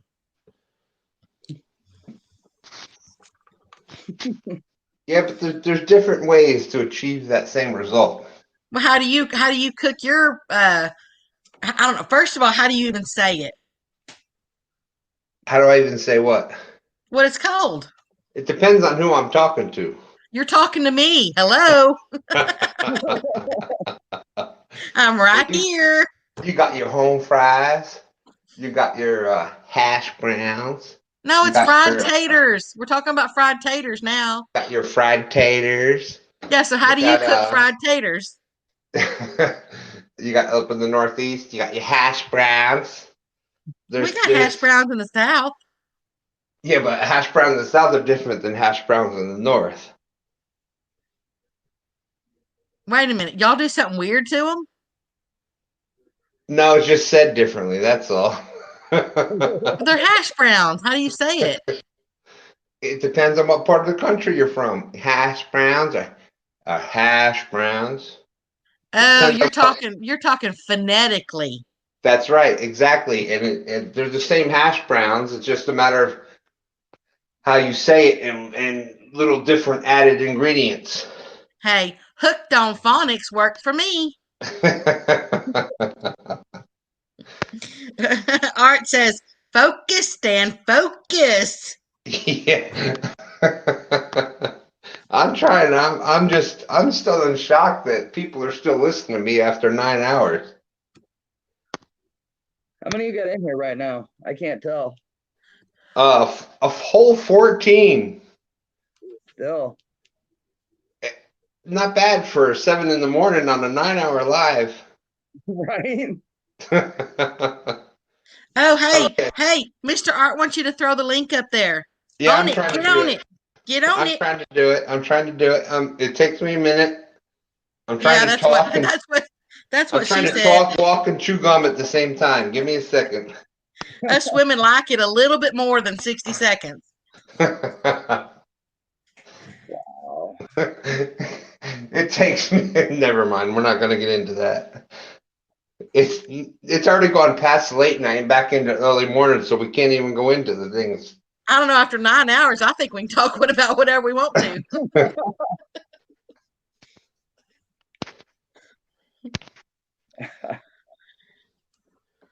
All right, there we go. Let's see. Mr. Murillo said those in the Southwest add about as much peppers and onions as they do potatoes. Yes. So, yeah, see, I don't put pepper. you're Southwest, so I'll let it slide. But I don't use peppers in it.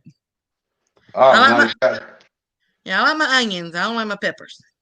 no, you gotta have peppers, and depending on what part of the country you're from, it depends on what peppers you put in there. Okay, we've got another one of my VA brothers here. Let me put him up.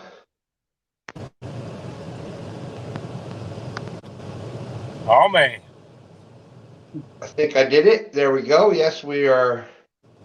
Got 4 of us up here.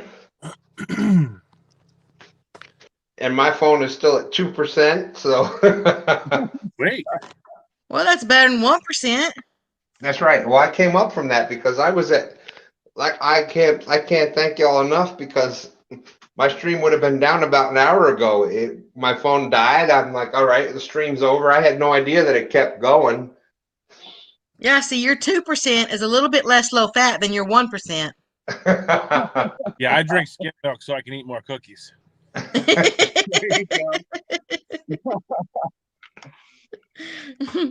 But what kind of cookies? That's the deal.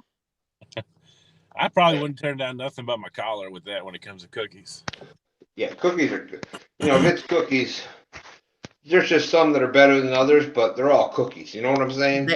There you go, comparing north to the south again. I tell you though, if you like oatmeal cookies, I make like the absolute best oatmeal cookies. It's a recipe from my great grandma, and they really do literally melt in your mouth. They stay a little bit crispy on the outside, and they're so like, it's almost like the way if you put brown sugar in your hands and you kind of feel it in your hands, that's kind of what the inside's like on these oatmeal cookies. It's got that same like touchy-feely part of it in the middle. Rebecca. Really? So, Rebecca, please stop. You got a fat man right above you. Come to life, huh? You start talking about that stuff at this time in the morning after I've been up all night. I'm over 400 pounds. You're going to get me going here, so you got to kind of stop that. They're good. I mean, they are, and as I said, they'll be like that. You throw them in a Ziploc bag if you're not going to finish them yet, and they'll stay like that even in that Ziploc bag. I mean, they literally just melt in your mouth. All right, enough. Please. You got to stop. I've been up all night. You can't describe these cookies like this. It's getting me too far. Please just. Mr. Murillo, I actually might make a video of those oatmeal cookies. She has a way of making cookies sound sexy, not yummy. They are yummy. Look at Micah Murillo. There just needs to be a cookie out there that the only thing on the package says yummy, right? I mean, who wouldn't buy that cookie? Right. No ingredients, no warnings, no nothing, just yummy across the package, wrapped up. Who would not buy that cookie? At least once. I probably wouldn't buy it. I'd probably still make my own. I'm too lazy to bake cookies. Well, I mean, it depends on how much you want that luscious flavor to go down your throat. And if you do, then you'll make that cookie. You'll become a baker. Yeah. Mr. Murillo, I can make sugar-free cookies too. You can make those same cookies. You just have to use, take you some, Splenda, I think, and it's the same ratio. Use the granulated Splenda, and it's the same ratio for using brown and white sugar to your Splenda. All right. Before we go any further, I just want to add one thing. I'm hoping that I can get my phone charged up enough that I can get my camera back on here, but with Mr. Michael Murillo coming back in here again after last night, I have had every person that has been nominated for the Subscriber of the Year has been on this live stream tonight. And you can't go wrong with voting for any one of them, for any of the creators that are out there. what amazing, just for those of us that have, just starting out, to have these people that are coming in and supporting us. I can't thank any of them enough for what they do for us. That's right. But anyways, I'm gonna cry. Yeah, I know. I've had it's been an emotional night. That was so beautiful. It has been. It's been a very emotional night. You can't be on a YouTube channel for 9 hours, almost 9.5 hours, and not be emotional. Right. And Mastermind would like to come up on panel if that's agreeable with you, Mr. Smith. Oh, I lost control of this show about 7 hours ago. So. Well, I think it officially became hop off of here about an hour ago. If you're still on. Uh-oh. Wait a minute. Who said they were jumping off? Oh, Art's gone. Yeah, Art Dang just bounced out. Let's see. Does he need the link? I'll try to put the link back out.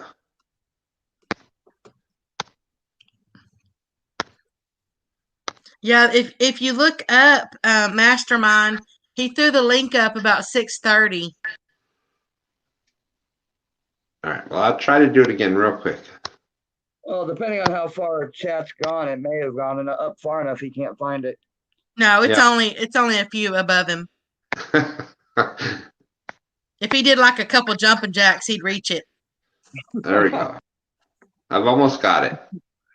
Kentucky, I don't know about trading you my oatmeal cookies for those chocolate chip ones.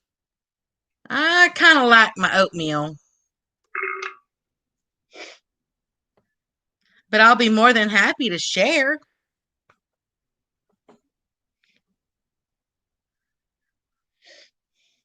Well, now you lost Stan again. See what you did?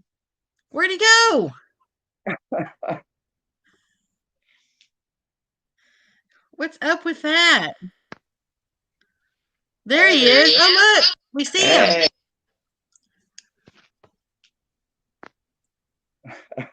Son of a gun. Oh, crap. I got 2 people. Let's see. Oh, I thought maybe Rebecca scared you off, Stan. There we go. There we go. My phone is almost up to charge again. I think I'm up to about 4% now. Mr. Murillo, he likes his chocolate chip cookies without the chocolate chips. He wants to know if we've ever made those. They'd be just called cookies.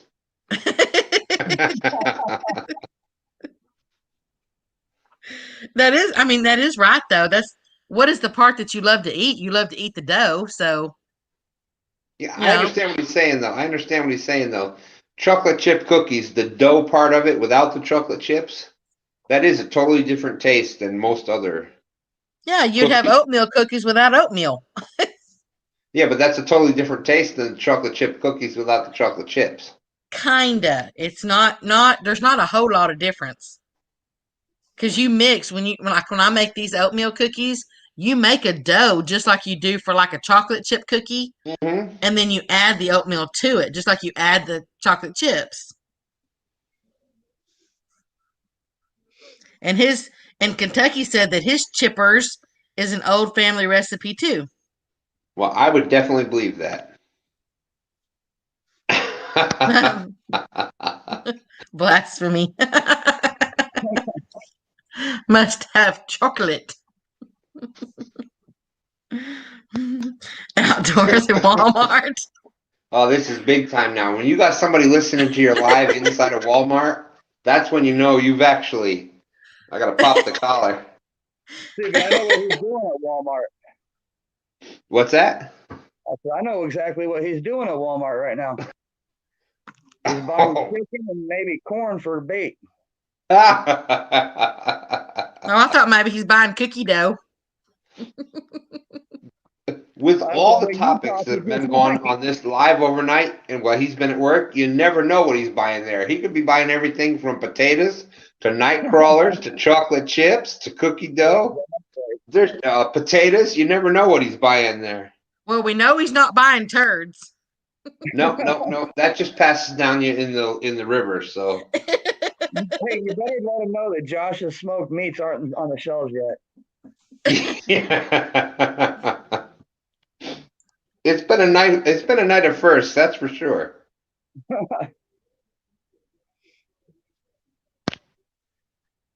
Oh my Lord, Michael, how do you live? Stage 2 diabetes and lactose intolerant. It's just what else is there to eat?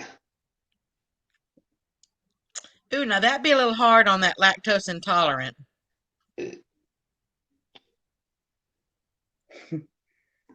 Outdoors is buying chicken breast. And Mr. Mind is back is down in the basement. Oh, there we go. Okay. Gotta let him up and let him breathe. There, appreciate that. There we go. Boom. Hey y'all, how you doing? What's up, buddy? Hey, what's up? Thank you very much for coming in. I appreciate it. Yeah, I'm sorry about this light, man. This curtain over here, the light shines right through. It's bad on my camera. No, we're good. We're good to go. That's okay. I can kind of tip it to the side, but there's light on that side too, man. I just can't, Let's see. I could try to tip it. No, you're all good. Don't even worry about it. All right. Oh, I made it worse, probably.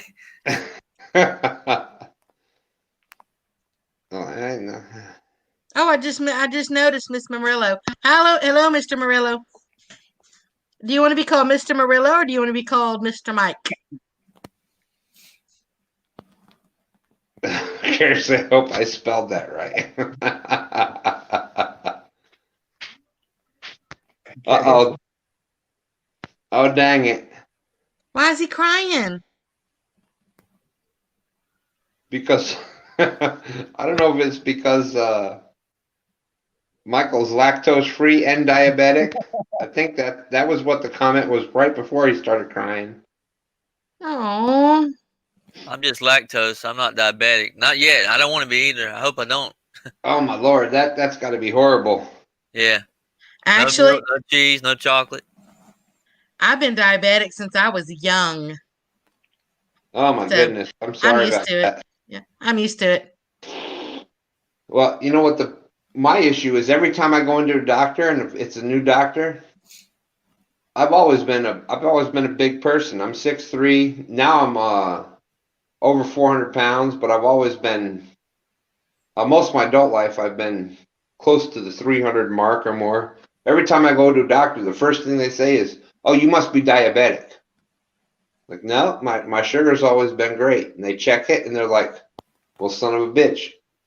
Nope, you're not diabetic. Your A1C is great. You're in good shape." I'm like, "Yeah, I told you that." The second you go in there as a big person, the first thing they want to say is all your issues are caused because you're diabetic. You said a wordy dird. You said a wordy dird. Oh, dang it. That's another $1 in the swear jar.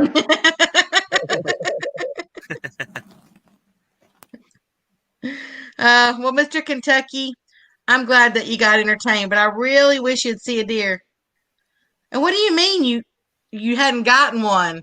It's only like 6:15. Or no, 6:45. Oh no, you're in Kentucky. Does that mean it's 7:45 there? No, I think that's still Eastern Standard Time. Yeah, but I'm in Central. But I'm saying I think Kentucky is still Eastern Standard Time, 7:45. Yeah, so you should still be hunting at 7:45. You still got time. You want me to call that buck back? Here you go. Don't laugh at my buck calling skills. There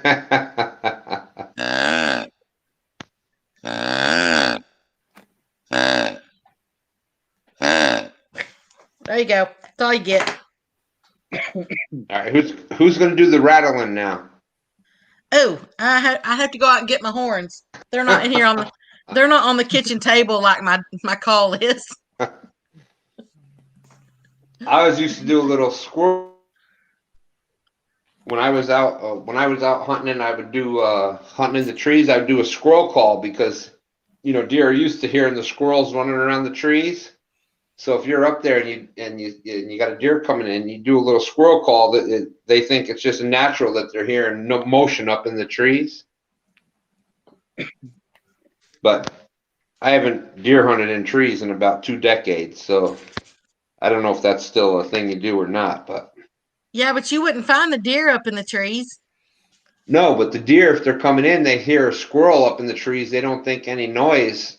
They don't think any different. The squirrels are always running around making a noise up in the trees. Yeah, but you said that you never mind. I was telling you that you won't find the deer up in the trees. They're on the ground. That's right.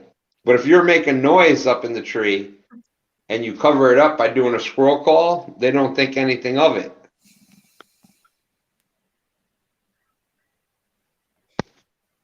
You didn't get that. And they say I'm the blonde one. Yeah, well, I told you I've dyed my hair a couple times, so. And it was by accident every time, but that's neither here nor there. Kentucky's going to give it 15 more minutes. So you big bucks, you need to get your buck on. Oh yeah, you got to come online.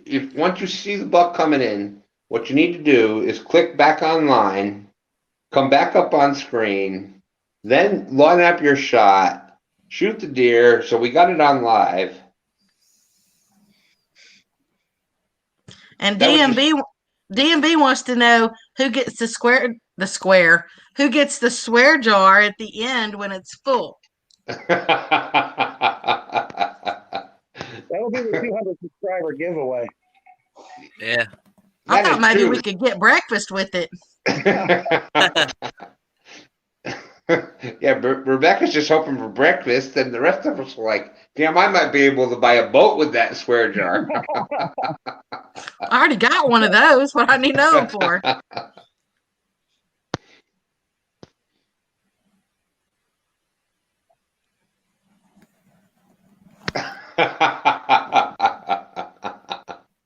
See, this is I put Michael Morello's comment up there. What it do, what it be. That is exactly what I'm saying. DMV is the most he is the most quoted YouTuber that there is. I can't tell you how many times a day now I say that is straight up booty cheeks.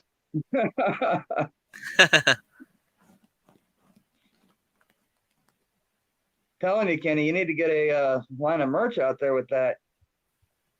Oh damn, you are right. If he's got the straight up booty cheeks or the damn, I can't even do it like him. What it do, what it be, what it is. That would be, he would have gold there. That's a few $1,000s at least. Oh yeah.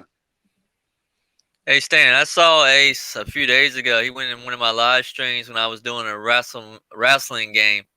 He was doing pretty good, but I haven't heard from him since. Huh.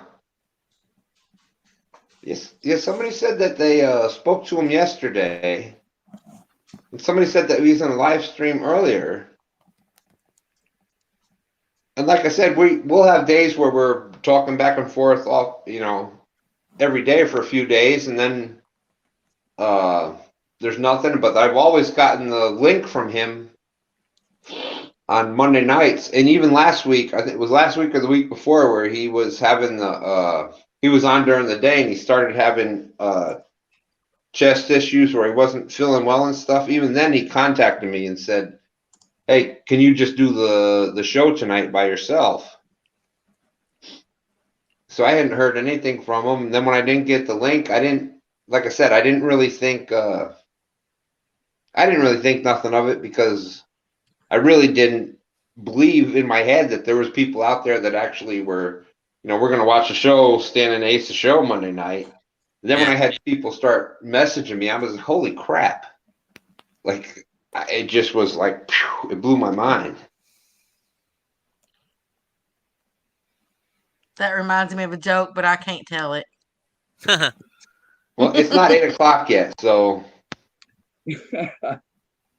No, I better not tell it. It's not like appropriate for your channel. Yeah, but I think what you're saying, it's a Dobson channel joke. yeah, but when you've been live over 9.5 hours, it's like everybody that's still listening know that there's going to be something that's going to. Yeah. Well, I mean, if you really want me to tell it, I mean, I'll tell it. All right, let's take a vote. Yeah. Okay, there we got an aye. Mike, what do you say? I say go for it. Okay, that's 2. Anybody in chat object to Rebecca telling the joke?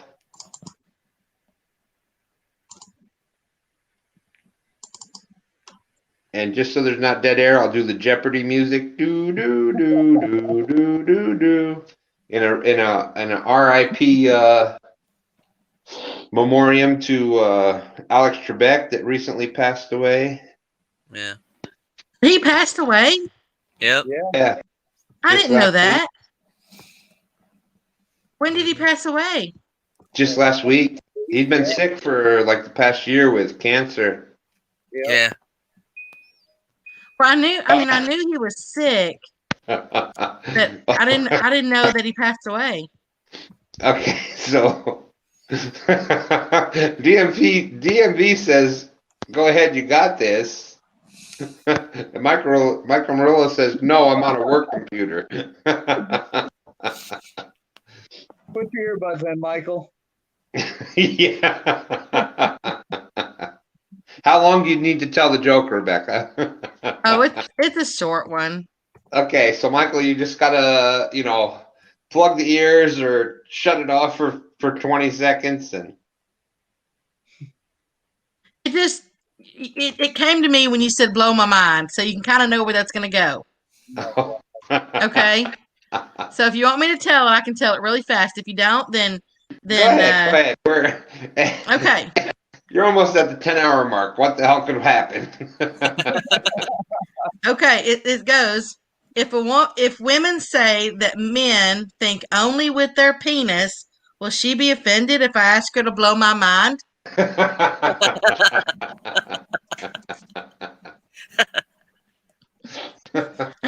That's it. Just when you said that earlier, it made me think of it. Well, apparently it's a lot easier to blow my mind. So.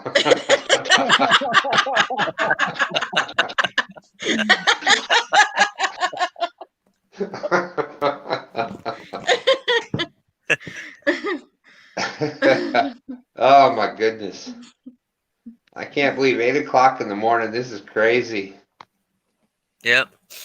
Well, if it makes you Mastermind, how are you? Have you been on other live panels or anything before? I've been on Avid's live channel. That's awesome. I thought you were there before. Well, I appreciate you coming up in this, 8 o'clock, and that was this morning. Yeah, I saw you were live, man. I'm like, wait a minute. Somebody's live at this time of the morning, and I came in, and I'm like, wow. Oh, crap. Damn it. Almost 8 o'clock. We finally went down to under double digits. Yeah. We've been in the double digits for 9 hours and 40 minutes. So it took that long to finally. Damn it, Rebecca! That joke was so bad that somebody jumped off that it went under double digits. Well, Michael said that he had to go out for a bit. Oh, that's what it was. He shut it off because it was a work computer. All right, so now I don't feel as bad.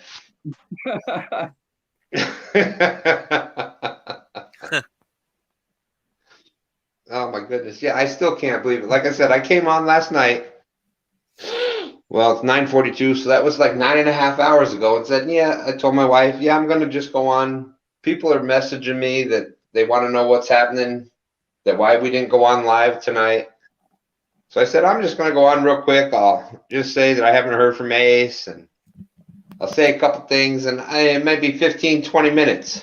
I'll be back up, and then I'll go back and talk on Willie's show. I was in Willie's live trying to find out if anybody had heard from Ace.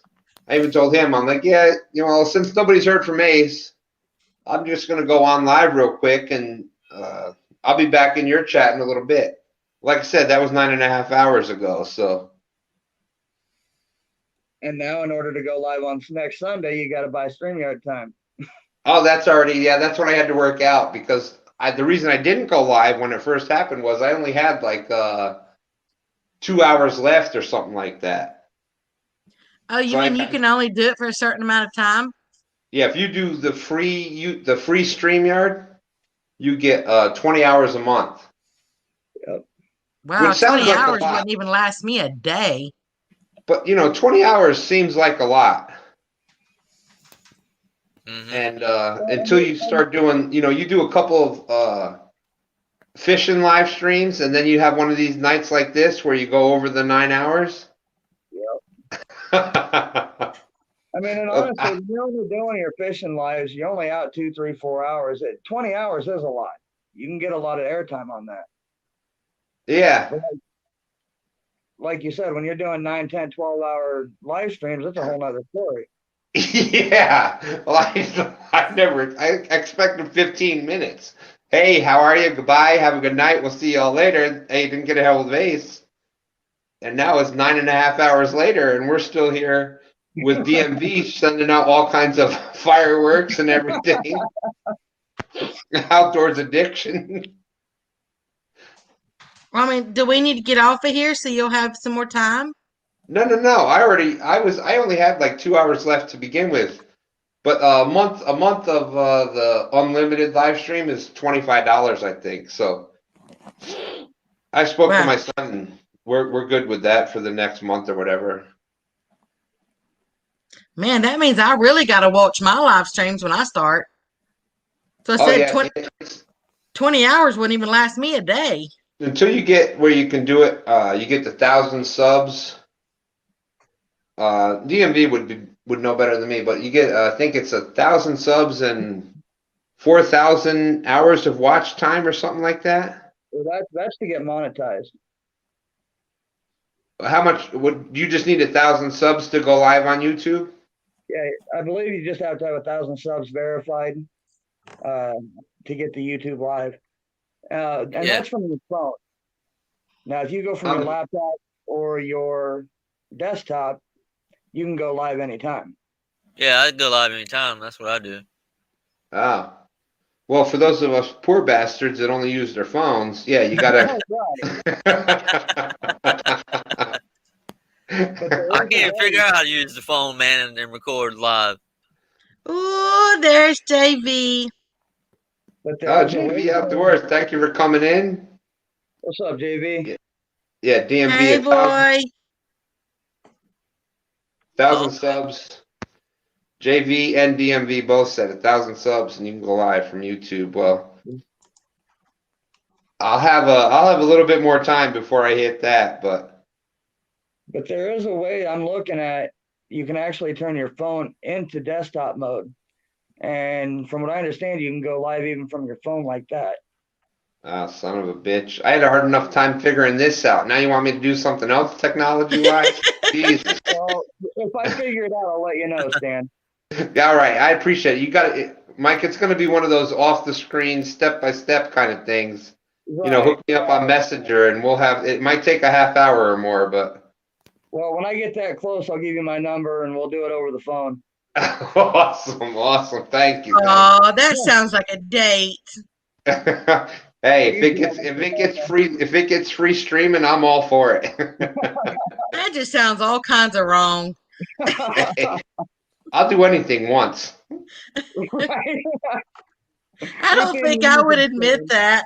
Yeah, within reason. Yeah.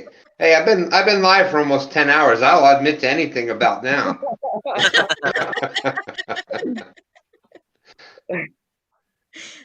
I won't. No, we'll wait till you get drunk. Not for a while. Good call, Rebecca. Good call. I think I said way, way, way too much that night. No, I didn't hear you say anything bad at all. Well, I hope not. No. I didn't hear anything. Why is everybody else silent?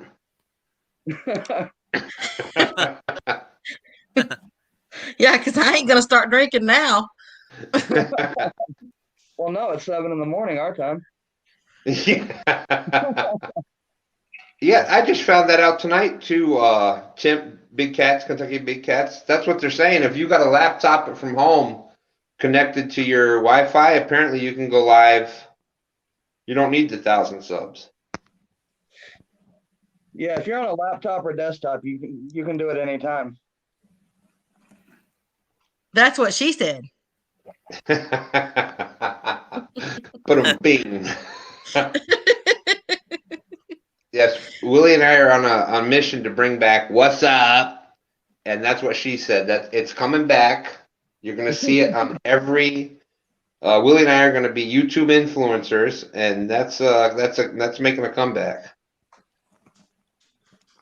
You know, every time I see that word sub on there, all I can really think about is that little, the little thing you get into and you go down under the water, Oh, yeah. Yeah. Like, Yellow Submarine. Yeah, I was gonna say like the Beatles' Yellow Submarine. Yeah.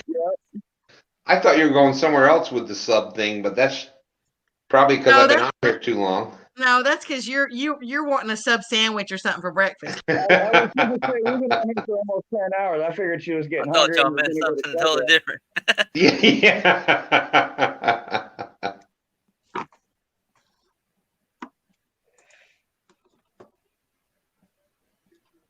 Well, wait a minute. Well, Kentucky, we're checking in. Have you seen that deer yet? You only got like 5 more minutes. Let us know. Inquiring minds want to know. Do I need to do the call again? Wait a minute. Here we go.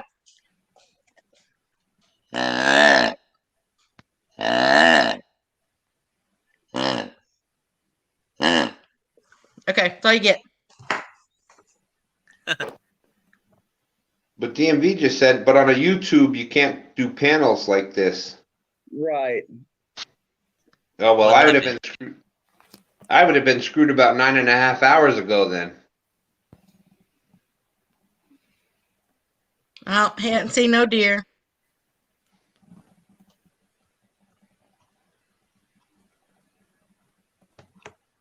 I knew we could go live at home before I ever did a live, but I wanted to do streams on the water. Is that like an oxymoron? Streams on the water? Get it? Streams, water. And pissed. Oh yeah, pissed. I didn't even see that part.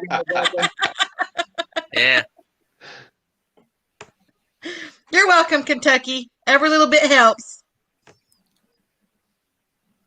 Yeah, the streams, like I said, for DMV, he's on there. When he's fishing, he's on there by himself. He's got how many of us out in the chat, and we're trying to whatever. But for him to be able to follow that and fishing and all night long, trying to stay awake and do the different things, that's just amazing. I love his all-night streams, and I said that. I said he was the insomniac live stream. You know, it's not as hard as you think to stay up all night long. Well, obviously, it's 8 o'clock in the morning.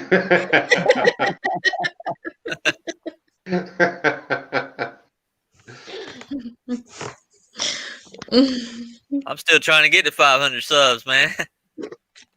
Yeah. Hey, it takes. It's a grind. Yeah. I don't think I'm even subscribed to you. For me? Yeah, and I can't throw your link up because Mr. Stan. Well, I could back out of chat and go get his link. I think I've got him. Yeah, I'm the video game player, and I do food reviews, artwork. I do a little singing here and there. Oh, you don't do no hunting or fishing or? I do fishing like on video games. I don't like go out there and like out there in the real world and do it. Oh, okay, I see. I play Fishing Planet. That's about the same, kinda. Yeah, I don't do any of the video games. I think the last video game I played was like Frogger. Oh, I mean, I love Frogger. Who doesn't love Frogger? Oh, do they still make Frogger? I think they do. I don't know if they make Atari anymore. Does any of the mods in chat have Mastermind's link? That's what I was wondering. If anybody could put up Mastermind's link.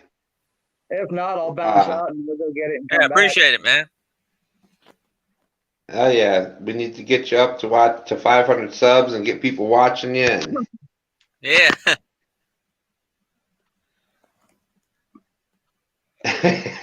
Well, TMV, we're not all dragging 500 pounds of gear out 2 miles out into the. We're not dragging 500 pounds of gear out to a mile out into down the river and trying to get set up, and damn, people are there and we're not catching nothing, and you go off and go to another spot. Outdoors Addiction just got hit on by a Walmart employee. She must want your burrito. If I figure out my camera on my phone, I might go out there and do some fishing in the live world. You know what I mean? Like you guys do. But until I can figure out my camera, I'm just out there with no film. There we go. That's about the 20th link tonight. That's been all just happy face icons. So it's been a great live stream. Hey Stan, I'm gonna jump off here and I'm gonna go grab his link for everybody. Yeah, that'd be awesome. Go ahead. Appreciate it, man. You want to throw that link back up when I'm done? I'll jump back up. Sure.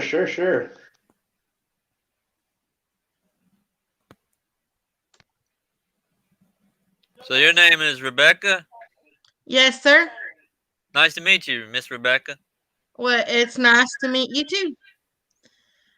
I'm either Rebecca or Becca. Just don't ever call me Becky. All right. Yes, Becky. She doesn't like the name Becky. Becky. She doesn't even like hearing the word Becky.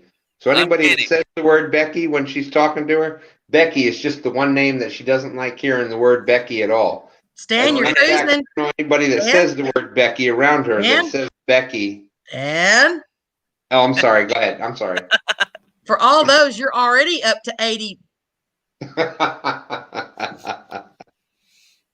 Yeah, I'm Kenny or Kenneth. No DMV. Nope. Now you're up to 20 lashes with a wet noodle. Oh, Lord. I mean, 120.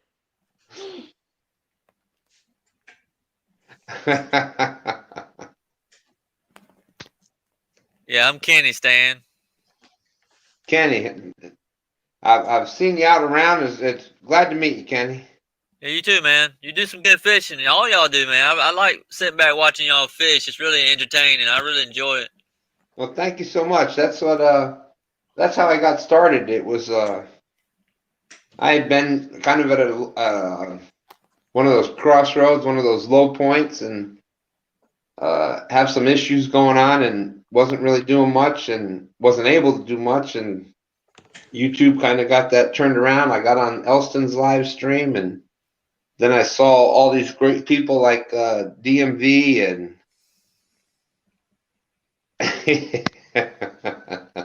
That's right. That's right, Stan. Michael said this is not the way to get cookies sent to your house. DMV. Wait, your name's Kenneth too, DMV? Like Kenneth, hi, I'm Kenneth. Yep. Wow. Nice to meet another Kenneth. Small world, ain't it? Yeah, it is.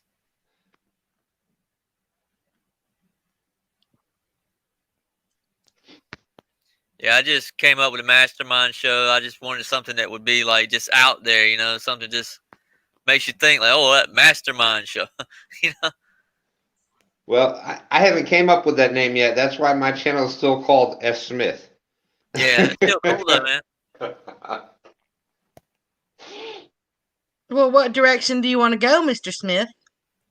Well, it's kind of changed a little bit, because when I first started, I thought it was just going to be me going out there, you know, getting rides out there and maybe my son would help me this or that, and my wife and whatnot. But now that my son's been like bringing me out every weekend and fishing with me and stuff, it's kind of changed a little bit. So that's why it's still kind of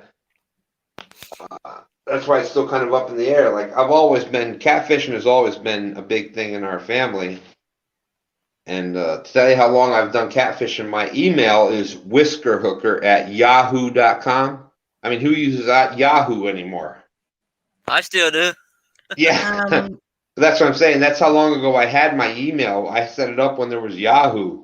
Yeah. People are still doing Yahoo, so. I still got a Hotmail and an AOL. You've got mail. Yeah. Speaking of you got mail, there's Mike Turner coming back in. Welcome back, Mike. Yeah, Mike said this is only the actual second live stream he's ever been on. I think this is my third one. I've been on Avis 2 times now, and then this one is my third one. Yeah, it's awesome. And we had Stephen Corley was his first one before, and Big Cats, Kentucky Big Cats was his second or third, I think. Just been awesome and amazing. DMV, they'd actually still use AOL? Wait a minute, this is my second one because I remember I only went to Avis one time, and then this one is my second. Yeah, this is my second one too.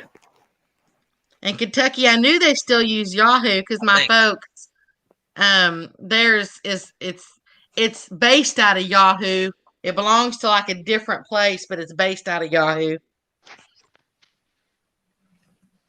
Wow, I didn't know they still used AOL. I thought that was like out with the hammer and the chisels, when you had to chisel out the picture instead of taking it with a camera. Oh, come on. You thought it went out with at least chalk and chalkboards. I got about 9,999 emails on Yahoo right now that I haven't answered.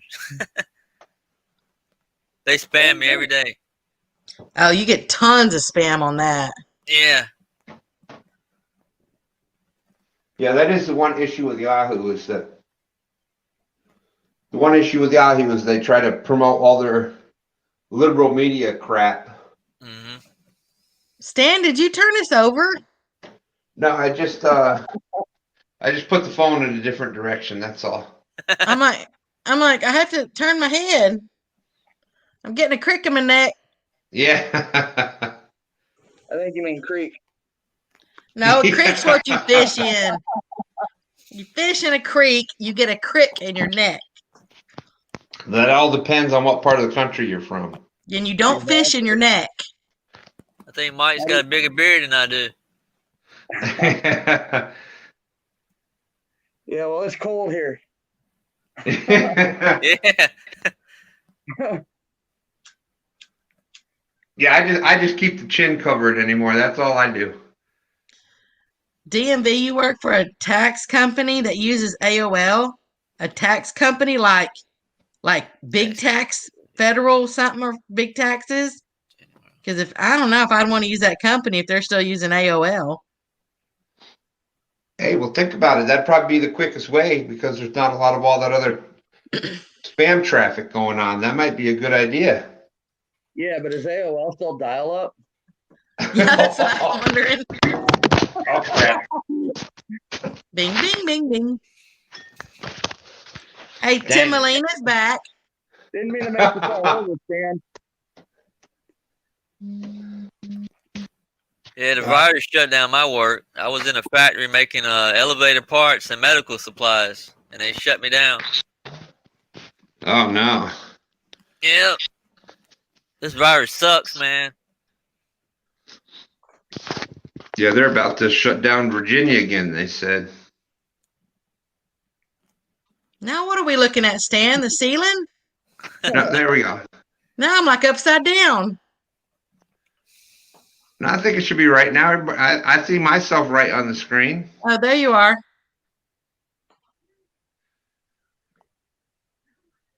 See, I felt bad for everybody that got laid off at the beginning of this whole COVID thing. for like 5 minutes because they deemed my company essential, and I didn't get that vacation. Yeah.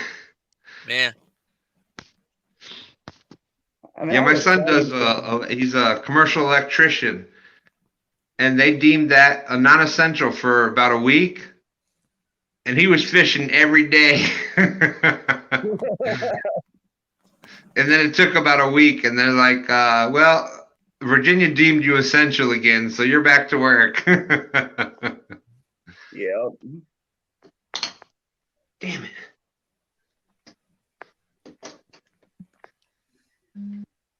Everybody had their flu shots or not?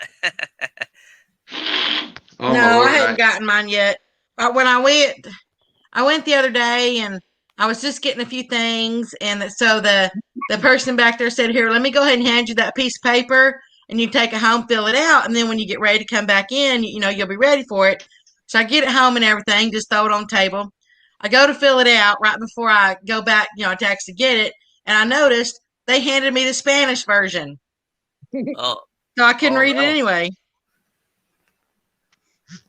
Yeah, you know what you put on that? No habla inglés. Yeah.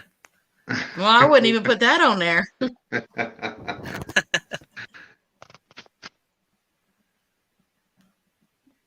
That's when you make them feel bad and feel stupid and go back and say, "Hey, can I get a translator?" Mm-hmm.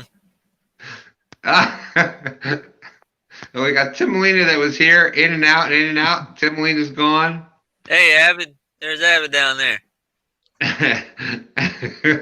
Have you been here the whole time? I think Avid's been at work all night, so he's still here. Yeah, he said earlier he was at work watching all night, just wasn't saying anything. Yeah. This is when you know your long stream. This is when you know your live stream has been on for a long time.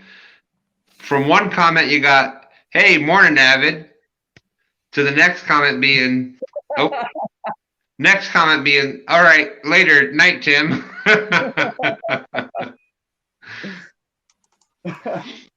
Then the one after that has been here all night.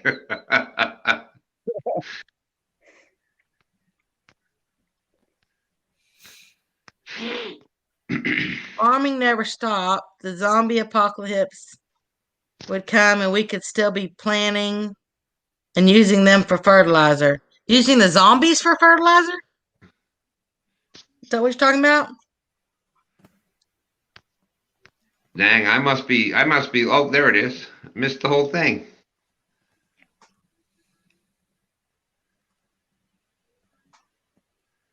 Hell yeah, some zombies would make some damn good fertilizer. Right? I don't know. Would that mean that everybody who ate what you fertilized would turn into one? Probably.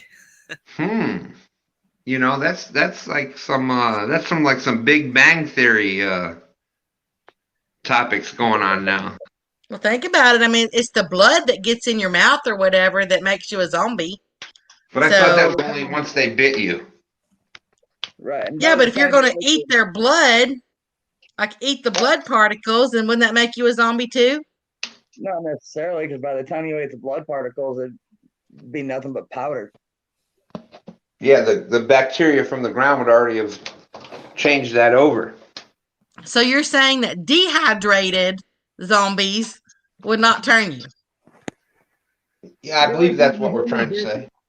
Well, what if you took them and added water to them or rehydrated them? Would they become zombies again? Well, then you deserve to become a zombie.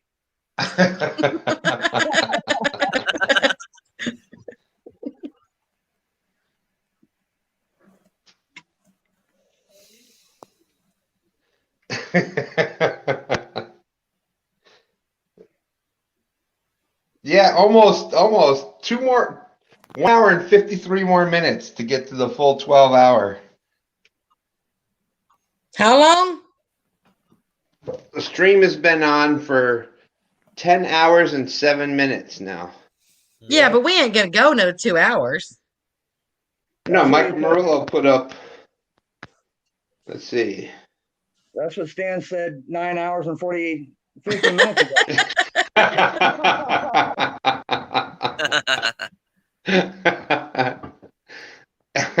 Yeah, I tell you, I keep saying it all night long. It's just this is blowing my mind. I started, well, whatever Mike just said, however long ago. I said that's going to be a quick one. I was even on Willie's channel trying to find out about Ace, and nobody knew what was going on. And I kept getting messages. So I'm like, well, I'm just going to go on real quick and say, hey, I haven't heard from Ace. Just going to do a quick little how are you doing, and that's going to be in the show. Well, that was well, it's 10:08, so that was like I thought it was going to be 15 minutes, so 9 hours and 57 minutes ago, or 50 whatever, almost 10 hours ago, and it just kept going. I know, we're like the Energizer Bunny. Yeah. There you go. I got my batteries. See, I said it. I said it at 9 p.m. last night. See, these are my hours, though. I would have just gotten off work 20 minutes ago.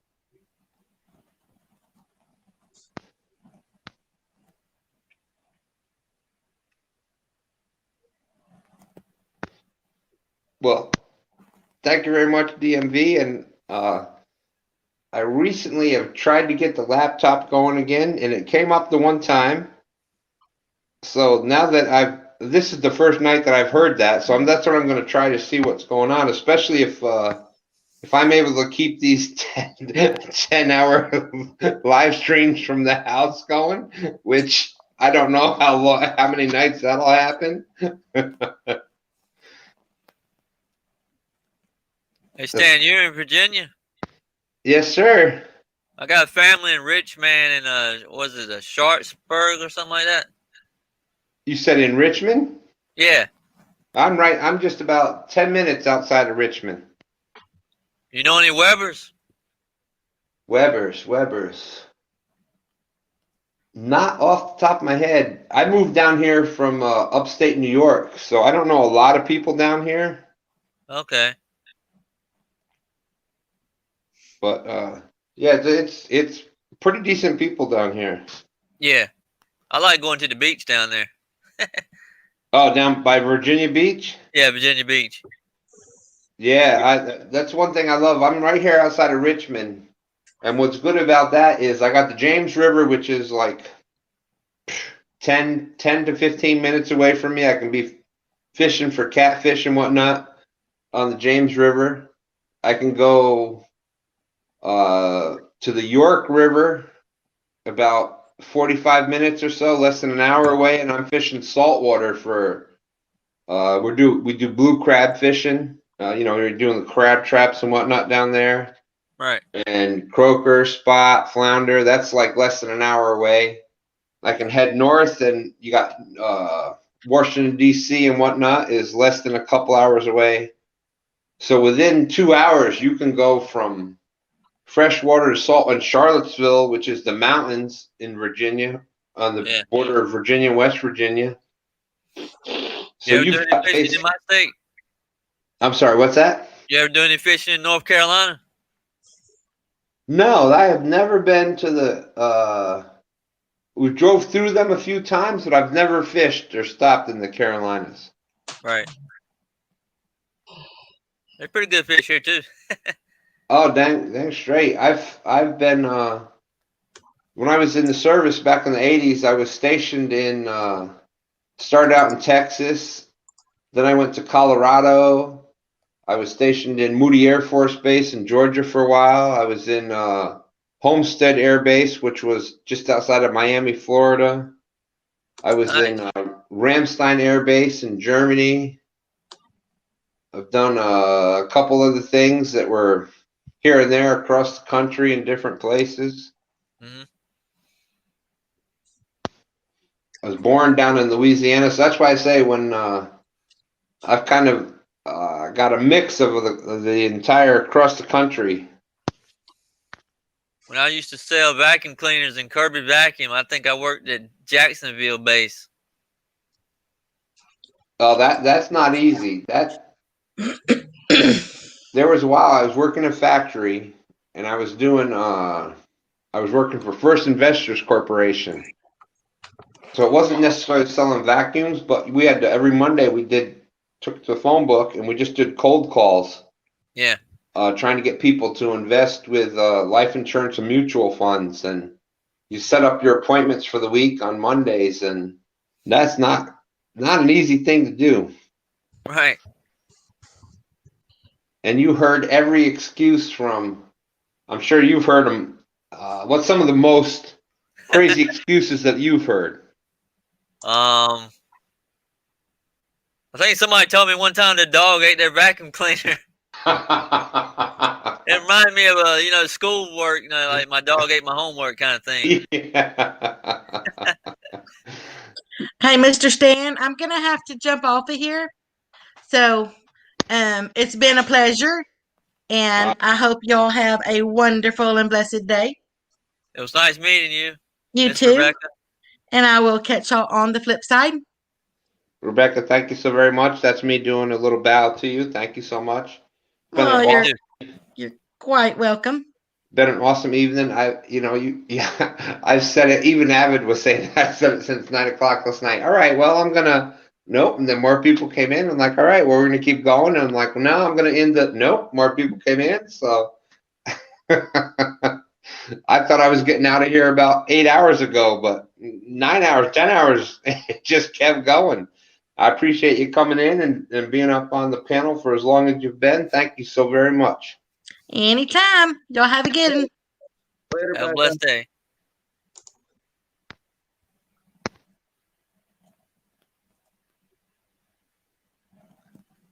Yeah, it's that's what happens, DMV. The older you get, the more places you've ended up being.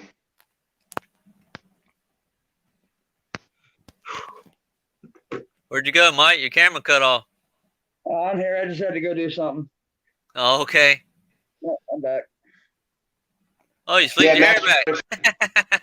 If you're ever on a panel and you need to go do something else, on the bottom of the screen on StreamYard, you see where it says mic or cam. Like if you don't want anybody to see what you're doing, like if you want to smoke, you hit the cam, and I hit the cam button there, and then you get that nobody can see what you're doing. The cam mic button or the stop cam button? Well, underneath mine it says mic, cam, and then guest. Okay.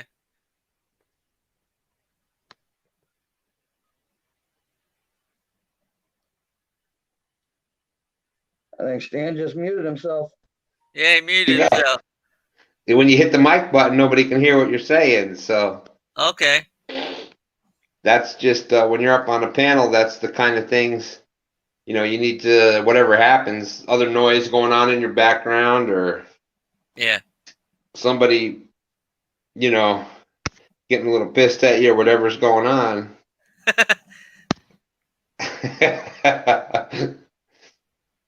Outdoors Addiction. He's been here. He was here before work, during work, now after work. So.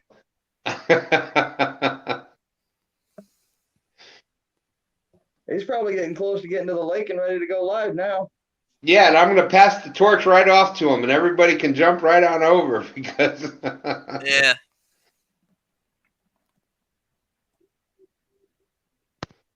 And DMV says with YouTube, regular YouTube live, you don't get any of that stuff either. With where you can do the different. You can't see me.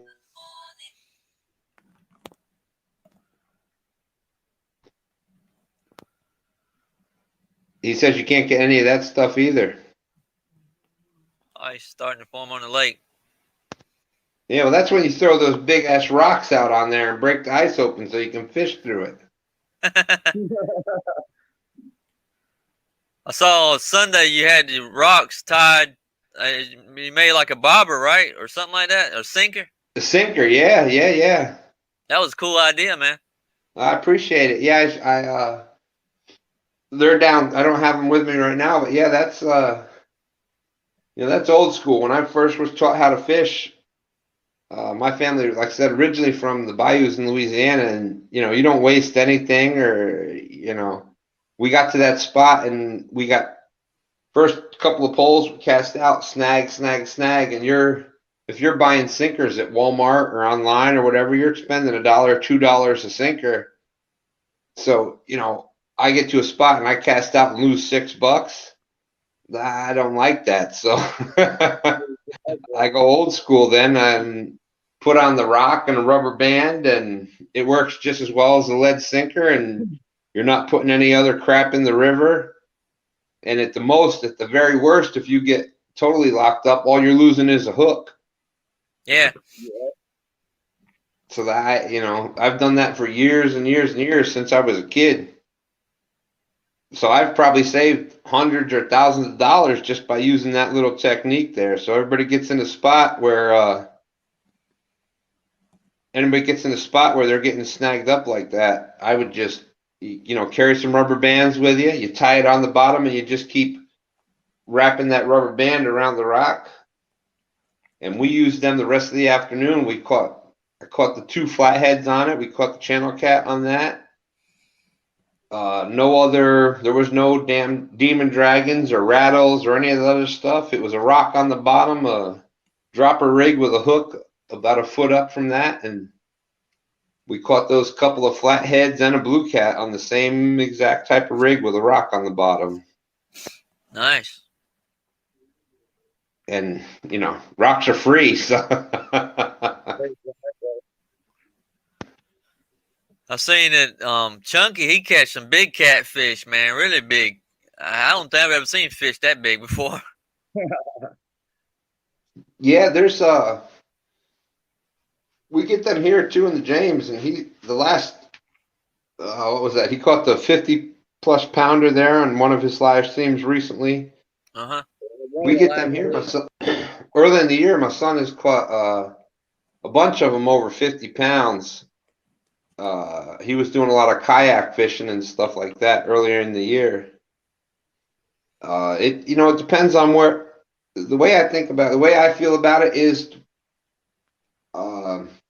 weight is just a number. Weight is a number for the area that you're fish. If the biggest fish that you're fishing, if you're fishing ponds or whatnot, and the biggest fish that are in there is 10 pounds, and you catch an 8-pounder, that's a freaking monster. You know what I'm saying? If you're fishing in water where there's 30 or 40 pounders and you catch a 20, that's a monster. Whatever you feel that, whatever you get excitement out of, that's what's good to go.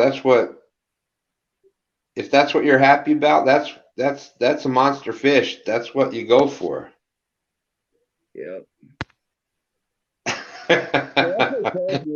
You've got these people that'll go live, and I love watching them, don't get me wrong, but they'll go out and crappie fish, they'll go out and bluegill fish, panfish, whatever, and you sit there and watch them and they have an absolute blast.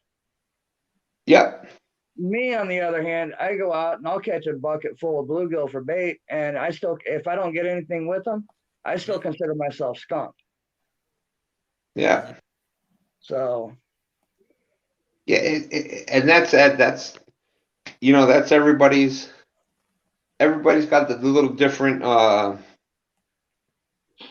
It depends on if you've got other people fishing with you, and too, if you've got people that have never caught fish, and you bring them out and they catch some bluegills, and they're all excited about catching right.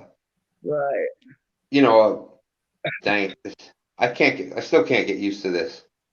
But they get used to, they catch a 8-inch bluegill, a hand-sized bluegill, and they're like, "Holy crap, that's a monster!" That's excitement. Exactly.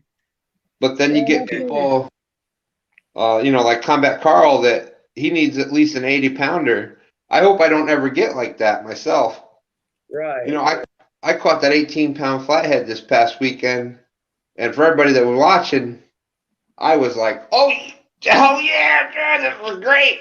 Yeah. Yeah. It was an 18-pound fish, but it was on live. It was awesome. My son and his friend were there, and we were fishing together, and it was a blast. So it just all depends on what you're out there doing. Right. And like you said, it's all about perspective.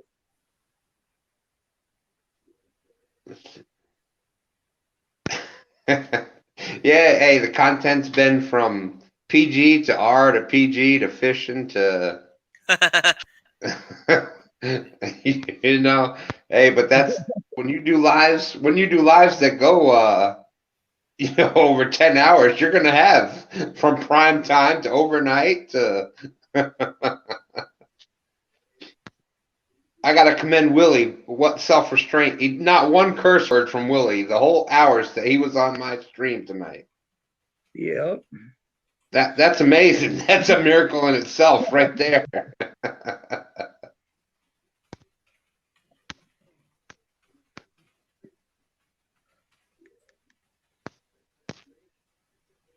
This is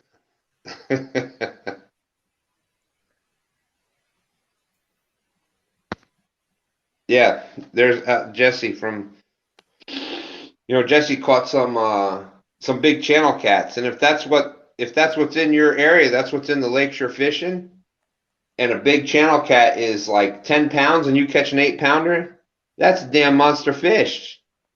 Yep. You're catching the top 5% of the fish that are in the area. That's awesome. And Patriot said it one night too, is pound for pound, a 5-pound channel fight's just as good, if not better, than a 10-pound, 15-pound flathead. Oh, those damn channels, they're crazy.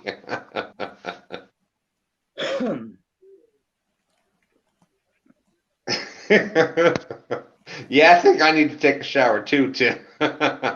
Yeah.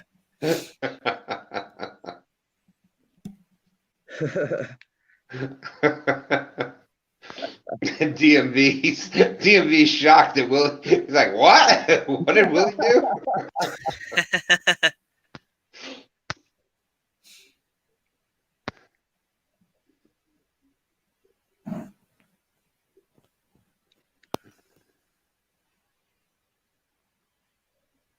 Yeah, and like what Kentucky just said.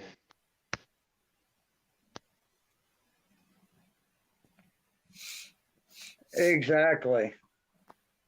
I mean, that's what I was saying. If I'm out for big catch, I don't count the bait that I catch as catches.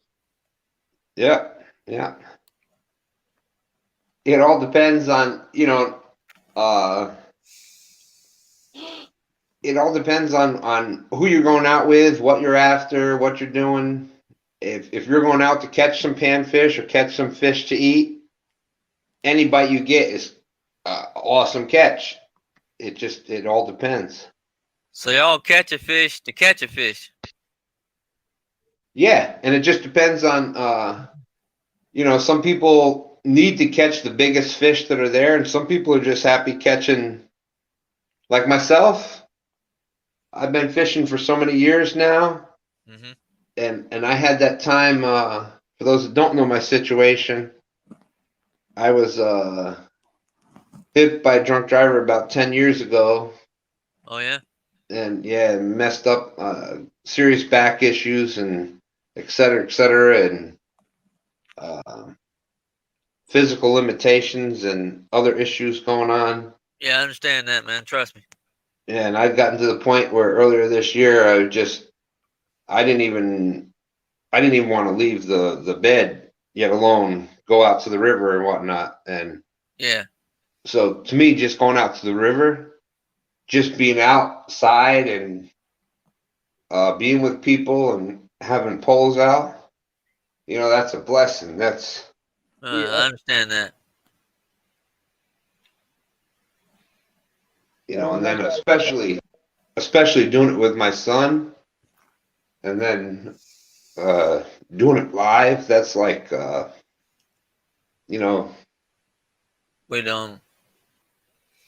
With my situation, 2001, I was riding my bicycle. I was hit by an SUV Ford, and I broke 110 bones, 2 concussions, and 15 abrasions, man. So I stayed in the wheelchair for 3 years.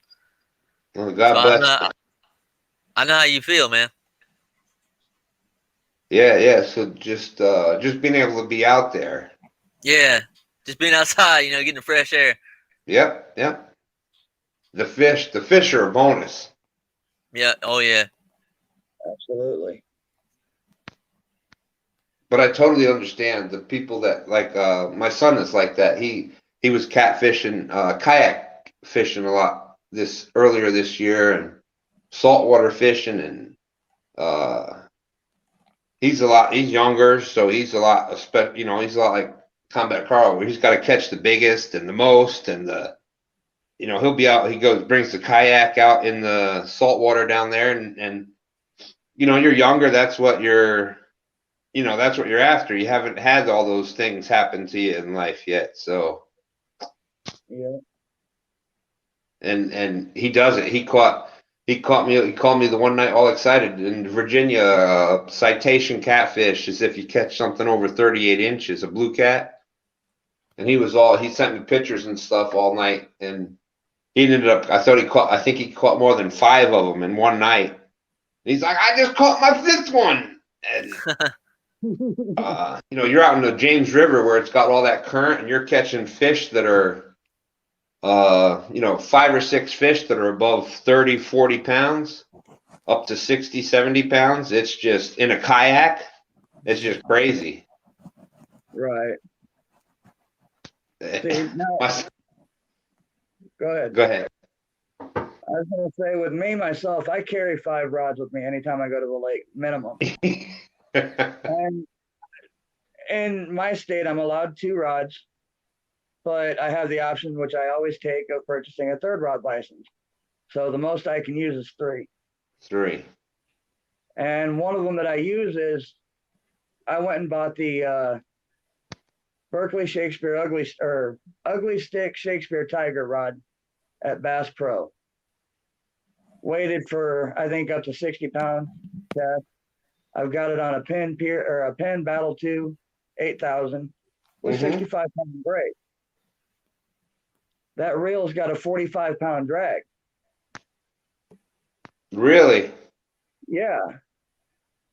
And that's my live bait, big chunks of cut bait. I mean, that's all that goes on it. I don't put anything small on it. But that's the only rod that I do that with. Because my other ones, I've got a $65 Zebco, and I've got 2 loose $25 rods. And my Akuma. And Mike, I got to stop you right there. I think we've talked about this before. Those $25 Lose Cat Daddy rods, right? With the reels. Yep. Those are for $25. If you ever find that at Walmart or wherever you're at, you get that, because for $25 you will not find a better pole reel combination. You might have to change the line. That a few weeks ago I caught the 22 pound blue on the Lose reel, Lose Cat Daddy with the pole and reel, and I hadn't changed the line out yet. And when I went back and looked at the video, I fought that 22 pound blue for like 7 minutes almost, because of the line. And you know how you feel, that the line is like at its last, it's not going to stretch anymore, especially if you're using mono. Like, that's it. If you put any more pressure on it, there was a couple times where it hit that. Yeah. But you get that you find that Lose Cat Daddy for $25, you go ahead and get it. Yeah, I've actually got 2 of those. 2, yeah. And I admit I overdid on the line weight on both of them, because they're only registered for what, 20 or 25 pound test. Yep. I've actually got, one of them's got 30 pound 4-strand braid, the other one's got 50 pound 4-strand braid. And I'll tell you what, they cast just as smooth with those on them as they do with the 20 pound test. Yeah. And the retrieve is unbelievably smooth. Yeah, for $25, I'm telling you what, amazing.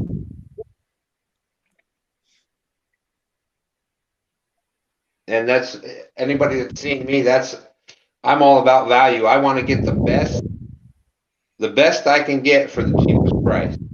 Yep. and we've got 2 or 3 between my son and I. We've got 2 or 3 of those, and my son just bought.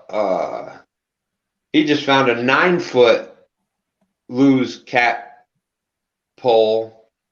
I think the pole itself was for $20-some, but it's a 9-foot one, and he only got it because just how much we love the Cat Daddy, the 7-foot ones, medium heavy ones. Right. And yeah, they cast so good. The drag is good on the reels. Yeah. I just for that price point, it's hard to beat that.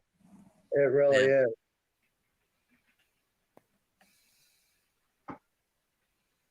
I just need to go get a new rod for my Akuma Avenger that I got. I don't like the rod that I initially bought for it. It feels more like a bass rod, and that's not what I have.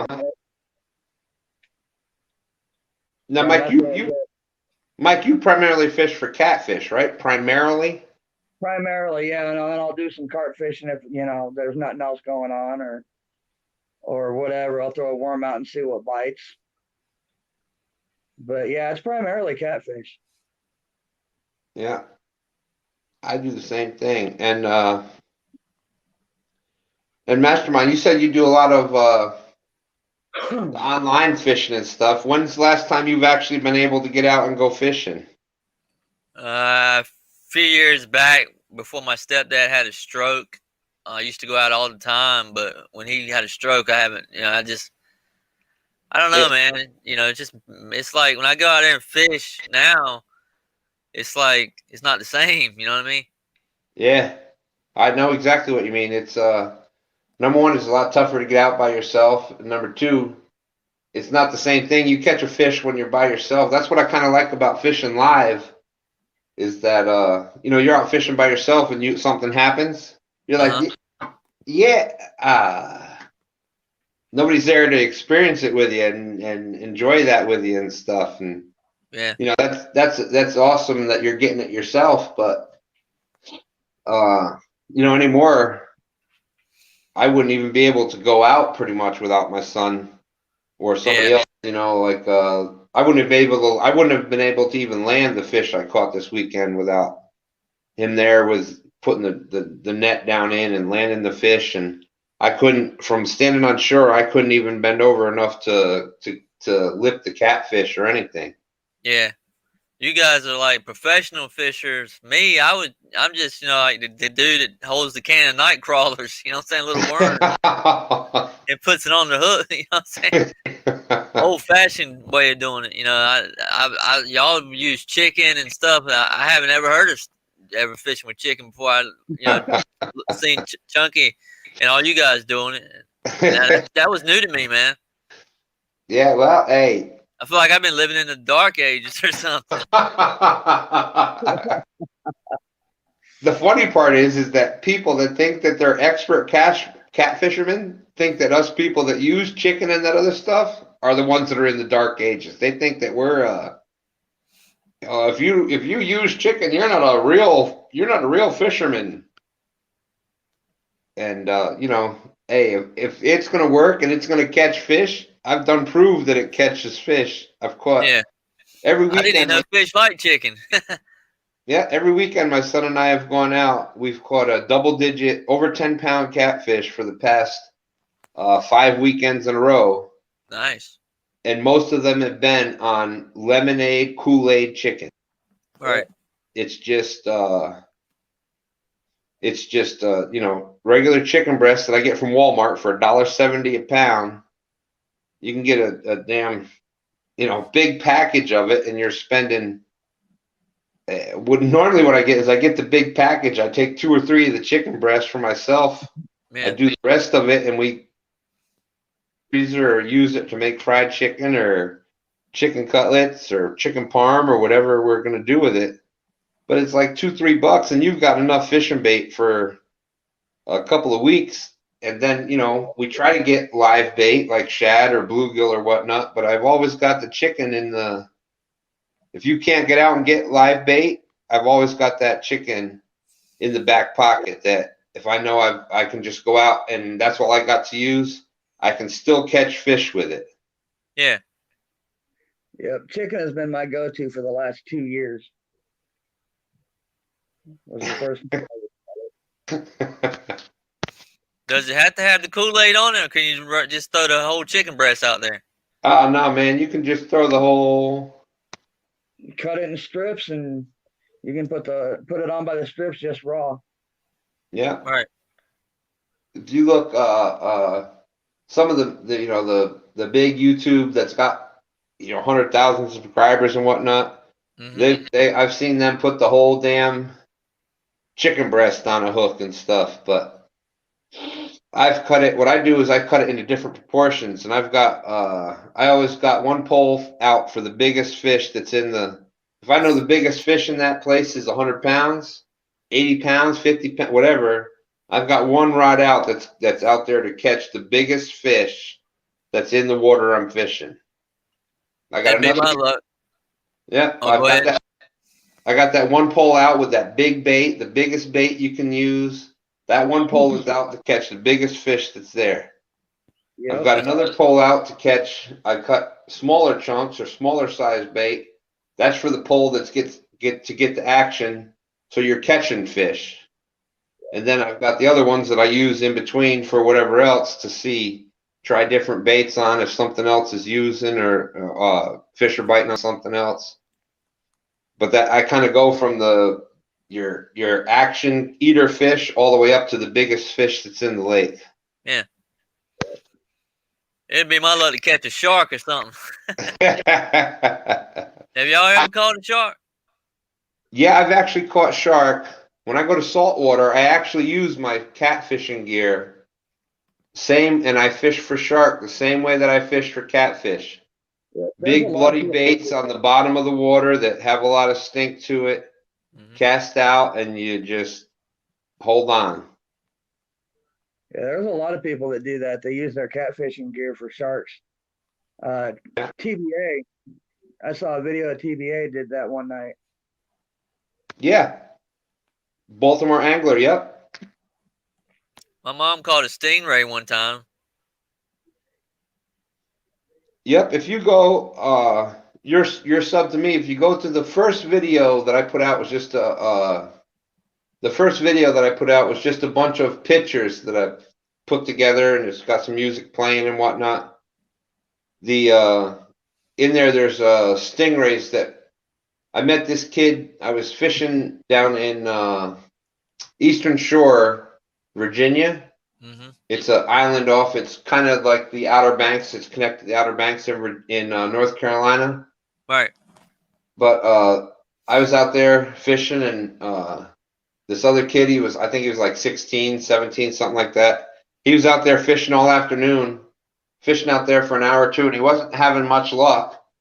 I was having a couple hits, so I kind of started talking to the kid, and I'm like, look, this is what you got to do. I was using croaker, live croaker that I caught. It just kind of slitting them down the side so they're bleeding and stuff, and I showed him how to set it up. And we both got cast out, and we were both hooked up to the stingrays, cow nose stingrays that were both in like almost the 50-pound range. And we're both fighting these things, and stingrays are just the fight that they put up are amazing. We're fighting them up and down the dock, and before you know it, there's people coming from the beach. We must have had like 100 people sitting on the dock watching us catch these fish. And the mother was just like, she was just so excited that the kid this had actually happened for him. But you can see if you look at like I said, that was the first video I did with the pictures. We're in there holding up the stingray I landed the stingray. He had fought it in. I actually was able to reach down from the dock, and we got it landed up on the dock for him. And she actually got in touch with me like a couple weeks after that and said that he hasn't stopped talking about that stingray that he caught.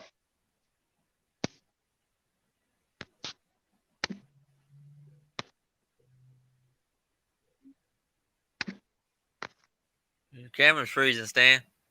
Yeah, I'm trying to. We back? Yeah. Yeah, you're good. Good. Yeah, let's see. Yeah, and StreamYard after it goes for so many. Now it's almost 11 hours. Yeah, you don't have an hour and 17 It was minutes. like my chicken's on the grill. I'm using. Chicken on the grill is good. Yeah. Y'all really make me hungry, man. I'm using chicken to Dobson Fishing Club.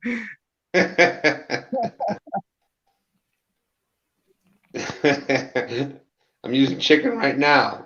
Chicken parm. Chicken and waffles. Yeah. Yeah, it's kind of hard to start talking about chicken without going into all those other chicken on the grill and chicken parm and damn, now I'm getting myself hungry. Yeah. I guess that's why I get along so well with 1 Ton. That was I've said it. That was the first video. If y'all go and watch 1 Ton Fishing Club, first video I saw from them was they were going fishing. It was early in the morning. They're in the car and they're driving down there, and it's it's still dark and everything. They get out there, they're fishing for a while, and they caught a catfish or two, and then as it started getting light, they made breakfast. And being a big person myself, I'm like, yeah, now that's how you go fishing. They had full aluminum pans full of eggs and rice and burrito. They made breakfast burritos out of all of it. I'm like, yep, there you go. I got to fish with them. I can't tell if my camera sucks or I'm just not close to it enough or something. You know what? It happens after. Yeah, it's an old camera. There he goes again. He'll be back. Yeah, this is an old camera, Probably at least 7 years old, maybe. Yeah, well, like you said, you got that light in the background kind of messes with it too. Yeah. Yeah, Mastermind, it has to do with light and where the light's coming from and what's going on. Mm-hmm. It's once you go live a few times or go on other panels and stuff, you start to realize what light is best and where's the best place to put the camera, and yeah, it's one of those things. Go ahead. I'm surprised mine's as good as it is because I'm sitting right in front of a window here that's open too. Yeah, yours is perfectly clear, Mike. Yeah, I like yours, man. There's the window right there. Yeah. Yeah. So, yeah, you can't even. Normally, that would put such a glare, but you can't even see it. It's like just. I look like I'm in a dark room. Yeah. But Mastermind, that gives you that whole extra mystique that's going on. Yeah, I guess so.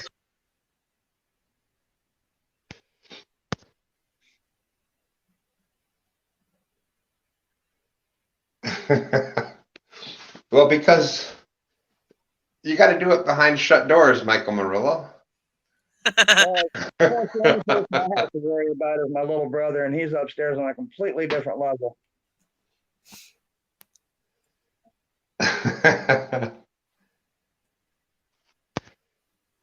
Yeah, there you go. Palmetto Cat's one of the best ones for putting on the editing and the stuff that he's done lately. Absolutely amazing what Palmetto puts out. Like he puts out better shows on YouTube than I've seen on TV.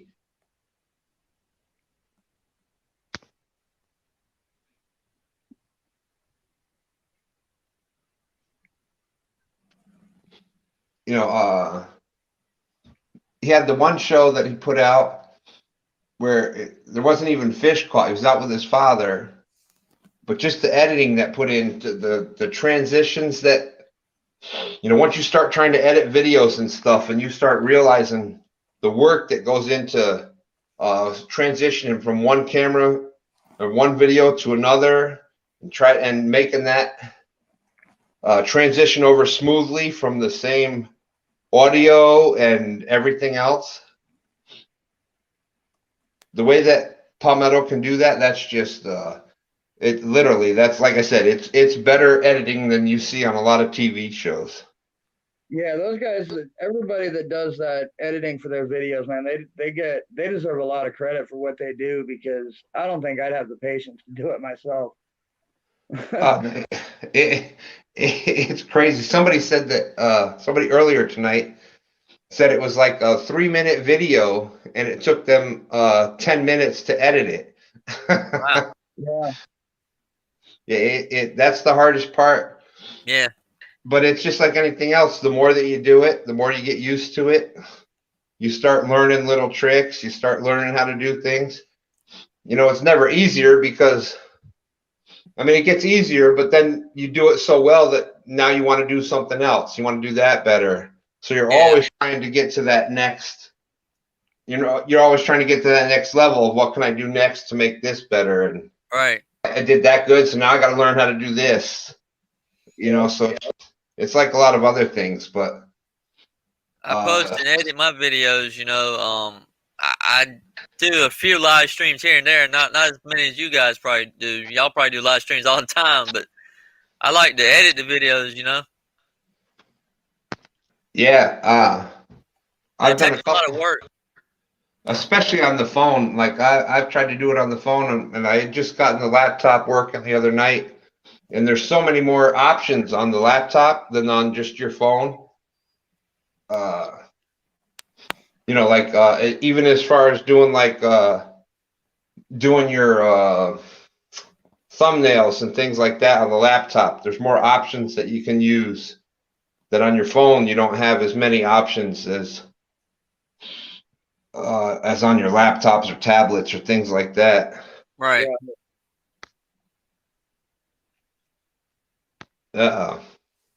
That's right. Palmetto's in education, so he's out mailing report cards today. I don't know if that's a fun or a bad day.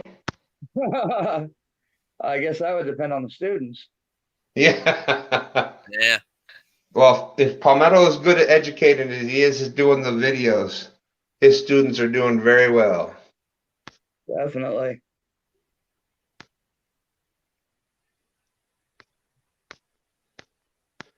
Sorry, trying to read and talk again. I don't do that very well.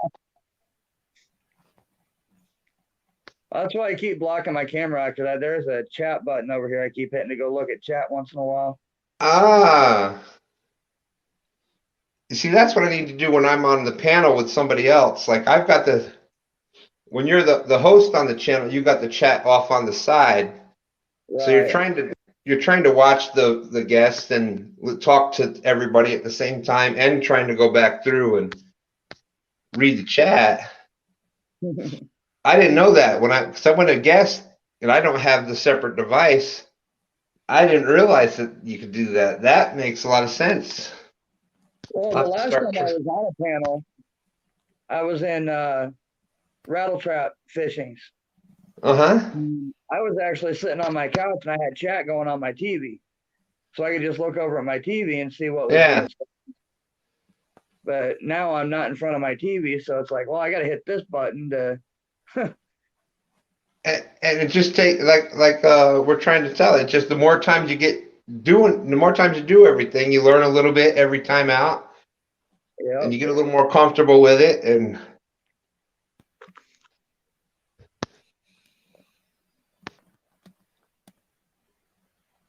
you know, every time you go out, it's it's just like fishing. You learn a little something extra every time you go out fishing.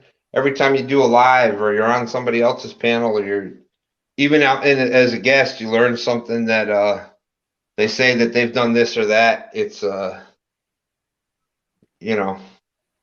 makes it a little easier every single time. Yeah, right now I'm trying to learn how not to get skunked when I go out. I haven't done anything since the 4th of July. You know Mike, what? Go ahead. Oh, Mike, are you hitting the stop cam button? Yeah, I'm just hitting the cam button. The stop cam button? Mine doesn't say stop. I've got a mic button and a cam button separate. I just hit the one that says cam. Mine's got cam/mic. That's your settings. That Oh, should okay. that'll actually, I believe, allow you to flip your camera to the other side. Okay. But Yeah. there should be one next to it that just says cam with the camera above it. Yeah, I see that. I'm just gonna try. Hopefully it won't knock me out of here. Hey, there's only 14 people here. If you mess it up, just come back in. It's all right. Yeah, but if you just tap that one, there you go. Okay. And you still hear me? Yep. I need a picture for this. I don't got a picture. How come it don't got my YouTube picture on here? I think you got to set it a separate Oh, thing. that's right. I'm a guest. That's right. Yeah, because the one on mine is not my YouTube picture. It's a totally separate one. Right. So if you do enough of them, I think there's a setting on there where you can actually go to actually put your icon picture or your avatar picture or something like that. So when you go off mic or off camera, that picture will whatever. Like Rebecca before was showing the pictures of her with her turkey and the squirrels and the dumplings that she made. Yeah. Instead of that being that, I don't know how to change it. I don't know how to do it, but you can actually change. Do y'all see me again? Yep, we see you back. Yeah, we can see Okay. That might not be a good thing. Try this. On the right side of your, I'm assuming you're on your phone. Oh, no, I'm on a computer. Oh, shoot. On mine, it's on the right side of the screen. There's another separate picture of you. Or yeah, someone. I see that. Tap on that picture, and it'll pull up a list that says remove from stream, edit name, edit audio, avatar, or stop mic cam. If you hit the edit audio avatar, and you should be able to put a new picture up there. Okay. So now you just got to go through photos and figure out what you want to put up.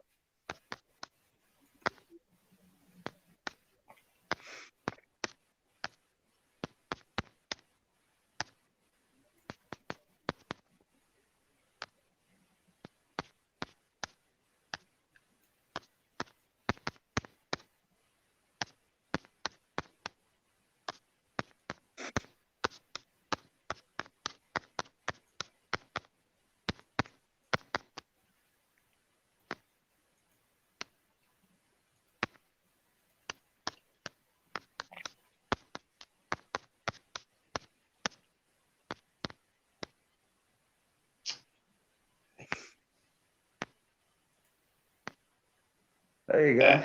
All right, there we go.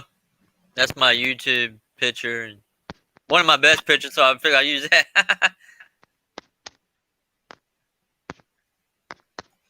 All right, you see me again? Yep. All right, good. Feel like I'm in that commercial. Was that Verizon or something? Can you hear me now? Yeah, that.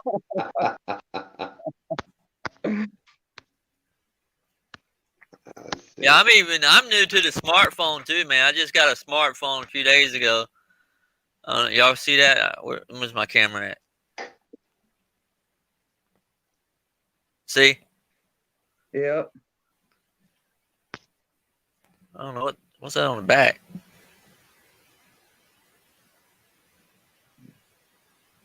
I think, Stan, you're on your desktop, aren't you? No, I'm just on my. I don't have a desktop. We just got I just got the laptop up and the upgrades on it, I guess, where it's actually working again. This is all just on my phone. Yeah, so that's what I'm doing. I'm on my phone too. But according to DMV and everybody else that I've heard on tonight, that what I need to do if I'm doing my lives at home, so I don't use up the StreamYard, is just do that through the computer. If you do it through your home computer, you can go through YouTube and not even use hours. Right. The only thing is like DMV said, you won't be able to have people up on panel doing it that way. Ah, yeah, that's true too. So. Damn it. You know, it's one of those. There's a downside to everything. Yeah, you know, just when you think you get technology figured out, they go ahead and damn change it. You got that right. You know, how many people back in the day bought those beta players and then DVD just like cassette tapes, something new. Yeah. VHS tapes. I still got a VCR. Yeah. I don't think I've seen a VCR in like 10 years. We still have a couple here because we had all the Disney tapes and all that from when my kids were younger for our granddaughters. We still actually have one or two of those TVs where it has the TV and then the VCR built underneath it. Yeah.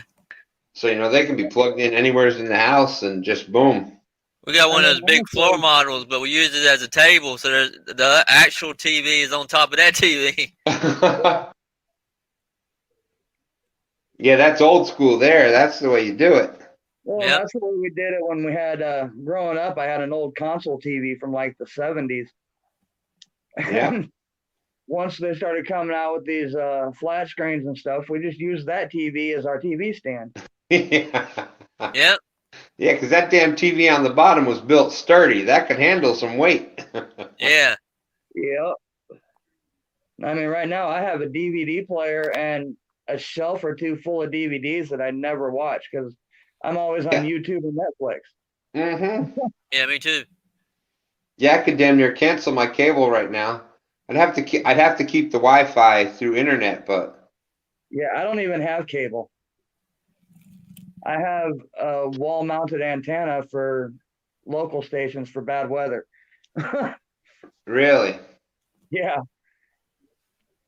Yeah, we're almost at the point that's what we need to do. Hey, Mike, did you watch Cobra Kai on Netflix yet? Yeah, actually, I've seen the first 2 seasons when I had YouTube Prime or YouTube Premium. Yeah, me too. I'm waiting on the 3rd season. Yep. I watched the Money Heist. I'm waiting on the next season of that. Well, my big joke about technology back in the day is that, you know, my father had a remote control as long as I can remember. He's like, boy, get your ass on up there and change that to channel 4 for me. Yep. I remember that was the remote from years ago. Yeah. As kids, we were the remote control. That's it, exactly. Yeah. Go on out there and get me a beer from the fridge. Yep.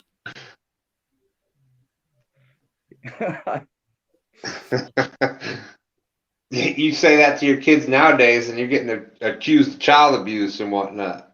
Yeah, I used to have satellite back in the day. Yep.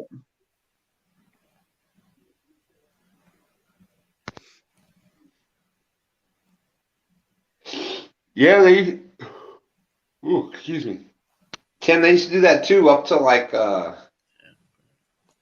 and they used to do that, as far as I remember, they did it for a lot of kids. If you had the good grades, they just handed you it.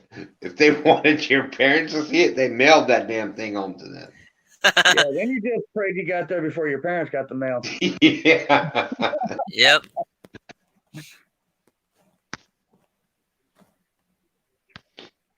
The ones I always hated was, here, take this home to your parents, have them sign it and bring it back. Yeah.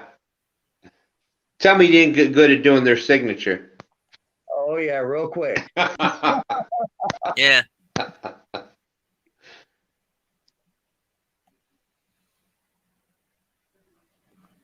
Hey, Half Crazy came in. Half Crazy. Yeah, we should talk about report cards.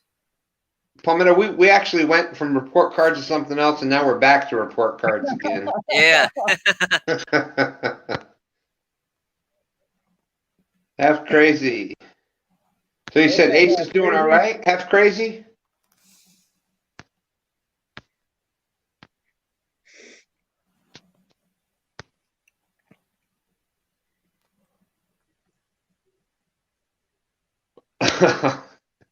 Yeah, that is true. Nowadays, everything is,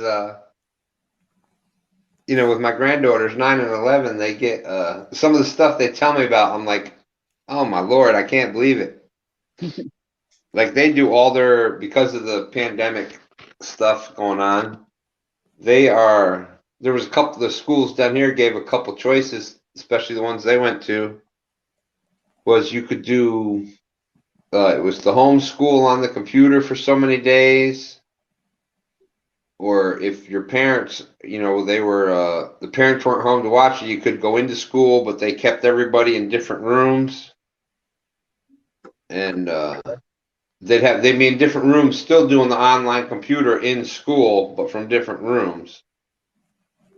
Mm-hmm. Then they had other ones that were just certain days they would go in.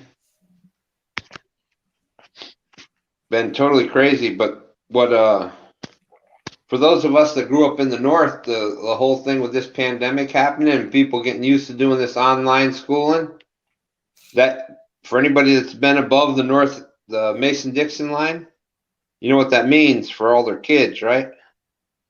No more snow days. You get the bad snow, they're just going to do it online from home. Yep. And how many of us didn't sit there some nights back when we were younger saying, all right, it's calling for snow. Let's see, I can do my math homework or I can figure this out. There's a 55% chance of snow. And there's a 40% chance that if there's this much snow, they're going to close school. So what probability am I going to get in trouble if I don't do my homework that we'll have no school because of the snow? See, we didn't have that luxury with my parents. My parents were, you do your homework, make sure it's done. If it snows, you go out and shovel too. Oh, yeah. Yeah. Yeah, we did the show. But, of course, we forget Palmetto Cat's down from the Carolinas, so snow? What snow? Right. When it snows here, we have this thing called snow cream. It's kind of like ice cream. Really? Mm-hmm. Yeah, all you do is take the snow and put some vanilla extract on it, Put some milk in there. I'm lactose intolerant, though, so that don't go too well with me. I had to use dairy milk, lactose milk, lactate or something like that. Talk about a low operating cost, huh? Yeah. All right, Tim, thank you very much. I can't tell you how much I appreciate you coming in and staying in and going out and coming back in and taking the sleep and then showing back up again. Bye, Tim. Later, Tim. No. Yellow snow. Yes. For all those that have not been around snow before, if you ever are around snow, stay away from the yellow snow. It's not good. No. It's not lemon snow. Trust me. Yeah,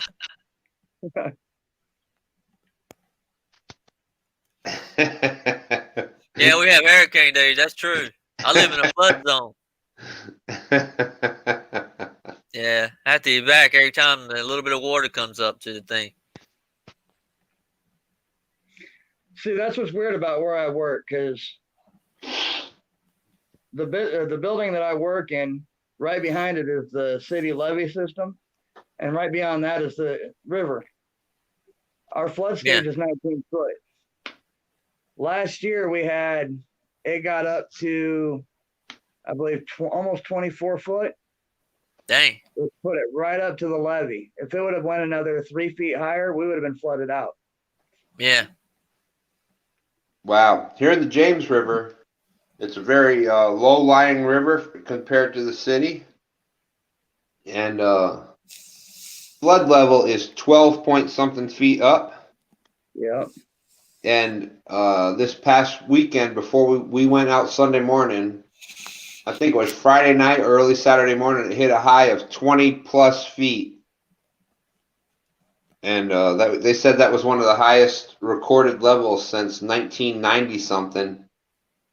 And for those that have never been by a city or whatnot that has it, they literally have floodgates that they put out from the river to actually control the flow or the flooding so it doesn't reach up into the higher parts of the city.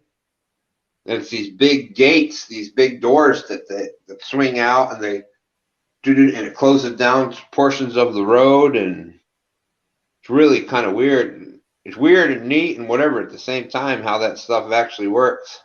Yeah. Right. See, Iowa is not that intelligent, I guess.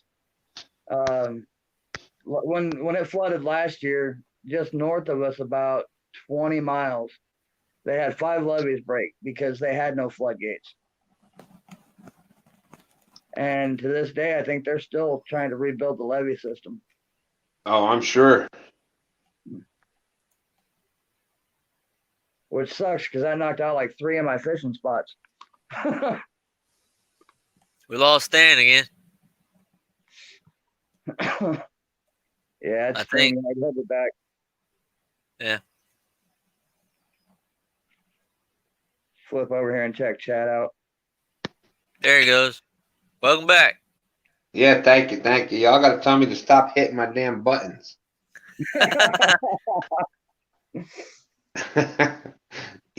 You know, you try to go through and do different things, and you're like, damn, I hit the wrong button there.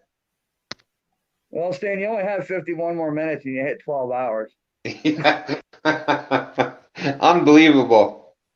And still at 14 viewers. Right. But it's crazy. It's probably the 14 viewers that we had during the first couple of hours of the show last night that have went to sleep and woke back up and are now back on. Exactly. The ones that were here for the duration are now either at work or asleep. Yeah.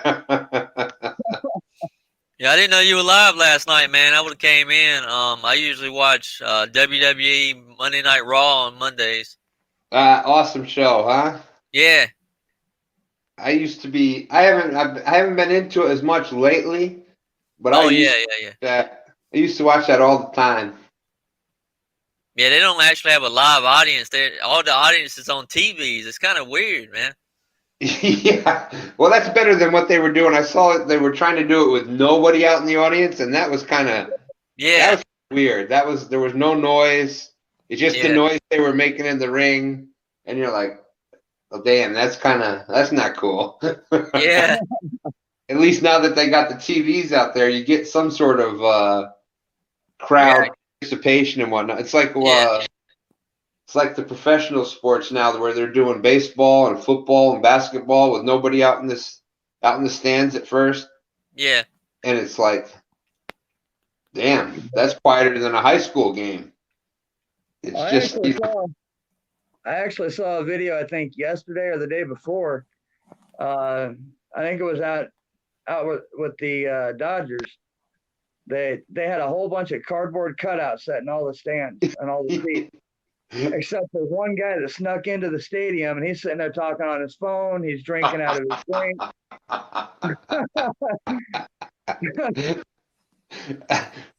Is it just me, or does everybody else think that would be Willie that would do that?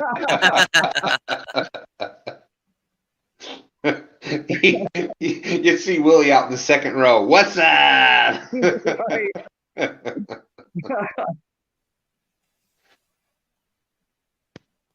Well, thank you very much, Avid. Appreciate you being here all night. Avid's a trooper. Oh, yeah. Especially with his damn knee. That had to be. Yeah. Tore his knee up a week or two ago. I've done that before. Again, just a stupid thing. I was helping my daughter when she was younger doing soccer, and we're talking like younger than 10, and I was in the goalie, and I'm not a soccer person, but that's what my daughter played, so I tried to help them out and help the coach out, and I stepped to the right and put my hand on my knee and pushed my kneecap right around the back of my leg, and whoo, that's one of the worst things I have ever done. I had to go to the hospital. They had to knock me out to get my kneecap back up into the right spot. Yeah. I've had that done too, man. My whole kneecap done a 360. I fell at the hospital, slipped on something, slippery. Damn. I went to go visit my mom and ended up in the bed, right beside, like had a bed right beside her, you know. I'm not laughing. I'm not laughing at you, but that's like, damn, went to visit someone at the hospital and ended up in the room next to him. Yeah, exactly. It is kind of funny.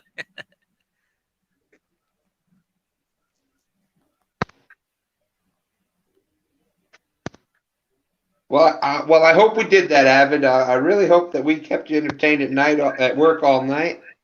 I can't believe you're back at work already. Especially pulling 12. Yeah, forget that. I mean, I work 12s every night, but I mean, it's hard enough on me to do. And I think Avid's on his. I'm not sure. I know that he does security and things like that, and I don't know if he's standing or sitting a lot, but I think a lot of his is walking and standing. So, right, that's got to be. God bless him.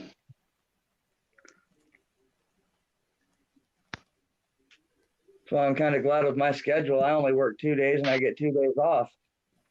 Looks like Ace is doing good.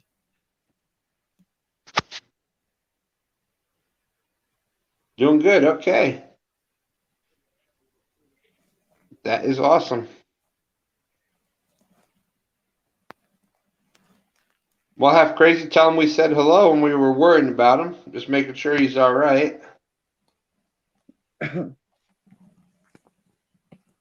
Oh, this is my headphone. It's not a neck brace or anything. A lot of people think it's a neck brace. I wear my headphones around my neck because they hurt my ears.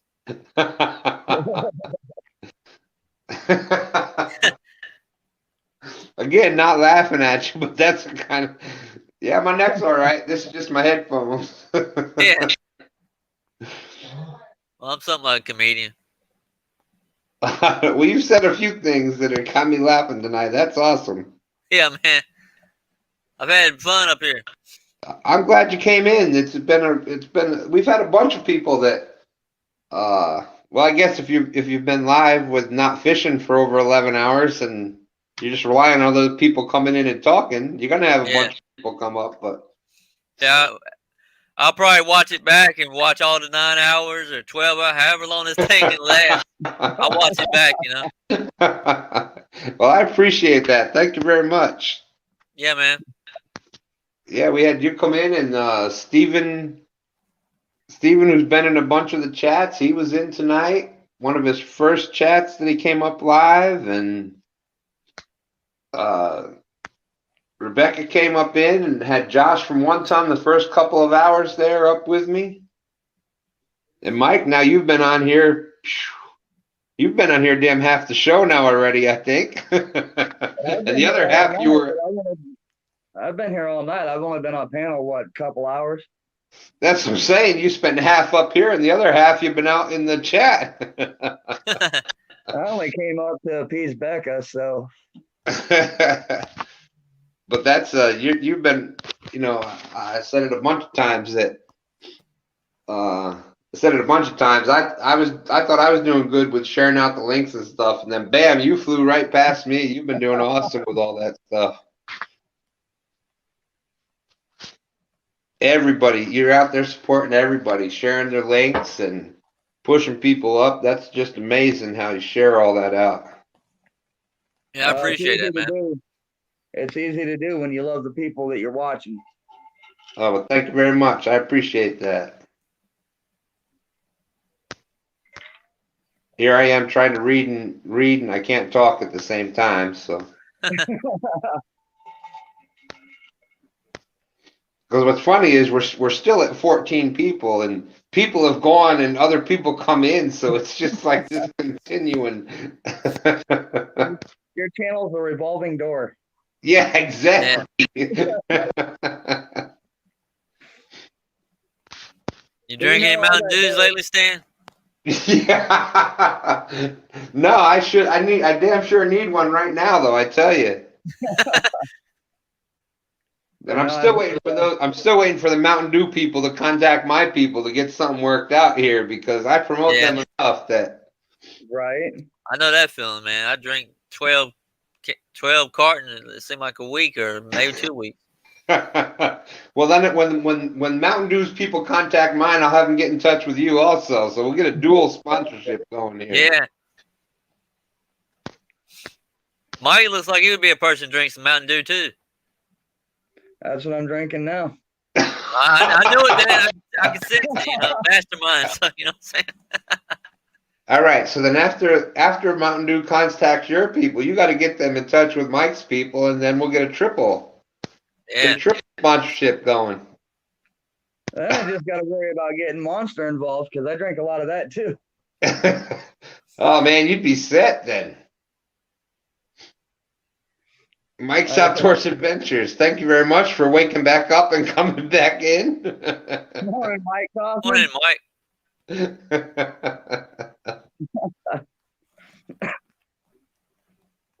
Yeah, when I'm working my 12 hours, man, that's 12 hours on my feet on concrete.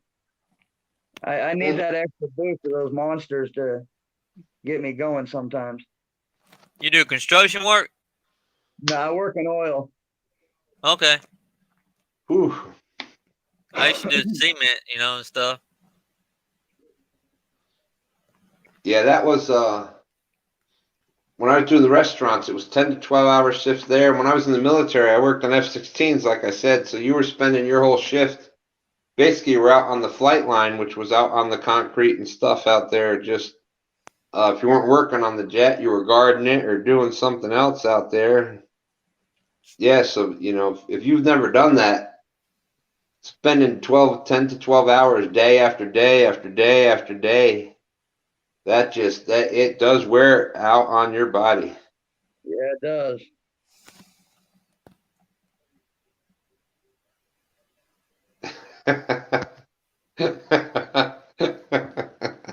My God, my phone's been on the whole time. Just my eyes just needed a break. See you later, Kentucky. Hey, Kentucky. So did you ever get a deer to come in?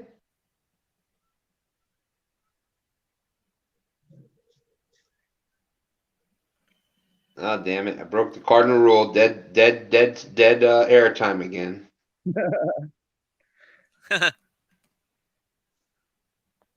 It can't be that big of a rule. We're still on for 12 hours. So.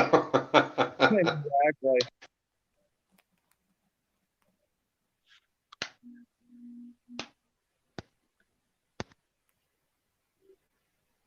Yeah, I would have thought that Rebecca's deer calls would have called something in for you.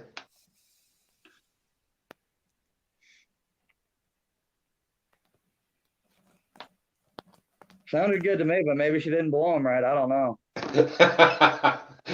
Now, wait a minute. No, let me see. What time is it? No, we've gone past that. That was a topic for about 7 hours ago. My bad.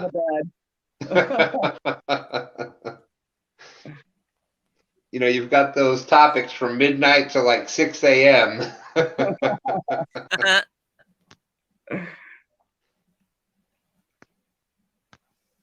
Oh my goodness. Yeah, it's crazy. This is the first time, I've been on the chat side of this kind of stream before, but never on this side of it. Right. And I'm like you, Mike, and and Mastermind that you've been, you're out there and you're the one sitting out there the whole time, and you actually see out in chat that people have gone and come back in. But to be on this side of it and watch where you remember talking to people like 8 to 10 hours ago, and now you're talking to them again. It's pretty wild feeling. Yep. I just watched the number go up and it'll go down. Like maybe you have 3 people, then you have 2, and then maybe it jumps up to 7, and jumps back down to 1, back up to 5. And then you look at your video and you've gotten over 70 views, Amazing.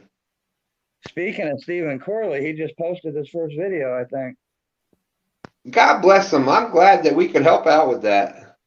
Yeah. I just got a notification that, see if I can find it here. It says November 17th, 2020. So yeah, that is awesome because people were sharing out his link last night or this morning. I don't remember quite what time it was, but when he was up, he came up on the first live he came on, and we were all trying to talk him into it, and some people shared his link out. I think, were you out there sharing it at that time, Mike? Yeah, I think I was the only one sharing. I think you did. I thought that was you, but I didn't want to try to, I think if I remember right at that time, it was only me and Tim that were in here as mods. Yep. What's that link, man? I'll subscribe to him too. I would have to get back out and do it. Oh, I don't want to have you do that. I mean, hey, fishing with the Chad. I don't know who else you have for mods, but if there's somebody else out there that can pull them up. Yeah, Steven Stephen Corley Corley. Yeah. Yeah, what I'm going to go through is once this goes post back to YouTube, I got to go back through, and because I do it through StreamYard on the phone, I got to wait till it posts back to YouTube and then go back through. Yeah. And click on everybody to be moderators. There's Fishing with the Chad back. Yep, we're still here, Chad. Hey, Chad.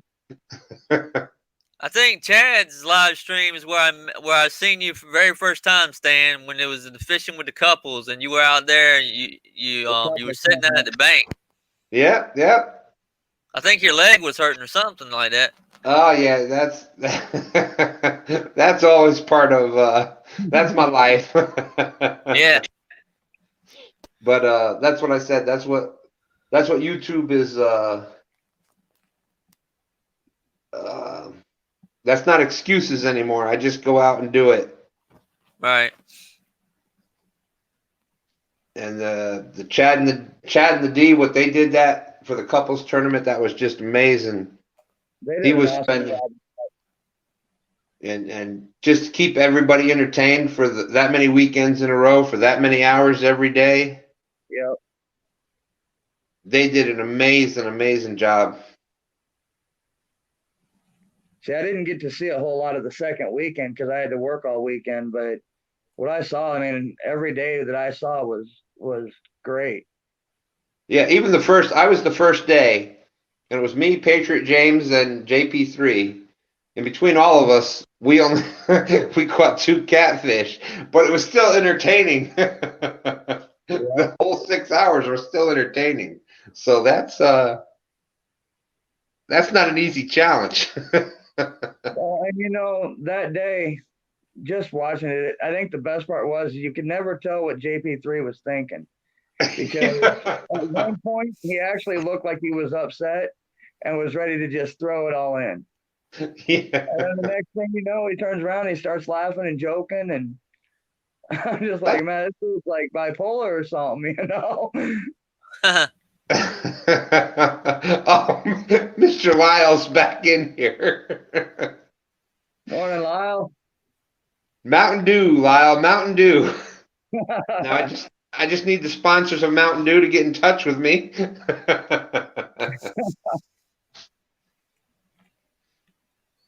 Yeah, no, Chad, that was an awesome. There were so many different things that happened during that challenge that hey, Catfish Weekly. That my my wife being on camera like that, and she was just, after we went to the first so many spots and we couldn't find one and this and that, and her not wanting to be on camera to begin with at all, for her to catch a fish on the challenge, that was just amazing. Oh yeah. I subscribed to Steven. Appreciate you. Somebody posted a link there. I think it was 1 ton. 1 ton. Thank you very much. Yeah, thank you. Is that Art or Josh? Art, right? I think it's Art because Josh was with us. Josh was with us up to like 8 hours ago. So. Right. Yeah, Lyle, I don't sleep very much at all, anyhow. So yeah, this just gave me something to do tonight. I've been on here for almost 12 hours. I'd go to sleep now and I'd be up in 2. Yeah, exactly.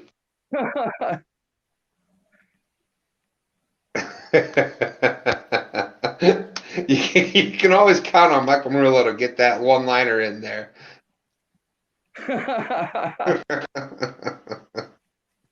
Michael, we blame you for that one. Yeah, exactly. I think he got a nap in there too somewhere. It's probably a snoring that woke up Lyle. Yeah.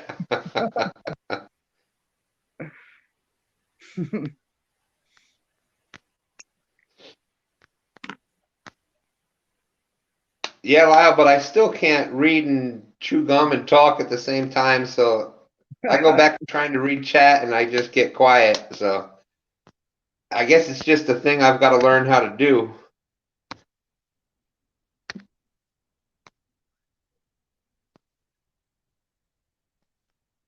See, I could help you read chat, but then you couldn't see me.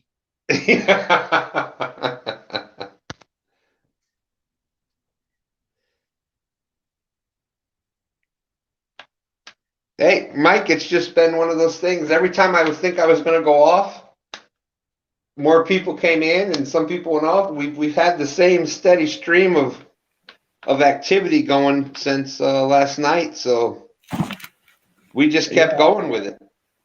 We only dipped below double digits once, and that was after Becca told her joke. Yeah, I know. We're going to have to get her on that one. Yeah, I actually got worried a couple times because I didn't know what this meant. There was a few times, you're on this many hours, you're going to have to step off screen a little bit. Well, every damn time I stepped off screen, I came back and there was more viewers than when I left. I was like, damn, I just got to get off the screen a couple hours. I'll go all the way up to 40, 50 people. Right. Leave Becca up here running your mouth. She's ringing the crowd. That girl can talk.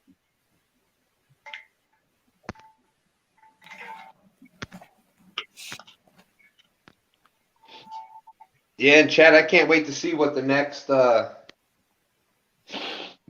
challenges are going to be. But it was more than just the challenge. The challenge was the fun part and everybody out there fishing. But without your and Dee's commentary on that, it would not have been as awesome as it turned out. Yeah. Because you can only carry a 6-hour live with only 2 catfish being caught. There's only so much fishing that can carry. There had to be somebody in between to carry the rest of that. And you did an awesome job of that. On the week that Creole was up there and caught, 23 fish. So, there's fish getting caught every minute. So, hey, that's kind of simple. But first day, there's only 2 catfish out of 3 different people fishing. That took some talent to keep that going.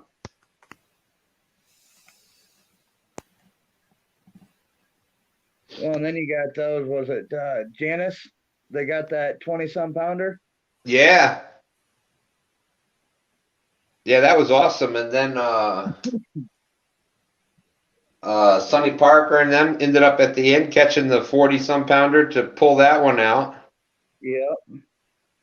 That was definitely a couple exciting weeks of live stream fishing going on there. But Ryan came on when we first came on tonight. We had this past weekend was on Mark's channel. We had Ryan, what was it, Blue Collar Fishing, I think his channel is. Yeah. Going against Creole Catfishing. And Ryan was out there paddling that damn kayak for about 500 miles during that during that challenge. And Creole, damn bus driver, done took him to school again. That was crazy. He ended up catching a bunch of fish again. Yeah. I think what was it, 7-1 or something like that? Yeah, it's crazy. But that's that's Louisiana for you. That's why it's the catfish capital of the world. Yeah. Mm-hmm. Oh, it is Josh that's back in here. He's smoking more meat. Nice, Josh. Now you just got to get them to package it up and send it out to everybody.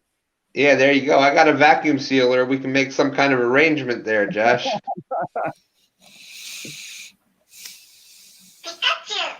I had no idea what to expect there. Well, you pulled it off damn flawlessly, Chad. Yep.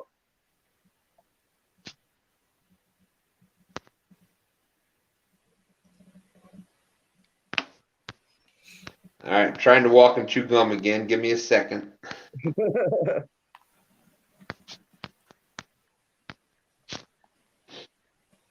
Yeah, we're back up to 13, and it dropped down, like you said, that one time.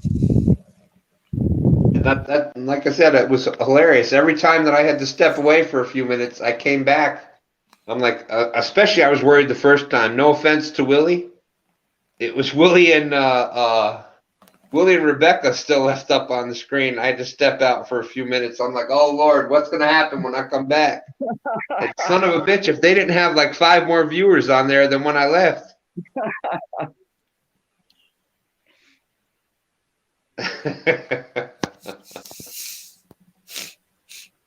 I need one of those Hoover sealers for sure.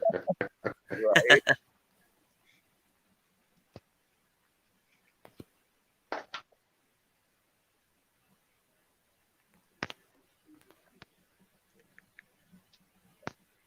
Oh, damn it. We're down to 12 now. So who do we have coming up this weekend? It's Norm and Jason? Yeah, Norman and Jason, they call him J-Dog or Jason Blackburn. Blackburn, right? Yeah. We were going to do one-ton fishing club, and myself, my son, and Tom, LG Bass. LG Bass was going to come fish with us, and it was going to be the 3 of us against one-ton fishing club, because we're on kind of opposite ends of the state here in Virginia, and we were going to do like the Virginia Fishing Challenge. This Saturday was the only day that worked out for us, but Norm is already doing it with Jason, so we're still trying to figure out and work what we're going to do. Was that a Pokemon I heard? Thank you, Jesse. Outdoors Addiction. Been before work, during work, and now after work. So can't ask for more than that. Stan, was that a Pokemon on your end? I heard a Pikachu. Yeah, that's my wife's phone. That's her ringtone or her notification tone. I thought you had Pokemon Go or something like that. No, that'd be my granddaughters doing all that kind of stuff. I don't even know what the hell.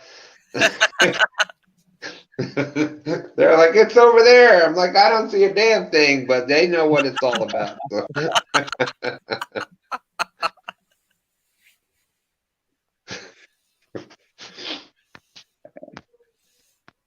Yeah, that was all a bunch of. I didn't understand any of that kind of. Pokemon was kind of after my time. Yeah. That was once it turned towards more of that anime type cartoons and stuff. You give me, I'm the old Wile E. Coyote and Roadrunner and Looney Tunes, that kind of. Those were cartoons back in the day. What about Huckleberry Hound? Oh, Huckleberry Hound. Yeah, I remember that one. Hong Kong Phooey. Yeah. Captain Caveman. Captain Caveman. And Josie and the Pussycats and Fred Flintstone. I've been Fred Flintstone for Halloween a few times. Jetsons.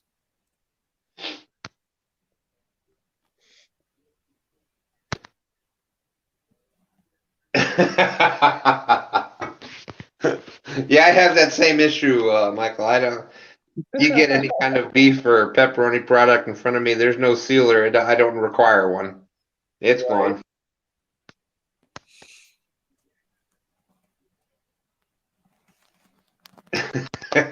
Yeah, 1 ton now, 20-pound batch. I don't care. It's going in a week. Not around my house. It still only lasts about a day. People find out I got it, man. They'll be here knocking on the door.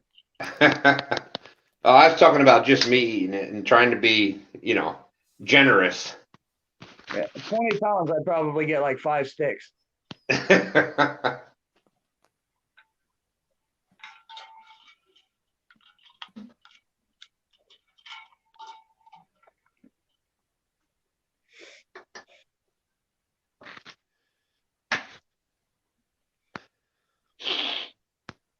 see.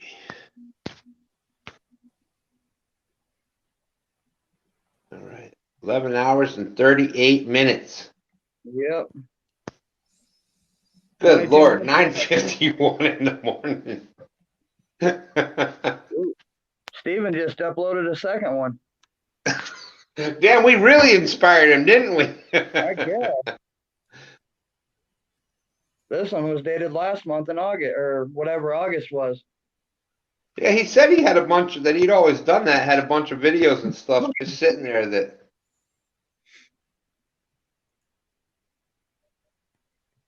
All right, I'm going to try to, it's only, what's that? Damn, my math skill, I was captain of the math team in high school. My math skills are going. That'd be 22 more minutes. Soon to be 21. There we go, 21 more minutes. We'll do the 12. We'll go to 12. Can we make it? Yeah. Dang, and I'm just thinking, Palmetto's going to do double this. Exactly.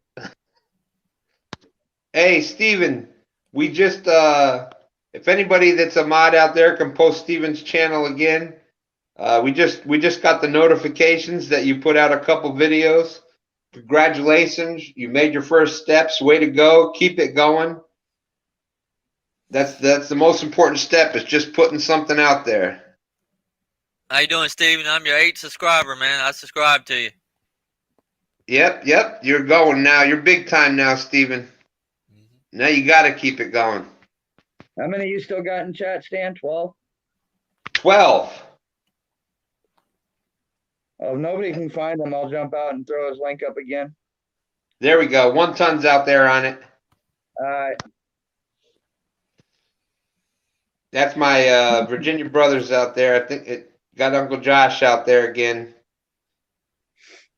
God, I love him. We were talking the other night. Booyaka. That's why, Michael Murillo, that's why you're up there on that sub of the year category. Awesome and amazing. Yeah, I haven't even been on the Golden Whisker site to even look at it for a while. Yeah, it was pretty awesome. That was a great idea that Palmetto had, and hopefully next year I'll have a whole year under my belt and I'll be nominated for a couple of events there, I hope. But if we keep this going, we may be nominated for long stream of the year. Although, no, never mind. Palmetto's going to beat that next week. Well, I'll be happy to have it for at least 1 week. That'll be good enough for me. There you go. Of course, that only means you got to beat it again later with 36. Hey, if I got great people like y'all in here, that'd be no problem.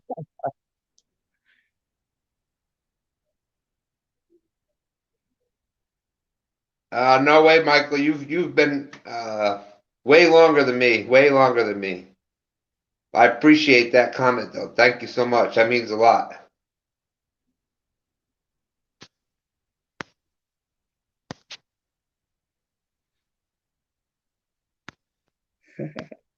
Let's see, Steven. So how did it go? Did you have a hard time putting any of the videos up, Steven, or did it go all right?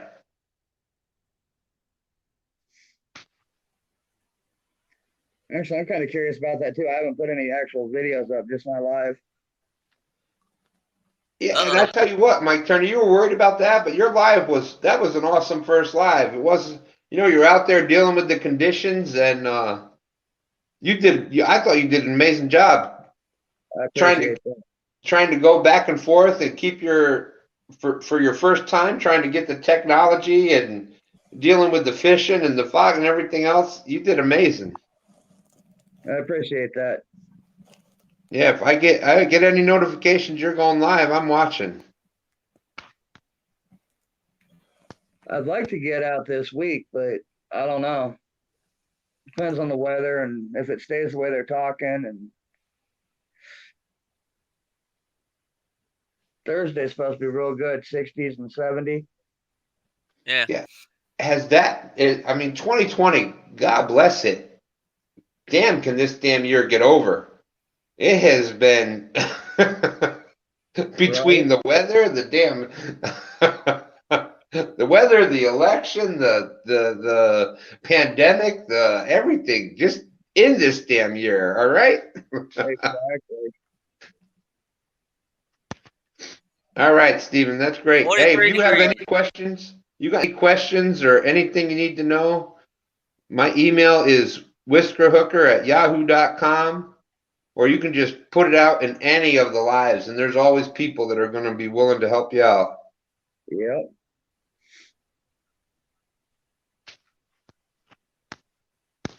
And trust me, if I can do this and be on for 12, anybody can do this.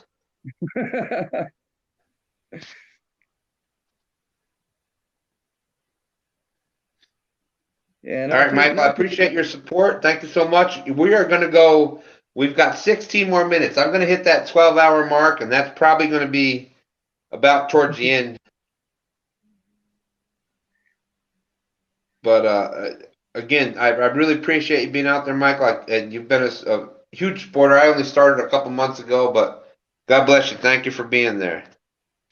Yeah, I think you started about the same time I did. Yeah, probably. We were about the same, in that same time range and everything. And I've just been lucky that I brought it up to my son, and he's been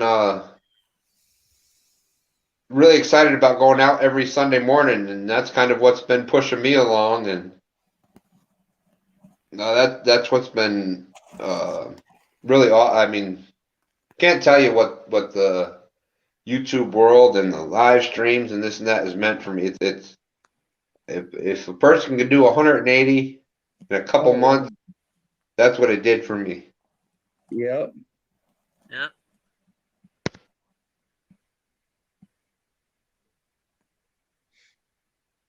Yeah, if it weren't for the Catfish family, the Catfish community on YouTube, man, I'd been sitting around bored the last 12 hours. Yeah. Well, thank you very much. That's going to be, I'm going to put that on my, when I go back through and I'm going to try to edit some of this, I might just put that as my, you know what, without you, I would have been bored for the past 12 hours. What kind of better recommendation, you know, if you put that out there, people are going to watch. Exactly.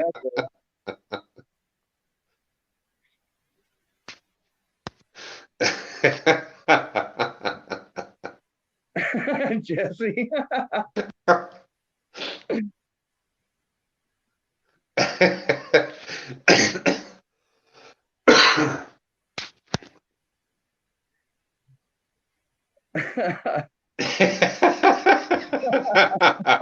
Yeah, before work, during work, and after work.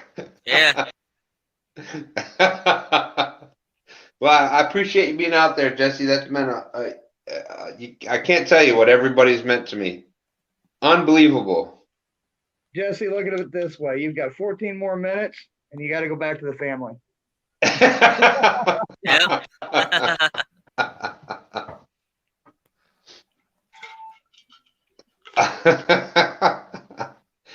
Yeah, I just hope that. Go ahead. Oh, you go ahead, Stan. No. I done forgot what I was going to say already. Oh, okay. I was gonna say, Mike, how many Mountain Dews you got poured in that container? Actually, the size, that's about 3/4 of a 2-liter. Okay. Yeah, I need to get me one of those. That's an awesome guy right there. $15 at Walmart. Oh yeah. Well, there's another one. I've got a whole bunch of you know how Realistic Fishing does that thing where he's got people promoting the channel. You know, I'm so and so from this channel, and I keep it realistic. I've got so many of them now. I got Michael Murillo. All right, I'm sticking out to the 12-hour mark, and I'm watching. Hell, I don't even have a name for my channel yet. Well, you noticed I finally changed mine, right? Yeah. You know, that came as a recommendation from Mo Homesteading because she couldn't find. Well, she's got me, or she's subbed to me, and she was going to put my link in somebody's live the other night and couldn't find me, even in her sub list. Mm-hmm. So she's like, well, you need to consider changing your name to make it easier to find you. Yeah. I've been thinking that myself. There's actually another there's like a game mastermind show or something, you know, so people confuse my channel with that. Yeah. Oh my goodness. Yeah, that's the issue with there's so many millions of people with YouTube out there. Mm-hmm. Like there's only one outdoors addiction.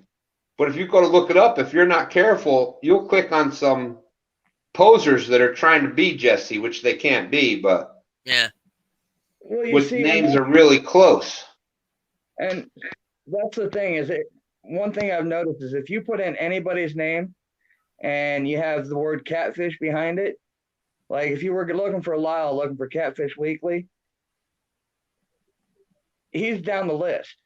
You actually go through like Catfish Edge and I think Kentucky Catfish is up there first before you get to Lyle's. Yeah, it's crazy, right? Mm-hmm. And we all know Lyle should be up top, number one on the list. Right. That's why anymore, if I know that I've got somebody, if I'm sub to them and I'm going to post a link, I'll just go straight to my sub list. Sub list, yep. I've got it all in alphabetical order, so I can just flip through real quick, find who Well, I need and go. Well, God bless you, Mike Turner. You're smarter than I am. It took me a long time. I just figured that out a couple weeks ago. I'm sub to I don't know how many people. I'm still searching all of YouTube instead of going right to my sub list. Oh yeah, I appreciate the sub, Mike Turner. Oh, I can call you that. Yeah. Or just Mike. And I appreciate the sub to Michael Morello. Is that how you say that? And the comment on one of my wrestling videos, I saw it earlier. My camera's going out on me. Mario. Hey, we still hear your voice though. Okay, there we go. No. Oh, Lyle, you got to be kidding. You deserve every word that's said.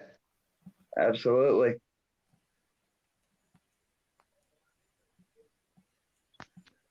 It's one thing about all those 7, 8 o'clock shows every night is everybody ribs each other. I mean, but when it's all said and done, if you don't pick up at least one or two things throughout their show, you're not listening. Exactly. I couldn't agree enough. I mean, like, I've said it all the time about Catfish Weekly. You'll learn every single week. But you got Muskrat Adventures on Tuesdays. If you don't learn something there, you're crazy.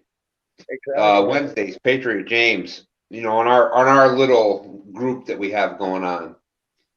Thursday, even for the comedy and the entertainment that you get from Chad, and Dockery on The Bait Shop.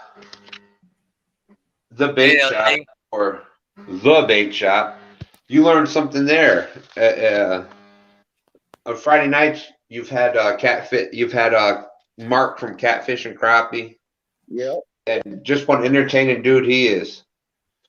I just want to point out again that his first guest on his first show was yours truly. You know, not that I'm popping the collar or promoting myself again, but actually, I think that was basically your start into YouTube, wasn't it? Yeah. I think. And I only. Go ahead. I was gonna say I think it was right after that you did your first video. Yeah.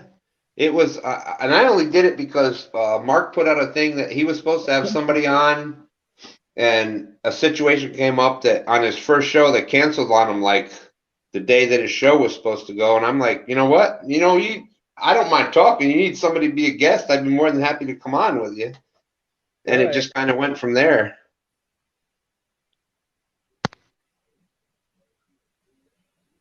Oh, there we go. There you go. Roger is going to be the next Monday night on Catfish Weekly. Well, that'll be Roger's true test. See how many times he repeats himself on Tuesday. And Michael Marulo said, yes, you pronounced it correctly. Yeah, that's good. 1 Ton, again, loves some Catfish Weekly. You know, and 1 Ton's got to be true because look what he says about me. Yep. So, you know, 1 Ton's talking the truth, so. Creole better look out. You might be coming for that bus driver title. Hey, you know, that's my Cajun brother there, so I'm giving a little, you know, I'm getting a little more experience and building up to that. There you go. He's got that Cajun luck going for him down there, you know, Mardi Gras and stuff. Right. You know, they do a lot of, there's a lot of situations that happen down there in the bayous that nobody knows about, so. Exactly. I'm being careful with that, if you know what I'm saying. Yep. He's just getting too good, too lucky, too many times, so I'm not pushing my luck with him.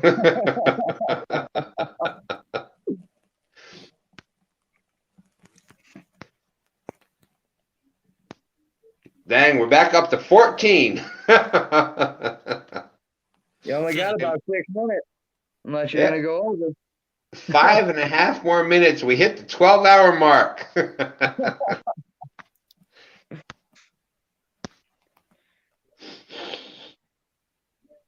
Yeah, this is just amazing. It's just awesome how many people are coming back in after waking up. And I've been on the opposite side of that. I've been over in the chat, and I know you have too, Mike Turner and Mastermind. I've seen you out there. Yeah.